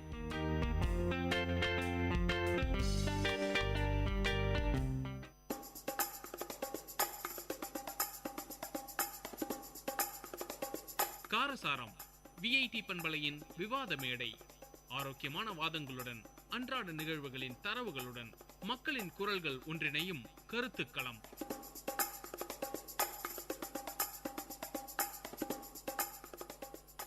வணக்கம் நேர்களே, இது VIT பண்பலை 90.8 VIT பல்கலைக்கழகத்தின் சமுதாய வானொலி. இந்த நிகழ்ச்சி உங்கள் அபிமான காரசாரம். இன்றைய காரசாரம் நிகழ்ச்சியில் நாம் சமூக வலைத்தளம் நன்மை தருதா அல்லது தீமை தருதா என்பதை பத்தாங்க பேச போறோம். நன்மை தாங்க தருது அப்படின்றத பத்தி பேச வராங்க பாரதி, கார்த்திகா, ஸ்ரீஹரி, மதிஹரன். இல்லைங்க, தீமையை தான் தருது அப்படின்றத பத்தி பேச வராங்க சௌந்தர்யா, ஸ்ரீதர், கௌதம். வாங்க நேர்களே, நிகழ்ச்சிக்குள்ள போலாம். நன்மையை பத்தி பேச வராங்க பாரதி அவர்கள். வணக்கம், என் பேர் பாரதி. நான் ஸ்ருஷ்டி மெட்ரிக் மேல்நிலை பள்ளியிலேருந்து வரேன். ஃபேஸ்புக், ட்விட்டர் முதலிய சமூக வலைத்தளங்கள் நன்மையே தருகின்ற அப்படின்ற தலைப்பில் பேச வந்திருக்கேன். இப்போது ஒரு 100 கிலோமீட்டர் தள்ளி இருக்க ஃப்ரெண்ட்ஸு வாட்ஸ்அப் மூலமாக அவங்க குரூப் ஸ்டடி பண்ண முடியுது. இந்த மாதிரி விஷயங்களுக்கு இந்த சமூக வலைத்தளங்கள் ரொம்ப அவசியமாக இருக்கிறது. இதனால் சமூக வலைத்தளங்கள் நன்மையை தருகிறது அப்படின்னு நான் சொல்கிறேன். தீமையை பற்றி பேச வராங்க சௌந்தர்யா அவர்கள். வணக்கம், என் பேர் சௌந்தர்யா. நான் சிருஷ்டி மெட்ரிகுலேஷன் ஸ்கூல்லேருந்து வந்திருக்கேன். நான் இப்போது social network like Facebook, WhatsApp, Twitter எல்லாமே நம்மளுக்கு டிஸ்அட்வான்டேஜ் தான் தருதுன்ற டாப்பிக்லேருந்து பேச வந்திருக்கேன். இப்போ ஃபேஸ்புக், வாட்ஸ்அப்லாம் நம்ம யூஸ் பண்ண ஃபுல் டைம் அதிலே நம்ம செலவழிச்சிடுவோம். நம்மளுக்கு வேற விஷயத்துக்கு போக ஒரு இன்ட்ரெஸ்டே வராது. இப்போ படிக்கணும்னு போனால் உங்களுக்கு ஏதாவது மெசேஜ் வந்திருக்கா, லைக்ஸ் வந்திருக்கா அப்படின்னு தான் உங்களுக்கு போகும். ஸோ உங்களுக்கு அது ஒரு அடிக்ஷன் மாதிரி ஆகிடும். ஃபுல்லாக அடிக்ஷன் ஆக நீங்கள் அதிலே இருந்துருவீங்க. வேறு விஷயம் ஒரு புதுசாக எதுவும் நீங்கள் கற்றுக்கவே மாட்டீங்க. கம்ப்யூட்டர் முன்னாடியோ மொபைல் முன்னாடியோ அப்படியே தான் உட்காந்துருப்பீங்க. அப்புறம் அதில் கேம்ஸ் விளையாடுறதால உங்களுக்கு ஒரு ஃபிசிக்கல் ஆக்டிவிட்டியே கிடைக்காது. வெளியில் போய் மற்ற குழந்தைங்களோட சேர்ந்து உங்களால் விளையாட முடியாது. செல்லோடவே இருந்துருவீங்க நீங்கள். அதனால் இது டிஸ்அட்வான்டேஜ் நான் சொல்கிறேன். நன்மையை பற்றி பேச வராங்க கார்த்திகா அவர்கள். வணக்கம், என் பேர் கார்த்திகா. நான் ஆம்பூர்லேருந்து வரேன். நான் சோஷியல் நெட்ஒர்க்ஸ் அட்வான்டேஜஸாக தான் தருது என்று பேச வந்திருக்கேன். ஏன்னா இப்போது மேபி நம்ம ரிலேட்டிவ் யாராவது அப்ராடில் இருப்பாங்க. அப்ராட்லேருந்து நம்ம இப்போ பேசணுன்னா த்ரூ நெட்ஒர்க் மூலியமாக தான் நம்மளால் பேச முடியும். சோஷியல் நெட்ஒர்க்ஸ்னால இப்போ வாட்ஸ்அப் ஃப்ரீ காலும் வந்திருக்கு. அதனாலையும் பேச முடிஞ்சால் அவங்களோட சந்தோஷம் அவங்க முகத்தில் எவ்வளோ இருக்குன்னு நம்மளுக்கு தான் தெரியும். சோஷியல் நெட்ஒர்க்ஸ் ரொம்ப அட்வான்டேஜாக தான் தருது என்று சொல்கிறேன். தீமையை பற்றி பேச வராங்க ஸ்ரீதர் அவர்கள். வணக்கம், நான் ஸ்ரீதர் சிருஷ்டி மெட்ரிக் மேல்நிலை பள்ளியிலேருந்து பேச வந்திருக்கேன். சமூக வலைத்தளங்கள் அப்படின்றது நமக்கு தீமையே தருது அப்படின்றத பற்றி பேச வந்திருக்கேன். இப்போ ஃபேஸ்புக் போன்ற சமூக வலைத்தளங்கள்லாம் பார்த்தோன்னா தன்னைத்தானே செல்ஃபின்ற பேரில் தன்னைத்தானே ஃபோட்டோ எடுத்து அதை போஸ்ட் பண்ணிக்கிறாங்க. அந்த மாதிரி போஸ்ட் பண்ணுறதால சைபர் கிரைம் போன்ற குற்றங்களில் தன்னறியாமல் அவங்களே போய் மாட்டிக்கிறாங்க. இதில் பெரும்பாலானவங்க பாதிக்கப்பட்டவங்க பார்த்தோன்னா பெண்கள் தான். அதனால் இந்த மாதிரி சமூக வலைத்தளங்கள் நமக்கு தீமையே தருது. நன்மையே அப்படின்ற பேச வராங்க ஸ்ரீஹரி அவர்கள். வணக்கம், என்னுடைய பேர் ஸ்ரீஹரி. நான் பெத்தல் மேல்நிலை பள்ளியிலேருந்து வரேன். நான் ஆன்லைன் ஷாப்பிங் பற்றி சொல்ல விரும்புகிறேன். ஆன்லைன் ஷாப்பிங்னா உங்களுக்கே தெரியுங்க, அது வீட்டில் இருந்த பொருள் எல்லாமே வீட்டில் இருந்து எல்லா பொருளும் வாங்கி யூஸ் பண்ணிக்கலாம். கடையில் போய் நம்ம க்யூவில் நின்று வாங்க பொருள் தேவையில்லை. வழியில் டிராஃபிக் தொல்லை இல்லாமல் ஃப்ரீயாக ஆன்லைன் வழியாமே புக் பண்ணிக்கலாம். அப்புறம் வீட்டு உபயோக பொருட்கள் மற்றும் எல்லா பொருட்களும் ஆன்லைன் மூலியமாக புக் பண்ணிக்கலாம். இதனால் நம்மளுக்கு டென்ஷன், உடம்பு, பாடி பெயின் எல்லாமே இல்லாமல் ஃப்ரீயாக நம்ம ஆன்லைன் ஷாப்பிங் மூலியமாக ப்ராடக்ட் எல்லாம் வாங்கிடுறோம். தீமையை பற்றி பேச வராங்க கௌதமன். வணக்கம், என் பெயர் கௌதமன். நான் வெள்ளூர் VVNKM சீனியர் செகண்டரி ஸ்கூல்லேருந்து வரேன். சமூக வலைத்தளங்கள் தீமையை தருகிறது என்று கூற வருகிறேன். இப்போ பல பேர் கமெண்ட்ஸ் அவங்களோட ஃபோட்டோவை போஸ்ட் பண்ணி அதுக்காக லைக்ஸ்க்காக வெயிட் பண்ணி மற்ற விஷயங்களில் கான்சன்ட்ரேட்டே பண்ணாமல் முழு நேரமும் கம்ப்யூட்டர் முன்னாடியே உட்காந்துட்டு இருக்காங்க. லைக்ஸ் வருதா, லைக்ஸ் 100க்கு மேலே போதா, அதை பற்றியே அதிலே இருக்காங்க. எனவே அது தீமை என்று கூறுகிறேன். நன்மையை பற்றி பேச வராங்க மதியரன் அவர்கள். வணக்கம், என் பேர் மதியரன். நான் வேலூர் VVNKM சீனியர் செகண்டரி ஸ்கூல்லேருந்து வரேன். நான் சமூக வலைத்தளம் நன்மையை தருகிறது என்ற தலைப்பில் பேச வந்திருக்கேன். இப்போ பார்த்தீங்கன்னா பசங்க எல்லாம் ரொம்ப தூரம் அப்ராட்லாம் போய் படிக்க போகிறாங்க, வேலைக்கு போகிறாங்க. அவங்களுக்கு லீவ் கிடைக்கிறது ரொம்ப கஷ்டம். அவங்க ஏங்கிட்டே இருப்பாங்க, பேரண்ட்ஸை பார்க்க முடியல, சில்ட்ரன்ஸ் பார்க்க முடியலன்னு. அதுக்கெல்லாம் ஒரு தீர்வாக வீடியோ சாட்னு ஒன்று வந்துச்சு. அது ஸ்கைப் அந்த மாதிரி அதிலலாம் யூஸ் பண்ணிக்கலாம். இப்போ வெளியில் வேறு நாட்டிலேருந்து இப்போ வேறு நாட்டிலேருந்து இந்தியாவுக்கு டேரெக்டாக லேப்டாப் மூலமாக டேரெக்டாக அந்த ஸ்கைப் மூலமாக நேருக்கு நேர் பேசிக்கலாம், பார்த்து பேசிக்கலாம் ஒருத்தர் முடிஞ்ச ஒருத்தர். அதனால் அதெல்லாம் ரொம்ப யூஸாக இருக்குது. இப்போ எல்லோரும் VIP படம் தனுஷ் படம் பார்த்துருப்பீங்க. அதில் பார்த்தீங்கன்னா பல பேருக்கு வேலை இல்லாமல் வெட்டியாகவே இருப்பாங்க. தனுஷ் நெட்டில் அந்த விஷயத்த அந்த ஒரு இதுக்கு வேலை வேணும் அப்படின்னு போட்டவொடனே அதுக்காக நிறையா பேர் கிளம்பி வருவாங்க. அந்த வேலையை சக்ஸஸாக முடிப்பாங்க. இதனால் பல பேருக்கு எம்ப்ளாய்மெண்ட் கிடைக்கும். உடனே நன்மைன்னு சொல்லு. சௌந்தர்யா அவர்கள் சொன்னாங்க, இது மாதிரி டைம் எல்லாம் வேஸ்ட்டு தான் ஆகும். நீங்கள் எதுக்கு டைம் வேஸ்ட் ஆகும்னு நினைக்கிறீங்க? யூடியூப்பும் தெரியாதா? யூடியூப்பில் போய் நிறையவே கற்றுக்கலாமே. அது கற்றுக்கினதால நம்ம எவ்வளோ லேர்ன் பண்ணிக்கலாம். இப்போ மேபி டீச்சர்ஸ் யாரும் இல்லைன்னா ரொம்ப புவர் பீப்புள்ஸ் நிறைய பேர் யூடியூப்னால நிறைய பேர் கற்றுக்கலாம். அப்புறம் ஸ்ரீதர் அவங்க சொன்னாங்க, இது மாதிரி செல்ஃபீஸ் எடுக்கிறதுனால ரொம்ப டைம் வேஸ்ட்டுன்னு. அதுவும் நம்ம எவ்வளோ சந்தோஷம் கொடுக்குதுன்னு ஒரு செல்ஃபி எடுத்து பார்த்தா உங்களுக்கு எவ்வளோ தெரியும், அதோட பெனிஃபிட் எவ்வளோ கிடைக்குன்னு உங்களுக்கே தெரியும். அதனால நான் அட்வான்டேஜ் தான் சொல்ல விரும்புகிறேன். கார்த்திகா சொன்னாங்க, இதெல்லாம் டைம் வேஸ்ட், நீங்கள் ஏன் நினைக்கிறீங்க எதாவது கற்றுக்கலாம். இதை நீங்கள் நியூஸ் பேப்பர்லையோ இல்லை புக்ஸோ வாங்கி கூட நீங்கள் கற்றுக்கலாம். ஏன் அந்த சோஷியல் நெட்வொர்க் சம்மந்தமான இதுதான் யூஸ் பண்ணணும்னு உங்களுக்கு ஒன்றும் இல்லை. அதுக்கப்புறம் அவங்க சொன்னாங்க ஆன்லைன் ஷாப்பிங் போகலான்னு. இப்போ எப்பயும் வீட்டிலே இருக்கிறவங்க ஆன்லைன் ஷாப்பிங் பண்ணிட்டு வீட்டுக்குள்ளே இருக்கிறதுக்கு அவசியமே இல்லை. சும்மா வெளியில் போய் ஏதாவது ஷாப்பிங் பண்ணால் நம்மளுக்கு ஒரு ரிலாக்ஸேஷனாக இருக்கும். ஸோ இப்படி கூட நம்ம அதை திங்க் பண்ணலாம். சௌந்தர்யா அவர்கள் சொன்னாங்க, இது மாதிரி நியூஸ் பேப்பரில் பார்க்கலாம். நியூஸ் பேப்பர் யூடியூப்பில் சொல்லித்தர மாதிரி வீடியோ சாட்டெல்லாம் ஒன்றும் இல்லைங்களே. நம்மளா நியூஸ் பேப்பரில் பார்த்தா ஜஸ்ட் பார்க்க தான் முடியும். ஆனால் யூடியூப்லலாம் நிறைய கற்றுக்கலாம், வீடியோஸ் எல்லாம் பார்க்க முடியும்ல. அப்படி சில டைம் பார்க்கலாம். ஆனால் மோஸ்ட்டாக எல்லாம் என்ன பண்ணுறாங்க, அப்படியே அவங்க அதிலே போய் அடிக்ட் ஆகிட்டு அதுதான் இது, வேற ஐடியாவே இல்லை அப்படின்னு நினைக்கிறாங்க. மீன் நான் என்ன சொல்ல வரேன்னா, அட்வான்டேஜ் நிறைய இருக்குது, நிறையவே கற்றுக்கலாம் யூடியூப்னால. நீங்கள் எது கெட்டதாக போகிறீங்கன்னு நினைக்கிறீங்க? கற்றுக்கலாம்ல, எவ்வளோ கிராஃப்ட்ஸ் இருக்குது, எவ்வளோ ஸ்டிச்சிங் இருக்குது, அதெல்லாம் யூடியூப்பில் எவ்வளோ கற்றுக்கலாம். நீங்கள் எதுக்கு தப்பான வீடியோவே பார்க்கணும்னு நினைக்கிறீங்க? யூடியூப்ல நீங்கள் இப்போ எடுத்தீங்கன்னா கூட நடுநடுல வர விளம்பரங்கள்லாம் பார்த்தீங்கன்னா தேவையில்லாததே வருது. அப்படி இருக்கிறச்ச அதை பார்க்கறதுக்குனே நம்ம இப்போ இது மனசு அதுக்கே இயங்கும். அப்படி இருக்கிறத நீங்கள் என்ன பண்ணுவீங்க? யூடியூப்பில் வந்து வீடியோ பார்க்குறது ஆட் பார்க்குறதுக்கு இல்லை. ஆடு நீங்கள் க்ளோஸ் பண்ணிவிட்டு வீடியோ பார்க்கலாமே. நீங்கள் எதுக்கு ஆட் பார்க்குறீங்க? தப்பான ஆடு நீங்கள் எதுக்கு பார்க்குறீங்க? வீடியோ பார்க்குறது தானே யூடியூப். விளம்பரத்தை டிசைன் பண்ணுறவங்களுக்கு அந்த மூளை இருக்கணும்ல. ஆனால் இப்போ என்னன்னா, எந்த ஒரு விஷயமா இருந்தாலும் செல்ஃப் கண்ட்ரோல் வேணும். செல்ஃப் கண்ட்ரோல் இல்லைன்னா நம்ம மைண்ட் தப்பாக தான் போகும். ஒருத்தருக்கும் அவங்களோட செல்ஃப் கண்ட்ரோல் தான் அவங்க நல்லவங்களா கெட்டவங்களான்னு முடிவு பண்ணுறது. அதனால எந்த ஒரு விஷயத்தையும் செல்ஃப் கண்ட்ரோல் வேணும். அது மாதிரி தான் இந்த ஆட்ஸு அதெல்லாம் நமக்கு தேவையில்லைன்னு நினச்சா நம்ம கண்ட்ரோல்டாக இருக்கலாம். இப்போ புக்கை பற்றி பேசுனாங்க. புக்கு வந்து வாங்கி அதை படிக்கலாம்னாங்க. புக்கு வாங்கிறதுக்கு அது கூட காசு செலவாகுது. அதுக்கு பதில் விக்கிபீடியா போனால் எல்லா விஷயமும் மொத்த விஷயமும் அதிலே வந்துடுது. அதனால் அதை யூஸ் பண்ணி ஃப்ரீயாகவே பார்த்துட்டு போயிடலாமே. இப்போ பெரிய பெரிய பொலிட்டீஷியன்ஸ்லாம் பார்த்தீங்கன்னா இப்போ கூட கையிலேருந்து லெட்டர் எழுதி தான் அனுப்புகிறாங்களே கண்டி, இந்த மாதிரி ஃபேஸ்புக் அந்த மாதிரி இது சமூக வலைத்தளங்கள் அனுப்புறது இல்லை. அப்படி இருக்கச்ச நம்ம மட்டும் ஏன் இதெல்லாம் பயன்படுத்தணும்? அது வந்து அந்த ஜெனரேஷன். இந்த ஜெனரேஷனில் எப்படி இருக்காங்க தான் நம்ம பார்க்க முடியும். வாட்ஸ்அப் ஃபேஸ்புக் இல்லாமல் நீங்கள் இருக்கீங்களா? இல்லை யாராவது ஸ்டூடெண்ட்ஸ் இருக்காங்களா? College students. இப்போ நான் பேசுகிறேன், எனக்கு கூட ஃபேஸ்புக்கில் அக்கௌண்ட் இல்லை, வாட்ஸ்அப்பில் இதுவும் இல்லை, அக்கௌண்ட் இல்லை. அப்படி இருக்கச்ச எனக்கு எப்படி இதை இந்த மாதிரி யோசித்து முடிவெடுக்க தெரியும்? அதிலெல்லாம் இருந்தால் தான் நம்ம நாலேஜ் கெயின் பண்ண முடியும். இல்லை எல்லாம் எதுவுமே தெரியாமல் தானே போகும் நம்மளுக்கு. அதில் இருந்தால் எவ்வளோ விஷயம் கற்றுக்கலாம். தப்பாக விஷயம் கற்றுக்கணும்னு ஒன்றும் இல்லையா? நல்லதாக எவ்வளவோ இருக்குது. அது எது கற்றுக்காமல் இருக்கீங்க?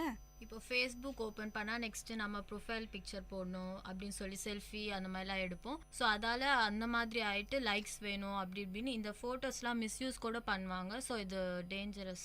நீங்கள் வாட்ஸ்அப்பில் ப்ரொஃபைல் பிக் நீங்கள் தான் போடணும்னு ஒன்றும் இல்லையே. எவ்வளோ சீனரிஸ் இருக்குது, எவ்வளோ பேபி ஃபோட்டோஸ் இருக்குது. அதெல்லாம் போடாமல் எதுக்கு உங்கள் ஃபோட்டோ போடுறீங்க? உங்களோட செல்ஃபி தான் மற்றவங்க பார்க்கணுன்னு இருக்குங்களா? வேறு ஏதாவது கூட போடலாம்ல. வாட்ஸ்அப் சேட்டிங்கில் பிளட் டொனேஷன் யாராவது ஒரு பசங்களுக்கு வேணும்னா அதை வாட்ஸ்அப் மெசேஜ்னால தான் சென்ட் பண்ண முடியும். வேறு எந்த மெசேஜ்னாலும் சென்ட் பண்ண முடியாது. இமீடியட் பிளட் வந்து அங்கே தான் போகும். வாட்ஸ்அப்போட மெசேஜஸ் மட்டும்தான் அங்கெல்லாம் கெயின் பண்ண முடியும். So no waste of time. எல்லாம் எல்லாமே கெயின் இருக்குது, அட்வான்டேஜஸ் இருக்குது. நேபாளில் இப்போ சமீபத்தில் நிலநடுக்கம்லாம் நடந்துச்சு. அது சம்மந்தப்பட்ட விஷயம்லாம் 10 நிமிஷத்துக்குள்ள இந்தியா ஃபுல்லாக வாட்ஸ்அப் அந்த மாதிரி சமூக வலைத்தளங்கள் மூலமாக தான் பரவுச்சு. இந்த மாதிரி ஒரு விஷயம் வந்து செய்தித்தாள்களாலோ இல்லாட்டி நியூஸ் சேனல் மூலமாவோ நம்மளுக்கு கிடைக்காது. அதனால சமூக வலைத்தளங்களால் நன்மையும் இருக்கு. ஃபேஸ்புக் பார்த்தீங்கன்னா எல்லாரும் வந்து அவங்களோட ஓன் ஐடி உண்மையான நேம் வச்சு தான் க்ரியேட் பண்ணுறாங்கன்னு இல்லை. சில ப்ராங்க் நேம் கூட வைக்கலாம். சில வேணும்னே வந்து இந்த மாதிரி இந்த பேர் வச்சு வேறு ஃபோட்டோ வச்சு வேணும்னே இந்த மாதிரி ஃப்ரெண்ட் ரெக்வஸ்ட் கொடுப்பாங்க. இவங்கன்னு நினச்சிட்டு அவங்களும் சேர்ந்து அக்செப்ட் பண்ணிவிட்டு இந்த மாதிரிலாம் பிரச்சனை வரும். இதெல்லாம் தேவையா? நீங்கள் ஃபேக் ஐடி க்ரியேட் பண்ணணுன்னா நீங்கள் எதுக்கு அது க்ரியேட் பண்ணணும்னு நினைக்கிறீங்க? ஃபஸ்ட்டு உங்களோட நீங்கள் நேர்மையாக இருந்தால் உங்களோட நேம் வச்சு பண்ணலாம்ல. நான் எந்த கிரியேட் பண்ணுறது சொல்கிறேன். இப்போ மற்றவங்க உங்ககிட்ட வந்து நீங்கள் உங்கள் ஃப்ரெண்ட் மாதிரி அவங்க பிக்சர் போட்டு அவங்க அந்த மாதிரி நேம் வச்சு உங்ககிட்ட விளையாடலாம். அந்த மாதிரி நம்ம மிஸ்யூஸ் பண்ணால் தான் நம்ம ஃபோட்டோலாம் போட முடியும். நம்ம ஒழுங்காக இருந்தால் நம்ம எப்படி மிஸ்யூஸ் பண்ண முடியும்? நான் உங்களை பற்றி சொல்லலை. நான் மற்றவங்க உங்ககிட்ட அந்த மாதிரி பண்ணுவாங்க. ஆனால் உங்களுக்கே தெரியாது. அதை பற்றி சொல்கிறேன். நான் எல்லாருமே தான் சொல்கிறேன், ஃபேக் ஐடி க்ரியேட் பண்ணுறது தப்பு தான். I believe in that. ஆனால் ஃபேக் ஐடி தான் க்ரியேட் பண்ணணும்னு எதுக்கு? நீங்கள் நேர்மையாக இருந்தால் உங்களோட ப்ரொஃபைல் வச்சுட்டு நீங்களும் உங்களோட பிக்கை வச்சுட்டு நேர்மையாக இருக்கலாம்ல. இப்போ நீங்கள் சொன்னீங்க ஃபேஸ்புக்கில் ஃபேக் ஐடியன்ஸ்னா அவங்க வந்து தப்பு பண்ணுறாங்க அப்படின்னு. யார் ஒருத்தர் ஃப்ரெண்ட் ரெக்வஸ்ட் கொடுத்தாலும் அந்த பேக்ரவுண்டை செக் பண்ணிட்டு அதுக்கப்புறம் நீங்கள் அதை அக்செப்ட் பண்ணலாம்ல. எதுக்கு நீங்கள் தேவையில்லாமல் ஃபேக் ஐடினே சொல்லிட்டு இருக்கீங்க? சில பேர் என்ன பண்ணுறாங்க, அவங்க ஃப்ரெண்ட் வச்சுருக்காங்க நானும் வச்சுக்கணும்னு சொல்லிட்டு அவங்களுக்கு ஃபுல்லாக அந்த விஷயம் எதுவுமே ஃபுல்லாக எதுவும் தெரியாமல் அவங்க க்ரியேட் பண்ணி இந்த மாதிரி மாட்டிக்கிறாங்க. சில பேர் மாட்டுறாங்க. அதனால நான் சொல்ல வரேன். இப்போ எக்ஸாம் ரிசல்ட்ஸ்லாம் பார்த்தீங்கன்னா இப்போல்லாம் நியூஸ் பேப்பருக்காக வெயிட் பண்ணுறது இல்லை, நெட்லேயே பார்த்துடுறாங்க. நெட்டில் பார்த்தா தான் ஈஸியாக டக்குன்னு கிடச்சிது, ரிசல்ட் கிடச்சிது. நியூஸ் பேப்பருக்காக வெயிட் பண்ண தேவையில்ல. இப்போல்லாம் ரீசெண்டாக ஒரு 2 இயர்ஸ் முன்னாடி பார்த்தீங்கன்னா நைட்டு 10 o'clock தான் 10th ரிசல்ட்டே பப்ளிஷ் பண்ணாங்க. இதெல்லாம் நியூஸ் பேப்பர்லாம் அந்நேரம் கிடைக்காது. அதனால் நெட்டில் தான் பார்ப்பாங்க. நல்ல எக்ஸாம் எழுதியிருக்கவங்க ரிசல்ட் பற்றி கவலையே பட தேவையில்லை. அப்படி இருக்கச்ச எதுக்கு முந்திக்கிட்டு போய் ரிசல்ட் பார்க்கணும் அப்படின்னு நினைக்கணும்? வர்ற ரிசல்ட் வரட்டும் அப்படின்னு வெயிட் பண்ணுறவங்க பண்ணலாம். திடீர்னு நீங்கள் எக்ஸாம் எழுதி முடிச்சிட்டீங்க, இந்த மார்க் வரும்னு எக்ஸ்பெக்ட் பண்ணுறீங்க. திடீர்னு உங்களுக்கே உங்கள் எக்ஸ்பெக்டேஷன் மீறியே நல்ல மார்க் வந்துருச்சு, நீங்கள் தான் ஸ்டேட் ஃபஸ்ட்டுன்னு சொல்லிட்டாங்க. உங்களுக்கு எப்படி தெரியும்? தெரிஞ்சுக்கிற நேரம் வரும்போது எல்லாம் தெரிஞ்சுக்கலாம் அப்படின்றது என்னோட கருத்து. இப்போ நாங்கள் வெளியே என்ன ட்ராவல் பண்ணுறப்போ நம்ம வழி தவறி போனால் இப்போ ஒரு ஃபோன் எடுத்துன்னு டக்குன்னு நம்ம கூகுள் மேப்பில் பார்த்து நம்ம எங்கே போகிறோம், எங்கே காணாமல் இருக்கோம் தெரிஞ்சு நம்ம வழியை கரெக்டாக சரி பண்ணிக்கலாம். இது வழியாக நம்ம காணாமல் போனவங்களை ஈஸியாக கண்டுபிடிக்கலாம். நம்ம எங்கே போனோம், எங்கே இருக்கிறோம் அப்படின்றது இது மூலியமாக நம்ம தெரிஞ்சுக்கலாம்.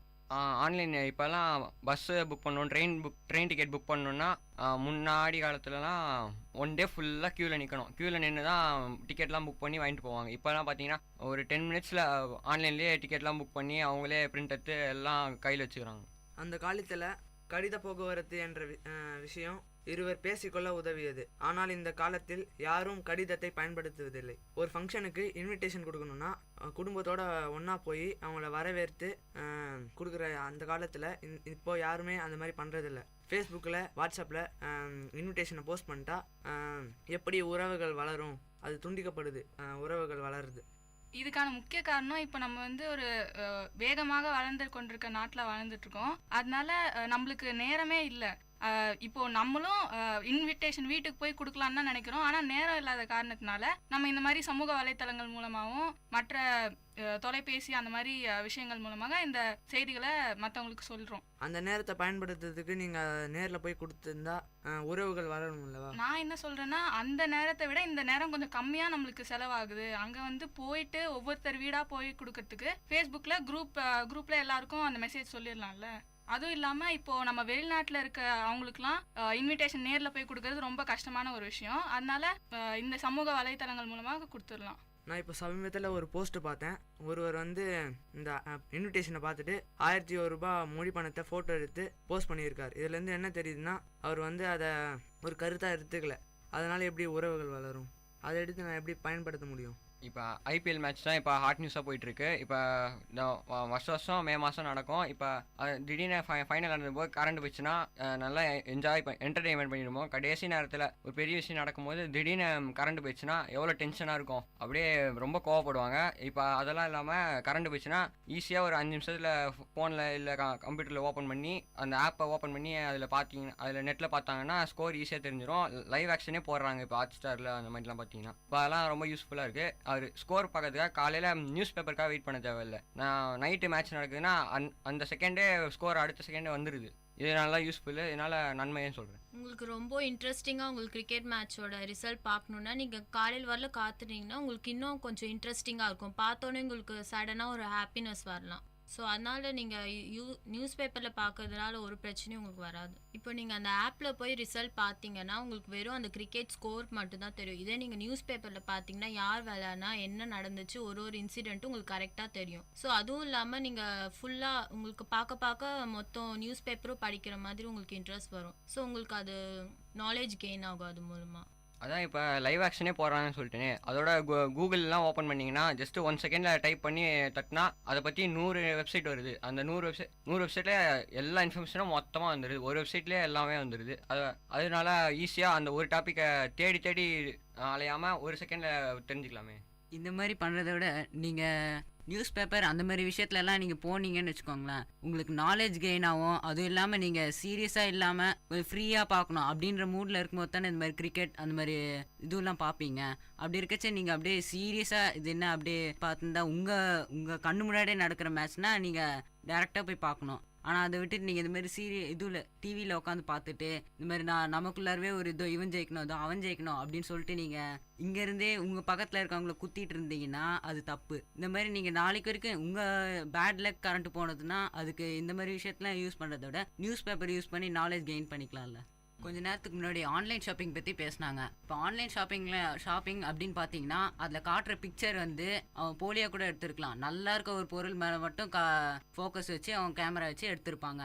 ஆனால் நீங்கள் அதை பொருளை நீங்கள் வாங்கி அதை யூஸ் பண்ணும்போது தான் தெரியும் அது போலியானது அப்படின்னு. இப்போ நீங்கள் முன்னவே சொல்லியிருக்காங்க, கண்ணால் காண்பது போய் காதால் கேட்பது போய் தீர விசாரிப்பதே மெய் அப்படின்னு. ஆனால் இப்போ பார்த்தீங்கன்னா இந்த ஆன்லைன் ஷாப்பிங் வந்ததால் இதெல்லாம் அப்படியே விட்டுடுறாங்க. போகிறதே வேணாம், அதுக்கு எதுக்கு, நான் வீட்டிலே உட்காந்து எல்லாத்தையும் ஆர்டர் பண்ணிக்கிறேன். ஆனால் இந்த மாதிரி விஷயத்துக்கு நீங்கள் ரிலாக்ஸ்க்காக நீங்கள் செய்யலாம்ல. இப்படி வெளியே நீங்கள் போய் வாங்கிறத விட இந்த மாதிரி விஷயங்களில் நீங்கள் இது பண்ணுறது தவறான ஒரு விஷயம் அப்படின்றது என்னோட. அப்படி பார்த்தீங்கன்னா பெரிய பெரிய பிஸ்னஸ் மேனுங்கெல்லாம் டைமை வேஸ்ட் பண்ண பார்க்க மாட்டாங்க.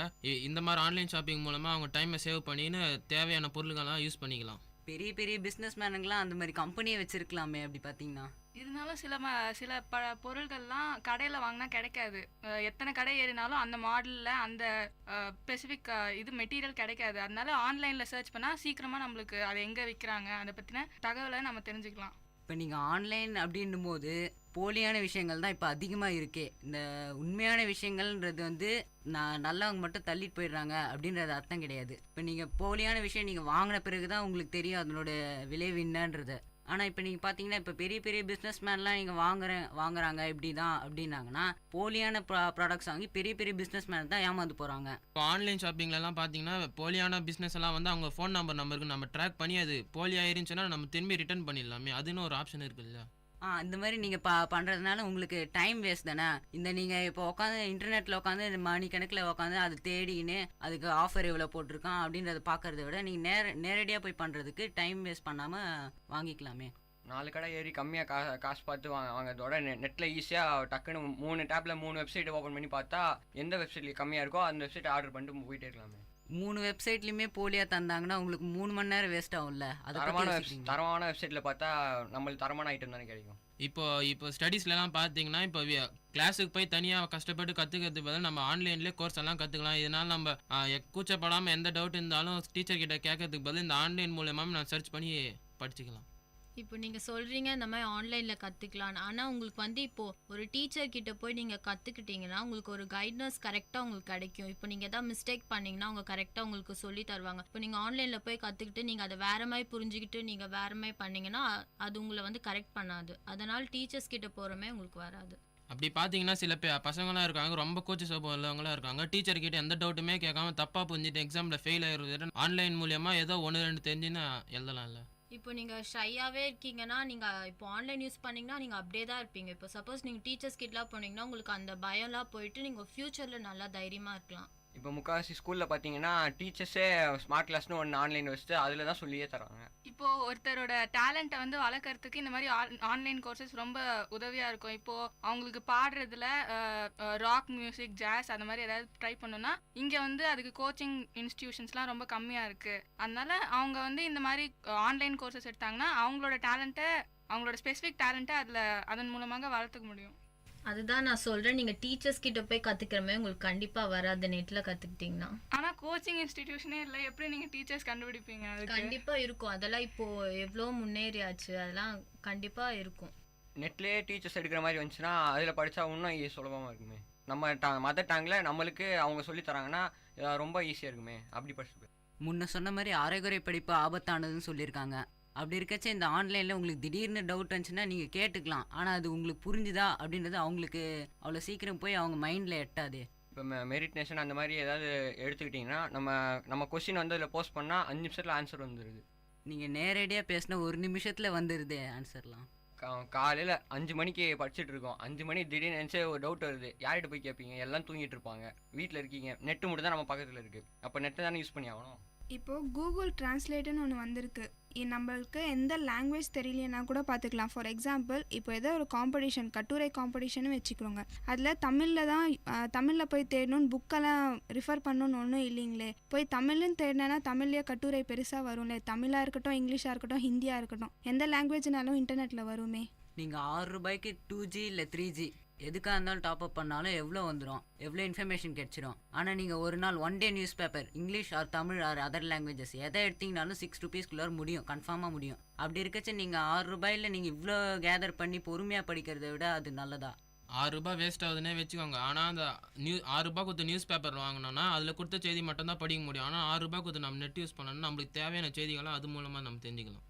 ₹6 நீங்கள் நெட்டை எத்தனை மணி நேரம் யூஸ் பண்ணிட முடியும் அப்படின்னு நினைக்கிறீங்க. அதனால் என்னோட கருத்து, புத்தகங்கள் அப்படின்னும் போது ஒரு நல்ல விஷயம், படிக்கிறதுக்கு பொறுமையாக ரிலாக்ஸேஷனோடு படிக்கலாம். ஆனால் இதே நீங்கள் கம்ப்யூட்டர் இல்லை மொபைல் எதனா ஒன்று எடுத்திங்கன்னா ஒயிட் ஸ்க்ரீனாக இருக்கும், அப்படி ஃபுல்லாக கண்ணு வலி, அப்படி இருக்கிறச்ச நீங்கள் ரொம்ப நேரம் படித்து உங்கள் கண்களே நீங்கள் பாதித்து கொள்கிறீங்க. எத்தனை மணி நேரம்ன்றது முக்கியம் இல்லை, நம்ம என்ன படிக்க போகிறது தான் முக்கியம். நீங்கள் அது நியூஸ் பேப்பரில் படிச்சிங்கன்னா உங்கள் கண்ணுக்கு ஒன்றும் அஃபெக்டே வராது. அதுவும் இல்லாமல் உங்களுக்கு அதை வந்து என்ன சொல்கிறது, நல்லா உங்களுக்கு வெக்காபுலரி அதெல்லாம் நல்லா வரும். ஸோ நீங்கள் பார்த்து படிக்கிறது, நியூஸ் பேப்பர் நீங்களே வாங்கி நீங்களே படிச்சிங்கன்னா தான் உங்களுக்கு வரும். இதேமாதிரி டிக்ஷனரியில் போய் நீங்கள் மொபைலில் போய் டைரெக்டாக அந்த வேர்ட் செலக்ட் பண்ணி பார்க்குறது வேறு, நீங்கள் தேடினா உங்களுக்கு இன்னும் மெமரி அதிகமாக ஆகி உங்களுக்கு கரெக்டாக உங்களுக்கு வரும். இப்போ நியூஸ் பேப்பரில் பார்த்தோன்னா கொஞ்சம் டீட்டெயில் தான் இருக்கும். ஆனால் நெட்டில் போய் பார்த்தீங்கன்னா நம்மளுக்கு என்னென்ன தேவை, எந்த டீட்டெயில் தேவைன்னா நம்ம அது மூலமாக பார்த்துக்கலாம். நீங்கள் தினம் ஒன்று பாருங்கள். நீங்கள் நெட்டில் போனாலும் அப்படியே ஃபுல்லாக எதுவும் அவ்வளோ நேரம் செலவழித்து நீங்கள் பார்த்துட மாட்டீங்க. அதனால் ஒரு நாளைக்கு ஒரு பேப்பர் ஃபுல்லாக படிச்சிங்கனாலே உங்களுக்கு ஃபுல்ஃபில்லாக இருக்கும். இப்போ நியூஸ் பேப்பரில் கூட சில பேராகிராஃபில் ஒரு வேர்டாச்சும் தெரியாமல் இருக்கும். இங்கிலீஷ் நியூஸ் பேப்பரில் ஃபார் எக்ஸாம்பிள் வேர்டு தெரியலைன்னா கூட நீங்கள் சடனாக எடுக்கிறது மொபைல் தான். மொபைலில் போய் கூகுளில் தான் சர்ச் பண்ணுவீங்க. நீங்கள் அதை டிக்ஷனரியில் சர்ச் பண்ணுறதால ஒன்றும் ஆகிடாது, டைம் வேஸ்ட்டுலாம் நினைக்காதீங்க. நீங்கள் பண்ணிங்கன்னா உங்களுக்கு ரொம்ப யூஸ்ஃபுல்லாக இருக்கும். நிறைய புவர் பீப்புள்ஸ் எல்லாம் டிக்ஷனரி வச்சுப்பாங்கன்னு ஒன்றும் இல்லையே. அப்போது மொபைல் ஆண்ட்ராய்ட் ஃபோனில் மட்டும் எல்லாம் எப்படி வச்சுப்பாங்க? அதுக்கு முதல்ல இந்த மாதிரி வாங்கணும். ஆண்ட்ராய்ட் ஃபோனில் தான் இந்த மாதிரி ஆப்ஸ்லாம் வரும். ஸோ அது வாங்கணுன்னா அதுக்கு நிறைய செலவாகும். ஸோ அது அப்பா அம்மா கிட்ட கேட்டால் அதெல்லாம் முடியாது அப்படின்வாங்க. ஸோ சண்டை உருவாகும். இதெல்லாம் தேவையா? இன்டர்நெட் வந்து ஆண்ட்ராய்டு மொபைலில் மட்டும் வராது. பக்கத்தில் ப்ரௌசிங் சென்டர்னு ஒன்று இருக்கும்ல, அதில் போய் தேடலாம்ல. நீங்கள் அதில் வேஸ்ட் பண்ணுற ₹10 நீங்கள் டெய்லி நியூஸ் பேப்பர் வாங்கி படிச்சிங்கன்னா, நீங்கள் டெய்லி நியூஸ் பேப்பர் அவங்க செய்கிறவங்களே நேரடியாக போய் எடுக்கிறத விட இந்த விஷயங்கள் எவ்வளவோ உண்மையாகவே இருக்கும். இப்போது சமூக வலைத்தளங்களில் பிரசிடென்ட்ஸ் அவங்களாம் இருக்காங்க. அவங்களாம் இப்போ மக்கள் கருத்துக்களை தெரிஞ்சுக்கிறதுக்காக அந்த மாதிரி சமூக வலைத்தளங்கள் மூலமாக இப்போது ஒருத்தர் வந்து அவர் எப்படி அரசியல் பண்ணுறாரு அந்த மாதிரி விஷயத்த இந்த சமூக வலைத்தளம் மூலமாக அவருக்கு மக்கள் வந்து கருத்துக்களை தெரிவிக்கிறாங்க. நம்ம அன்றாட யூஸ் பண்ணுற எல்லா பொருளுமே நெட்டில் கம்ப்யூட்டரால் டிசைன் பண்ணது தான். அந்த கம்ப்யூட்டருக்கு டிசைன் பண்ணுறதுக்கு நெட்டு தான் ரொம்ப ஹெல்ப்ஃபுல்லாக இருக்குது. அதனால் நம்ம அன்றாட தேவைக்கு என்னென்ன தேவையோ எல்லாமே நெட்லேருந்து டிசைன் பண்ணி வந்தது தான் அப்படின்னு சொல்லி. நிகழ்ச்சியில் சமூக வலைத்தளம் நன்மை தருதா தீமை தருதா அப்படின்றத பற்றி நாம் நல்லாவே பார்த்தோம். நன்மை சார்ந்த விஷயம் அதிகமாக இருந்தாலும் அதில் தீமையும் அதிகமாக இருக்குது. ஒரு நாணயத்தில் எப்படி 2 பக்கம் இருக்கோ அதே மாதிரி தான் நன்மையும் இருக்குது தீமையும் இருக்குது. எனவே அடுத்த காரசார நிகழ்ச்சியில் உங்களை மீண்டும் சந்திக்கும் வரை உங்களிடமிருந்து விடைபெறுவது பவித்ரன். நன்றி, வணக்கம். நேர்கள் இதுவரை கேட்டது விஐடி பண்பலை 90.8 காரசாரம், மக்களின் குரல்கள் ஒன்றிணைந்த கருத்துக்களம்.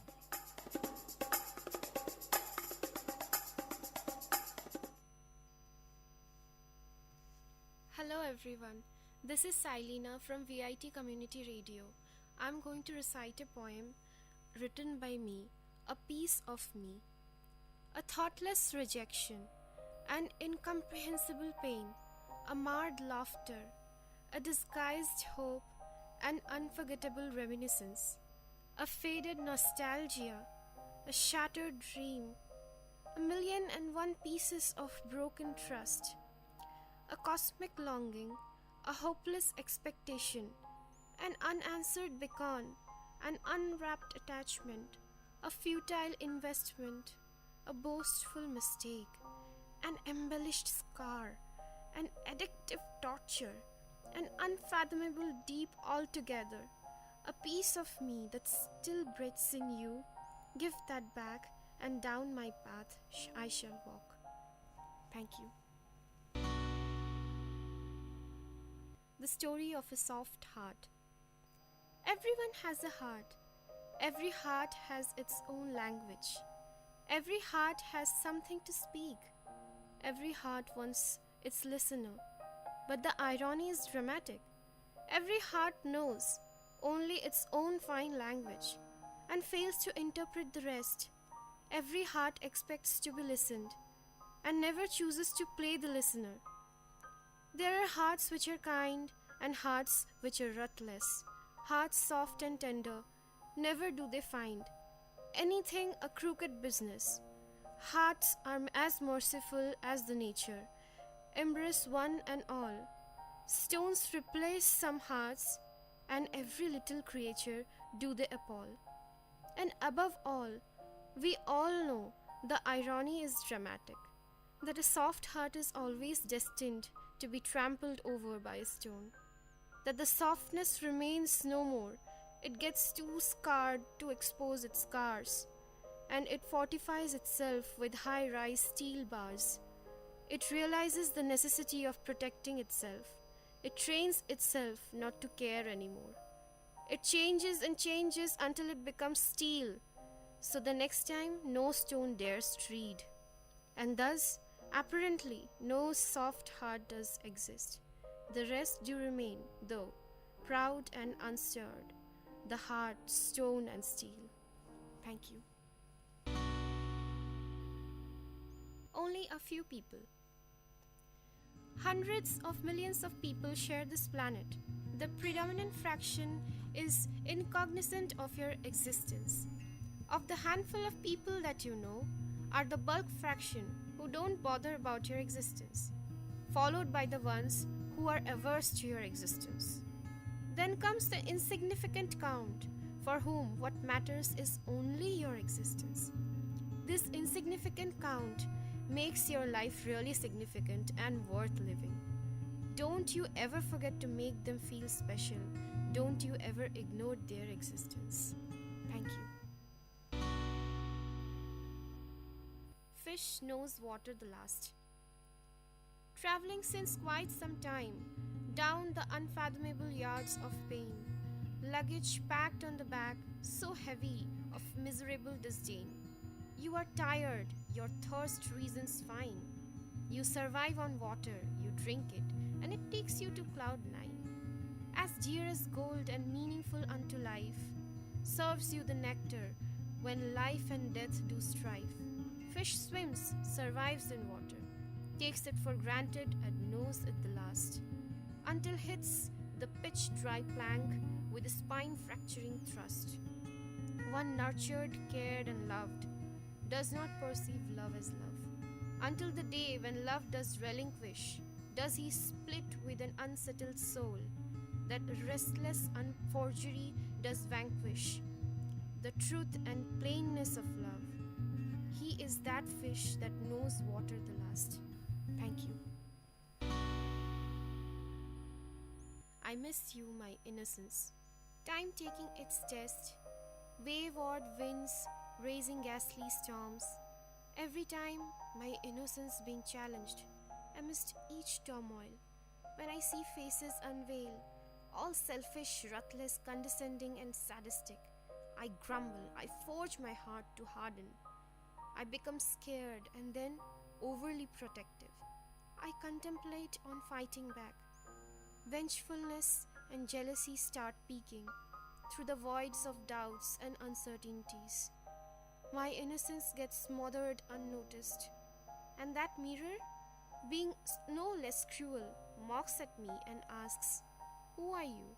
every time I face it. Horror and doubt, all unknown, have a crunchy snack on my clueless mind. For an ounce of a moment, I stare blank, inner voice of no help, a bleak and barren moor. I utter to myself an impulsive reply, "I miss you, my innocence, I miss you." Thank you. Emotional hibernation.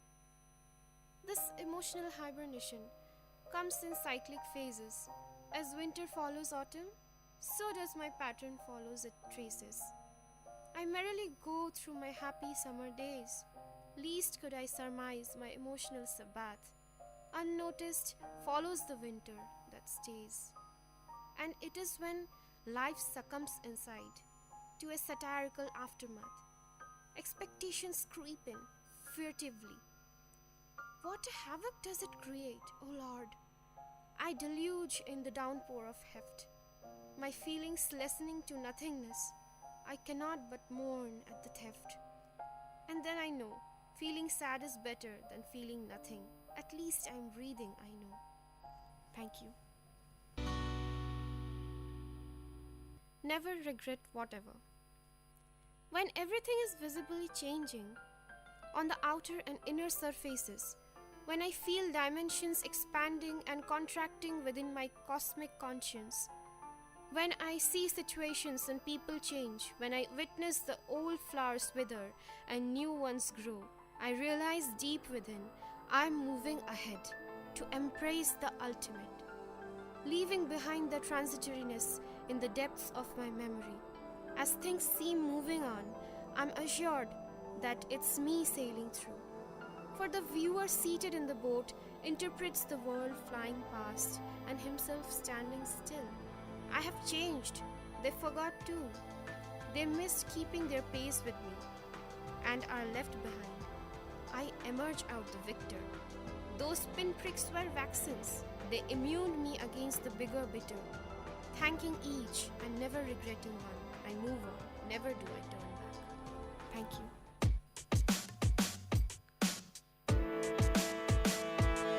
Dear listeners, welcome to the Silver Lining Show in VIT Community Radio 90.8.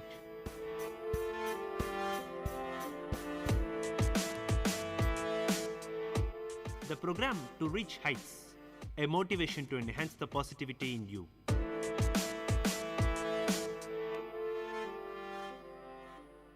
Greetings, this is VIT Community Radio 90.8. You are listening to the Silver Lining Show, a ray of hope in the direst situations. This is Manish Deo signing in. The Silver Lining Show serves to emphasize on the possibilities of change still present in our lives.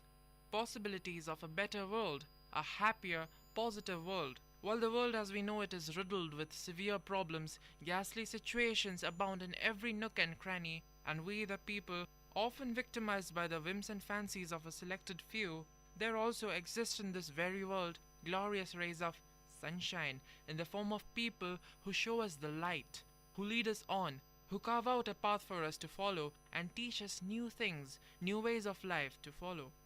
In a sense, we hope that our content rings some kind of a bell in your, our dear listeners' minds regarding what is happening in the world and what should be done about it. Also, we try to bring in instances of change already begun to happen. At the very least, our objective is to inspire people to stand up, face the situation head on, and live as honorably and compassionately as one should. There exists a silver lining to the clouds of morbid thought and deeds that cast a gloom over our world, and it is our duty to tap this ray of hope.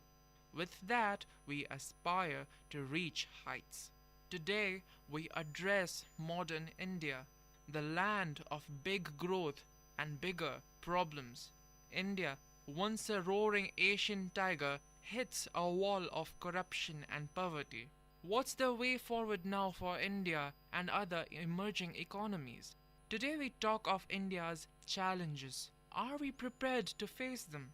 For years, the buzzy news about India was all about growth and wealth and economic sizzle. India as a big Asian tiger, a shining star, an outsourcing empire, blazing up and comer. It was never so simple, of course. India was shining, or about to shine, and now it probably isn't. India has tumbled into a growth slump and a bigger slump of division and self-examination on corruption, poverty, inequality, the treatment of women of our very own country, on how many of its billion plus are really faring. And this has been picked up many times by the international media. I now quote from the New York Times. To some extent, India has been just another victim of the ebb and flow of global finance, which it embraced too enthusiastically. The threat or promise of a tighter monetary policies at the Federal Reserve and a resurgent American economy threatened to suck capital and economic dynamism out of many emerging market economies. But India's problems have deep and stubborn origins of the country's own making. The Economist said, not so long ago, India was celebrated as an economic miracle. In 2008, Manmohan Singh, the then Prime Minister, said growth of 8 to 9% was India's new cruising speed.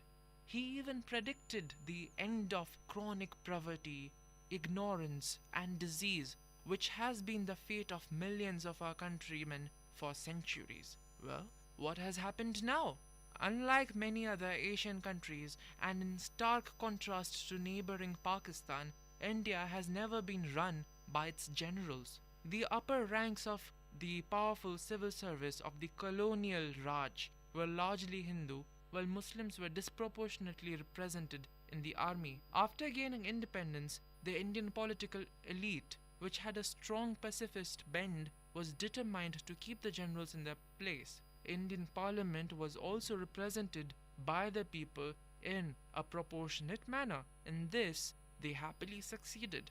But there have been costs. One is that India exhibits a striking lack of what might be called a strategic culture. It has fought a number of limited wars, one with China, which it lost, and several with Pakistan, all of them mostly won, if not always very convincingly, and it faces a range of threats, including jihadist terrorism and a persistent Maoist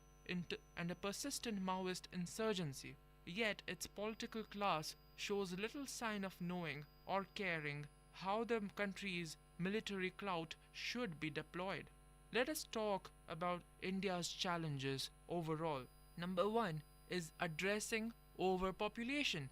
By the last census, India's population has been pegged at 1.21 billion. We roughly constitute nearly 1/6 of the world's total population. Unlike many other problems which can be tackled by task forces, this issue needs to be handled with sensitivity because we are handling real people. Many still remember the focused sterilization program of the government decades ago with bitter memory. The real solution to this is instilling a sense of responsibility among our citizens as well as literacy. Unlike the past, the living conditions today are better. There are lesser diseases. Survival rates of children are higher. Yet the trend of multiple children continues, especially in rural India, perhaps under the pretext or rather the illusion that more people might earn more. This works negatively when the family is poor and ill-adequate to maintain its own health and prosperity. We now address our situation positively, taking our vast human capital as one of our strengths. At the same time, we must ensure that we do not overburden our resources to the point of no return. The second Indian challenge is sanitation. It is no secret that we are one of the dirtiest countries on the planet. And to keep up on this hypocrisy, our homes may be deemed palatial in terms of luxury, while the street outside may put our garbage dumps to shame.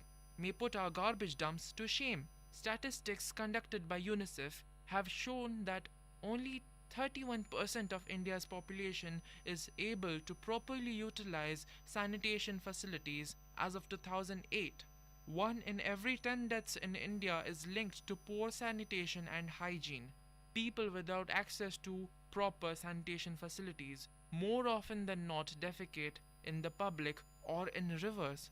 The Ganga River in India has a stunning 1.1 million liters of raw sewage being disposed into it every single minute. This and more industrial wastes have caused diseases such as cholera, dysentery, as well as chemical poisoning among the multitudes that thrive along the river plains. The situation is repeated along all major river belts in the country. The Ganga Action Plan has acted as a sink for crores of rupees, and yet we are to see any positive outcome. The new government, however, has promised to address such issues, constituting ministries to look after the Ganga, Yamuna, and other rivers. What we really require is a commitment tempered by real outcomes. The third Indian challenge is tackling the monster in our bureaucracy, that is, corruption. Corruption is widespread in India. India is ranked 95 out of 180 countries in Transparency International, that is an NGO that conducted the Corruption Perceptions Index, but its score has improved consistently from 2.7 a decade back to around 3.1 now. In India, corruption takes the form of bribes, tax evasion, exchange controls, embezzlement, and so on. A 2005 study done by the same organization found that more than 50% had first-hand experience in paying bribe or peddling influence to get a job done in a public office. The chief economic consequences of corruption are the loss to the exchequer, an unhealthy climate for investment, and an increase in the cost of government subsidized services. Corruption has also been implicated in the lack of innovation and translational research in science and technology within India. India still ranks in the bottom quartile of developing countries in terms of the ease of doing business. And compared to China and other lower developed Asian nations, the average time taken to secure the clearances for a startup or to invoke bankruptcy is much higher. Our fourth challenge is imparting education to our masses. Since the Indian Constitution was completed in 1949, education has remained one of the priorities of the Indian government. The first education minister, Maulana Azad, founded a system of education which aimed to provide free education at the primary level. Primary education was made free and compulsory for people, or rather children, from 6 to 14 years old, and child labor was officially banned. The government introduced incentives to education and disincentives for not receiving education. For instance, the provision of midday meals in schools were introduced. The Right of Children to Free and Compulsory Education Act was also imposed in 2009. Despite these initiatives, education continues to persist as an impediment to development. Our literacy rates still stay low. While compared to our levels post-independence, we have come up by leaps and bounds. Yet there remain so many things that need to be addressed. First, we imparted bookish knowledge. Currently, we emphasize on shifting to practical knowledge. What goes forgotten is the lack of imparting worldly knowledge, morals and ethics that should drive our educated to do what is right and lead the way for others. India's fifth challenge is maintaining the firm belief of a united nation and tackling disruptive factors like terrorism, communal and regional violence. Constitutionally, India is a secular state, but large-scale violence have periodically occurred in India since independence. In recent decades, communal tensions and religion-based politics have become more and more prominent. Although related, Hinduism and Hindutva are different. Hinduism happens to be a religion while the other is a political ideology. Now, this movement was not supported by majority of Hindus. Some tolerant or secular Hindus use the term Hindu Taliban to describe supporters of such a movement. Now, these people are rebels which threaten the Indian unity. Since March 1990, estimates of between 250,000 to 300,000 Pandits have migrated outside Kashmir due to persecution by Islamic fundamentalists in the largest case of ethnic cleansing since the partition of India. The proportion of Kashmiri Pandits in the Kashmir Valley has declined from about 15% in 1947 by some estimates to less than 0.1% since the insurgency in Kashmir took on a religious and sectarian flavor. However, recently, due to incentives by the government, some Pandits are returning to the valley. What we can do is look in their favor.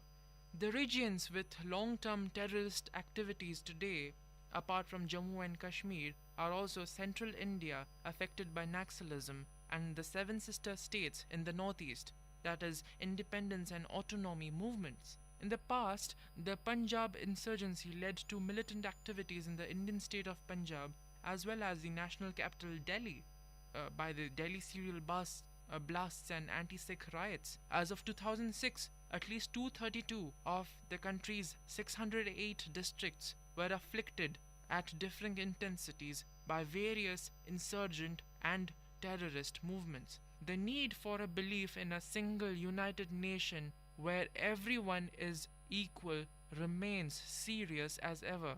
We need to rise above the differences that could divide us to realize the vast majority of traits and issues that unite us every single day. India's sixth challenge is consolidating national security and beefing up our diplomacy.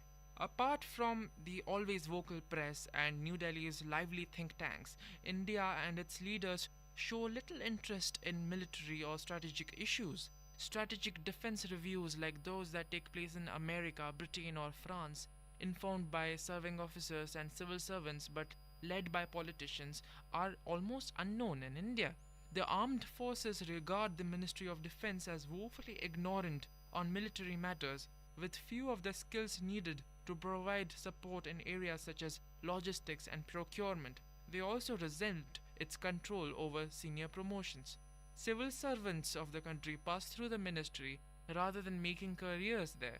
The Ministry of External Affairs, which should be crucial to informing the country's strategic vision, is puny in size. Singapore, with a small population of 5 million, has a foreign service about the same size as India's. China's, in comparison, is 8 times larger.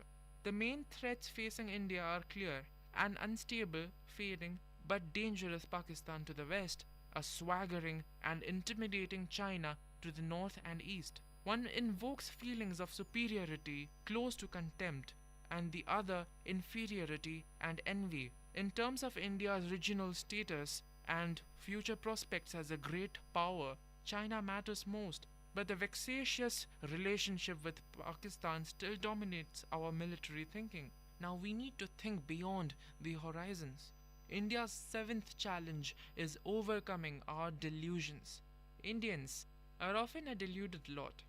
We often tend to, or rather want to, believe a certain set of things when we might better be off knowing the ground reality. Often that puts us in funny or false situations and quite affects the impression the world has of our countrymen. We believe in a set of very funny things.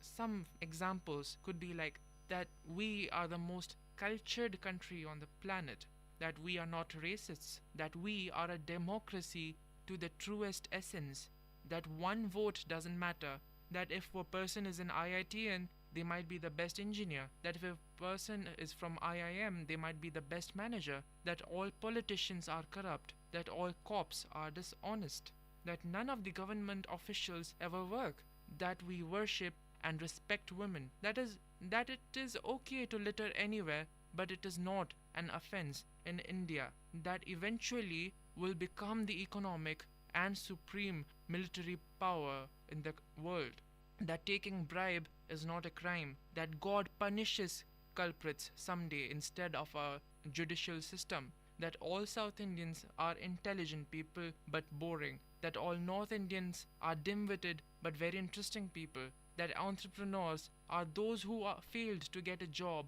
or have been fired from one, that India cannot change, the thought that we are the greatest country ever and that our culture is supreme of all. Now, all these obsessions with protecting our so-called culture has gone on for too long now. We must realize that we have inherited a set of values. It is up to us to maintain it, add whatever good can be added and prune out the negatives. We do some of the most offensive things and blame it on culture. Whatever happens, we always find a way to bring in culture. We are proud to be part of our culture, but we should understand that whatever we are currently doing also shapes it. We must be responsible. We must stop cursing the system because we are the system, and it is better if we all come to terms with the ground realities.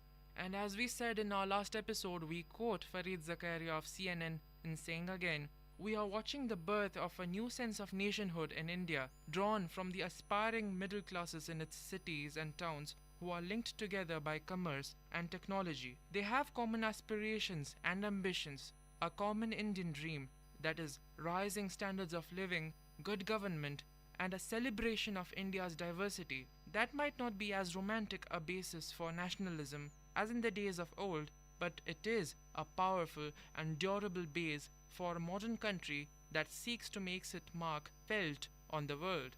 There exists a silver lining to the murky clouds that shadow India's growth path. We shall rise and we shall thrive. This is Manish Deo signing out, and you were listening to the Silver Lining Show, a ray of hope in the direst situations, only on VIT Community Radio 90.8.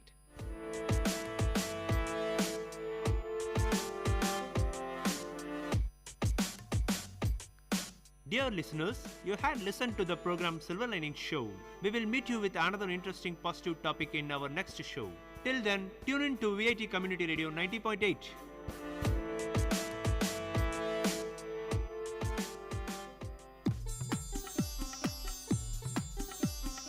தமிழ்ச்சுடர் வாழும் இலக்கியமும் சங்கமிக்கும் ஒளி ஓவியம் உங்கள் VIT பண்பலை 90.8.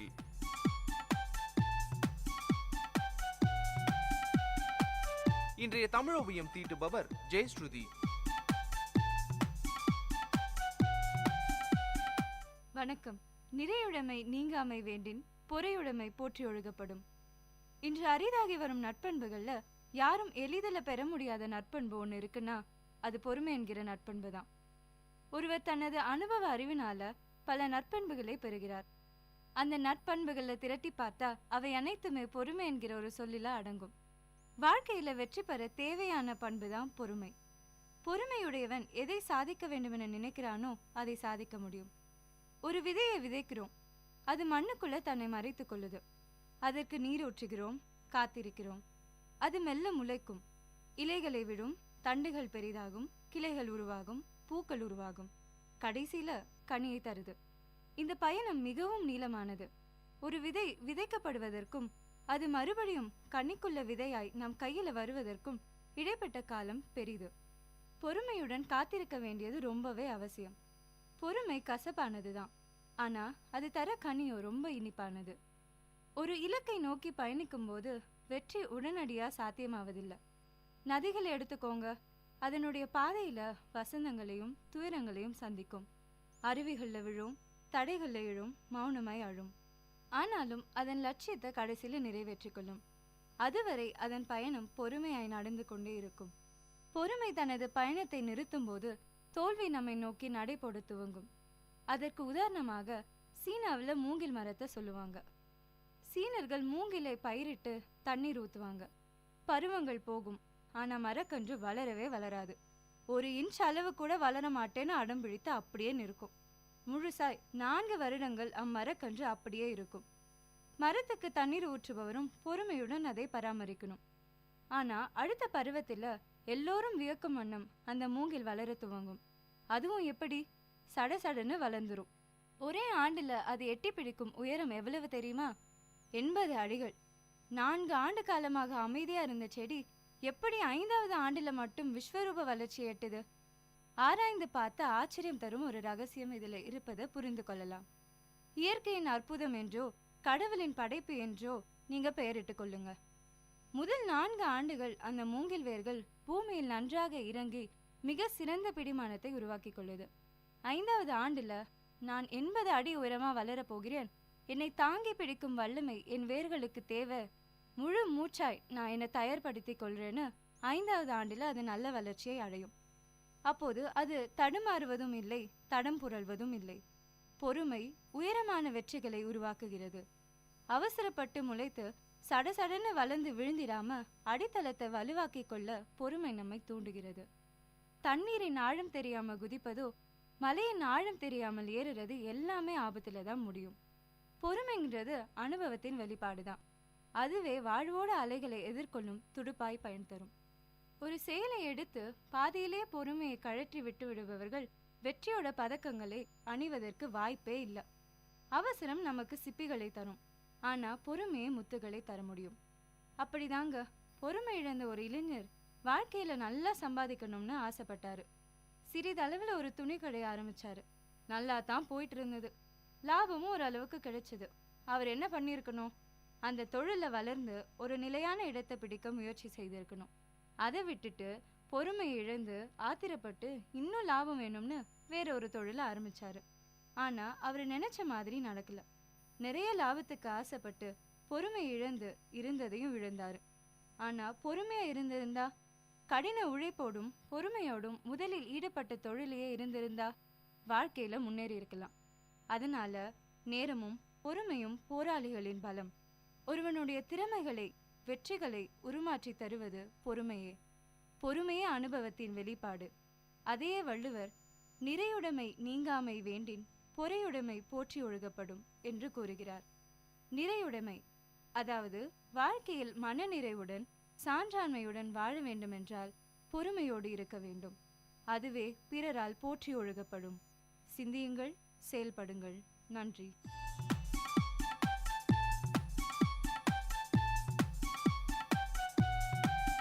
நேர்கள் இதுவரை கேட்டது வாழ்வையும் இலக்கியத்தையும் இணைத்த ஒளி ஓவியம் தமிழ் சுடர். இன்றைய தமிழ் ஓவியம் தீட்டியவர் ஜெயஸ்ருதி. இது உங்கள் விஐடி பண்பலை 90.8.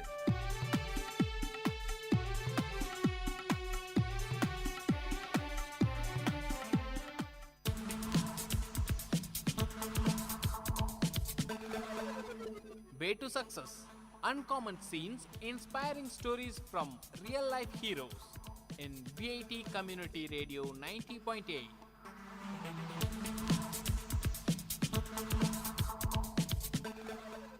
Hi guys, this is VIT Community Radio 90.8 and welcome to the show Way to Success. I'm your host Pooja. Today I'm going to tell you a story about Swamiji in England and Europe. As Swamiji visited England in September 1895, he was received by friends Miss Henriette Muller and Mr. E.T. Studdy. During the days, he visited many interesting places in London. He soon became well known and his classes grew bigger and bigger. Many people went to visit him and newspapers printed report of his lectures. The work was a great success. However, Swamiji could not stay long and he had to return to America to continue the work there. He sailed for England the second time on April 15, 1896. He was very happy when he reached London, for a brother monk, Swami Saradananda, was there waiting for him. It was a joyful occasion. He had not seen any of his brother monks for several years and they had much to talk about. Swamiji also had many plans for the work in India, which he told to Swami Saradananda. Swamiji again began to hold classes and give lectures about Vedanta. His work was even more successful than before, and he had to go to many places to give talks. One thing he enjoyed very much was a visit to Professor Max Muller. The professor was teaching at Oxford University. He was a great student of India in Hinduism and Sanskrit learning. They had a long conversation. Swamiji and Professor Max Muller became fast friends and often wrote letters to each other. The professor had already written an article about Sri Ramakrishna and he asked Swamiji for more information about Sri Ramakrishna. Swamiji asked Swami Saradananda to help Professor Muller. Materials was sent from India and as a result, Professor Max Muller wrote a book about Sri Ramakrishna. It was a very good book and it helped Swami Vivekananda in his works. Swami Vivekananda made many other friends and disciples in England. The best known of these was Miss Margaret Noble, who later became famous as Sister Nivedita. Two other faithful disciples were Mr. and Mrs. Sevier. They returned to India with Swamiji and were very helpful to him in his work there.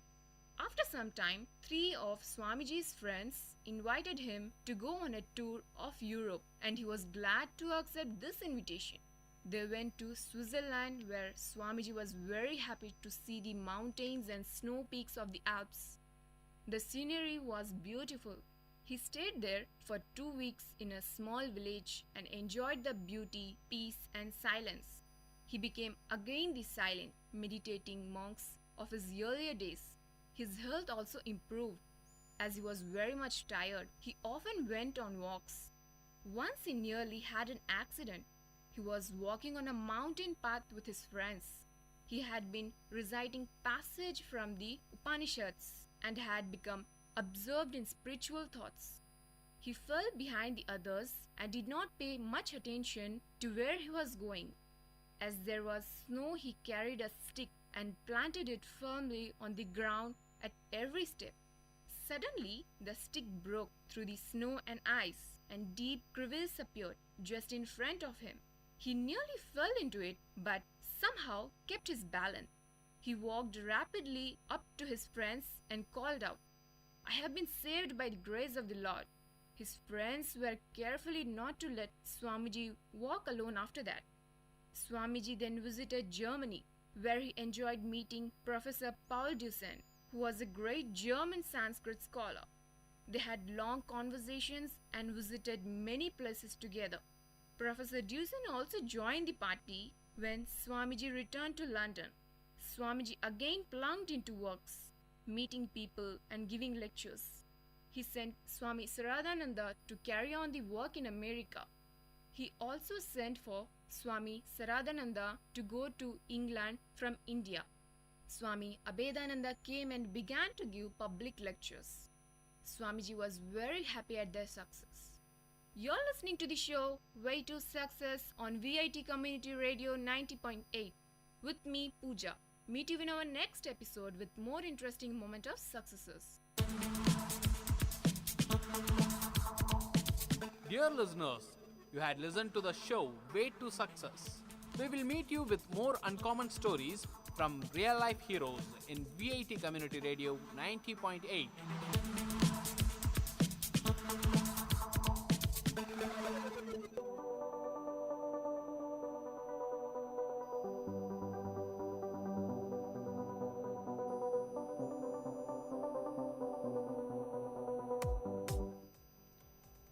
Hello listeners, you are listening to VIT Community Radio 90.8 and this is your motivational or rather the infotainment show VIT Achievers with me Digjay. Well, in the recent past we had a lot of natural calamities happening all over the world, and then there was a time when people couldn't go to various places to go about and see what is the exact condition over there. So that time the concept of surveillance planes came into existence, drones and all. But why are we talking about this today all of a sudden, and how does it concern to VIT? So today we have with us Team Assailing Falcons, and guys, would you please introduce yourself? Hello, my name is Arbaz. Hi, my name is Abhishek. Well, both of you, welcome to the studio. And well, recently your team actually did a great job in bringing up one of this first kind of a surveillance plane, and you launched it in BITS Hyderabad overs. Well, a lot of our listeners who are listening to us are not also aware what basically Team Assailing Falcons does. So could you throw some light on it? Team Assailing Falcons participates in the SA Aero Design Competition, which is held in the United States.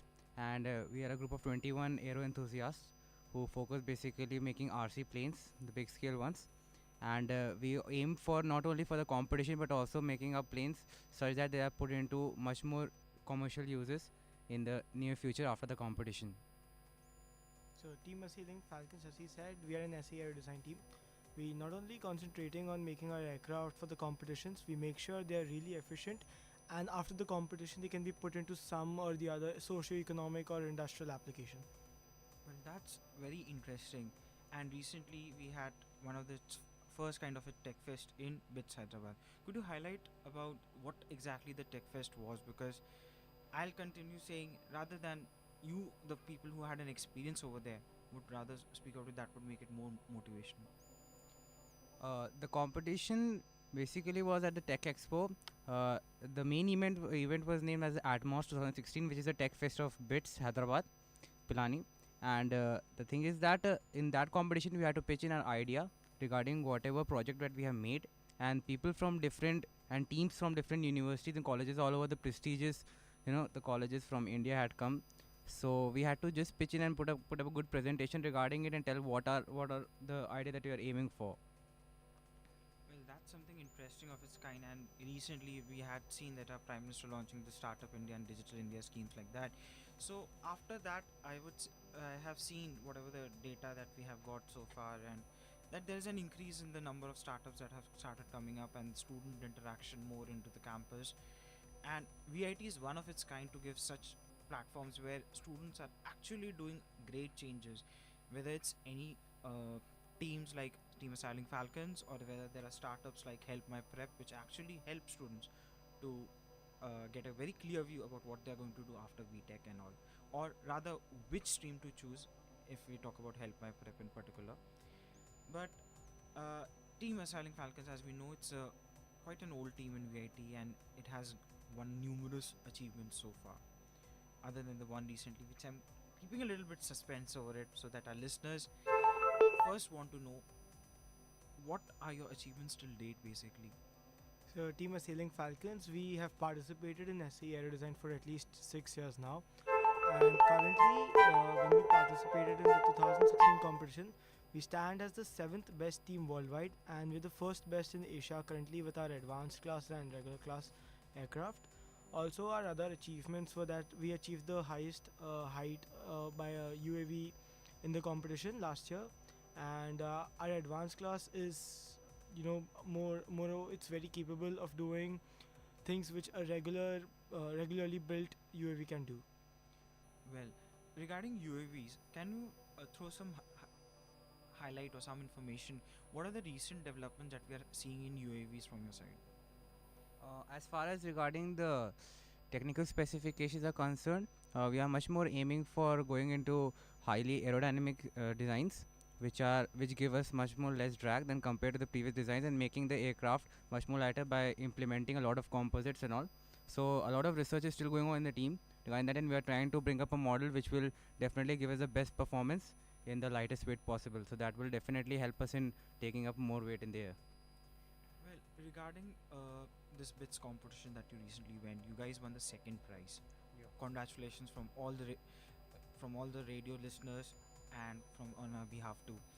Well, what exactly was your design, and how did you actually pitch it up? Alright, so as I said, an aircraft named Carvao was taken to Hyderabad in this competition where we represented the Tech Expo.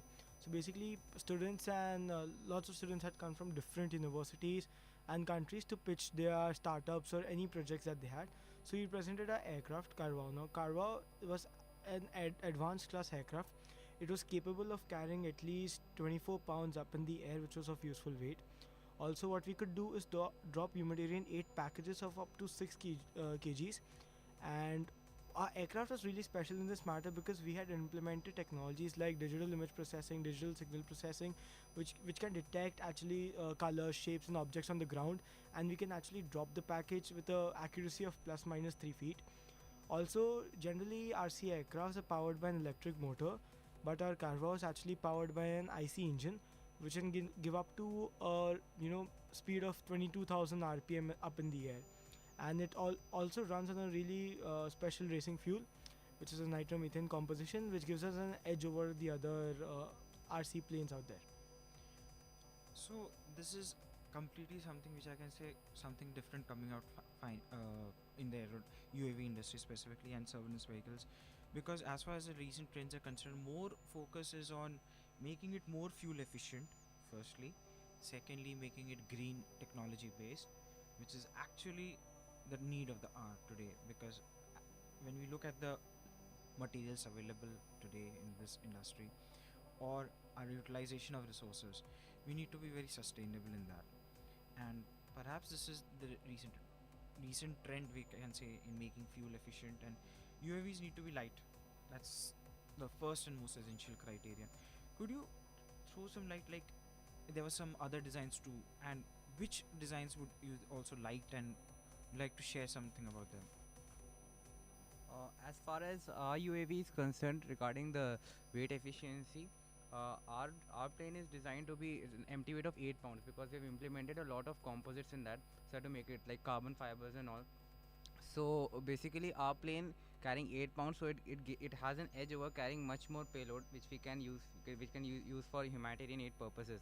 So as far as the design is concerned, the stability of the plane, the design plane, the stability is quite good compared to the other planes, because we have used a numerous number of software and simulations before taking it in the air, so that we are totally sure about whatever we are making, and it's totally safe for commercial use. Like you had many other teams to participating. Any team that you remember interacting with having similar set of goals as yours? Not the same design, but yeah, I had one team from one of the colleges where they had made a humanoid. So we were quite impressed by that design because they were using virtual reality headset for implementing the design. So that was quite impressive on their part. Okay. So humanoids and virtual realities, that's something very technical for me. For a personal mechanical engineers, we know, okay, lightweight composites, aerodynamics and all. So when you would you registered for this competition way long time back, and you all thought about it very carefully. And as we all know, anything of this level which has to come out differently needs a lot of planning, needs a lot of, rather we can say, the adrenaline push to make sure that you stand out over there and you are ready to take the risk of making something new. So could you share some moments of such moments which you had wherein you feel, okay, this is not going the right way, maybe we'll succeed or not at the end of the day? Right. So obviously, building an UAV requires lots of R&D and then the fabrication stages. So we spent around 6 months in research and development of the aircraft. We build computer models. We simulate them on various softwares like ANSYS, you must be knowing. And we have multiple iterations of one design so that we get the perfect one at the end. And we spent only approximately 1 month in fabricating the aircraft, and the rest 2 months are aggressive testing. So there were many moments where we actually thought about how the aircraft needs to be made, and many things like that. So there were instances where we were designing composites. So we obviously had heated discussions on which composite has to be implemented, why we should not implement this composite. And being in India, it is a really tough job to build UAVs, as there's a very a fresh aeronautical market out there. Hence resources are not easy to get. Hence there were lots of struggles with getting the resources on the right time, getting the perfect resources, as we are definitely bounded by economical issues, and funds are not easy. Well, one of the very important things that we see generally in teams is that how we actually come up, how teamwork actually builds up at the end, and how is it possible. And specifically, very important is the leadership. And as I know your team leader, Mr. Soham Kulkarni, he's a very great friend of mine, and I really appreciate his efforts at the end of the day, how he takes things up. So definitely his leadership played a very important role. Don't you agree? Yes, I totally agree. For a team, we obviously require a captain who's had the driving seat and who leads the team actually. So our seniors, including Mr. Soham, as you mentioned, were always there for us. They have stayed back almost every night till 3 a.m., 4 a.m., and have made sure that the decisions or the aircraft that we're building is a top-notch design. They've always been there as emotionally and technically. Whatever doubt that we've had, it has always been made sure that it is cleared. And they've not only been as a senior in our team, but are also all seniors in the team have been there as a mentor, not only for a technical aspect, but for our life. Well, that's one of the very important skills at the end of the day. Teamwork and team leadership all goes together.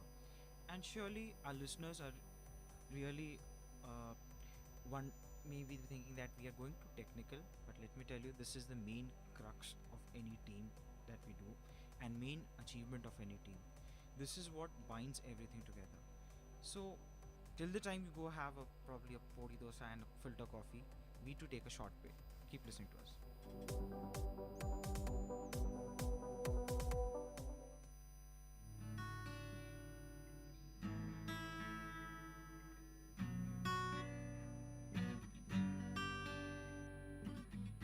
Little eyes and little feet, little eyes and little teeth, don't make you smile, don't they make you laugh?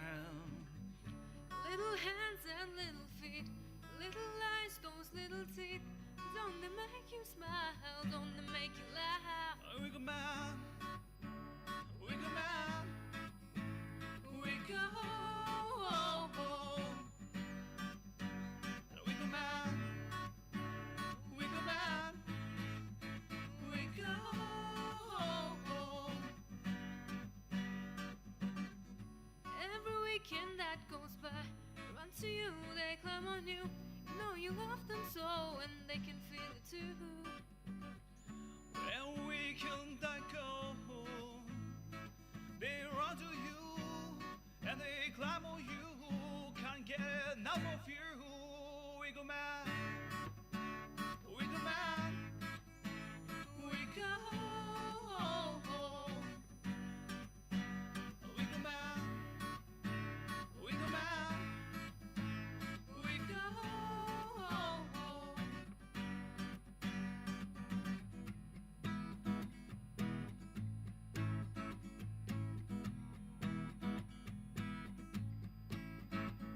'Cause happiness is like a flu. If I catch it, you get it too. If you think about it, you'll feel it too. So stand up, run fast, go find someone. Well, me to share a loving heart. 'Cause the time has come, just gather around and hold their arms, wiggle man. Wiggle man. Wiggle. Hey, wiggle man. Little hands and Wiggle little man. little eyes, those little teeth. Don't they make you smile? Don't they make you laugh? Wiggle man. Every weekend that Wiggle man. once you they climb on you. Know you want them so, and they can feel it too. Wiggle man.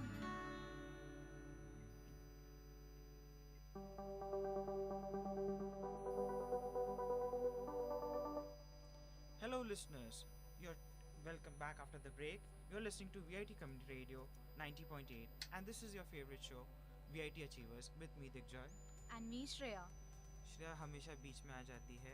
Well, कुछ कर नहीं सकते हम लोग, but ठीक है. At least technical part के बाद. Well, so we were talking a lot about technical aspects before going for break, and I feel that okay, हर किसी का दो aspects होते हैं लाइफ में.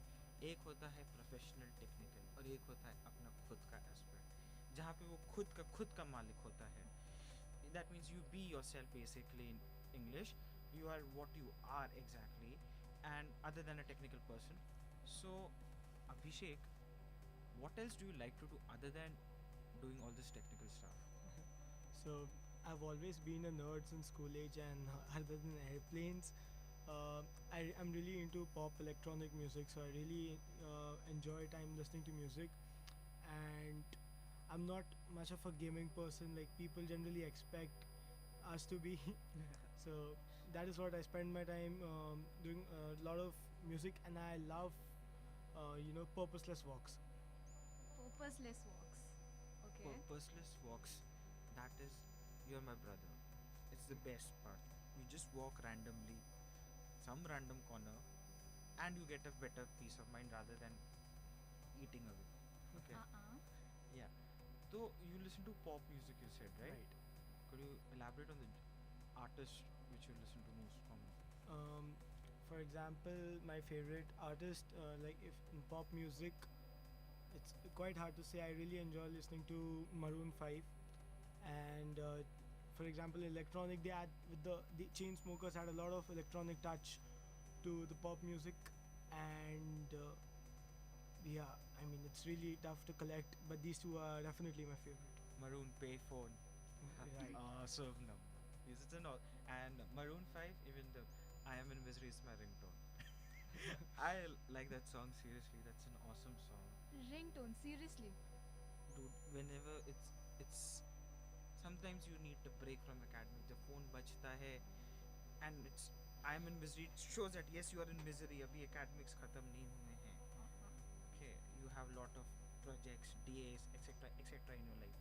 So yeah, definitely does happen. Yeah, so projects, DAs, all this. In sab ke saath, how do you guys manage to like have this team assailing Falcons, and that too with a great height? This is basically what comes out from within. We all have a passion for making planes, so passion never comes in between academics. We do not neglect academics at all. The thing is that we have to pitch in an extra effort, which only comes when you have passion for something. Spending those, burning those late night hours at night from 9 p.m. to 3 a.m. working in those workshops, and not only just working, we share such beautiful moments. We make such beautiful, such things, and the friends that we make are definitely for a lifetime, because there comes a time when these friends are there for us at each and every moment of life, and whenever we need them. Well, one of the very fantastic things that you said about his passion and midnight hours, इसलिए श्रेया रात को बोलते रात को पढ़ना चाहिए, तुम्हारे तरह नहीं कि सो जाना चाहिए. I'll keep that in mind. But seriously, at the end of the day, whenever we look at you guys, teams जो माने जाते हैं कि they are very hardworking, but हर एक टीम मेंबर में मैंने एक चीज़ देखा है, जब enjoy करना होता है तो it's like you live only once वाला enjoy. And specifically आप लोगों की जो photos देखते हैं हम लोग तो कहते हैं ये लोग enjoy भी करते हैं seriously, like it's a misconception. Can you just clarify कि लोगों को कि ऐसा नहीं होता है at the end of the day? Like you said, the teamwork is very taxing, obviously, but then all the team members spend so much time together, night in the workshop, in the classes, that we all have a really special bond. And it obviously happens that the work that you're doing might get tedious at some point in life, but then since 21 of us, that we have such a great team integrity, that actually when we decide to have a break, the whole team actually has a break. And obviously in 21 people, fun is something that comes spontaneously, and that is something you don't need to worry about. And with such, like you mentioned, like when we hard work requires a lot of peace of mind, hence taking those breaks and actually enjoying is also a part of work, because without that I don't think so we'll be able to put in so much hard work in what we do. Well, ये तो बात हो गई about the fun aspect. Also, I want to ask both of you, आप लोग कहाँ से हो? From where you belong to? I am from Lucknow, although I was born abroad in Saudi Arabia. So from that time onwards, since I was a child, the passion arose from, in me by seeing those planes while traveling. I used to travel a lot because I had to come to India regularly. So those planes and all, they used to fascinate me. And I do not forget those moments with air hostesses where they used to treat me as a child, and then I would give me goodies, and also that's also one of the main things that made me so much interested into flying and all. But still, the passion that gave me was that only. So I hail from Mumbai, born and brought up in Mumbai, traveled in those local trains as people know them. So I had a pretty much cliched, hectic Mumbai life.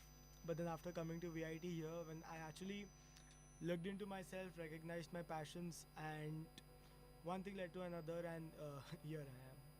Well, that's something amazing. Local की धक्के खा के भी बंदा के बोलता है, I discovered my passions in VIT. Great, Joe. And Lucknow wala, person from the Nawabo wala sheher comes and sits for the airplanes and everything is seriously बहुत अच्छी चीज़ है, देखने नहीं मिलती है. वरना लखनऊ वाले लोग are like, हम कर लेंगे भैया आप मत करिए please. Oh my god, seriously. Yeah. But एक चीज़ है, at the end of the day, you all come from different backgrounds and all. तो tell me one such vivid moment which you had in VIT जब तुम्हें लगा यार काश घर में होता. There are times when you're working and just working, and there's a stage where you're so much oversaturated that you need a break. And at those points of time, when you get those inspirational talks from your mom and dad, you can't lose hope at this point of time, that is the time where you actually need to go and hug them. But due to such big distances between us, we can't, so there's only video calls. We can give virtual hugs to them, and those are some moments but actually we don't lose hope. This passion of us just keeps us going on. That's one of the, I can say, technology आज भी वो चीज़ करके नहीं पाई जिसे उन्होंने virtual reality humanoid बनाया था ना. You said in the first part, they should make something like augmented reality से आपके पेरेंट्स ऐसे आ रहे हो. We will consider that. So do you guys look forward as your career in this thing only, or some other plans you have? Yes, we do look forward. The main reason behind joining this team was this, because beforehand we come to know much more about aerodynamics and all. My main aim is to get placed, in the dream offer in some Airbus or Boeing somewhere in the near future. May God be with this, and may God help me achieve this. And this was one of the main reasons why I chose this team, because this will definitely give me an edge over the other individuals who will join, much more new. So that would be better for us. Well, any one last message to our listeners that you would like to give? Yeah, I would like to say that just realize your passion before it's too late. You shall never go behind what others are doing. You should always realize what you should do in your life. And it's not that whatever, the race is not for what as we all are in the engineering branch, so the main aim is not about getting a good job at the end of the day. It's about what you do. You have that job satisfaction, and whatever you did was for your passion, and whatever you are doing, you will never regret that you are doing for a cause. Well, that's, I guess, one of the best messages that I've ever heard. And really, we all need to follow our passions, our dreams, till whatever extent it takes us at the end of the day. It says that move out of your comfort zone. Seriously. So today we had Team Assailing Falcons telling their success story with us, how they came up, and we also came to know the fun aspects of it, and especially Abhishek's how did Abhishek and Pranay's interest in flight specifically. I like that. Well, that's it for the day. You are listening to VIT Achievers with me, Digjoy and Shreya on VIT Community Radio 90.8.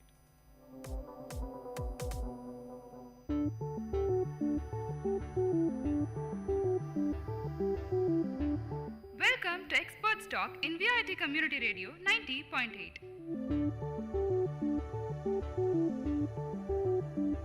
Clay pottery to galaxy, agriculture to astronaut, teaching to technology, a discussion on anything and everything. Hello listeners, you are listening to VIT Community Radio 90.8. This is Hashini Reddy hosting the show Experts Talk. Today we have Dr. Krishna Manoharan, Chairman and Director of Trimbu Shenbu Natura Farms. Welcome to our show, sir. We are honored and pleasure to have you in our show. Hello, yeah, thank you very much. Yes, sir. Sir, your farm name sounds interesting. Why did you name as Trimbu Shenbu Natura Farms? Yeah, this is most important natural wealth of Godavari River starts from Trimbakeshwar, Maharashtra, and also Shenbu is related to natural sources. Okay. So we felt that it is also sounding like Asia Pacific name like Trimbu Shenbu, and at the same time it's also revealing our nature and culture of India. So we want to christen this as Trimbu Shenbu Natura Farms. Yes, sir. So what all about your Natura Farms is trying to do in agriculture?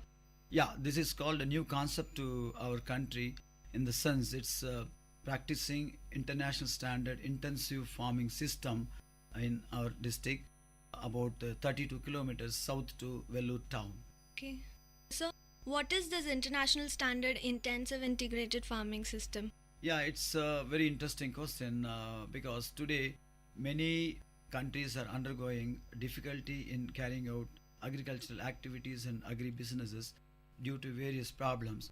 But keeping in mind and solving the food shortage and also the toxicity of food products, we wanted to start a project and a program called Intensive Integrated Farming System, which is nothing but carrying out a successful and profitable sustainable agriculture in various possible fields of agriculture under one agri-climatic conditions under one management by utilizing all the infrastructures and natural resources available in that particular place.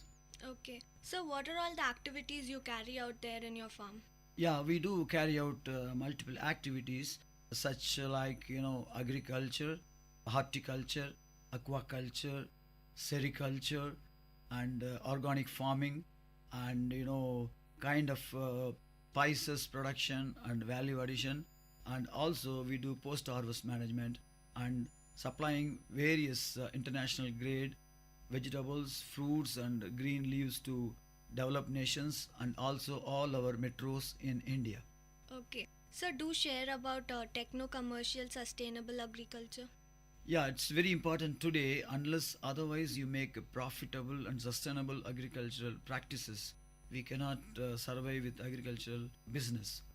It shows that it's almost like you can carry out any kind of agricultural practices and also produce any kind of product whichever is possible as per our sunlight intensity available, as per our soil structure, as per our water availability and rainfall percentage.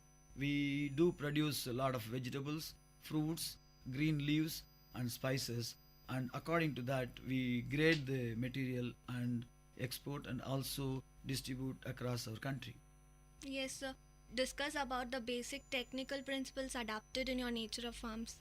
Yeah, we do adapt the latest technologies available in the world and also the developed nations and agricultural important giving nations like Japan, Chinese and Americas, and also Brazil, Argentina, Iran, Iraq, Israel.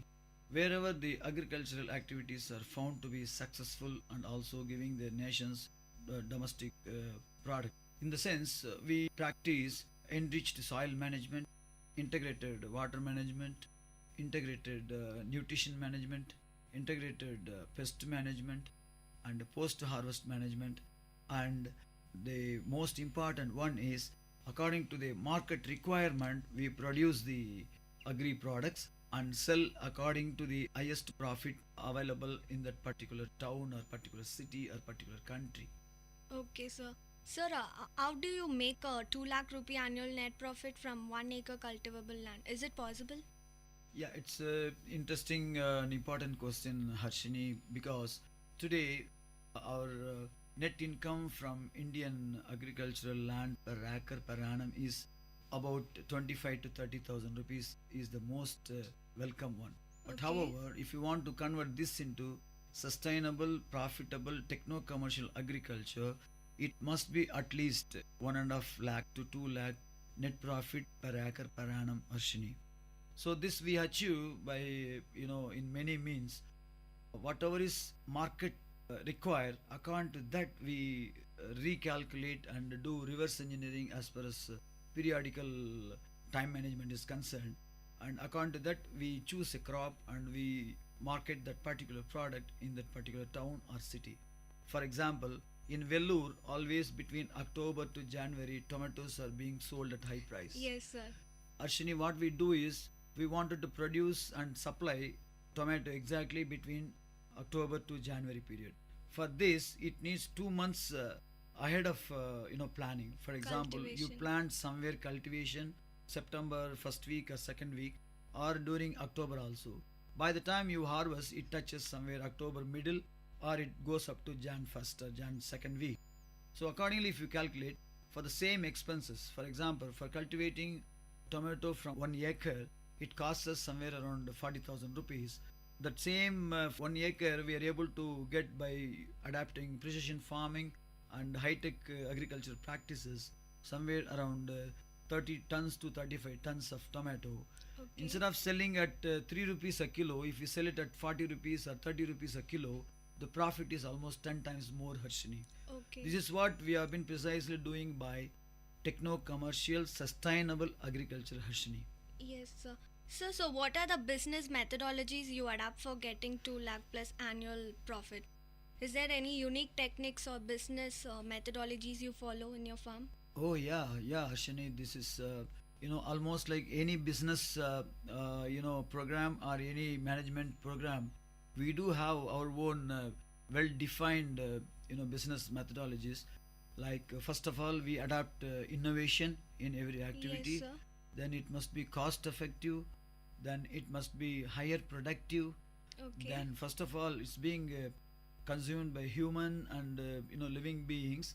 It must be toxins less. Toxin-less. It's free. very difficult to make toxin less, but it is almost nearing nil factor. The parameter, if you look at, it will be as low as possible. Toxins will be available in the agri products. And second thing, the next thing is we will be always in alignment with the nature and Yes, nature's sir. climatic conditions. We never go against nature. And finally, the sustainability and continuously carried out projects are being taken up in our natural farms. Okay, sir. Sir, as you spoke about business methodologies, is there any technical methodologies available? Yeah, very much. As I already told you, the enriched soil management and integrated water management as per Russian technology, nutrition management as per Israel technology, then pest management as per Japanese and Chinese methodologies, and post-harvest management as per Mexican and Argentine technology. And also we adapt some kind of value addition as per Thailand and Taiwan business basics. Okay, sir. Sir, how uniquely your integrated farms are different from conventional farming methods? Yeah, definitely. As I already briefed you, see, we always, make market-driven agriculture practices when compared to the conventional farming system. The conventional farming system is like this: as per the season available, as per the infrastructure available, as per all the natural resources available, they go for cultivation of various crops. Okay. Whereas we have well-defined and well-established data and survey, and also our own experience, in a way such that we choose a crop which is going to be sold in the market for better price and in better way to get more profit, rather than conventionally making any crop and cultures. Whereas the conventional agriculture practices give you only 20% of profit what we are making. Okay. And in addition to that, what we do is instead of sending our product to market as such, we grade it and also we categorize the product in a way such that this is suitable to your town, this is suitable to your metropolitan, this is suitable to this international market. Like this, we segregate and grade it, and accordingly, in a way such that we should get better market-driven agricultural practices. Okay, sir. So, what are all the agriculture products you produce in your farm and domestically market it? Yeah, this is we produce under precision farming a lot of vegetables like brinjals, tomatoes, chilies, capsicum, carrot, radish, and green leaves like our traditional green leaves, coriander, and also kind of leafy vegetables like lettuce. Okay. And further we make a lot of cabbages and also kind of locally well-known thorny brinjals. So this gives us a very good turnover and also very good profit in our agriculture practices. Yes, sir. Sir, as an example, can you explain about any fruit or vegetable cultivated in your farm? Oh, very well. I can take the present trend of fruity vegetable, that is papaya, as one of the most successful crop as an exemplary to minimum 2 lakh net profit per acre per annum crop system. For example, there are several varieties available in this papaya, in which Red Lady supposed to be the best yielding variety, and also the size and the color, the taste, and also the keeping quality is far better than any other quality. The other variety available is also Royal Yellow, but however we choose according to our experience and the performance of the variety in our area is Red Lady, which approximately gives us per plant about 70 to 80 kilos of fruits, and about 1,000 plantations are done in 1 acre area. Okay. This takes almost 1.5 years to 2 years crop cycle time. To briefly discuss about, I share with you what practices we make right from pit preparation to nursery making, and then transplantation, then crop maintenance, then fertigation, then crop protection methodologies, harvesting methodologies, and also to keep the life of the plant in a very expected 2 to 3 years lifespan of time. Yeah, first this pit preparation supposed to be made by 7 by 8 or 7 by 7 dimensions. Okay. The depth of 1.5 feet by 2.5 feet width. And in that pit preparation, we have to put topsoil and also microorganisms like Azospirillum, Phosphobacterium, Trichoderma viridi, Pseudomonas fluorescens, and if possible, we need to also have some kind of anti-nematode compounds like you can have Furidan, or you can also add neem cake naturally available. Then allow irrigation by flood or by micro flood irrigation or by drip irrigation. Then allow the pit to get cured for 20 to 15 days. Then you go for transplantation of 40 to 45 days old nursery, which is made as per Israel technology of precision farming. So once you transplant it, immediately you have to go for wetting the land part. You wet it, and then after 10 to 15 days, give about 10 to 15 grams of equally balanced NPK, Okay. and which gives you growth of normal growth. And also, whenever any sucking pests or insects available, you have to go for azaridactin or a kind of naturally available insecticide spraying. Once you spray this, the plant grows very robustic way, and every 25 days you have to keep on topping up with NPK fertilizer system Okay, as sir. per the requirement. Yes, sir. So what happens in between, the plant grows very rapidly within 45 to 55 days, say within 2 months period of plantation start flowering. So once it start flowering, during this period or even before this flowering, the watering has to be given as per the requirement, as per the soil structure. If it is clay structure, you have to give once in 8 days or once in 10 days irrigation. If it is drip irrigation, you need to give once in 3 days or 4 days. Okay, sir. And if it is red, loamy, sandy soil, then we need to give watering every 5 to 6 days once. So once this you maintain, I think by 60 or 70 days flowering takes place beautifully. By this time, the soil management has to be made. The soil, the loose soil and topsoil has to be heaped up near the plant, and watering has to be given as earlier mentioned. Now it's almost 75 to 85 days. Fruiting set in, almost 100 gram fruits to 200 grams fruit appear. Then this continues, and your fertilizer application also to be maintained once in 15 days. And the big menace in this the papaya is mealybug attack by insects. Yes, sir. Sir, so what are all the animal husbandry activities you carry out in your farm? Yeah, before that I would like to continue in papaya and Okay, sir. share with pleasure, you. sir. Yeah, and I share with you how techno-commercially sustainable results and how best we are getting the Yes, sir. economical Sure, sir. results about Sure, that. sir. As I mentioned you already, around 80 kgs of fruits are yielded per plant. So we have already planted 1,000 plantations per acre. So if you take it as 80 into 1,000. Okay. So almost 80 tons of fruits will be harvested at the end of 1.5 years or 2 years period. So if you consider roughly the present prevailing market price of around 12 to 15 rupees selling price, so you can calculate it is coming up to 15,000 into 80. Okay, It is, that's a huge amount. yeah, the quite huge amount. So that from that you can calculate how best you are getting the income. Almost 15 into 80 means 12 lakhs it is coming.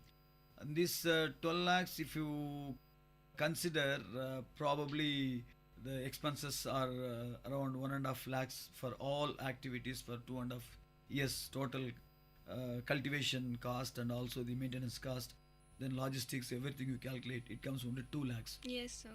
So you can easily get 10 lakhs net profit Yes, per sir. 2 years. So if you get 2 years net profit of 10 lakhs, 10 lakhs. so you can easily calculate per annum, per acre we are getting around 5 lakhs. Yes, sir. If this is for most care or adequate care taking farmers' performance. In case a person is doing little less care or probably is unable to do all the adaptable practices on time, then he may be getting around 40 to 60 kg yield. If that is the case, the net profit comes down to 2.5 lakhs. Yes, sir. That's what it is very clear. And papaya, it's a very great fruit, I can say. It has got a lot of saccharides and minerals and carotenoids, which are very important for eyesight. And also this is being recommended for diabetes and old people, which gives a lot of energy, instant release of energy to many people. Yes, sir. So coming back, what are all the animal husbandry activities you carry out in your farm? Yeah, as I already mentioned, we have been doing international standard intensive integrated farming system. Animal husbandry plays an important role because the under integrated farming system, wastage of one farming practices becoming input to the other farming activities. So like that, as I already told you, we have a lot of sericultural activities where the leftover mulberry leaves are available plenty, that is being fed as one of the primary feed to the animals. Apart from that, we also have Kofor fodder grass and also subabul trees and also edge loosener plantations, which are all proteinous fodder available for cattle feed. So as I mentioned, under this animal husbandry, that is veterinary livestock activities, we are very choosy as far as income and practices are concerned. We should not trouble too much the farmer, and at the same time it should be easily marketable and quickly revenue generatable projects we take up. For example, ram lamb rearing we carry out under sheep management. Yes, sir. So as you spoke about animal husbandry carrying out in your farm, what are all the good veterinary practices? Yeah, this is again a very important question, like developed nations practice. First of all, any animal you select for rearing, it has to be selected under good veterinary practices principles. For that, it should be baby animal or matured animal or adult animal. First of all, free from any disease. Okay. Second thing, it should be healthy by look. And next one is it should be free from any skin diseases. Okay. And also like contagious diseases like FMD or anthrax or kind of any other animal diseases should not be there in that. Without analyzing veterinary, basically we should never pick up any animal for rearing into our farm. Okay, sir. So can you brief about how successful is ram lamb rearing? Yeah, Ashna, I told you already the ram lamb project is very lucrative as far as sheep management is concerned. What we do is we pick up one of the best variety available in India, that is Nellore variety Jodi P species ram, that is about 3 to 4 months old baby we pick up. Okay. That would be weighing around 8 to 10 kg weight, and then bring them, then wash them thoroughly with soap and disinfectants, and do the parasitic treatment, then give them PPR injections, vaccine, followed by after 20 days or 25 days gap we give FMD injections and anthrax injection, each vaccine to be given at least 25 to 30 days gap, and followed by we also give them digestive correctioning agents, and also we give them amino acid mixture in a way such that it picks up quick, it gains quick weight than sprouting them. And we don't do grazing or sending them out. It is only stall fed practice we do, because once you send them for grazing out, they lose a lot of energy and come back with lesser energy, and that troubles them the growth factor and also anatomy and metabolism imbalance. Okay. So this makes animal to undergo weight loss. The expected weight growth won't be there. Oh, so you speak, no problem. Yeah, how much is the weight if you ask me? See, the 8 to 10 kg weight animal after growing or rearing for 6 to 7 months, we achieve 45 to 60 kg weight. So if you calculate on body mass versus mutton gain, the 45 kg live animal, if they slaughter according to good principles and hygienic way, we get around 25 kgs of mutton. Okay. So today mutton is being sold at how much? How much? Yeah. Yes. Mutton is being sold at 400 rupees kilo. So roughly about 25 kg mutton if you get, that is into 400 gives you 10,000 rupees. So if you ask me the cost calculation, the baby lamb costed me around 3,000 to 3,500 rupees. Within 4 months period, it gives me 10,000 return. And the skin and other extra whatever is available, that gives me around 2,000. So around 12,000 is net income. Net income, yes. So in that seed capital is 3,500 you remove. So roughly about 9,000 is left over. The rearing cost, that is the growing cost, what involves is around 2,000 to 2,500 rupees. So actual cost if you look at, only 2,500 rupees. Yes, sir. Because the seed capital anyway or Shani we are going to put back to the next batch. Yes. The 3,500 will take back, again invest back. Invest in another. Even otherwise for that 4 months 3,500 rupees interest if you take, so it is around only 400 rupees or even less than that. So ultimately if you look at, it's very lucrative, very easy, and also it gives you very good profit to the farmer or animal husbandry owner. Per animal the actual net profit after 4th month or 5th month is around 6,000 rupees is the net profit. Yes, sir. So how do you market this lamb and get more profit innovatively? Yeah, before talking about market, I would like to brief per 100 animals batch, per annum you can take 3 batches. So around 2 acre land is sufficient. Okay. to grow various fodders, what I mentioned earlier. Yes, sir. And about 22 feet by 100 feet length rearing shed, either thatched shed or it can be metal plated sheet also, we can put it across. So that is sufficient, and you need good drinking water for them. Okay. And that would give you very good performance. So per annum you can rear about 300 animals. So per animal your net profit is around 6,000. So 6,000 into 300. So you put it like that, about 18 lakhs is net profit. So per 2 acre you are able to get 18 lakhs. The expenses and depreciation value for your as animal husbandry, rearing sheds and medicines and all these things put together, even if it goes for about 5 lakh rupee per annum, including the land maintenance and the rearing, the fodder production facilities, it gives you about 15 lakhs. So per annum, per acre, you can get net profit of 7 lakhs if you go for lamb rearing and market it. Yeah, you talked about marketing. Yes, sir. How Right. do you market it? Yeah, there are two types of marketing, Ashini. One is direct selling. Live animal can be sold on the basis of kilograms. Okay. Per kilo, we sell it somewhere between 250 per kilo, 250 INR, Indian rupee. And if they want mutton, it is sent to slaughterhouse. We have facility there. That gives me somewhere around 400 rupees per kilo mutton. Okay. This is how we market it. We always go for direct marketing. We don't do through any intermediary or broker persons. Okay, sir. Yeah. Sir, do you encourage students taking agricultural field? Oh, why not? See, for example, you take any computer engineering student or IT engineering student, if he has got say 3 acre land or 5 acre land, he will be able to easily get 20 L per annum. Okay. Leftover money means Yes, the net sir. profit money. Whereas if he goes for a job or performs for a job, even in India, if he is able to get around 40,000 rupees max, you will be getting, or around 25,000 rupees to start with.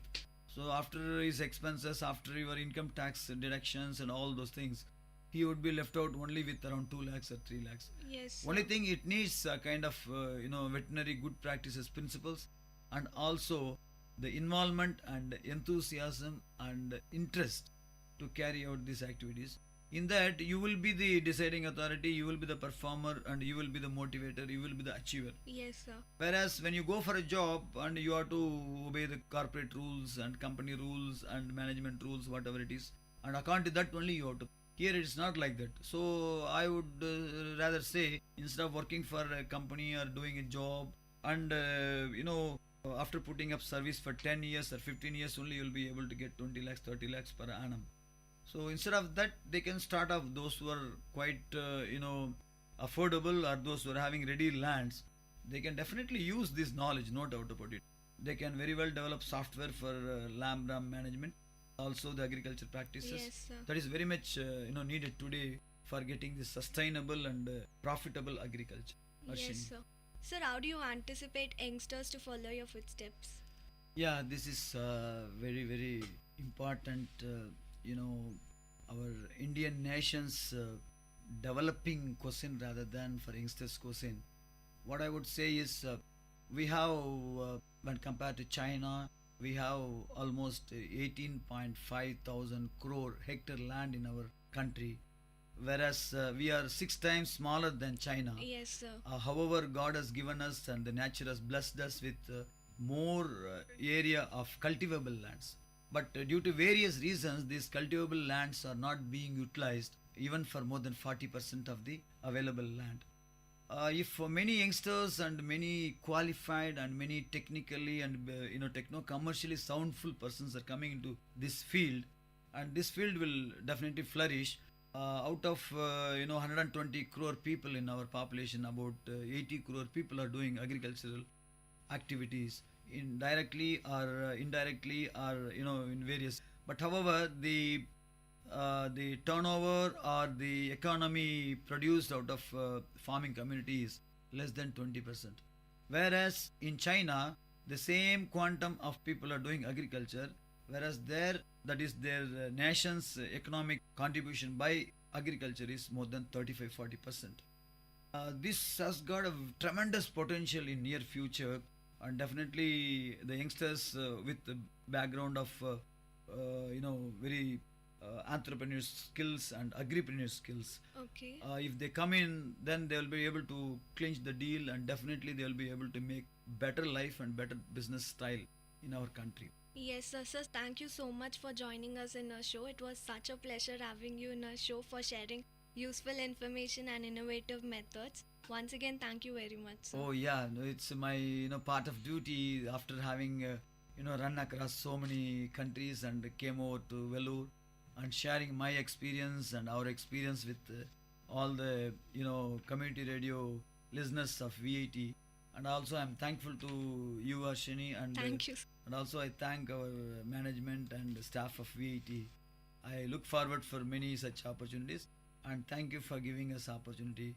Wish all the farming community will definitely do well and make our country a proud and developed nations as soon as possible. Yes, sir. Thank you Sure, very much. sir. Thank you, sir. Dear listeners, you're listening to VIT Community Radio 90.8. This is Hashni Reddy signing off with Dr. Krishna Manoharan today. Stay tuned until I catch up with you all with another expert in next Expert Stop. Thank you for listening to Experts Talk. Until we catch you on our next discussions in various fields, keep waiting and stay tuned to VIT Community Radio 90.8. Literature Zone in second look of VIT Community Radio 90.8 FM.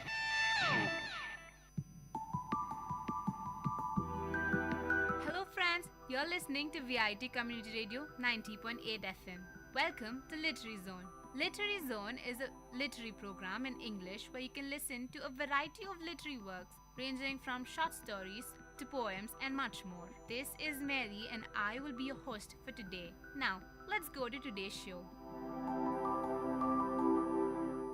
Kids Zone. In Kids Zone, you can listen to a small story that gives you a huge moral value.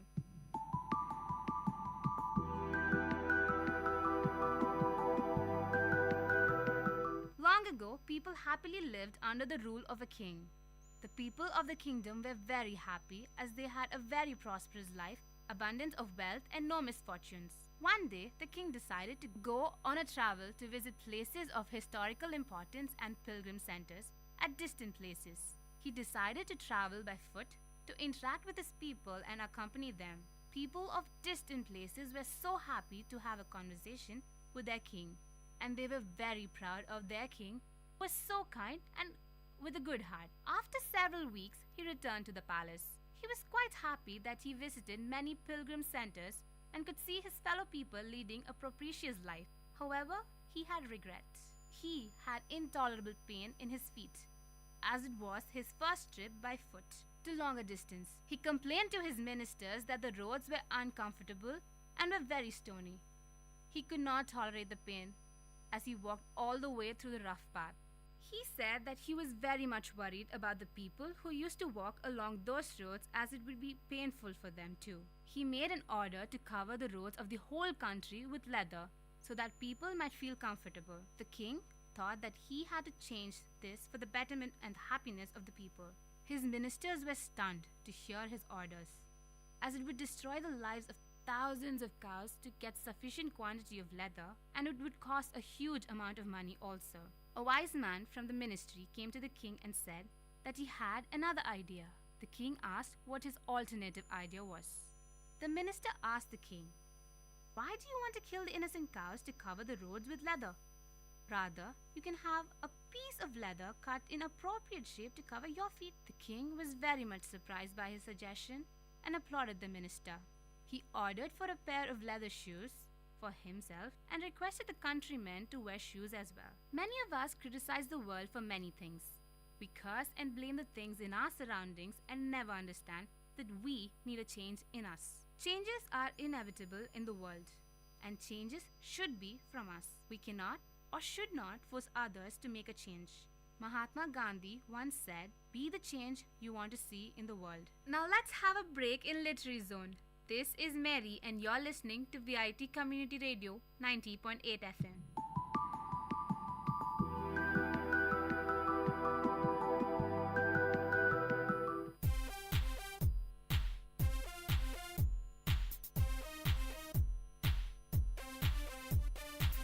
Mintu, let's go to the beach today? Nah, it is so dirty and filthy over there. I cannot even stand there for a minute. Yeah, I know the place has become very dirty these days. But it's all our fault. We make the place dirty, so it's our responsibility to keep it clean. Yeah, you're absolutely right. We should keep our environment clean. Oh, thank you. At last you agree with me on something. Go green!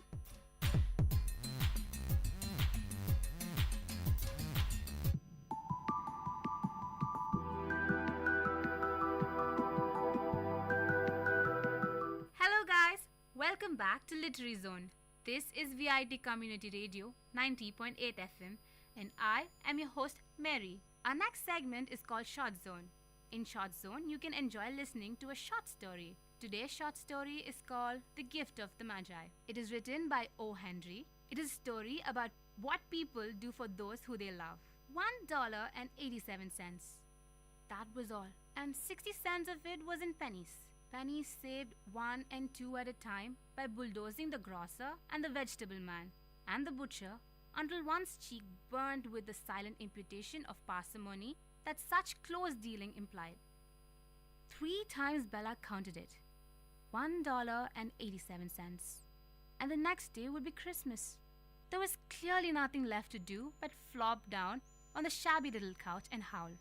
So Della did it, which instigates the moral reflection that life is made up of sobs, sniffles, and smiles, with sniffles predominating. While the mistress of the house is gradually subsiding from the first stage to the second, take a look at the home, a furnished flat at $8 per week. It did not exactly beg a description, but it certainly had the word on the lookout for the mendicancy squad. In the vestibule below was a letterbox, into which no letter would go, and an electric button from which no mortal finger would coax a ring. Also pertaining thereunto was a card bearing the name, Mr. James Dillingham Young. The Dillingham had been flung to the breeze during a former period of prosperity when its possessor was being paid $30 per week. Now, when the income was shrunk to $20, the letters of Dillingham looked blurred, as though they were thinking seriously of contracting to a modest and unassuming D. But whenever Mr. James Dillingham Young came home and reached his flat above, he was called Jim and greatly hugged by Mrs. James Dillingham Young, already introduced to you as Della, which is all very good. Della finished her cry and attended to her cheeks with the powder rag. She stood by the window and looked out dully at a grey cat walking on a grey fence in a grey backyard. Tomorrow would be Christmas Day and she had only $1.87 with which to buy Jim a present. She had been saving every penny she could for months, with this result. $20 a week doesn't go far. Expenses had been greater than she had calculated. They always are. Only $1.87 to buy a present for Jim. Her Jim. Many a happy hour she had spent planning for something nice for him. Something fine and rare and sterling. Something just a little bit near to being worthy of the honor of being owned by Jim. There was a pier glass between the windows of the room. Perhaps you have seen a pier glass in an $8 flat. A very thin and very agile person may, by observing his reflection in a rapid sequence of longitudinal strips, obtain a fair, accurate conception of his looks. Della, being slender, had mastered the art. Suddenly she whirled from the window and stood before the glass. Her eyes were shining brilliantly, but her face had lost its color within 20 seconds. Rapidly she pulled down a hair and let it fall to its full length. Now, there were 2 possessions of the James Dillingham Youngs in which they both took a mighty pride. One was Jim's gold watch, that had been his father's and his grandfather's. The other was Della's hair. Had the Queen of Sheba lived in the flat across the air shaft, Della would have let her hair hang out of the window some day to dry just to depreciate Her Majesty's jewels and gifts. Had King Solomon been the janitor with all his treasures piled up in the basement, Jim would have pulled out his watch every time he passed just to see him pluck at his beard from envy. So now, Della's beautiful hair fell about her, rippling and shining like a cascade of brown waters. It reached below her knee and made itself almost a garment for her. And then she did it up again, nervously and quickly. Once she faltered for a minute and stood still while a tear or two splashed on the worn red carpet. On went her old brown jacket, on went her old brown hat. With a whirl of skirts and with the brilliant sparkle still in her eyes, she clattered out the door and down the stairs to the street, where she stopped where the sign read, Madam Sofrani, hair goods of all kinds. Della ran up the stairs and collected herself, panting. Will you buy my hair? Asked Della. I buy hair, said Madam. Take your hat off and let's have a sight at the looks of it. Down rippled the brown casket. $20, said Madam, lifting the mass with a practiced hand. Give it to me quick, said Della. Oh, and the next 2 hours tripped by on rosy wings. Forget the hashed metaphor. She was ransacking the stores for Jim's present. She found it at last. It surely had to be made for Jim and no one else.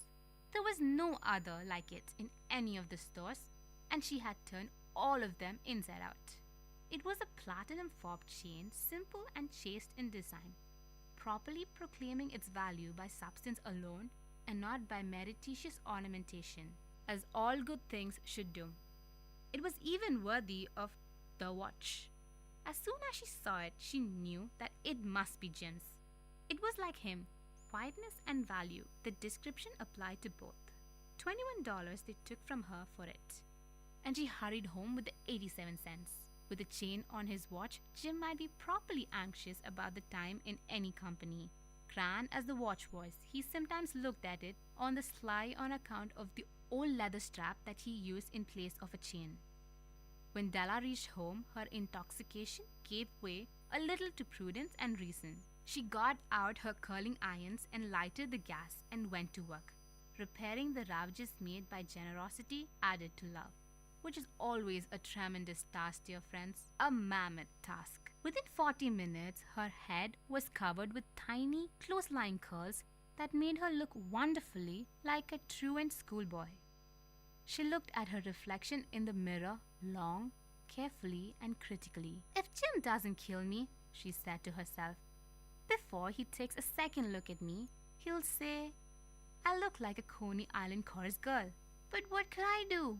Oh, what could I do with $1.87? At 7 o'clock, the coffee was made and the frying pan was on the back of the stove, hot and ready to cook the chops. Jim was never late.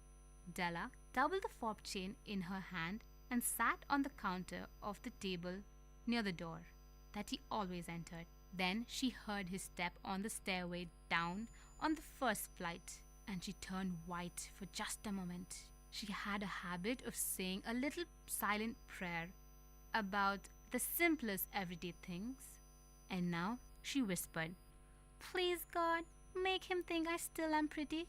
The door opened and Jim stepped in and closed it. He looked thin and very serious.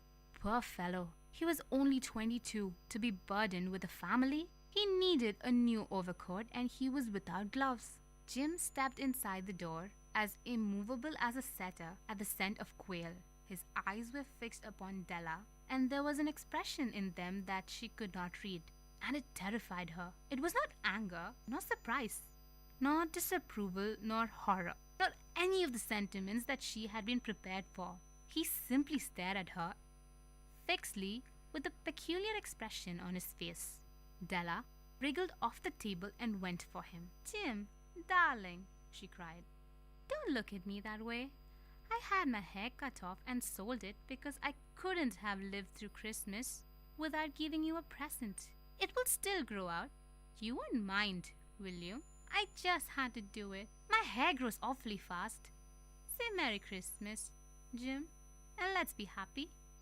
You don't know what a beautiful, nice gift I have got for you. You have cut your hair off? Asked Jim laboriously, as if he had not arrived at that patent fact yet, even after the hardest mental labor. "Cut it off and sold it," said Della. "Don't you like me just as well, anyhow? I am me without my hair, ain't I?" Jim looked around the room curiously. "You say your hair is gone?" he said with an air almost of idiocy. "You needn't look for it," said Della. "It's sold. I tell you, sold and gone. It's Christmas Eve, boy. Be good to me, or it went for you. Maybe the hair of my head were numbered," she went on with a sudden serious sweetness. "But nobody could ever count my love for you. Shall I put on the chops on Jim?" Out of his trance, Jim seemed quickly to wake. He enfolded his Della. "For 10 seconds, let us regard the discreet scrutiny some inconsequential object in the other direction. $8 a week or $1 million a year. What is the difference? A mathematician or a wit would give you the wrong answer. The Magi brought valuable gifts, but that was not among them. This dark assertion will be illuminated later on." Jim drew a package from his overcoat pocket and threw it upon the table. "Don't make any mistake, Dell," he said, "about me. I don't think there is anything in the way of a haircut or a shave or a shampoo that can make me like my girl any less. But if you will unwrap that package, you may see why you had me going a while at first." White fingers and nimble tore at the string and paper, and then an ecstatic scream of joy, and then, alas, a quick feminine change to hysterical tears and wails, necessitating the immediate employment of all the comforting powers of the lord of the flat. For there lay the combs, the set of combs, side and back, that Della had worshipped for long in a Broadway window. Beautiful combs, pure tortoise shell, with jeweled rims, just the shade to wear in a beautiful vanished hair. They were expensive combs, she knew, and her heart had simply craved and yearned over them without the least hope of possession. And now they were hers, but the tresses that should have adorned the coveted adornment were gone. But she hugged them to her bosom, and at length she was able to look up with dim eyes and a smile and say, "My hair grows so fast, Jim." And then Della leaped up like a little saint cat and cried, "Oh, oh!" Jim had not yet seen his beautiful present. She held it out to him eagerly upon her open palm. The dull, precious metal seemed to flash with a reflection of her bright and adherent spirit. "Isn't it dandy, Jim? I hunted all over the town to find it. You will have to look at the time 100 times a day now. Give me your watch. I want to see how it looks on it." Instead of obeying, Jim tumbled down on the couch and put his hands under the back of his head and smiled. "Dell," he said, "let's put our Christmas presents away and keep 'em a while. They are too nice to use just at present. I sold the watch to get the money to buy your combs. And now, suppose you put the chops on." The Magi, as you know, were wise men, wonderfully wise men, who bought gifts to the babe in the manger. They invented the art of giving Christmas presents. Being wise, their gifts were no doubt wise ones, possibly bearing the privilege of exchange, in case of duplication. And here I have lamely related to you the uneventful chronicle of 2 foolish children in a flat, who most unwisely sacrificed for each other the greatest treasure of their house. But in a last word to the wise of these days, let it be said that of all who give gifts, these 2 are the wisest. Of all who give and receive gifts, such as they are wisest. Everywhere they are wisest. They are the Magi. Did you guys listen to the story? It really doesn't matter that Jim and Della's present turned out to be useless. Well, this is the art of gift giving. Now, let's have a break in Literary Zone. This is Mary and you're listening to Literary Zone on VIT Community Radio 90.8 FM.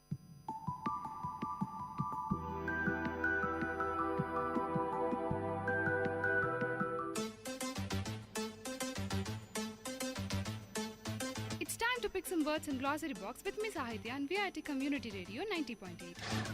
conch. C-O-N-C-H, the large twisted shell of a sea animal which produces a loud sound when air is blown through it, sometimes used in Hindu religious ceremonies. And to use it in a sentence format, the conch produced a wired music. To pick more words from Glossary Box, stay tuned to VIT Community Radio 90.8.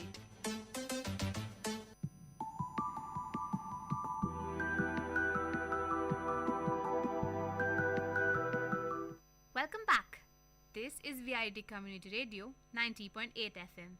I am your host Mary and you're listening to Literary Zone. Our next segment is Poetry Zone. I guess you would have figured out what we are going to listen now.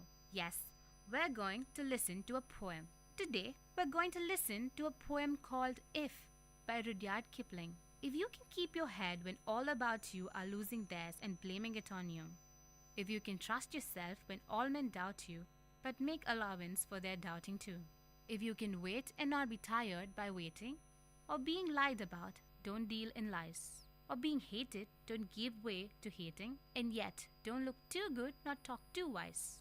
If you can dream and not make dreams your master, if you can think and not make thoughts your aim, if you can meet with triumph and disaster and treat those two impostors just the same, if you can bear to hear the truth you have spoken, twisted by knaves to make a trap for fools, or watch the things you gave your life to broken, and stoop and build them up with worn-out tools. If you can make one heap of all your winnings and risk it on one turn of pitch and toss, and lose, and start again at your beginnings, and never breathe a word about your loss.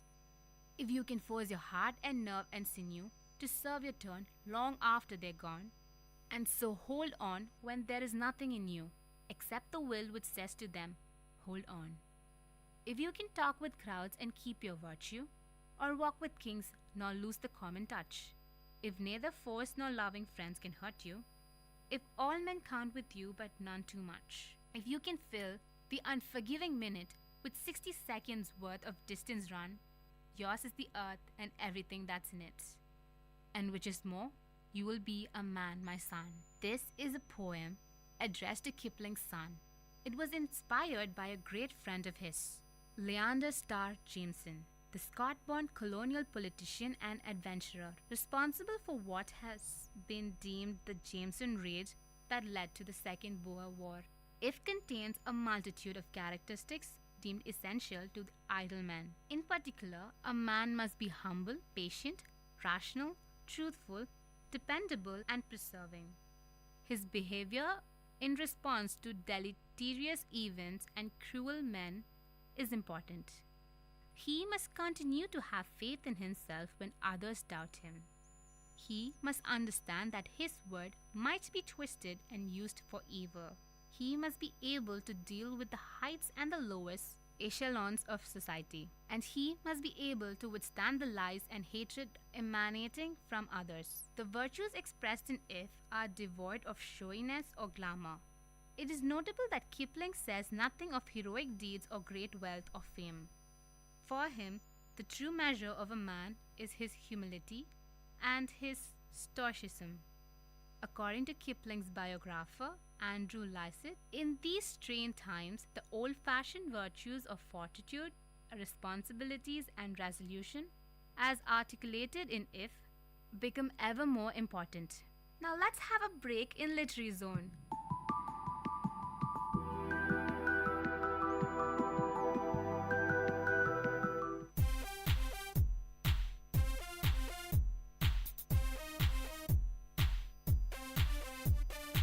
Macha Mintu, you're going on cycle to college? Hey, girls will laugh at you, dude. Macha Chintu, let's save our environment first. You know what? We have to reduce our fuel consumption and try to reduce the air pollution. So let's save our planet. You wanna join me? Believe me, girls will love it. Hey, wait, let me bring my cycle. Go green!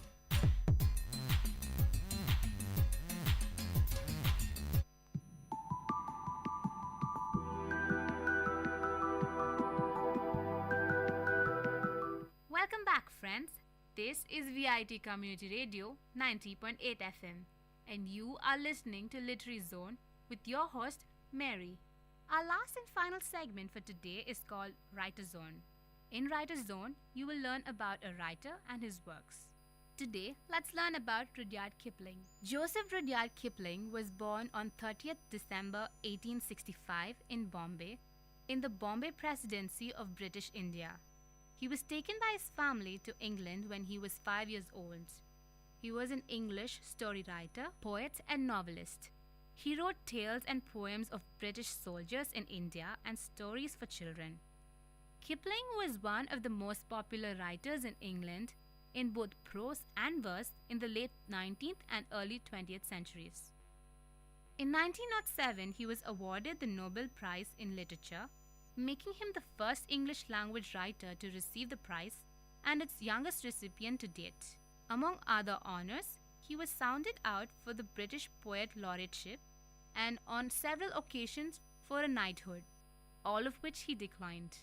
His notable works include The Jungle Book, Just So Stories, Kim, If, Ganga Din, and The White Man's Burden.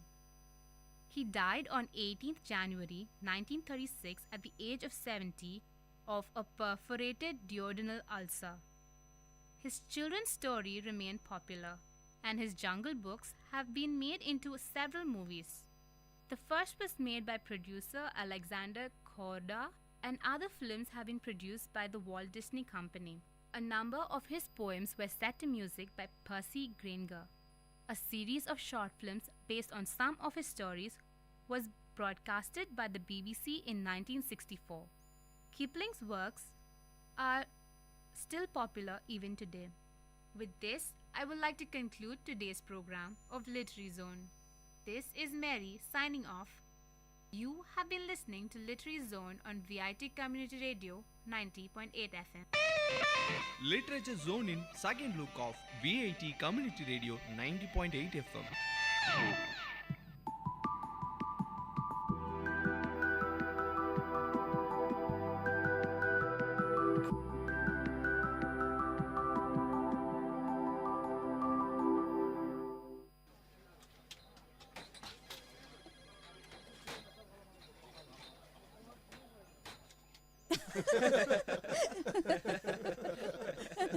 என்ன canteen அண்ணா, இன்னைக்கு டீல இஞ்சி வாசனையே இல்லையே. ஐயா, இஞ்சி rate அதிகமாக இருக்கு. ஆனால் நீங்கள் அதிக காசு கொடுத்து டீயை வாங்க மாட்டீங்க. அதனால தான் நானும் இஞ்சியை சேர்க்கல. என் நிலைமையையும் கொஞ்சம் யோசிச்சு பாருங்க. ஸ்ரீராம், இஞ்சி டீ குடிக்காம உன்னால வாழ முடியாதா? நீ என்னதான் செய்வியோ டீ குடிக்காம? ஜோக் நல்லா தான் இருக்கு, ஆனா அவங்க உண்மையிலே நல்லவங்கன்னா மற்றவங்கள பத்தியும் யோசிக்கணும். இப்போ நம்ம தலைவரை பாருங்க, அவர் நாட்டில் இருக்கிற எல்லார பத்தியும் யோசிக்கிறார்ல, அந்த மாதிரி நாமளும் இருக்கணும். அது சரி, மற்றவங்களுக்கு பயனுள்ளவங்களா கொஞ்சமாச்சும் இருக்கணும். இல்லனா இந்த வாழ்க்கை பயனற்றது. அப்புறம் விலங்குக்கும் மனுஷனுக்கும் என்ன வித்தியாசம்? ஆமா, நீங்க சொல்றது ரொம்ப சரி. நீங்க ஒரு உண்மையான மனுஷனா இருந்தா மனித நேயத்தை பின்பற்றி அதே மாதிரி நடக்கணும். என்னாச்சு தம்பி? ஸ்ரீராம் மாமா, கடவுள் ரொம்ப மோசமானவர். ஷாருக் தம்பி, என்ன நடந்துச்சு? நீங்க என்ன பண்ற? என்னாச்சு தம்பி, சொல்லுங்க. ஏன் இப்படி பேசுறீங்க? ஸ்ரீராம் மாமா, உங்க அசிஸ்டன்ட் மேனேஜர் இருக்கார்ல பீட்டர், அவரோட பையன் மெல்வின் என்னோட உயிர் நண்பனா இருந்தான். தம்பி, நண்பனா இருந்தான்னு ஏன் சொல்றீங்க? இப்போ அவர் உங்க நண்பன் தானே? இல்ல, இப்போ அவன் இல்ல, இனிமேலும் வரமாட்டான். மெல்வின் ஹெல்மெட் போடாம பைக் ஓட்டிட்டு போனான். அப்போ அவனுக்கு விபத்து ஏற்பட்டுருச்சு. அவனுக்கு தலையில பலமான காயம். அவனை ஹாஸ்பிட்டலுக்கு கொண்டு போனாங்க. ஹாஸ்பிட்டல்ல சேர்த்ததும் டாக்டர் அவனுக்கு எல்லா டெஸ்ட்டும் எடுத்துட்டு அவனோட மூளை இறந்துருச்சுன்னு சொன்னாரு. அதான் பீட்டர் மாமா அவருக்கு லீவ் அப்ளை பண்ண என்ன ஆஃபீஸ்க்கு அனுப்புனாரு. அவனோட சின்ன பையனை பீட்டர் இழந்துட்டான்பா. ரொம்பவே கஷ்டமா இருக்கு. ஆனா மாமா, மெல்வின் தன்னோட உடல் உறுப்பை தானம் பண்ணி 9 பேருக்கு உயிர் கொடுத்துருக்கான். அவன் சாகும் போது கூட ஒரு பெரிய தானம் பண்ணியிருக்கான். எப்படி? பீட்டர் மாமா குடும்பத்தை சேர்ந்தவங்க சரியான நேரத்துல மெல்வினோட உடல் உறுப்பை தானம் செஞ்சு ஒரு பெரிய உன்னதமான காரியம் செஞ்சாங்க. அப்படியா? உறுப்பு தானம்னா என்ன? நாங்க அத பத்தி கேள்விப்பட்டிருக்கோம், ஆனா என்ன நடக்குது எப்படிங்கறத பத்தி எங்க கிட்ட முழுமையான தகவல் இல்ல. இதோ உங்க பாஸ் வராரு, அவர்கிட்டயே கேளுங்க. ஏன்னா அவர்தான் உறுப்பு தானம் செய்ய பீட்டர் மாமாக்கு அறிவுறுத்தினாரு. சார், உறுப்பு தானம் பற்றி எங்களுக்கு சொல்லுங்க. உறுப்பு தானம்னா என்ன? நீங்க உடல் உறுப்பு தானம் பத்தி கேட்கறது எனக்கு ரொம்ப சந்தோஷமாவும் பெருமையாவும் இருக்கு. இறந்த பிறகு நாம உடல் உறுப்பு தானம் செஞ்சு பிறருடைய வாழ்க்கையை காப்பாத்தலாம். அதோட ஒரு நபரோட வெவ்வேறு உறுப்புகள் மூலமா நீங்க 9 பேருக்கு வாழ்க்கை கொடுக்கலாம்.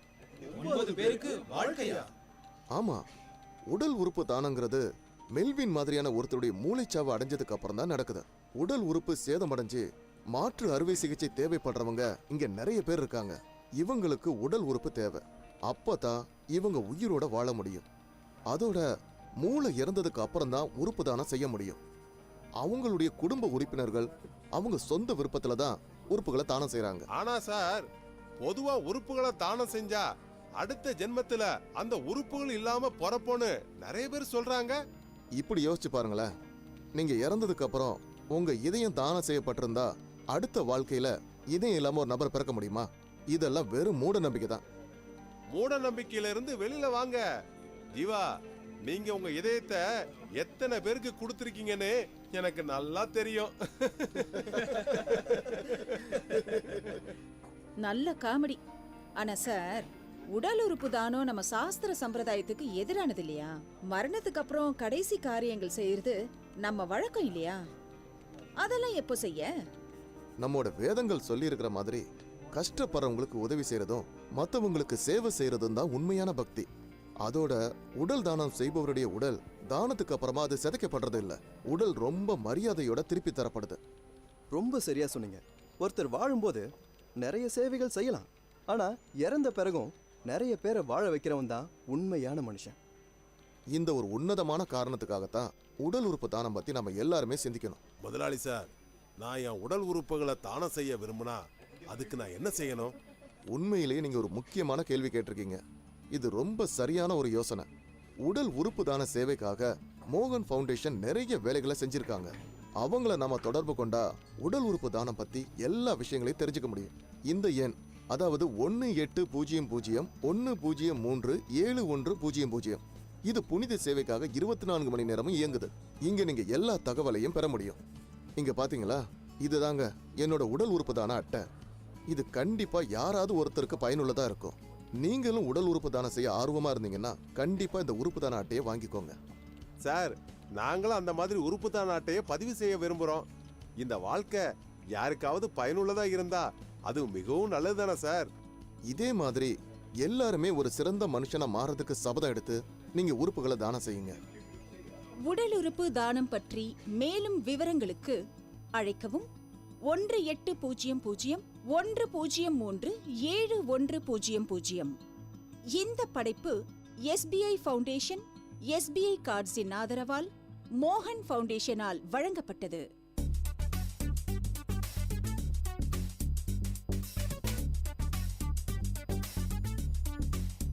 And you're listening to the show Travel Bonanza with, of course, your host Ashika. This show will allow you to explore and travel around the globe, and of course through the radio. But guys, this is your guide. Where to go, what to do, how to go, what to eat, and where to stay.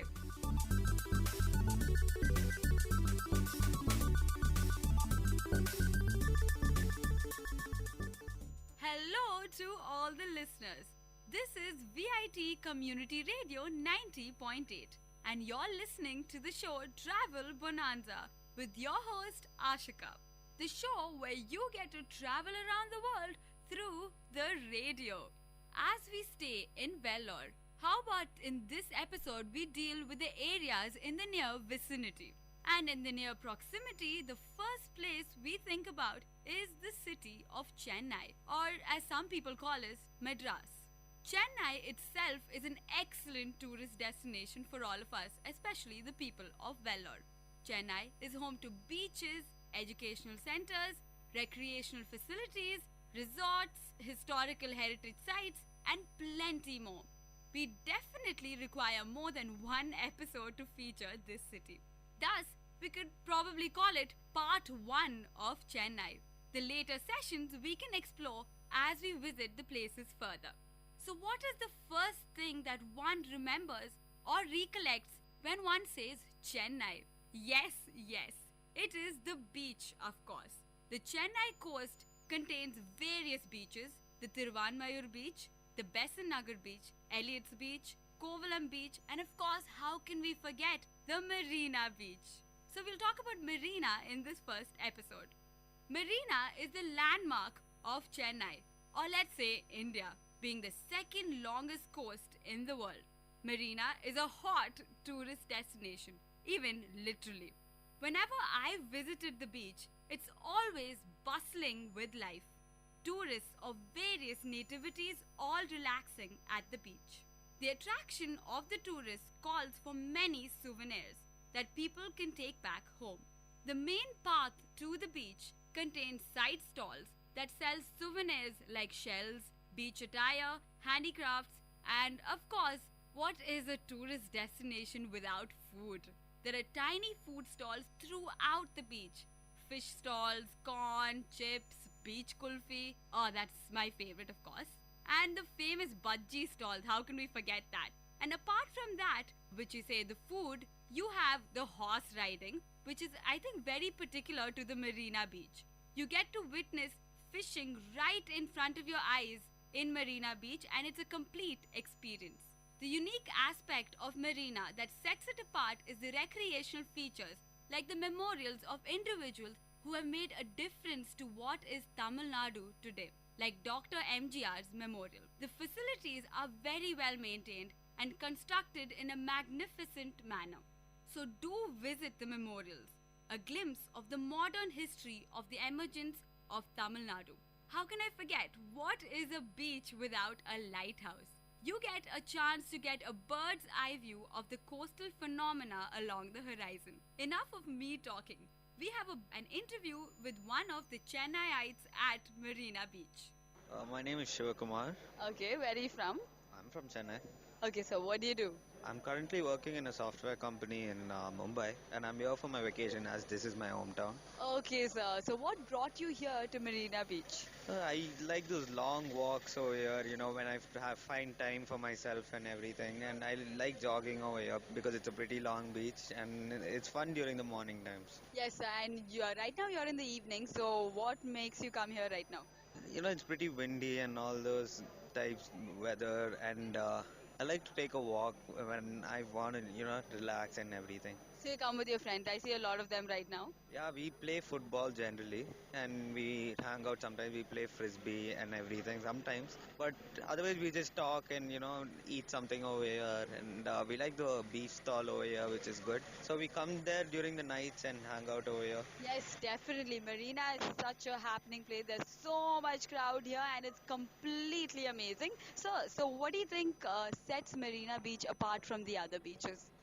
Maybe the initiative to, clean the beach, at certain intervals during the weekdays. And that's not, I don't see that in any of the beaches. Like, even though I go to other beaches, but I find Marina, they've taken big initiative to, clean it. And, it looks pretty nice when you come and visit in the morning and during the evening hours. Yes, I still see them clean up, and you see the memorials, etc., which are on the side. And you should see they're pretty clean and they're very neat for everybody to visit even today.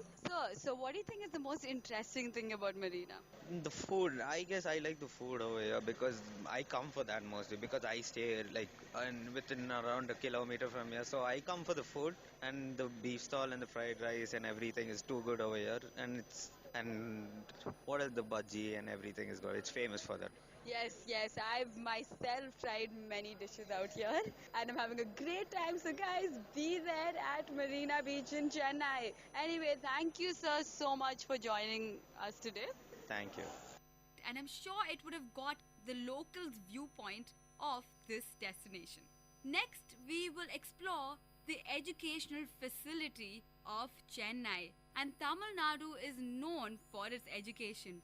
Yes, I'm talking about the largest libraries in India. One of the largest libraries in the world. Yes, it is the Anna Library. It is right at the heart of the city in Adyar. And of course, you can take the bus or the train, and soon probably the metro would be constructed. It caters to a large population, even the visually challenged. The speciality of this library is that there's an entire braille section that caters to the visually challenged. And there are various books of various genres, and it's one of the biggest collections in the world. So with me today is another individual who has visited the Anna Library and is an avid reader. What is your name and what are you doing? Hi, my name is Zwan Jaffer and I'm studying in VIT University, Vellore, and I'm pursuing my BBA degree. And so I'm on my final year. So within 5 months to 6 months, I should be finishing my degree. Okay, good luck with that. Are you a regular member of the library? Yeah, of course, I'm residing in the hostels in VIT as a student. And quite often I do go to Chennai for some work or another. So, of course, Anna Library being one of the largest in Asia, there is a need that you should go there, you should visit it at least once. So I have gone there quite a number of times. So when was your last visit, sir? Well, we just had our summer holidays in December. So I think by mid-December I was there.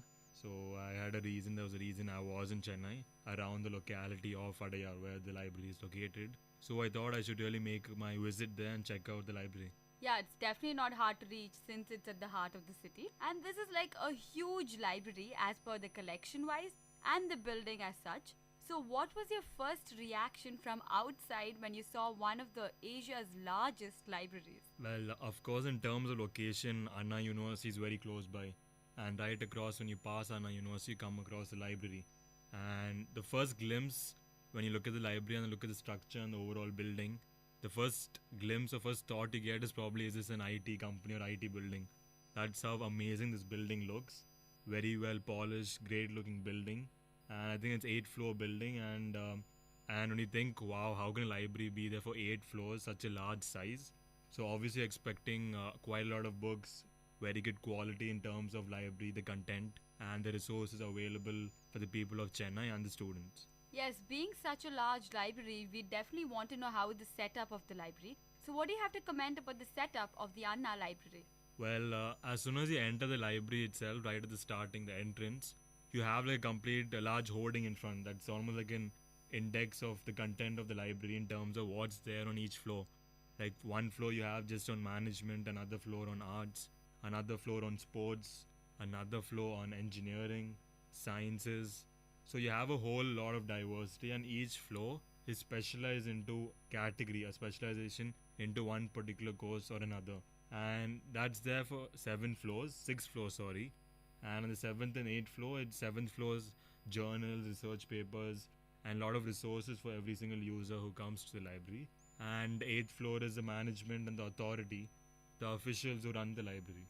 Okay, so there is a well laid out plan as you Exactly. enter the library itself. Yep. So it obviously helps in navigating through the library since it's very Yeah. large. So sir, what do you think sets apart the Anna Library from the other libraries? Well, there are several components which actually distinguish this library from any other library across India or even in VIT. In fact, VIT has a very good library. But if you look at Anna Library, it's a massive building. It's in the heart of the city. Therefore, it has to cater to the population. Therefore, it has to have a very big library. So, there's a lot of differences, and it's very well maintained inside, a very good quality. And of course, all your needs are met, whether you're in the science stream, management stream, sports stream. So every single component is covered. And of course, even if you're a researcher, you have all the resources you need. So in terms of the structure of the building, the quality of the building, the resources for a user, and the location and the size of the building, it's way better, way superb, and sets it apart from any other library in Tamil Nadu or across country or even in Asia. Yes, that's true. And what is special about this library? That it has a complete braille section for the visually challenged. Yep. So would you like to say something about that? Yeah, in the ground floor, as soon as you enter, there are several components or several departments subdivided. You have a braille section, of course, for the visibly challenged students. And of course, their needs have to be met. They're just as normal as every single one of us. And it's very nice that this particular library caters to everyone's need, and they don't have any problem just because they are visibly challenged. So it's very nice initiative from the government of Tamil Nadu. And that particular section for the braille readers, they have a very large diversity of books, and everything is there for their convenience. So it's very nice, very good initiative. And right opposite to it, you have a separate section just for any examinations to be conducted. And of course, permissions have to be taken from the library authority. but you have a very good setup for examinations to be conducted, a braille section, and you also have a canteen for anyone who comes to the library and spends almost the whole day in the library. Yes, due to the large collection, most people end up in the library right from the early morning till the late evening, till the library actually closes. So, sir, the next question, of course, the collection in Anna Library is huge and the library is known for that in the world. So, what about the collection? Well, for my needs, what I go to the library is for either management or sports. Management is my specialization area, so as soon as I went into the management section, which is I think on the third floor, on each floor I think I should tell all the viewers or the hearers that each floor has two wings, A and B wing. So let's say on the management floor itself, third floor, you have one particular wing just for certain books, certain sections, like let's say marketing, finance, HR, and another section, B wing, just for recruitment, other specializations, and other needs in particular to management. So each floor has its own A and B wing and specializations. So when I went into one particular wing, I think the A wing, I was particularly looking at recruitment and hiring new people and all related to HR and marketing. So I thought there's a huge diversity, a lot of books, and many might be wondering the authors in this particular library might be just Indian authors, the local authors, but you have authors from all over the world. The best books are available and all the resources are there which you probably cannot buy online. And I was very, very satisfied, at least my needs when I went to find certain books, I got them. And in fact, there were so many books related to recruitment and hiring people that I in fact had to choose. I was in a confusion which book to choose. So I mean, that's a great thing for any librarian or any person who's an avid reader. Then I went to the sports section. In the sports section, of course, you look at football, cricket, basketball, hockey, swimming, several other sports. And every single sport is very well covered. You have all the books, all the resources, and it's all up to date. Even let's say if I'm a Manchester United fan and I follow soccer, the latest editions of the yearbook of the club and latest reviews and magazines about the club, autobiographies of players, every single thing is there in the library. And most importantly, it's very well organized and very well maintained, and it meets the need for every single avid reader and encourages every single person to come to the library and spend their time in the library. Yes. And we as students require journals for our research. So Yeah. how do you think the library caters to that need? Well, on the 7th floor is the section for all the research journals and all the collections, all the resources we need for any specialization, any course we are pursuing. So every single journal or every single category, let's say management or science, has a lot of subdivision journals or publications. So there's a lot of variety in terms of journals, a lot of publications, and it's very well organized, as I mentioned before. So all the journals you need for references are there, so you can use the best of the resources, and that in turn helps your publication or your research project. So there's an entire floor for the journal section. Exactly. So I'm sure us VITians would find it very, very interesting and definitely a need for us. So, sir, what about the integration of technology in the whole facility? Well, first thing when I went into the library, I thought there would be Wi-Fi. There isn't Wi-Fi in this library, but they have computers in some floors, especially in the kids section. Of course, a lot of books for them. Along with the books, you have computers, like you have CDs which will enhance their learning, make the learning experience much more better, more comfortable, more fun. So as per the needs, computers are placed in certain places, but it's not there in every single floor. And of course, I think it is there for a reason, and the management has done that for a reason. Because of course, if you have Wi-Fi and you have computers everywhere, quite naturally people would misuse it for the wrong reasons. And therefore, computers are placed at the right, select and appropriate places. Yes, and because it'll be a free open source, I'm Yeah. sure they have to monitor it. And it could be a suggestion also for their further use. So, sir, this is such a huge educational opportunity, of course. Do you think the Chennaiites actually utilize the resource very well? Well, I'll be honest, like when I went there, the number of people there were very less.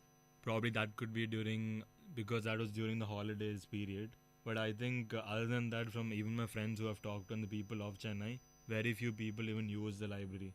And I really don't know what could be the excuses, because the location wise is very good. You have every single resource there. So there isn't really any excuse for the people of Chennai. And I don't think you get any better source of learning, better source of enhancing your knowledge. And in this world, this century where everything is knowledge and how you develop yourself.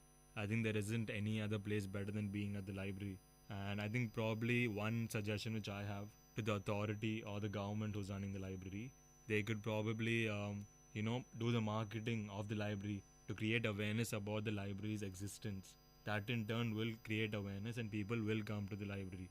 So I think that is one suggestion which the government can incorporate over the period of time.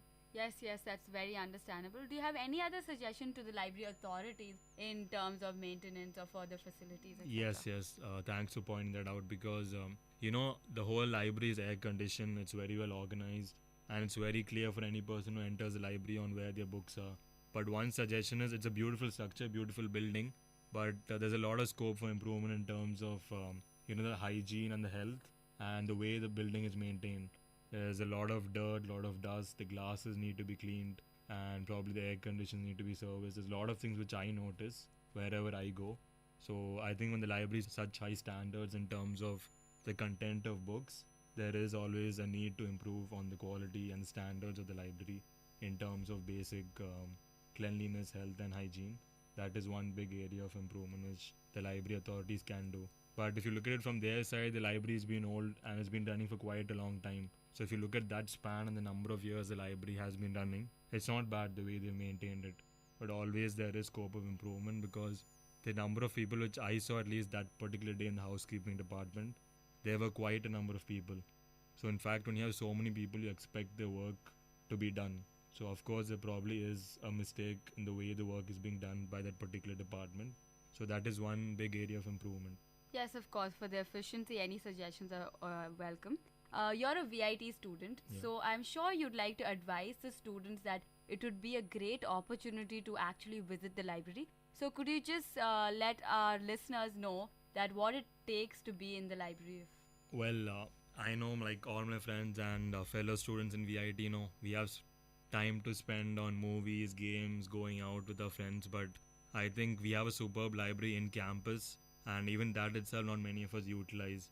So I think every single one of us have to spend at least, let's say, 1 hour reading a book, or at least trying to visit the library and making that particular effort. Because in the end, our communication skills matter the most, our knowledge matter the most, and being aware of the current affairs, that's what's needed from every single one of us. And most of us don't do that, and we have to prioritize on that. And I think all of us are grown up enough to at least manage our time well and visit the library, spend our time, enhance our knowledge. And it's a great source of learning. And there's so many books, and once you start reading, I'm someone who's become an avid reader over the period of time. And when you start reading books, you really start thinking, well, I don't think I have enough time to finish all the books which I want to. So that's a great feeling, and I think every single one of us should have that feeling over a period of time. And everyone should start reading books, because there's nothing better than reading books, because the amount of time you spend on movies, 2.5 hours, or going out a total of 5 hours in a day, you just spend 2 hours in your books. There's nothing better than that. So I recommend every single one of us to make that effort, set time in a schedule to just read a book or read the news. Yes, and many of us visit Chennai often, or they live in Chennai. So if you're in Chennai and it's right at the heart of the city, I'm sure it's kind of a necessity to actually go to the Anna Library, and especially as VIT students. And any other words you'd like to say, Mr. Rizwan? Yeah, just one last thing. In terms of location, this library is in Adyar, a mall like Express Avenue and Satyam Theatres are very close by. So these are the distractions for the people. But I think that shouldn't be an excuse for everyone, and we should make that effort to come to this amazing library, and hats off to our government. Yes, it's a well-connected place, so do visit that place, especially as students of VIT. Thank you so much for joining us today, Mr. Rizwan. It's a pleasure. Welcome. That was a pretty informative exchange. So everybody, especially the VITians, please use this resource well, which requires at least a whole day of spending. With this, we come to the end of part 1 of Chennai. We have plenty more places to visit. Mahabalipuram, the beach resorts, and plenty more.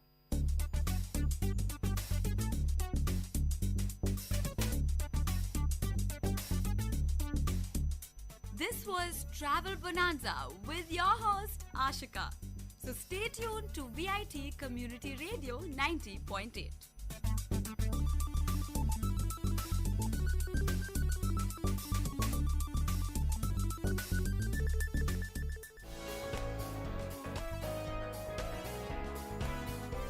All marriages are sacred, but all are not safe. Around 70% of women in India are victims of domestic violence. National Crime Records Bureau reveals that a crime against a woman is committed in every 3 minutes and a dowry death occurs in every 77 minutes. And one case of cruelty committed by either the husband or the relative of the victim occurs in every 9 minutes. According to the UNICEF Global Report on Adolescence 2012, 57% of boys and 53% of girls in India think a husband is justified in hitting or beating his wife. If the numbers we see in domestic violence were applied to terrorism or gang violence, entire country would be up in arms and it would be the leading story every day and night.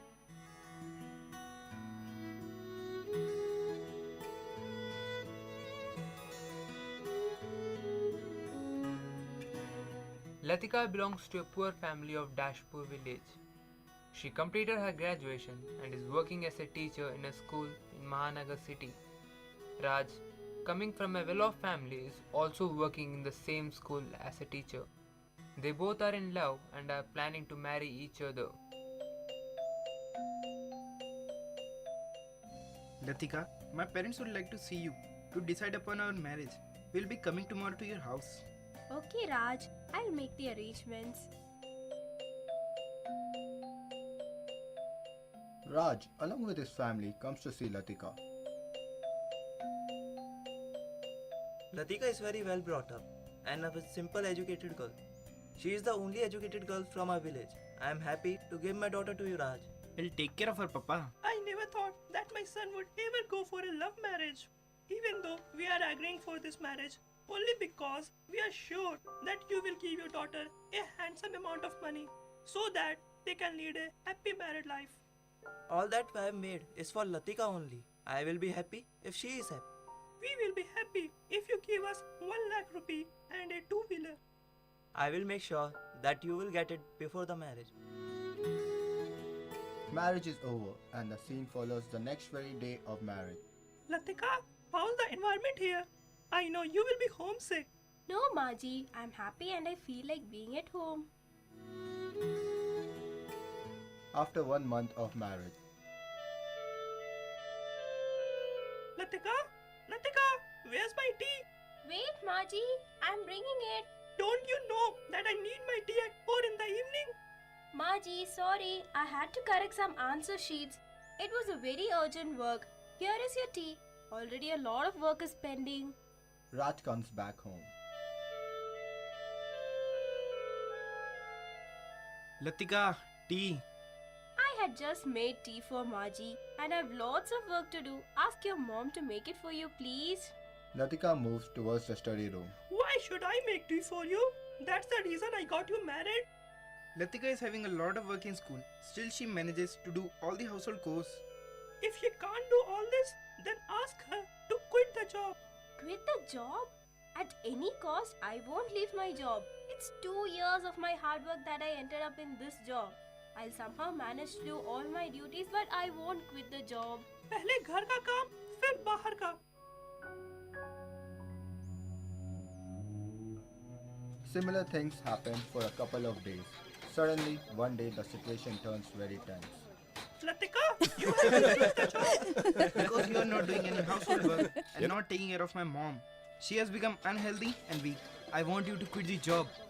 I did not know that you will also support your mom and Raj. I did not expect this from you. If you are so insistent, then okay, I'll quit my job. After 2 weeks, the whole family is in a monetary crisis. Latika, see, Raj's salary is not sufficient to run the house. You only asked me to quit the job, na? And now what do you expect me to do? Should I go on the streets and beg? How can you talk to me like this? Is this the way you talk to elders? We are facing crisis only because of you, and you will have to bring the money. What? This is ridiculous. Already my father has given you all his life savings. Now where will I get money from? I don't want to hear all that shit. And it's from anywhere. All I need is 30,000 by the end of this week. No, Maji, please don't do this to me. Already I have quitted the job for you people. for your happiness. My father is already in debt. No excuses. I need the money.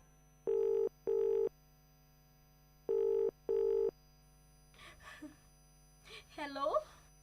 Hello, Betty. How are you? I'm fine, Papa. No. Beta, I know you very well. What happened to you? Dear, please tell me.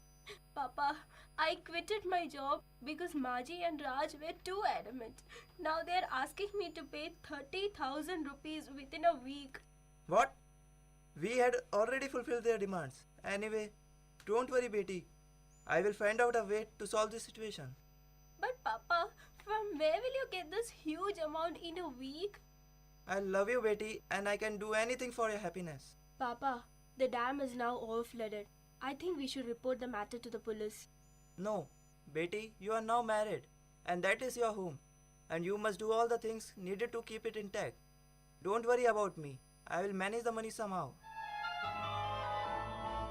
After 1 week, Latika's father visits Raj's house. He somehow manages to pay them 10,000 rupees. Only 10,000? I told you to bring 30,000.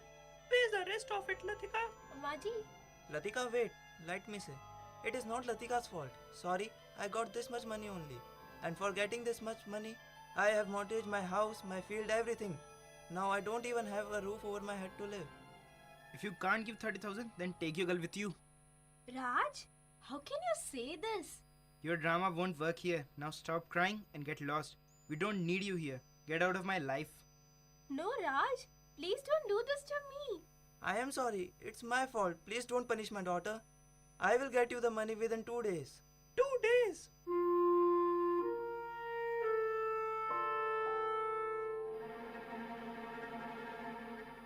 At the dining table. Is this how you make dal? Didn't your mother teach you? How dare you say anything about my mother? आजकल तेरे नखरे बहुत देख रहा हूँ मैं. क्यों और कोई मिल गया है क्या साली?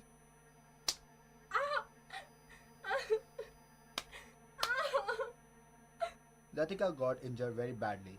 They locked her up in her room. She calls up her father. Hello. Latika.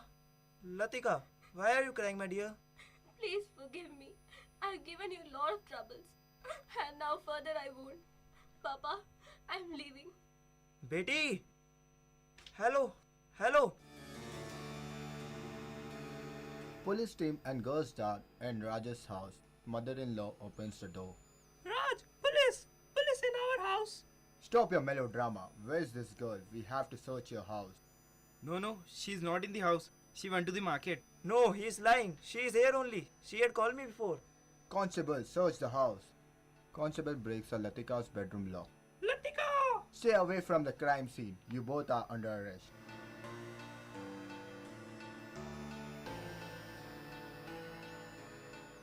The danger is real. Domestic violence hurts all family members. When a person is abusive, he or she eventually loses the trust and respect of his or her partner. Abused partners are afraid to communicate their feelings and needs. Everyone has a right to feel safe in a relationship. Disagreement develop from time to time in relationship. Domestic violence is not a disagreement. It is a whole pattern of behavior used by one partner to establish and maintain power and control over the other. These behaviors can become more frequent and intense over time. They are destructive and dangerous. The abusive person is responsible for this behavior. That person is the only one who can change them.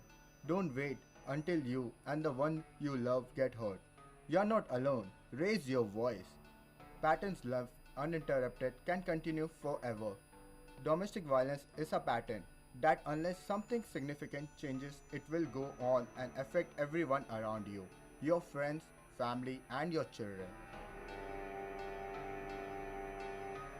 No man can know where he is going unless he knows exactly how he arrived at his present place.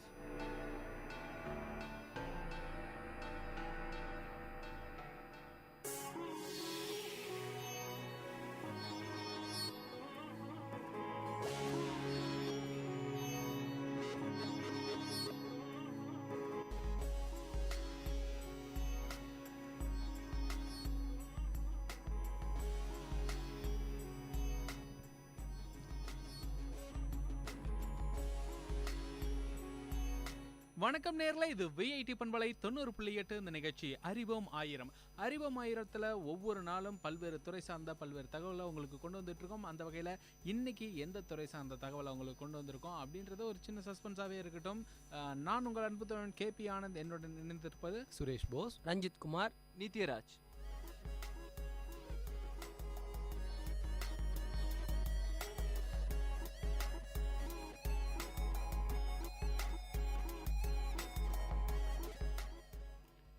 நானும் கூட ஒரு விதத்தில் கடவுள் தான்.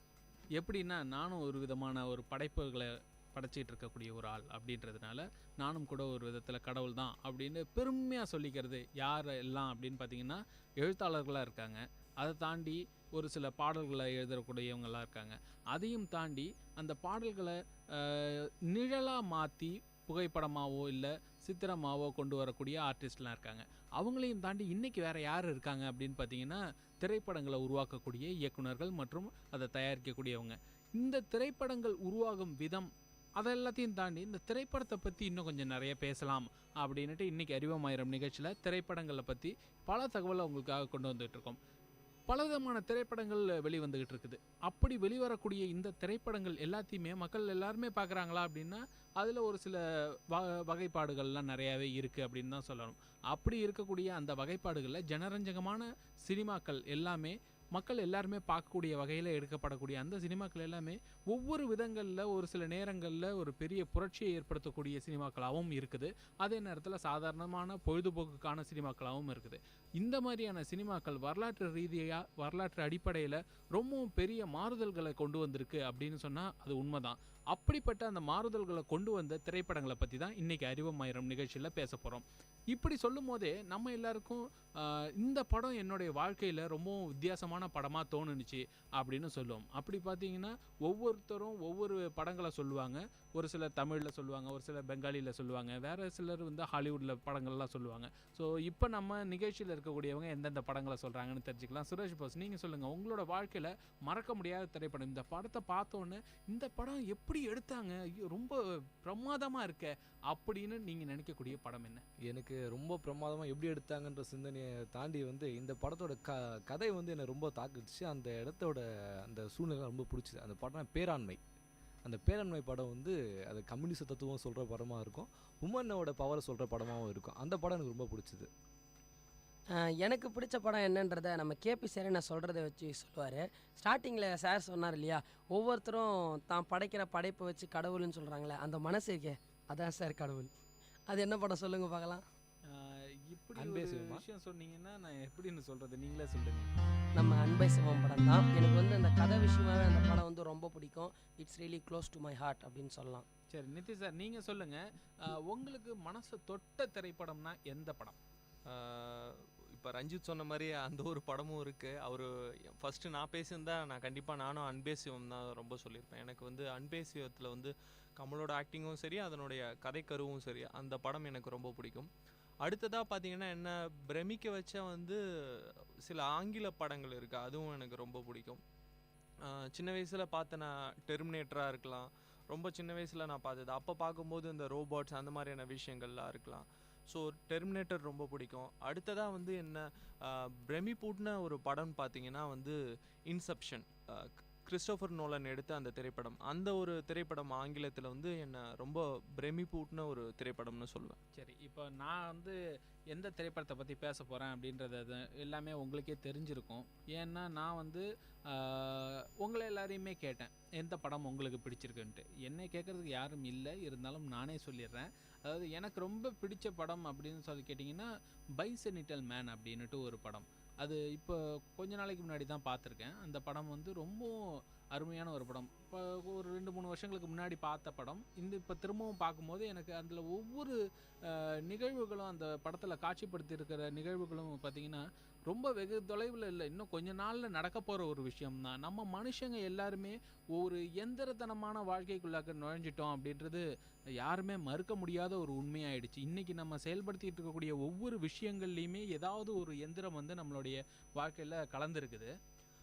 நீங்கள் சொன்ன மாதிரி, அதாவது ஆனந்த் இப்போ கொஞ்ச நாளுக்கு முன்னாடி தான் இந்த பைசென்டினல் மேன் பார்த்ததா சொன்னார். இப்போ மட்டும் இல்லை, இன்னும் ஒரு 10 வருஷம் கழித்து அந்த படம் பார்த்தாலும் வந்து அப்போதைக்கான ஒரு படமாக தான் அது கண்டிப்பாக இருக்கும். அது ஒரு சில படங்கள் வந்து அந்த மாதிரியான படமாக இருக்குது. நம்ம இயற்கையாக இருக்கக்கூடிய ஒரு சில விதிகளை மாற்றி செயற்கையாக மாற்றணும் அப்படின்ட்டு ஒரு முயற்சிகளையும் மேற்கொண்டுகிட்டு இருக்கோம். அப்படி உருவாக்கக்கூடிய ஒரு எந்திர மனிதன், அந்த எந்திர மனிதன் பார்த்திங்கன்னா நம்ம பார்க்கக்கூடிய இந்த சயின்ஸ் ஃபிக்ஷன் படங்களில் வர மாதிரி ரொம்ப ஒரு காத்திரமான ஒரு சில செயல்பாடுகளில் ஈடுபடக்கூடிய ஒரு எந்திர மனிதனாக இல்லாமல், ஒரு எந்திர மனிதன் அவனாக சிந்திச்சு யோசித்து செயல்படக்கூடியவனாக இருந்தால் எப்படி இருக்கும்ன்ற ஒரு கற்பனை தான் அந்த பைசனிட்டல் மேன் அப்படின்ற படம். அதாவது 200 வருடங்களுக்கும் மேலாக வாழ்ந்த ஒரு ரோபோட். அது வந்து மொத்தம் ஒரு 3 தலைமுறையாக ஒரு குடும்பத்தை பார்த்துருக்கும். ஸோ அந்த குடும்பத்துடைய கட்டளைகளுக்கு கீழ்ப்படிஞ்சு நடக்கிறதுக்காக உருவாக்கப்பட்ட அந்த ரோபோட் பார்த்திங்கன்னா ஃப்ரீடம் வேணும், அதாவது சுதந்திரம் வேணும் அப்படின்ட்டு கேட்டு அந்த சுதந்திரத்தை வாங்கிட்டு வெளியில் போய்ட்டு திரும்பவும் தன்னுடைய அந்த குடும்பத்துக்கே திரும்பி வந்து பார்க்கும். அப்போ பார்த்தா அந்த குடும்பம் வந்து வேறு ஒரு ஜென்ரேஷனில், அதாவது வேறு ஒரு தலைமுறையில் இருக்கும். அப்போ வந்து நான் அந்த குடும்பத்தில் இருக்கணும் அப்படின்ட்டு இருக்கும்போது ஒரு சின்ன காதல் வரும். ஸோ அந்த ஒரு காதலில் வந்து அந்த கல்யாணம் பண்ணிக்கணும்னு வரும்போது தான் அந்த பிரச்சனையே உண்டாகுது. என்னென்னா செயற்கையாக உருவாக்கப்பட்ட ஒரு மனிதன், அவனுடைய மூளை பார்த்திங்கன்னா இன்னமும் ஒரு எந்திரமாக தான் இருக்குது. பாசிட்ரானிக் பிரெயின் அப்படின்னு சொல்லக்கூடிய அந்த ஒரு பிரெயினாக தான் இருக்குது. அதனால அதை வந்து ஒரு மனுஷனை அங்கீகரிக்க முடியாது. என்ன தான் தன்னுடைய உடலில் வந்து கிட்டத்தட்ட பார்த்திங்கன்னா அது மனுஷன் மாதிரியே மாறிடும். தசைகள், எலும்புகள் எல்லாமே உருவாக்கி அது தன்னைத்தானே செதுக்கிக்கும் அப்படின்னு சொல்லக்கூடிய ஒரு அளவில் மாறின அந்த ஒரு எந்திரத்துக்கு மனிதனாக மாறணும் அப்படின்ற ஒரு எண்ணம். ஏன்னா அவன் வந்து இந்த உலகத்தை பார்க்குறான், இந்த உலகத்தில் இருக்கக்கூடிய எல்லா விஷயங்களையும் பார்க்குறான். ஆனால் அந்த எந்திரம் செயற்கையாக உருவாக்கப்பட்ட பிறப்பே இல்லாத அந்த ஒரு எந்திரம் பார்த்திங்கன்னா இறக்கணும் அப்படின்ற ஒரு விஷயத்துக்கு நிர்பந்திக்கப்படுறான். ஏன்னா மனுஷனுடைய எந்த விஷயங்களை மாற்றினோம்னாலும் மனுஷனுடைய இறப்புன்றதை வந்து மாற்றவே முடியாது அப்படின்ற ஒரு விஷயத்தை அவன் புரிஞ்சுக்கிட்டு தன்னுடைய காதலுக்காக அவன் வந்து இறக்கவும் தயாராகிறான். 200 வருஷமாக வாழ்ந்த ஒரு ரோபோட்டை பற்றின கதை. எனக்கு இந்த படம் வந்து ரொம்பவும் ஒரு பிரமிப்பை கொடுத்துச்சு. 200 வருஷத்துக்கும் மேலே ஒரு ரோபோட் வாழ்ந்துட்டு கடைசியில் இது வந்து ஒரு மனுஷனாக மாறணும் அப்படின்ட்டு மாறத்து நினைக்கும் போது அதோடைய இறப்பு தான் அதை வந்து மனுஷனாக மாற்றுது. கடைசியில் இந்த உலகமே வந்து அந்த எந்திர மனிதனை வந்து மனுஷனாக ஏற்றுக்கும். ஆனால் ஏற்றுக்கும் போது அவரோட உயிர் பிரிஞ்சிருக்கும். ஸோ இதுதான் வந்து ஒரு ரொம்பவும் மனசை தொடக்கூடிய ஒரு நிகழ்வாக அந்த படத்தில் நான் பார்த்தது. இது மாதிரி மனசை தொட்ட நிகழ்வுகள் இருக்கக்கூடிய படங்களை பற்றியும் நிறைய பேர் பேசுவாங்க. உதாரணத்துக்கு பார்த்திங்கன்னா ஒரு சில நடிகர்களுடைய நடிப்பு வந்து நம்மளுக்கு ரொம்பவும் பிரமிப்பு தரக்கூடிய ஒரு விஷயமா இருக்கும். நம்ம சாதாரணமாக பார்த்தோம்னா ஒரு சின்ன நடை, அந்த நடையிலேயே வந்து ஒரு பெரிய வித்தியாசத்தை காட்டக்கூடிய ஒரு பெரிய பெரிய நடிகர்கள்லாம் நம்ம பார்த்துருக்கோம். நம்மளுடைய தமிழ்நாட்டிலே அதுக்கு சான்று இருக்குது. இன்றைக்கி வரைக்கும் அந்த கந்தன் கருணை படத்தில் சிவாஜி கணேசன் நடந்து வந்த அந்த ஒரு நடைக்கு ஈக்குவலாக வேற ஒரு நடையை என்னால் பார்க்க முடியல. வீரபாகு கேரக்டர் சொல்கிறீங்க? ஆமாம். அந்த மாதிரி இப்போது நம்ம சினிமாவில் சொல்லும் போது பல வகையான சினிமா இருக்குது. இன்றைக்கி சயின்ஸ் ஃபிக்ஷன் சினிமாஸ் இருக்குது, நம்ம ஃபேண்டசி சினிமா இருக்குது. அதை தாண்டி வந்து ரெவல்யூஷன் சினிமாக்குள்ளே வந்தது எப்படின்னு பார்த்தீங்கன்னா வந்து ஒரு நாட்டில் வந்து, அதாவது இப்போ இல்லை, நம்ம தமிழ்நாட்டில் பார்த்தீங்கன்னா இந்த 1920 அந்த டைம்லேயே வந்து சினிமாவில் வந்து புரட்சி ஏற்படுத்த ஆரம்பிச்சிட்டாங்க. அன்றைய காலகட்டத்தில் அரசியல் எப்படி இருக்கோ அதை பிரதிபலிக்கிற மாதிரி, இல்லை இந்த நாட்டோட அரசியல் என்ன தேவைப்படுதோ அதை பிரதிபலிக்கிற மாதிரி வந்து படங்கள் எடுக்க ஆரம்பித்தாங்க. கரெக்டாக சொன்னீங்க. அதாவது நம்மளுடைய முக்கியமாக வந்து நம்ம இந்தியா பொறுத்த வரைக்குமே நம்ம சுதந்திரத்தை போராடி தான் வாங்கியிருக்கோம். அந்த காலத்தில் பார்த்திங்கன்னா வந்து இந்த சினிமா தான் ஒரு முக்கிய ஊடகமாக வந்து மக்கள் மனசில் வந்து தேசபக்தி அந்த மாதிரியான விஷயங்களை வளர்த்துருக்கு. ஸோ சினிமா வந்து இந்தியாவோட ஒரு இன்றியமையாத ஒரு விஷயம். அடுத்ததாக நம்ம நடிப்பை பற்றி நிறைய ஆங்கில மொழி படங்களை பற்றி நிறையா ரெஃபரன்ஸ் கொடுத்து பேசிகிட்டு இருந்தோம். முக்கியமாக ஒரு ஆஸ்கார்ன்ற ஒரு விருது வந்து முக்கியமான ஒரு விருது ஹாலிவுட்டில். அந்த ஆஸ்காருக்கு நம்மளோட தமிழ் படம் ஒன்று வந்து அப்போவே போயிருக்கு. கிட்டத்தட்ட வந்து 1960-70 காலகட்டங்களில் போயிருக்கு. சிவாஜி கணேசன் நடித்த வந்து தெய்வ மகன் படம். அந்த படத்தை பார்த்த வந்து அந்த குழு அதாவது சொல்லியிருக்கு, இது இல்லை, இது 3 பேரும் ஒரே ஆள் கிடையாது, தனித்தனி ஆள்னு சொல்லியிருக்காங்க. ஸோ அந்த மாதிரியான நடிப்பை வந்து அந்த காலத்தில் வந்து நம்ம மண் சார்ந்த நடிகர்களும் வந்து நடித்து பிரமிக்க வச்சுருக்காங்க அங்கே இருக்கிற ஹாலிவுட் கிரிட்டிக்ஸ் எல்லாம். இப்போ நீங்கள் ஆஸ்கர் அவார்டை பற்றி பேசியிருந்தீங்க. இப்போ இந்தியாவிலே வந்து சினிமா துறையில் மிக உயரிய விருதான தாதா சாஹிப் பால்கே அவார்டு, அந்த அவார்டு வந்து 1969 கொடுத்துட்ருக்காங்க. அது இந்தியாவில் எடுத்த முதல் படம் வந்து ஹரிச்சந்திரா, அந்த படத்தோட டேரக்டர் தான் வந்து அந்த தாதா சாஹிப் பால்கே, அவரோட பேரில் தான் இன்றைக்கி வரலும் கொடுத்துட்ருக்காங்க. அது இன்றைக்கி வருஷத்துக்கு வந்து அந்த ஒரு அவார்டு வந்து 3 பேர் கொடுக்குறாங்களாம். அது பிறகு 1969 கொடுத்துட்ருக்க அவார்டில் வந்து தமிழ்நாட்டிலேருந்து பல பேர் வாங்கியிருக்காங்க. ஸோ இப்போ தமிழ்நாட்டிலேருந்து பல விருதுகள் வாங்கக்கூடிய பெரிய நடிகர்கள் எல்லாருமே நிறையாவும் இருந்துகிட்ருக்காங்க. இப்போ சமீபத்தில் கூட ஒரு படம் வந்து நம்மளுடைய ஆஸ்காருக்காக வெளிநாட்டு சிறந்த திரைப்படமாக பரிந்துரைக்கப்பட்ட ஒரு திரைப்படம் இந்தியாவிலேருந்து போகுது. அது தமிழ் படமாக இருக்குது, விசாரணைன்னு சொல்லக்கூடிய அந்த படம். இது ஒரு பெருமையான ஒரு விஷயமே கூட. ஸோ இதுக்கு அடுத்த நிலையில் என்னென்ன படங்கள் இருக்குது, இது வந்து ஒரு ட்ரெண்ட் செட்டர் அப்படின்னு சொல்லுவாங்க. ஒவ்வொரு படங்கள் வந்து ஒரு சீரியஸாகவே வந்துட்டுருக்கும். இப்போ திடீர்னு சாமி படங்கள் வந்துட்டுருக்குன்னா சாமி படமாகவே வந்துட்டுருக்கும். திடீர்னு ஒரு சயின்ஸ் ஃபிக்ஷன் எடுத்தாங்கன்னா சயின்ஸ் ஃபிக்ஷனாகவே வந்திருக்கும். காதல் படங்கள் எடுத்தால் காதல் படமாகவே வந்துருக்கும். சில பேர் வரலாற்று திரைப்படம் எடுப்பாங்க, அது அப்படியே வரிசலாக வந்துட்டுருக்கும். ஸோ இது மாதிரி ஒவ்வொரு ட்ரெண்டும் க்ரியேட் ஆகுதுல்ல. ஸோ இப்போ இந்த ட்ரெண்டை சேஞ்ச் பண்ணுற மாதிரியான ஒரு டைரக்டர், அந்த டைரக்டர் வந்து கண்டிப்பாக அவர் தான் முதல்ல இப்படி ஒரு ட்ரெண்ட் இருக்கலாம் அப்படின்ட்டு உருவாக்குவார். பேய் படம் எடுத்த ஆள் யாருன்னு பார்த்தீங்கன்னா நம்ம இதில் வந்து விட்லாச்சாரியா அப்படின்னு சொல்லுவோம். இப்போ ரீசெண்ட் டைம்ஸில் வந்து இதே இந்த பேயின்ற ஒரு கான்செப்ட் வந்து திரும்பவும் கொண்டு வந்தது யாருன்னு கேட்டிங்கன்னா லாரன்ஸ். பீஸா திரைப்படம் தான் முதல்ல நம்ம இந்த ரீசெண்ட் ட்ரெண்டில் வந்து இந்த பேய் படம்ன்ற ஒரு கான்செப்ட் வந்து ட்ரிகர் பண்ணுது. ஸோ இது மாதிரியான ஒவ்வொரு திரைப்படங்களும் ஒரு ட்ரெண்ட் செட்டர்னு சொல்லுவோம். ஸோ இந்த டைரக்டருங்களில் ட்ரெண்ட் செட்டராக நீங்கள் நினைக்கக்கூடிய ட்ரெண்ட் செட்டர்ஸ்லாம் யார் யார் இருக்காங்கன்னு பேசலாம். என்னை பொறுத்த வரைக்கும் வந்து அந்த காலத்தில் பார்த்தீங்கன்னா வந்து ஒரு 60-80 ஆண்டுகளை எடுக்கப்பட்ட படங்கள் எல்லாமே வந்து செட்டு போட்டு தான் படங்கள் எடுத்திருப்பாங்க. ஸோ மேக்ஸிமம் ஆஃப் ஃபிலிம்ஸ் எல்லாமே செட்டு போட்டு இன்டோர் ஷூட்டிங் தான் நடக்கும்.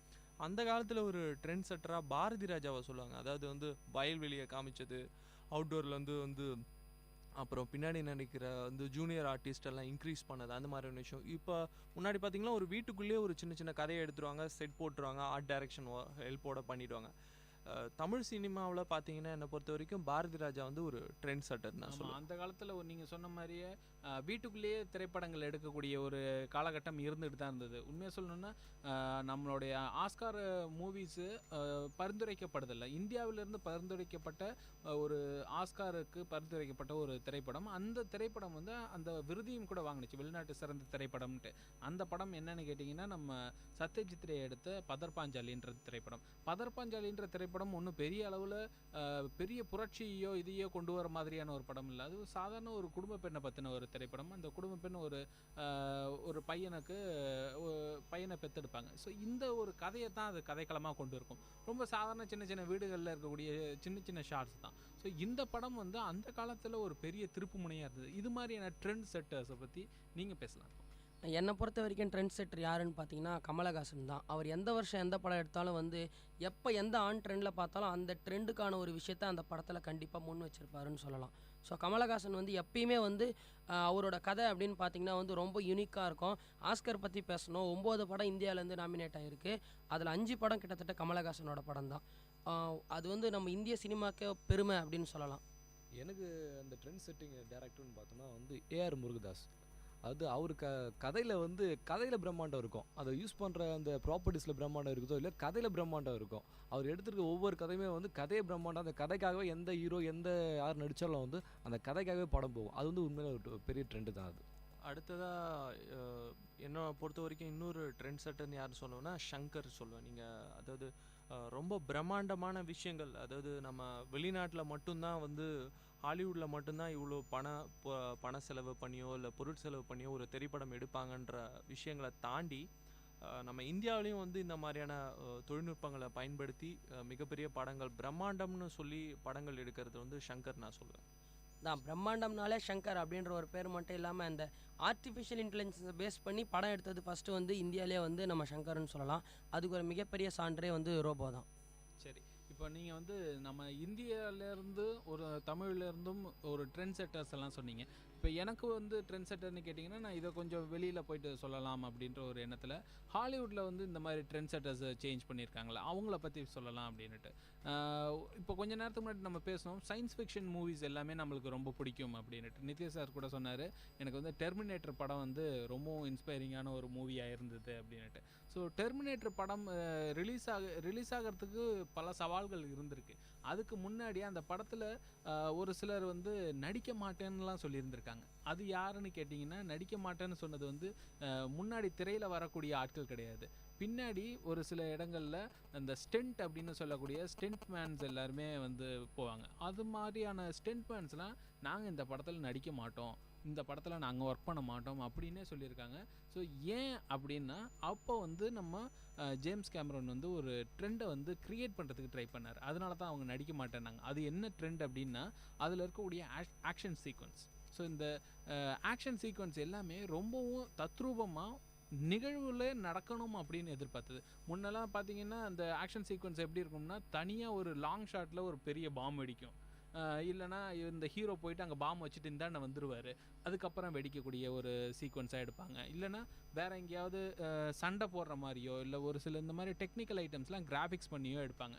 ஆனால் இவர் என்ன முயற்சி பண்ணார்னா, இதில் வந்து கிராஃபிக்ஸ் இல்லாமல் நம்ம வந்து இந்த ஸ்டென்ட்ஸ் எல்லாமே எடுக்கணும். ஒரு சயின்ஸ் ஃபிக்ஷன் மூவிக்கான ஒரு கிராஃபிக் எலமெண்ட்ஸை வந்து கம்மி பண்ணிவிட்டு இந்த சயின்ஸ் ஃபிக்ஷன் மூவிக்கு தேவையான கண்டென்ட் வைஸாக எப்படியெல்லாம் கொண்டு வரணும் அப்படின்னு பண்ண ஒரு சில சீக்வன்ஸ் எல்லாம் ரொம்பவும் டேஞ்சரஸாக இருக்குது, இதை நாங்கள் செய்ய மாட்டோம்னு கூட அந்த காலத்தில் வந்து அங்கே ஸ்டென்ட்மேன்லாம் சொல்லியிருந்தாங்க. அதனால அந்த படத்தை எடுக்கிறது ரொம்ப கஷ்டமான ஒரு விஷயமா இருந்துச்சு. அப்படி ஒரு ட்ரெண்டை அவர் செட் பண்ணதுனால தான் இன்றைக்கி ரொம்பவும் கஷ்டமாக இருக்கக்கூடிய ஸ்டென்ட்ஸையுமே கூட ஹாலிவுட்டில் ரொம்ப ஈஸியாக செஞ்சிட்ருக்காங்கன்னு சொல்லணும்.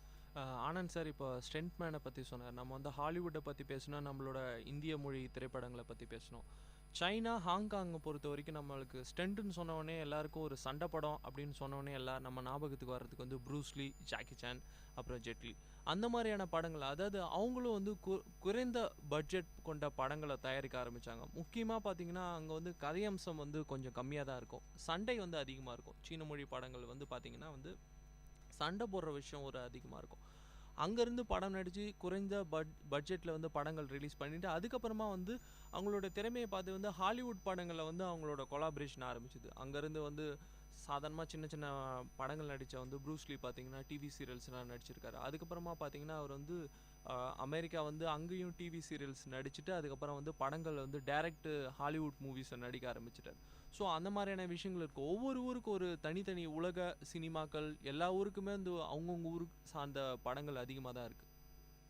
அதாவது இந்த மாதிரி ஜானர் பற்றி பேசிகிட்டு இருக்கும்போது எனக்கு வந்து ரொம்ப பிடிச்ச ஒரு ஜானர் வந்து இந்த வரலாறை வந்து கலரி அதை பற்றி நிறைய ரிசர்ச் பண்ணி படமே எடுப்பாங்க.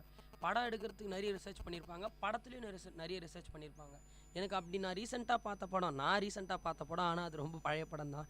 டேவன்சி கோட் எல்லாரும் கேள்விப்பட்டிருப்பீங்கன்னு நினைக்கிறேன்.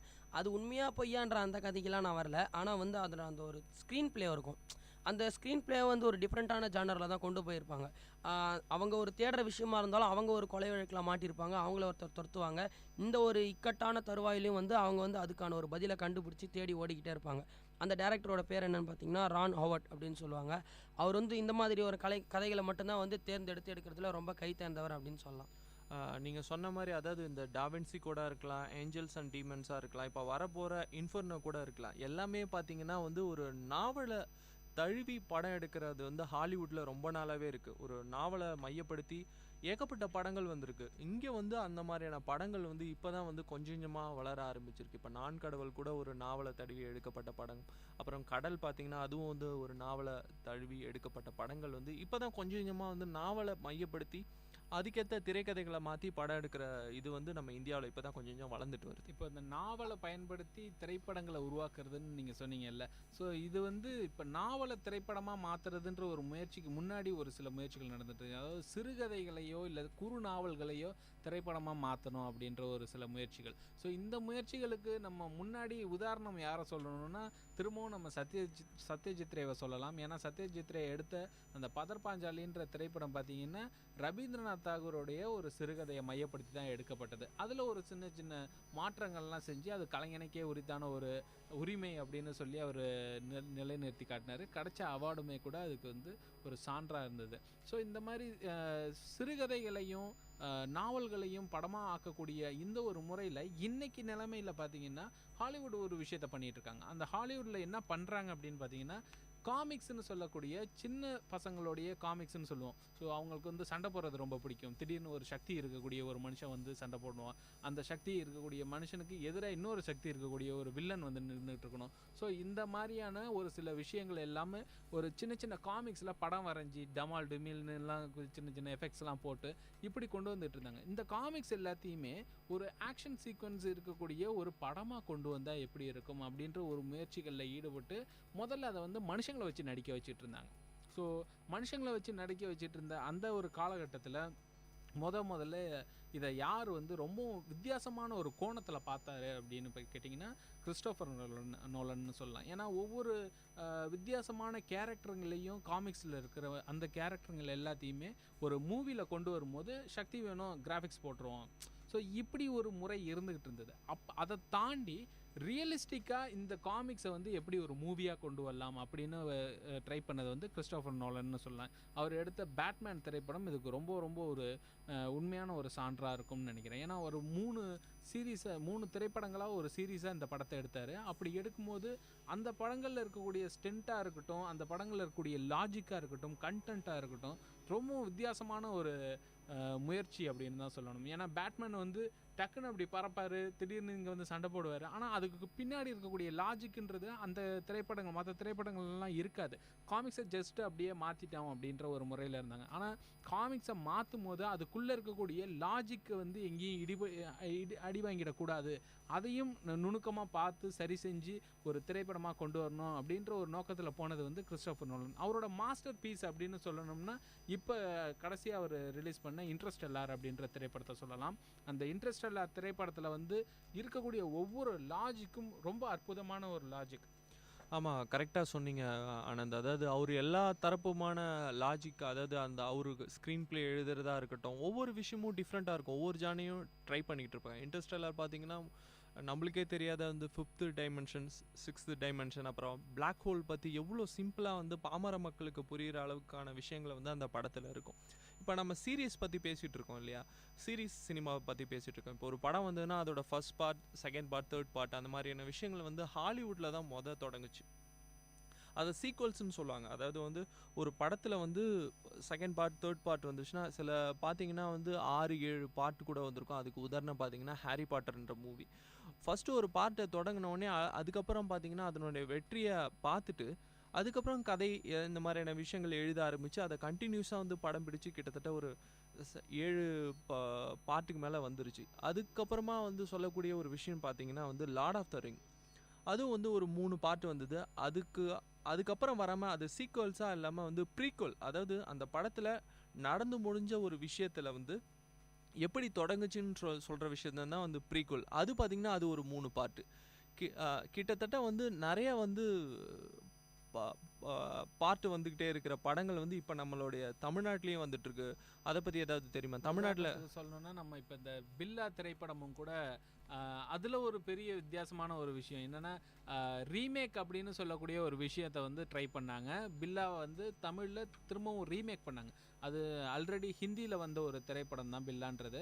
அந்த ஹிந்தியில் வந்த அந்த திரைப்படத்தை வந்து நம்ம தமிழில் ஆல்ரெடி ரஜினி பண்ணிட்டார். ஸோ ரஜினிகாந்த் அந்த படத்தை வந்து திரும்பவும் ரீமேக் பண்ணும்போது நம்ம அந்த படத்தை அஜித் குமார்ன்றவர் நடிக்கிறாரு. அப்படி நடிக்கக்கூடிய அந்த படத்தோட ப்ரீக்வல், அதாவது அதோடைய ரீமேக்கு, அந்த ரீமேக்குக்கு ஒரு ப்ரீக்வல் வச்சு, அதாவது அதில் வந்து ஒரு சில லாஜிக் மிஸ்டேக்ஸ்லாம் இல்லாமல் பார்த்து கொண்டு வந்த ஒரு திரைப்படமாக தமிழில் சொல்லலாம். சரி, திரைப்படம்னா வந்து வெறும் பொழுதுபோக்கு அப்படின்னு மட்டுமே தான் நம்ம இப்போ டார்கெட் பண்ணி பேசிகிட்டு இருக்கோம். குழந்தைங்களுக்கு பிடிக்கும், பெரியவங்களுக்கு பிடிக்கும். 3 மணி நேரம் தியேட்டரில் உட்கார வைக்கிறதுன்றது சாதாரண விஷயம் இல்லை தான். ஆனால் வந்து ஒரு படைப்பாளிக்கு வந்து சமூகத்தின் மேலே ஒரு அக்கறை வந்து கண்டிப்பாக தேவைப்படுது. அவங்க காட்டுற ஒரு விஷயந்தான் வந்து சமூகத்தை பிரதிபலிக்கும் அப்படின்னு சொல்லலாம். இப்போ சமூகத்துக்கு தேவையான விஷயம் என்னென்னு பார்த்தீங்கன்னா உண்மை, இதெல்லாம் பேசுகிறது இருந்து அரசியல் அப்படின்றது வந்து ரொம்ப முக்கியமான ஒரு விஷயம். இந்த பொலிட்டிக்கல் ஸ்டேர் பற்றி நம்மலாம் கேள்விப்பட்டிருப்போம். முகமது பின் துக்ளக் ஆகட்டும், இப்போ வந்து ஜோக்கர் ஆகட்டும், எல்லாமே வந்து ரொம்ப அழகாக பிரதிபலிச்சுப்பாங்க. பொலிட்டிக்கல் த்ரில்லர்னு பார்த்தீங்கன்னா மெட்ராஸ் கூட வந்து ஒரு பொலிட்டிக்கல் த்ரில்லர் தான். அந்த படத்தோட கதைக்கும் அந்த அரசியலுக்கும் ஒத்து போகுமே தவிர எந்த விஷயத்தையும் டைரெக்டாக சொல்லாமல் என்ன நடக்குதுன்றத செயல்பாடுகள் மூலியமாகவே மக்களுக்கு புரிய வைக்க நல்ல முயற்சி பண்ணியிருப்பாங்க மெட்ராஸ் படத்தில். இதில் வந்து ஜோக்கர்ன்ற ஒரு திரைப்படம் கொஞ்ச நாள் சமீப காலத்துக்கு முன்னாடி வந்த திரைப்படம். அந்த திரைப்படம் ஒரு பொலிட்டிக்கல் சட்டையர்னு சொல்கிறோம்.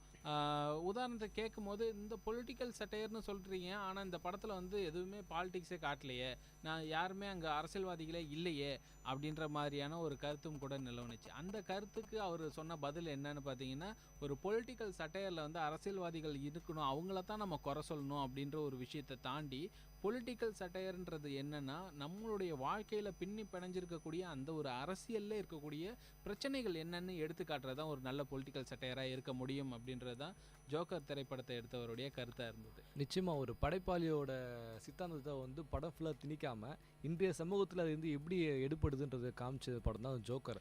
அதுக்கு முன்னாடி வந்து அண்ணா அவர் சொல்லியிருக்காரு, தன்னோட அரசியல் நோக்கத்தை நிறைவேற்றுறதுக்காக 2 படத்தை என்னை சுதந்திரமாக எடுக்க விடுங்க அப்படின்னு சொல்லியிருக்காரு. சொல்லப்போனால் உலகத்திலே வந்து இந்தியாவில் தான் வந்து சென்சார் போர்டு அதிகம். ஏன்னா வந்து இந்தியாவில் வந்து சினிமா தான் வந்து அடிப்படையாக வந்து மக்களை வந்து பார்க்குற ஒரு படமாக இருக்குது. அதை தாண்டி இன்றைக்கி வந்து நீங்கள் பொலிட்டிக்கல் படம் அப்படின்னு பார்த்தீங்கன்னா வந்து பொலிட்டிக்கல் படத்தை தாண்டி வந்து கமர்ஷியல் படத்தை தாண்டி பல கலைநயமிக்க படங்களை வந்து நம்ம பார்த்துருக்கோம். அதுதான் வந்து இன்றைக்கி வந்து ட்ரெண்டில் அதிகமாக வந்துட்டுருக்கு. சரி, நம்ம இந்த அரசியல் பற்றி பேசிக்கிட்டு இருந்தோம். ஸ்போர்ட்ஸில் கூட தான் சில அரசியல்ஸ் இருக்குது. அதை வந்து இறுதி சுற்று வந்து கதை மூலயமா வந்து நிறைய விஷயங்களை வந்து நமக்கு கன்வே பண்ணியிருப்பாங்க. மக்கள் மேலே இருக்கிற ஒரு அக்கறையை வந்து அவங்க அந்த திரைப்படங்கள் மூலயமா ரொம்ப அழகாக வெளிப்படுத்தியிருப்பாங்க அப்படின்னு சொல்லலாம். சரி, இப்போ வந்து இந்த வித்தியாசமான கோணங்களில் எடுக்கப்படக்கூடிய இந்த திரைப்படங்களில் இருக்கக்கூடிய கருத்துக்கள், இந்த கருத்துக்களில் இருக்கக்கூடிய புரட்சி, இந்த மாதிரி சொல்லக்கூடிய விஷயங்கள்லாம் தாண்டி இந்த திரைப்படங்கள் எல்லாமே பல ஜேர்னலில் வெளிவருது. இந்த வெளிவரக்கூடிய ஜேர்னல்லாம் எப்படி நம்மளுக்கு தெரிய வரும்? ஏன்னா இன்றைக்கி நம்ம வந்து தமிழில் ஒரு திரைப்படம் பார்க்குறோம். முன்ன ஒரு காலம் இருந்துச்சு, அந்த ஆங்கில திரைப்படங்கள்லாம் தமிழ்நாட்டில் ரிலீஸ் ஆகாது. ஸோ அப்படியே ரிலீஸ் ஆனாலும் 1-2 தேட்டரில் தான் ரிலீஸ் ஆகும். அதை போய் பார்க்கக்கூடிய ஆட்களும் ரொம்ப கம்மியாக இருப்பாங்க. ஸோ அதுக்கு சப்டைட்டில் இருக்காது, இங்கிலீஷில் தான் படம் ஓடும். ரொம்ப எலைட் குரூப்னு சொல்லக்கூடிய மக்கள் தான் போய் பார்க்கணும் அப்படின்ற ஒரு நிலை தாண்டி இன்றைக்கி எல்லா படங்களுமே தமிழில் மொழி மாற்றம் செய்யப்பட்டு வந்துட்டுருக்கு. ஸோ இப்படி மொழி மாற்றம் செய்யப்பட்டு வந்துட்டு இருக்கக்கூடிய இந்த திரைப்படங்களை எல்லாமே மக்கள் பார்க்குறாங்க. அதையும் தாண்டி நம்மள்கிட்ட வந்து ப்ரொடியூஸ் பண்ணக்கூடிய இந்த திரைப்படங்களையும் பார்க்குறாங்க. இதில் வந்து க்ரௌட் ஃபண்டிங் அப்படின்னு சொல்லக்கூடிய ஒரு கான்செப்ட் வந்து இன்றைக்கி நம்மளுடைய திரைப்படங்களில் கொஞ்சம் காணப்பட்டுட்டு வந்துட்டுருக்கு. அதாவது க்ரௌட் ஃபண்டிங் அப்படின்னா என்னென்னு பார்த்தீங்கன்னா, மக்கள்கிட்டேருந்து பணத்தை வாங்கி அதில் ஒரு திரைப்படத்தை உருவாக்கி அவங்களுக்கே திரும்பவும் அந்த திரைப்படத்தை சமர்ப்பிக்கிறது அப்படின்னு சொல்லலாம். ஸோ இப்படி உருவாக்கப்படக்கூடிய பல படங்கள் வந்து இன்னமும் எடுக்கப்பட்டு கொண்டே இருக்கின்றது பல வருஷமாக. ஒரு சில படங்கள் ரிலீஸ் ஆகுது. ஸோ இந்த மாதிரியான திரைப்படங்கள் வந்து ரொம்ப வித்தியாசமான ஒரு கண்ணோட்டத்தில் பார்க்கப்பட வேண்டிய திரைப்படங்கள். ஏன்னா எனக்கு ஞாபகம் இருக்குது, நான் வந்து 12வது படிக்கும்போது பச்சை மனிதன் அப்படின்னு ஒரு திரைப்படத்துக்கு இந்த மாதிரி க்ரௌட் ஃபண்டிங் பண்ணாங்க. ஸோ அந்த க்ரௌட் ஃபண்டிங் பண்ண அந்த திரைப்படம் வந்து பாதியிலே நிறுத்தப்பட்டது, அதுக்கப்புறமா வரல. ஸோ இந்த மாதிரி வித்தியாசமான திரைப்படங்கள் எல்லாமே ஒவ்வொரு காலகட்டத்திலையும் ஒவ்வொரு புது முயற்சிகளாக உருவாக்கப்பட்டு வந்துக்கிட்டே இருக்கக்கூடிய ஒரு முயற்சிகள்னு சொல்லணும். ஸோ இன்னும் பல தகவல்கள் இந்த மாதிரி க்ரௌட் ஃபண்டிங் பற்றியும், அரசாங்கம் எடுக்கக்கூடிய ஒரு சில திரைப்படங்கள், அரசு அங்கீகரிக்கப்பட்ட ஒரு சில நிறுவனங்கள் எடுக்கக்கூடிய திரைப்படங்கள், உண்மையை சொல்லணும்னா இன்றைக்கி இருக்கக்கூடிய ஒரு நிலையில் ஒரு திரைப்படம் ரிலீஸ் ஆகுது அப்படின்னும் போது கூடவே சேர்ந்து சென்சார் போர்டில் ஒரு சில விஷயங்களையும் முன் வைக்கிறாங்க. ஏன்னா சமூகத்தின் மேலே அக்கறை இருக்கக்கூடியவங்க எடுக்கக்கூடிய அந்த திரைப்படங்களில் தங்களையும் அறியாமல் ஒரு சில விஷயங்களை ப்ரொமோட் பண்ணுறாங்க. சொல்லணும்னா இந்த புகை பிடிக்கிறது, மது அருந்துதல், இந்த மாதிரியான விஷயங்கள் எல்லாமே அதுக்குள்ளேயே இருக்குது அப்படின்னு சொல்லணும். இது எல்லாமே தப்பு அப்படின்னு சொல்கிறதுக்கு ஒரு சில டாக்குமெண்ட்ரிஸும் எடுக்கிறாங்க. ஸோ டாக்குமெண்ட்ரிஸ் அப்படின்னு போயிட்டோம்னா அது ஒரு பெரிய கடல் அப்படின்னு சொல்லலாம். அந்த கடல் வந்து யாருக்குமே தெரியாமல் அமைதியாக இயங்கிட்டு இருக்க ஒரு கடலாக இருந்துகிட்ருக்கு. நீங்கள் இந்த டாக்குமெண்ட்ரின்னு சொன்னோடனே தான் நான் வந்து இந்த சென்சார் போர்டு டாக்குமெண்ட்ரிலாம் சொன்னோடனே இதை சொல்லணும்னு ஆசைப்பட்றேன். நம்ம எல்லாம் வந்து இந்த யூ கிரேட் அப்படின்னு கேள்விப்பட்டிருப்போம், அண்டர் ஏஜ். ஏ கிரேட்னா வந்து அபோவ் ஏஜ் பார்க்கலாம் அப்படின்ற 18 மேலே இருக்கிறவங்க அந்த படம் பார்க்கலான்னு கேள்விப்பட்டிருப்போம். எஸ் கிரேட் கேள்விப்பட்டிருக்கீங்களா? எஸ் கிரேட் அதுதான் அந்த டாக்குமெண்ட்ரியோட கோட். கண்டிப்பாக அந்த டாக்குமெண்ட்ரி படங்கள் மட்டும் இல்லை, இந்த டாக்டர்ஸ் சயின்டிஸ்ட் இவங்கெல்லாம் வந்து நிறைய வீடியோ டியூட்டோரியல்ஸ் பார்ப்பாங்க. இதெல்லாம் வந்து இதையும் வந்து ஒரு டாக்குமெண்ட்ரி மாதிரி வந்து ஒருத்தர் உட்காந்து டைரக்ட் பண்ணுற சில படங்கள் தான். ஸோ அதை வந்து எஸ் கிரேட் ஃபிலிம்ஸ் அப்படின்னு சொல்லுவாங்க. Yes great films special audience films அப்படின்ட்டு ஒரு தனி பெயரும் கூட இருக்குது. நம்ம அறிவமாயிரம் நிகழ்ச்சியில் இதை பற்றி நிறையா பேசியிருக்கோம்.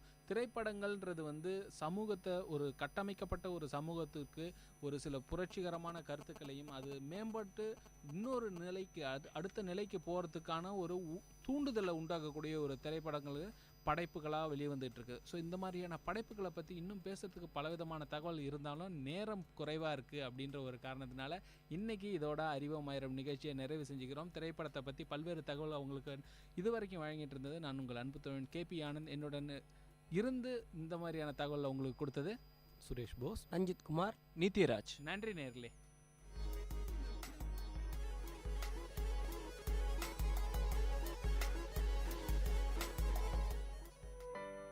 மகிழ்ச்சி நிறைந்த அறிவு சார்ந்த நிகழ்ச்சிகளால் உங்கள் மனங்களை கவர்ந்த இன்றைய ஒளிபரப்பு இனிதே நிறைவு பெறுகிறது. மீண்டும் எமது அடுத்த ஒளிபரப்பு நாளை காலை 9 மணிக்கு 90.8 பண்பலை அலைவரிசையில் ஆரம்பமாகும். VIT பண்பலை 90.8 நேயர்கள் அனைவருக்கும் நன்றி, வணக்கம்.